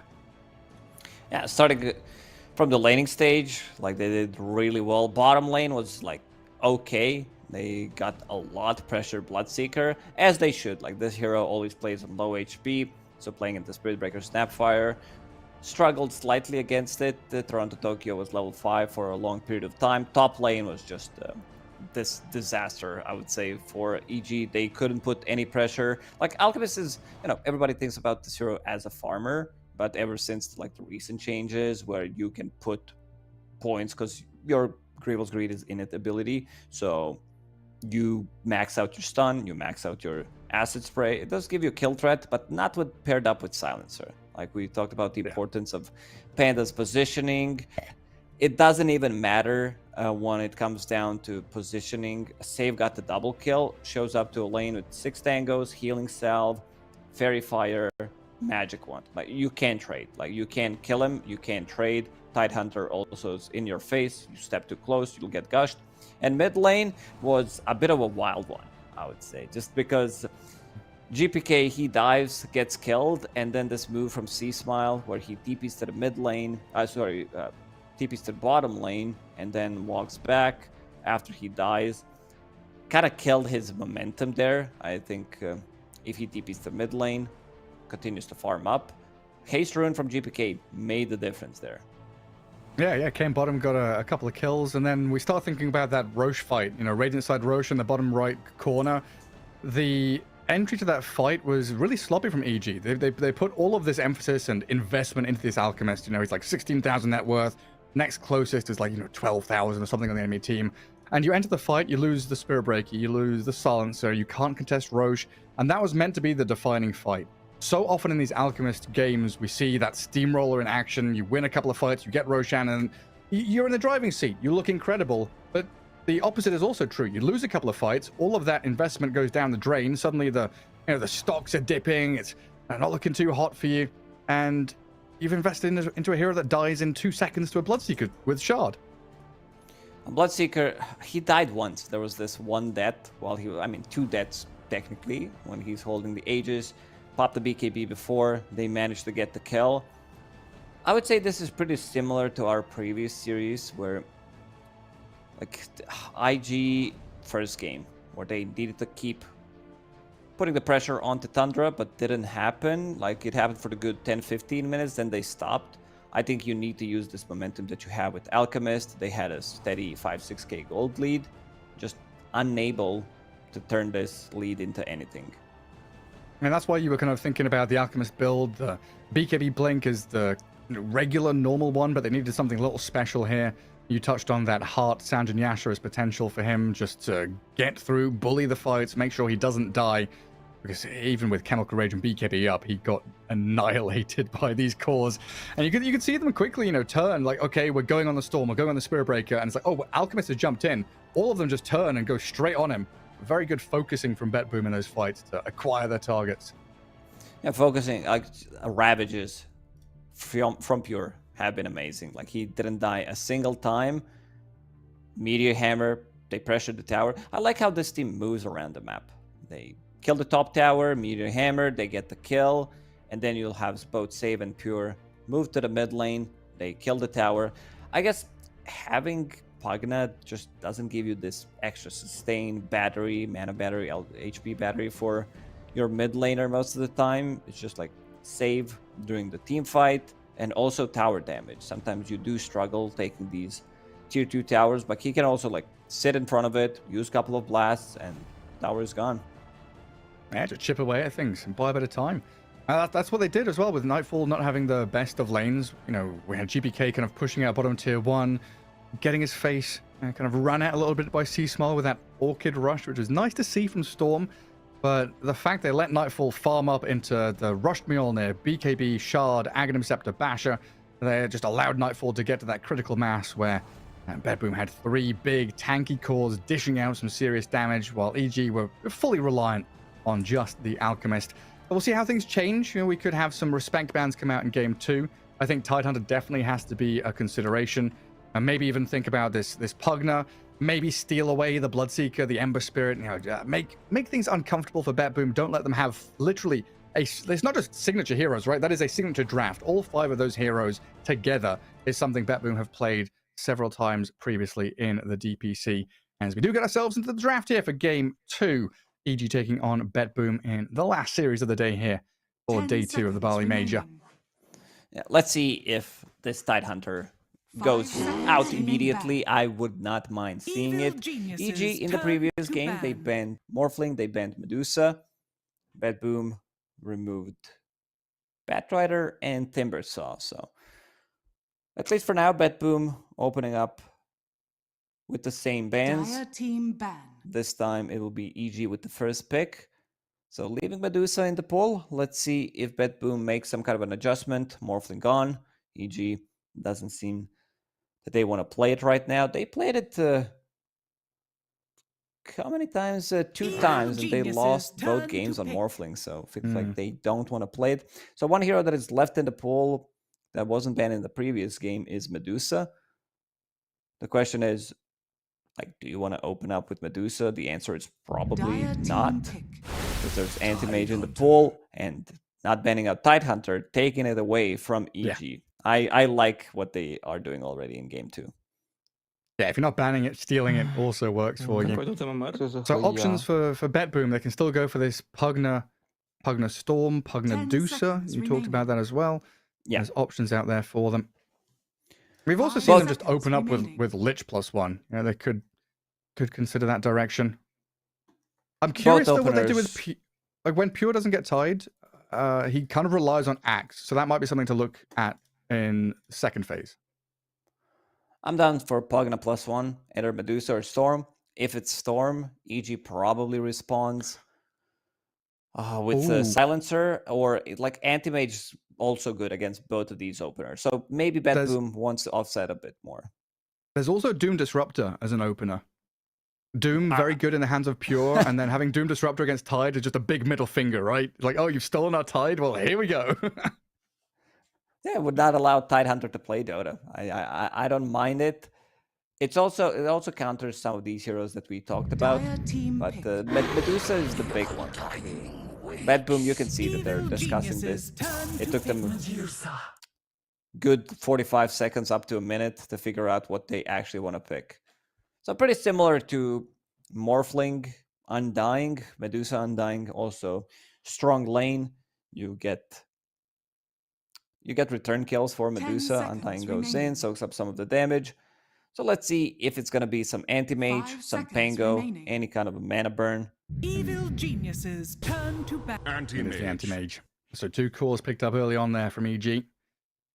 But yeah, it just felt like that double pick from Betboom. They had so many options. They had to. It wasn't a struggle. Gary, it's time. Sorry, Slardar has to go. Medusa, Slardar, like both Pure and Nightfall, remaining. They played Slardar, I think, decent amount of times.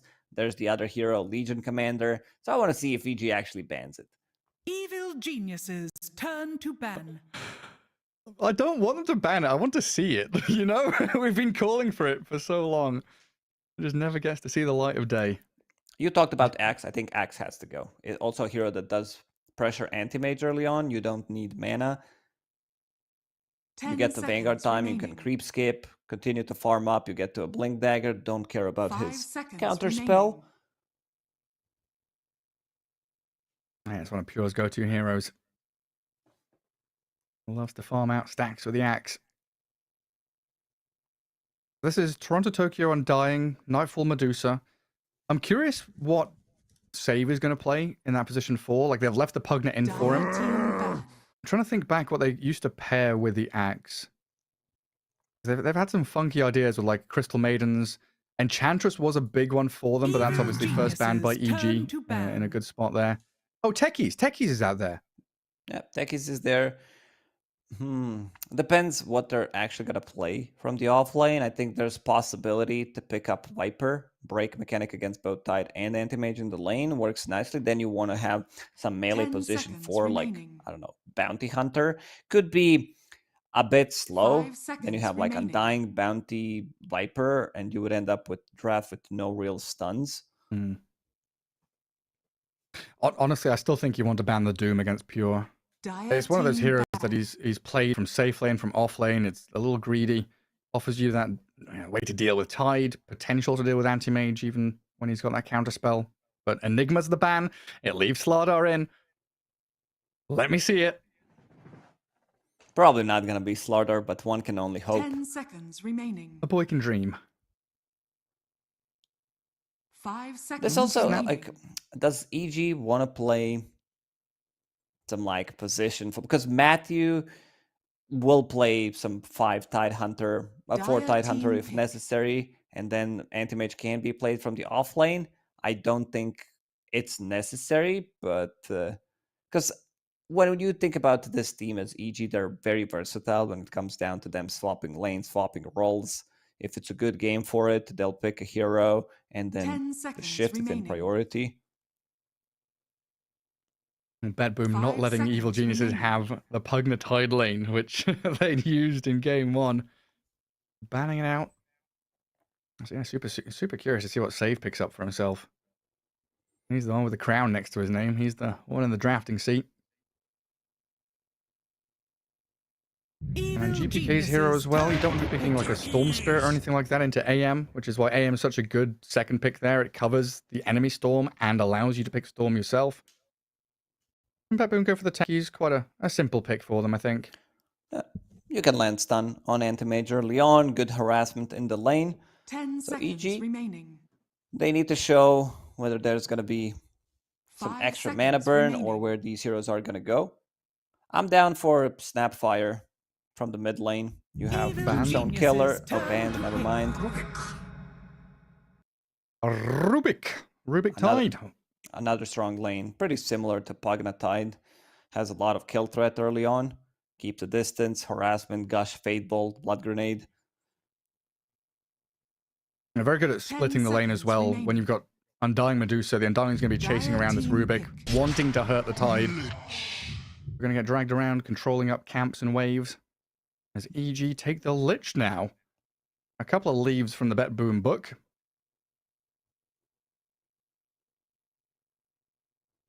They're focusing on the laning stage now, heavily. And there's that Doom that you mentioned. Against Tidehunter, against Anti-Mage, feels nice to have. It's a very greedy draft from Betboom. Medusa, Doom. These heroes take time compared to previous one where they kept fighting. So now you need something low cooldown from the mid lane. Quap. 5 seconds remaining. Any of these spirits. I don't know if you want to pick up Storm Spirit, but Ember Spirit feels good. Ember, Quap, Puck also. Yeah, there's Puck ban.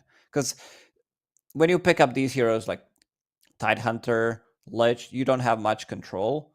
Rubik as well. They're very slippery. And you know that Betboom wants to farm, so somebody needs to make like space around the map. Evil geniuses turn to ban. Oh, they even ban the Ember themselves. That was an interesting ban in the previous game. Tiny from EG. I mean, Tiny can work here as well. Again, low cooldown. Hero that moves around the map. 10 seconds remaining. Kills Rubik Lich. Primal Beast as well. That's a GPK special from the mid. Oh, Wind Ranger. There's a bunch of heroes that are still left in the pool that I feel can work for Betboom.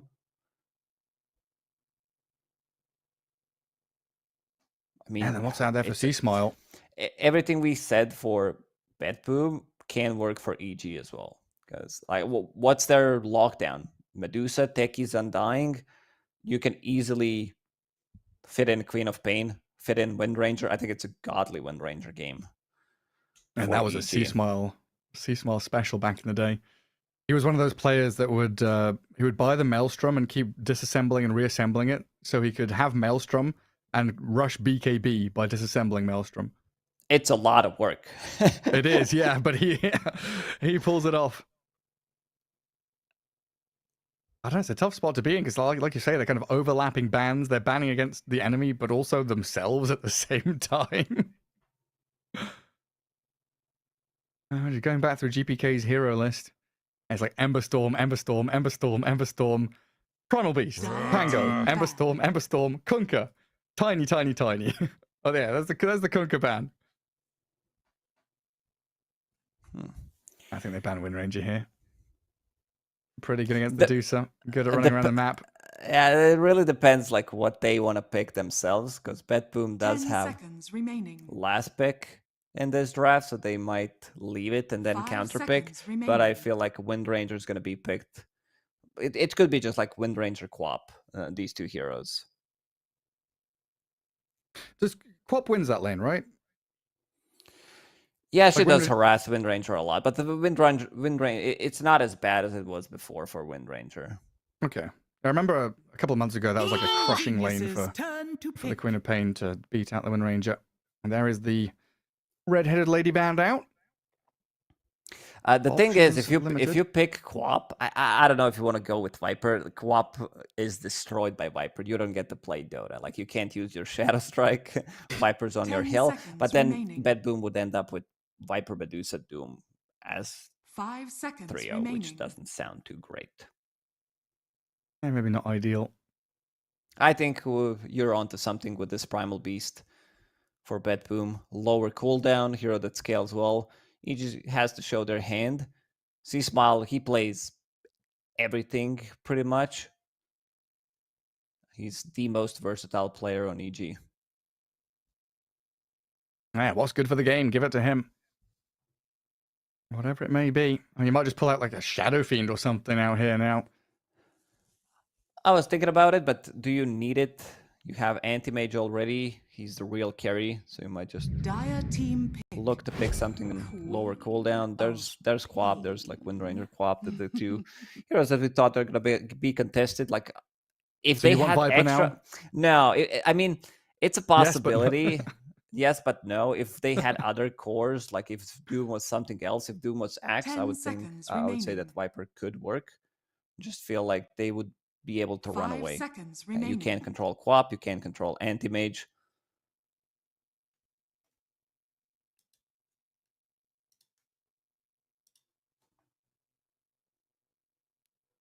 Whatever happened to Death Prophet? I've just been I've been scrolling through GPK's heroes, and I saw a slide DP in there somewhere.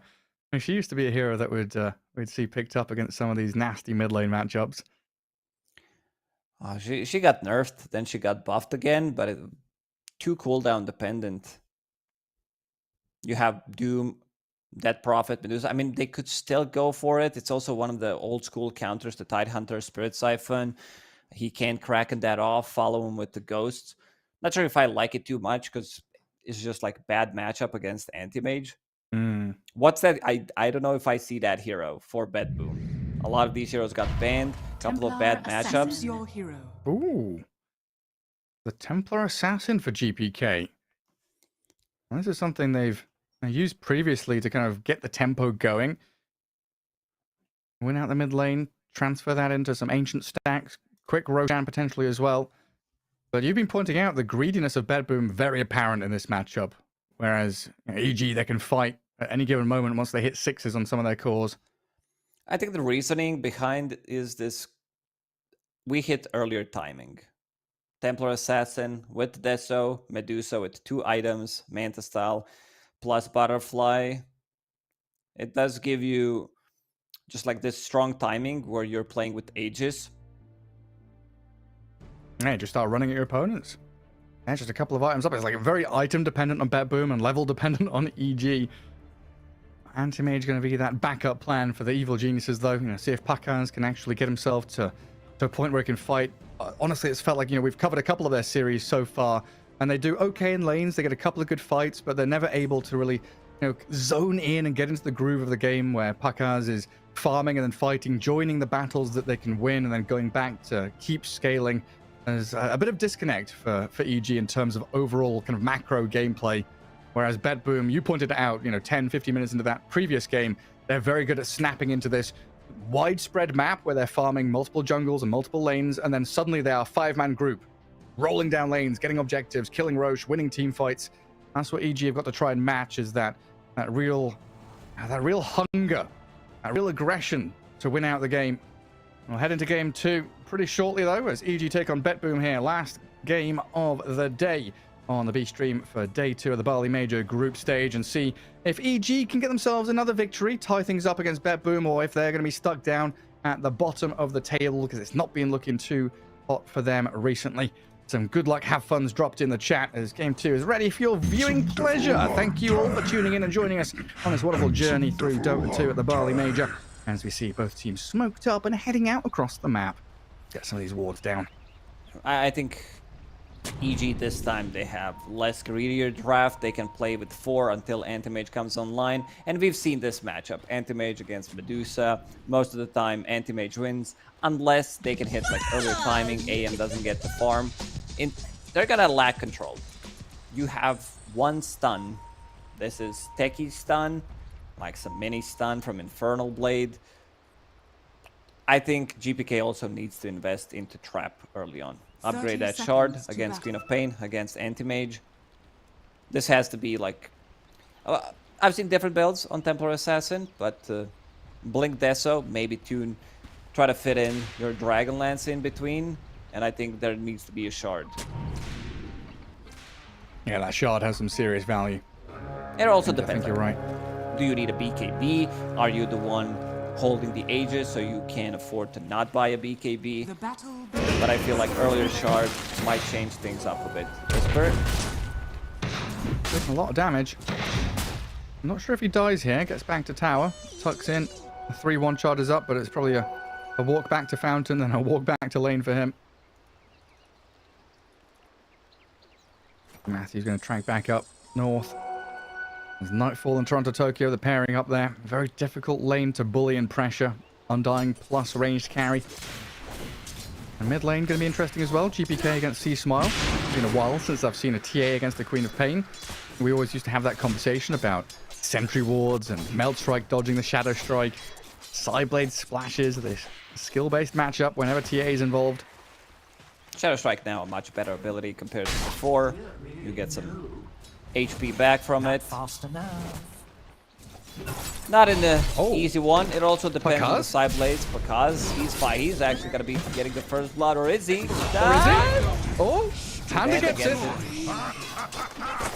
AM still dies though. It was a pretty close one, honestly. Pure got very, very near to that first blood on the AM. His blood grenades paying off big time already in the lane stage. Dire's courier has been killed. What did Pure go for? Yeah, level 1 Scorched Earth. But what do you reckon in this lane? Is this one of the lanes where you go 0-2-1, or is this a Devour lane? Pure is a very greedy player, so I assume he's gonna pick up some creeps and... or no, what does he have? Bull Assassin close by, some Ogres. So not the best creeps around, but just eat the creep in the lane. Yeah, I mean, EG have blocked up 2 of the camps, and Betboom actually didn't go for that ward placement we've seen previously. Some of these other teams have been observer warding. When they're dire side, you know, the bottom outpost to see the 2 camps there. None of that here from Betboom. Pure does need to get level 2 first, of course. Save going to leave a lane so he doesn't leech too much experience. Try and trade out with Panda. Contest this pull a little bit. The top lane Whisper. Decayed out, Tombstone's dropped. Being focused down by Matthew. Denied out by Toronto Tokyo, who is completely out of mana, but 8 stick charges up his sleeve. Really the strength of this Undying, though, against a strength melee offlaner. I do like Ring of Bastion Medusa when she's paired up with Undying. Just the value you get, extra mana regen, so you have more decays. Potentially a Tombstone. The Toronto Tokyo wants to use as much mana as possible, maybe get the return kill here. Drops the stick, as you see going in, and then he wants to die. For a hero named Undying, this hero sure does want to die a lot. Yeah, it's like his modus operandi is just die. GPK sliced out a courier with some sideblade splashes, getting a lot of damage on C-Smile there. As bottom lane blasts off into the AM. He's spent his blink already as they throw some blood grenades and damage onto the techies, but that sticky bomb and the pure hits from Doom gets the connection and kill. Panda trying to trade out here, but taking damage from this Scorched Earth in the meantime. Save baiting a little bit. They won't kill the Lich off in the end. Grab the Watcher and scurry through the trees. You wanted to see Infernal Blade level 2. He was waiting, finding the right opportunity, and now Pure getting initiated on. Has no mana, Orb of Venom, full Orb of Corrosion actually. Oh wow, yeah. Good aggression from Pakaz with that Frost Shield on top of him that killed the Doom off. Save might also fall. Pakaz has another blink forward to close the gap on the bridge, and one more tap will do the trick. Consider thyself purified. So playing a bit of a different style on Anti-Mage instead of rushing Cornucopia. So invests his gold into Orb of Corrosion. I like that. Now going into Power Tread, so he's gonna be getting the kills and getting farmed that way. Immediately onto Pure. Pure Scorched Earth, Infernal Blade, knows that he's gonna lose all of his mana. Yeah, spend everything while you possibly can. Chasing Panda out there, but can't get the close in onto the Lich. Technically he's back here, full HP, full mana as well. Chuck a sticky bomb at Panda. Does that kill him? It does. Yeah, finishes him off. Level 2 sticky, it's a lot of damage. Oh, sure Even is. after the nerfs. He lost 20 damage. 7.33D. I don't know, Pakaz, you know, no Ring of Health, no Cornucopia, no nothing. Relying on the magic stick to keep him healthy. Not the best place to be in. We'll rely on Panda to bring some additional regen down here, it looks like. Everyone in these side lanes struggling to farm, it feels like. AM 13 last hits, tied at 14. Doom at 14. Meanwhile, you got TA at 32 and 9. GPK is slaughtering mid. Doing a very good job. I was keeping an eye on it. Constant side blades. Like, he's been utilizing side blades very effectively, constantly harassing C-Smile. And because he will drop. This Doom Tech, he's offering so much damage early on, and that's the lack of regen there for the AM. Really hurting him. His CS value going to be stuck below 20 for quite some time, while Whisper dies up top as well. Nightfall and Toronto Tokyo making EG pay. And it's not just, it's not just the side lanes. I mean, GPK doing incredibly well. He's killed off Courier with Sideblade. He's slapping C-Smile. Medusa 33 and 12. Betboom with a spectacular start to this. And GPK is trying to Sideblade off the fortified creeps. C-Smile going to be reasonably healthy and stick around, but look at Save's positioning now as he comes back in. Leaves Pure alone bottom though, and that's going to be the Doom dying under his own tier 1. In the mid, they tried to get on top of C-Smile. They tried, they succeeded. Killed the quad, refractions up, so GPK is healthy against Matthew and his Fade Bolt. Everything is going very well for Betboom. GPK still trying to play aggressive onto Matthew. Has double damage, another refraction, a couple of seconds. These side blades, they do hurt. Look at it, his HP. But to go back to Pakaz, he's playing this like undying style of the game on AM. He died 3 times. In terms of net worth, he's doing pretty well. Like, 3rd on the net worth. It's just that he's battling. Like, he's getting gold from kills. Involved in 4 kills already. Yeah, non-stop fighting. Now he's got full wand, a Lotus, a little bit more leeway for him to play with. But now he's faced off against a Vanguard Doom. 7 minutes in, Wisdom Runes going 1 for 1, so no sneaky trades or backstabs.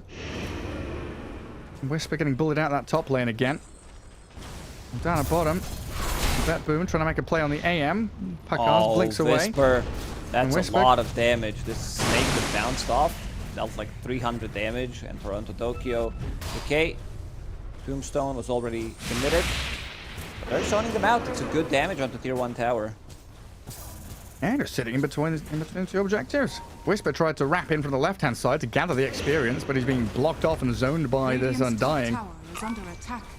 Oh, it's turning into a disaster for EG. 3k lead already, 8 minutes in. C-Smile forced to rotate. And the best they can get out of this is a kill on Toronto Tokyo. He's going to make them really sweat for it with the K.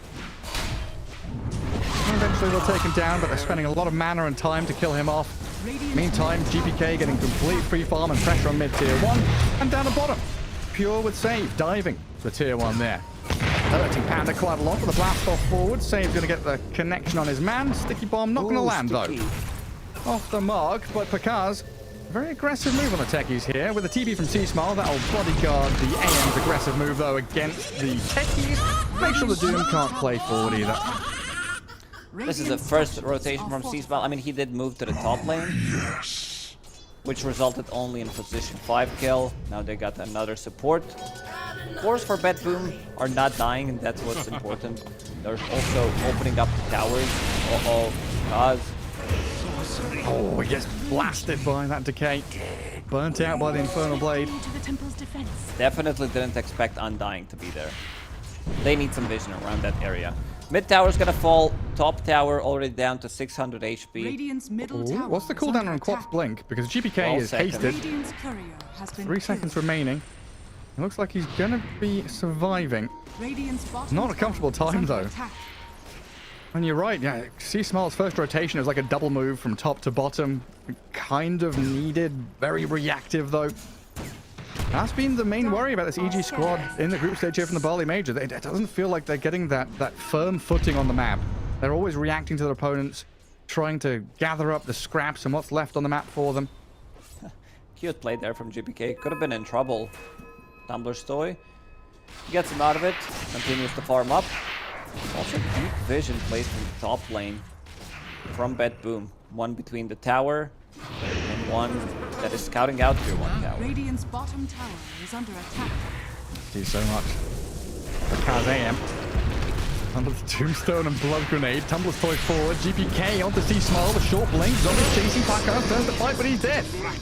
Panda tries with a sinister gaze, but Anti-Mage. What is that? His fourth, fifth death in a 10-minute game. They have so much low. You place down Tombstone. Toronto Tokyo drops down blood grenade, a trap. Anti-Mage and Quap have to be extremely careful. These are low cooldown, like relatively long cooldown blinks. 12 second level 1 on Queen of Pain. Anti-Mage has 2 points in it, brings it down to 11 seconds. So if they blink out, they can still chase them down and get the kill. Pure gathering all the tokens. He had one flying out of Courier. Gets another one dropped from the neutrals. Ancients are stacked up as well for GBK to go back and farm, so only going to accelerate even further as they've killed mid and bottom tier 1 towers. Dire really opening up the map and pressuring deep onto the Radiant side. So while this is all happening, it's Medusa free farming as well. Top of the net worth for Nightfall.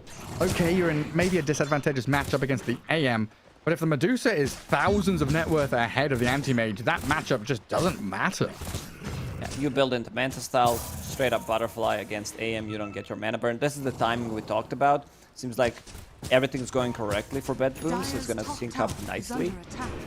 Temple Assassin, Dragonlance going into Blink Dagger, then Deso. They can threaten Roshan, Medusa with like Butterfly plus Manta style. 20 minutes, that's very doable. Half HP gone. I think it's more than half as well. It's like 65% of the Quap's health. He doesn't have a real item. Like, he doesn't have an item available.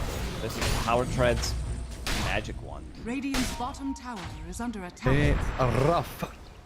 Rough. Very rough. Yes. Right, they've got Chain Frost, Sonic Wave. Do they have Ravage? I don't see a green dot. He's level 8 now. He's leveled it up now. Walks through a minefield though. Tons of landmines here from the techie. He's going to give away EG's positioning. And this was meant to be EG's avenue back into the game. They want to be using these big teamfight ultis to get a couple of core kills. Make life a little more difficult for Betboom. But this is the gather up and play. 2 supports, Bodyguard GPK. The Doom, he's just gone wandering. Disappears through the twin gate, jumps around the map. TP's mid. And Medusa just sat up top. Not a care in the world. Is under attack. Trying to set up on Medusa. Nightfall. Very deep in here. There's GPK. Couple of taps. Lich is gone. AM has to blink away as the backstab tombstone was placed by Toronto Tokyo. Dire are scared. Yeah, because not really a place for him to sit on the map and play his game. Radiant's top Another tier 1. I like how they're battling it out to get that gold from the tower. My tower. That's my tower. Yeah. Radiant's top Look at Toronto Tokyo just chasing the Anti-Mage. Oh, Picard. Meanwhile, Matthew's dying to save in the mid lane. Anti-Mage getting wrapped around on here. GPK with a 1-tap kill on the Anti-Mage. There was another mine from save. They keep chasing him down. Like the Toronto Tokyo, follow AM, keep using decay on him. This game's falling apart for EG. Anti-Mage has Cornucopia, 14 minutes into the game, and 800 gold. That's not a lot of copium. Radiant's top tower is under attack. I mean, we often talk about things falling apart and the threads unraveling. This is no longer a cardigan, it's just a pile of yarn on the floor for EG. Gotta ask a couple of grandmas to come back in and knit something nice, make a scarf out of it, or I don't know what's going on, it's difficult. Maybe a grab on save, he plants down a couple of mines, and dangerous times for EG, they can't press forward, allowing GPK and Toronto Tokyo to come back into position. 5-gram tombstone, stone gaze, and GPK chases Whisper out. See Small blinking away. Stone gaze is up top. In fact, as the Ravage is thrown out defensively, clips onto the TA. They still lose the tide, and now the Doom on the Queen of Pain. Not going to allow C Small to stay alive.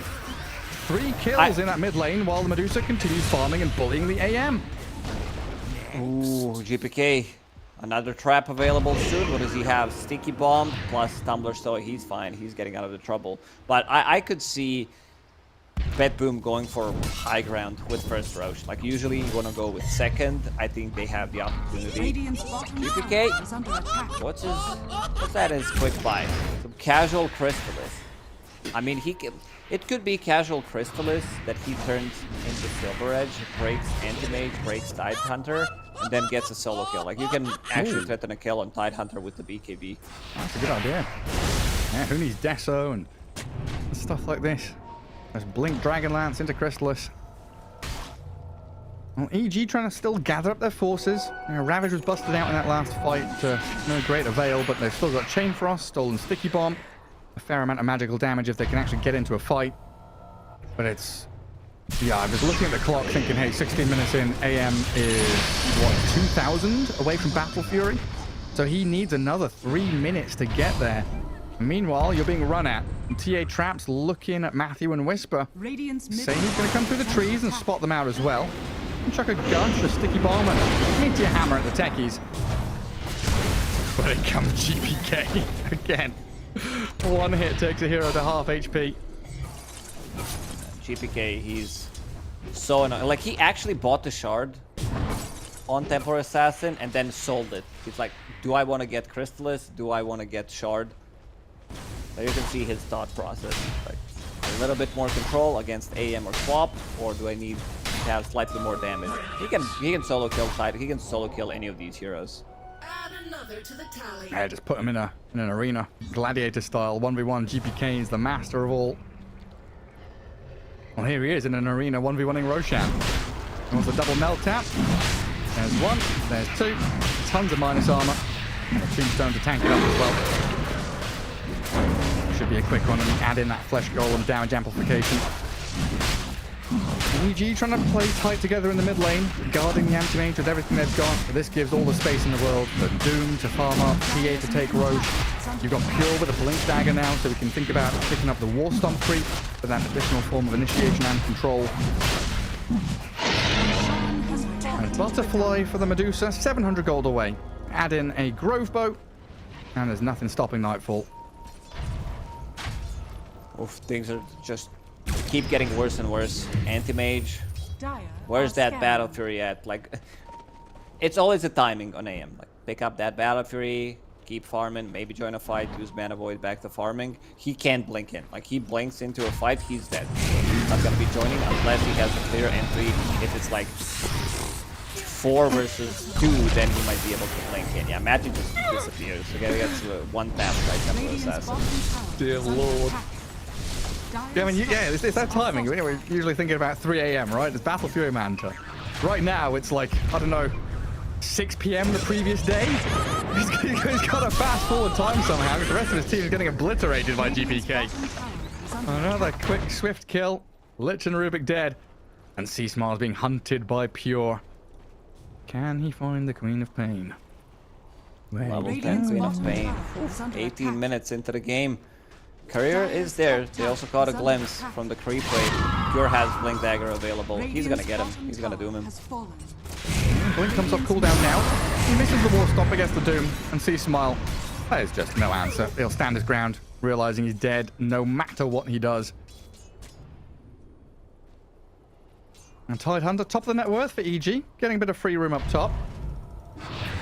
That's not the hero that you want to have the most farm on.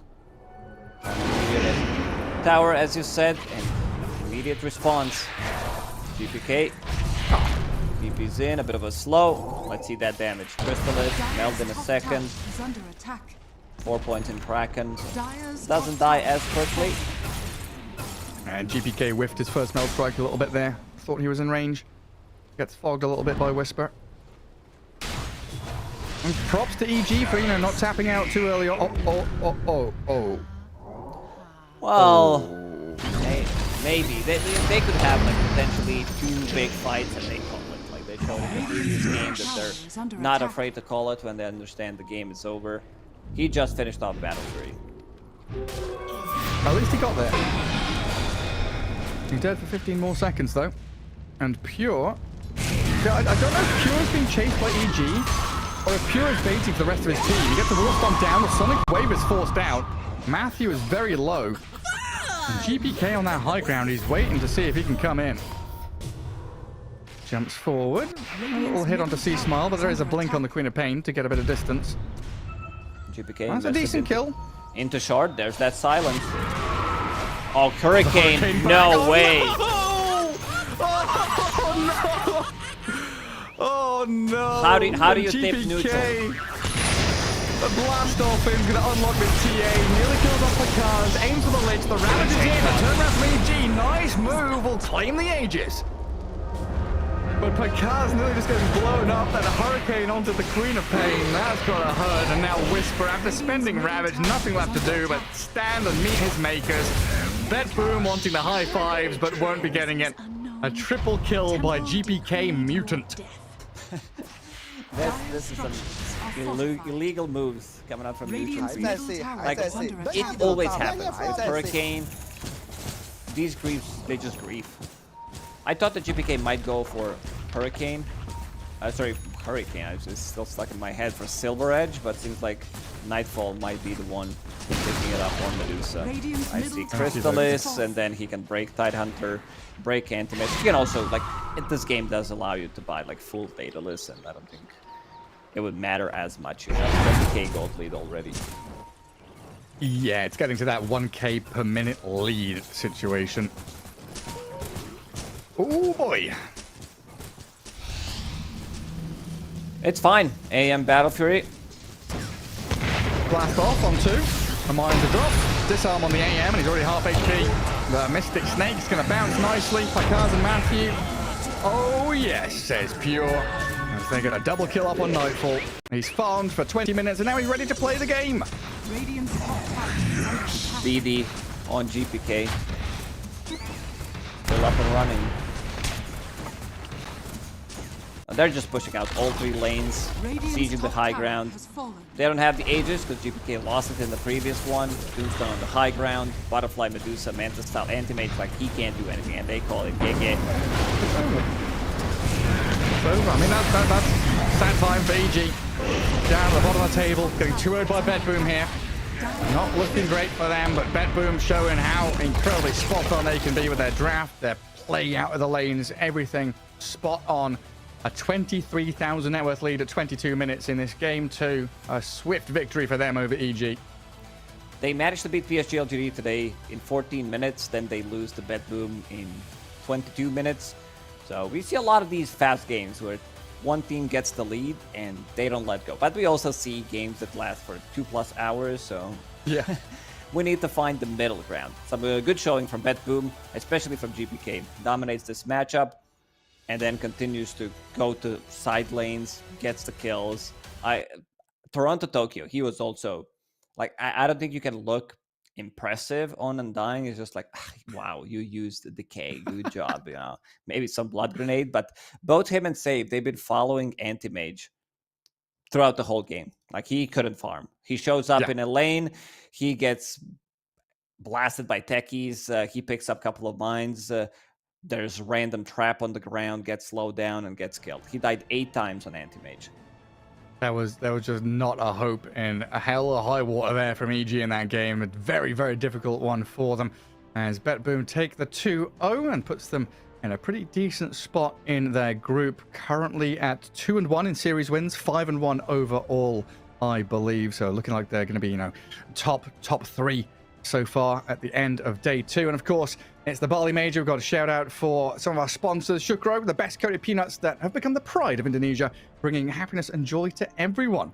Make sure you check them out. I believe we can take a look at the standings, closing out day 2 here with that final series, rounding out Liquid up at the top with Tundra, Spirit, and Beast Coast, while Betboom actually topped their group at 5-1, tied up with Quest Esports, who have been maybe the dark horse coming into this.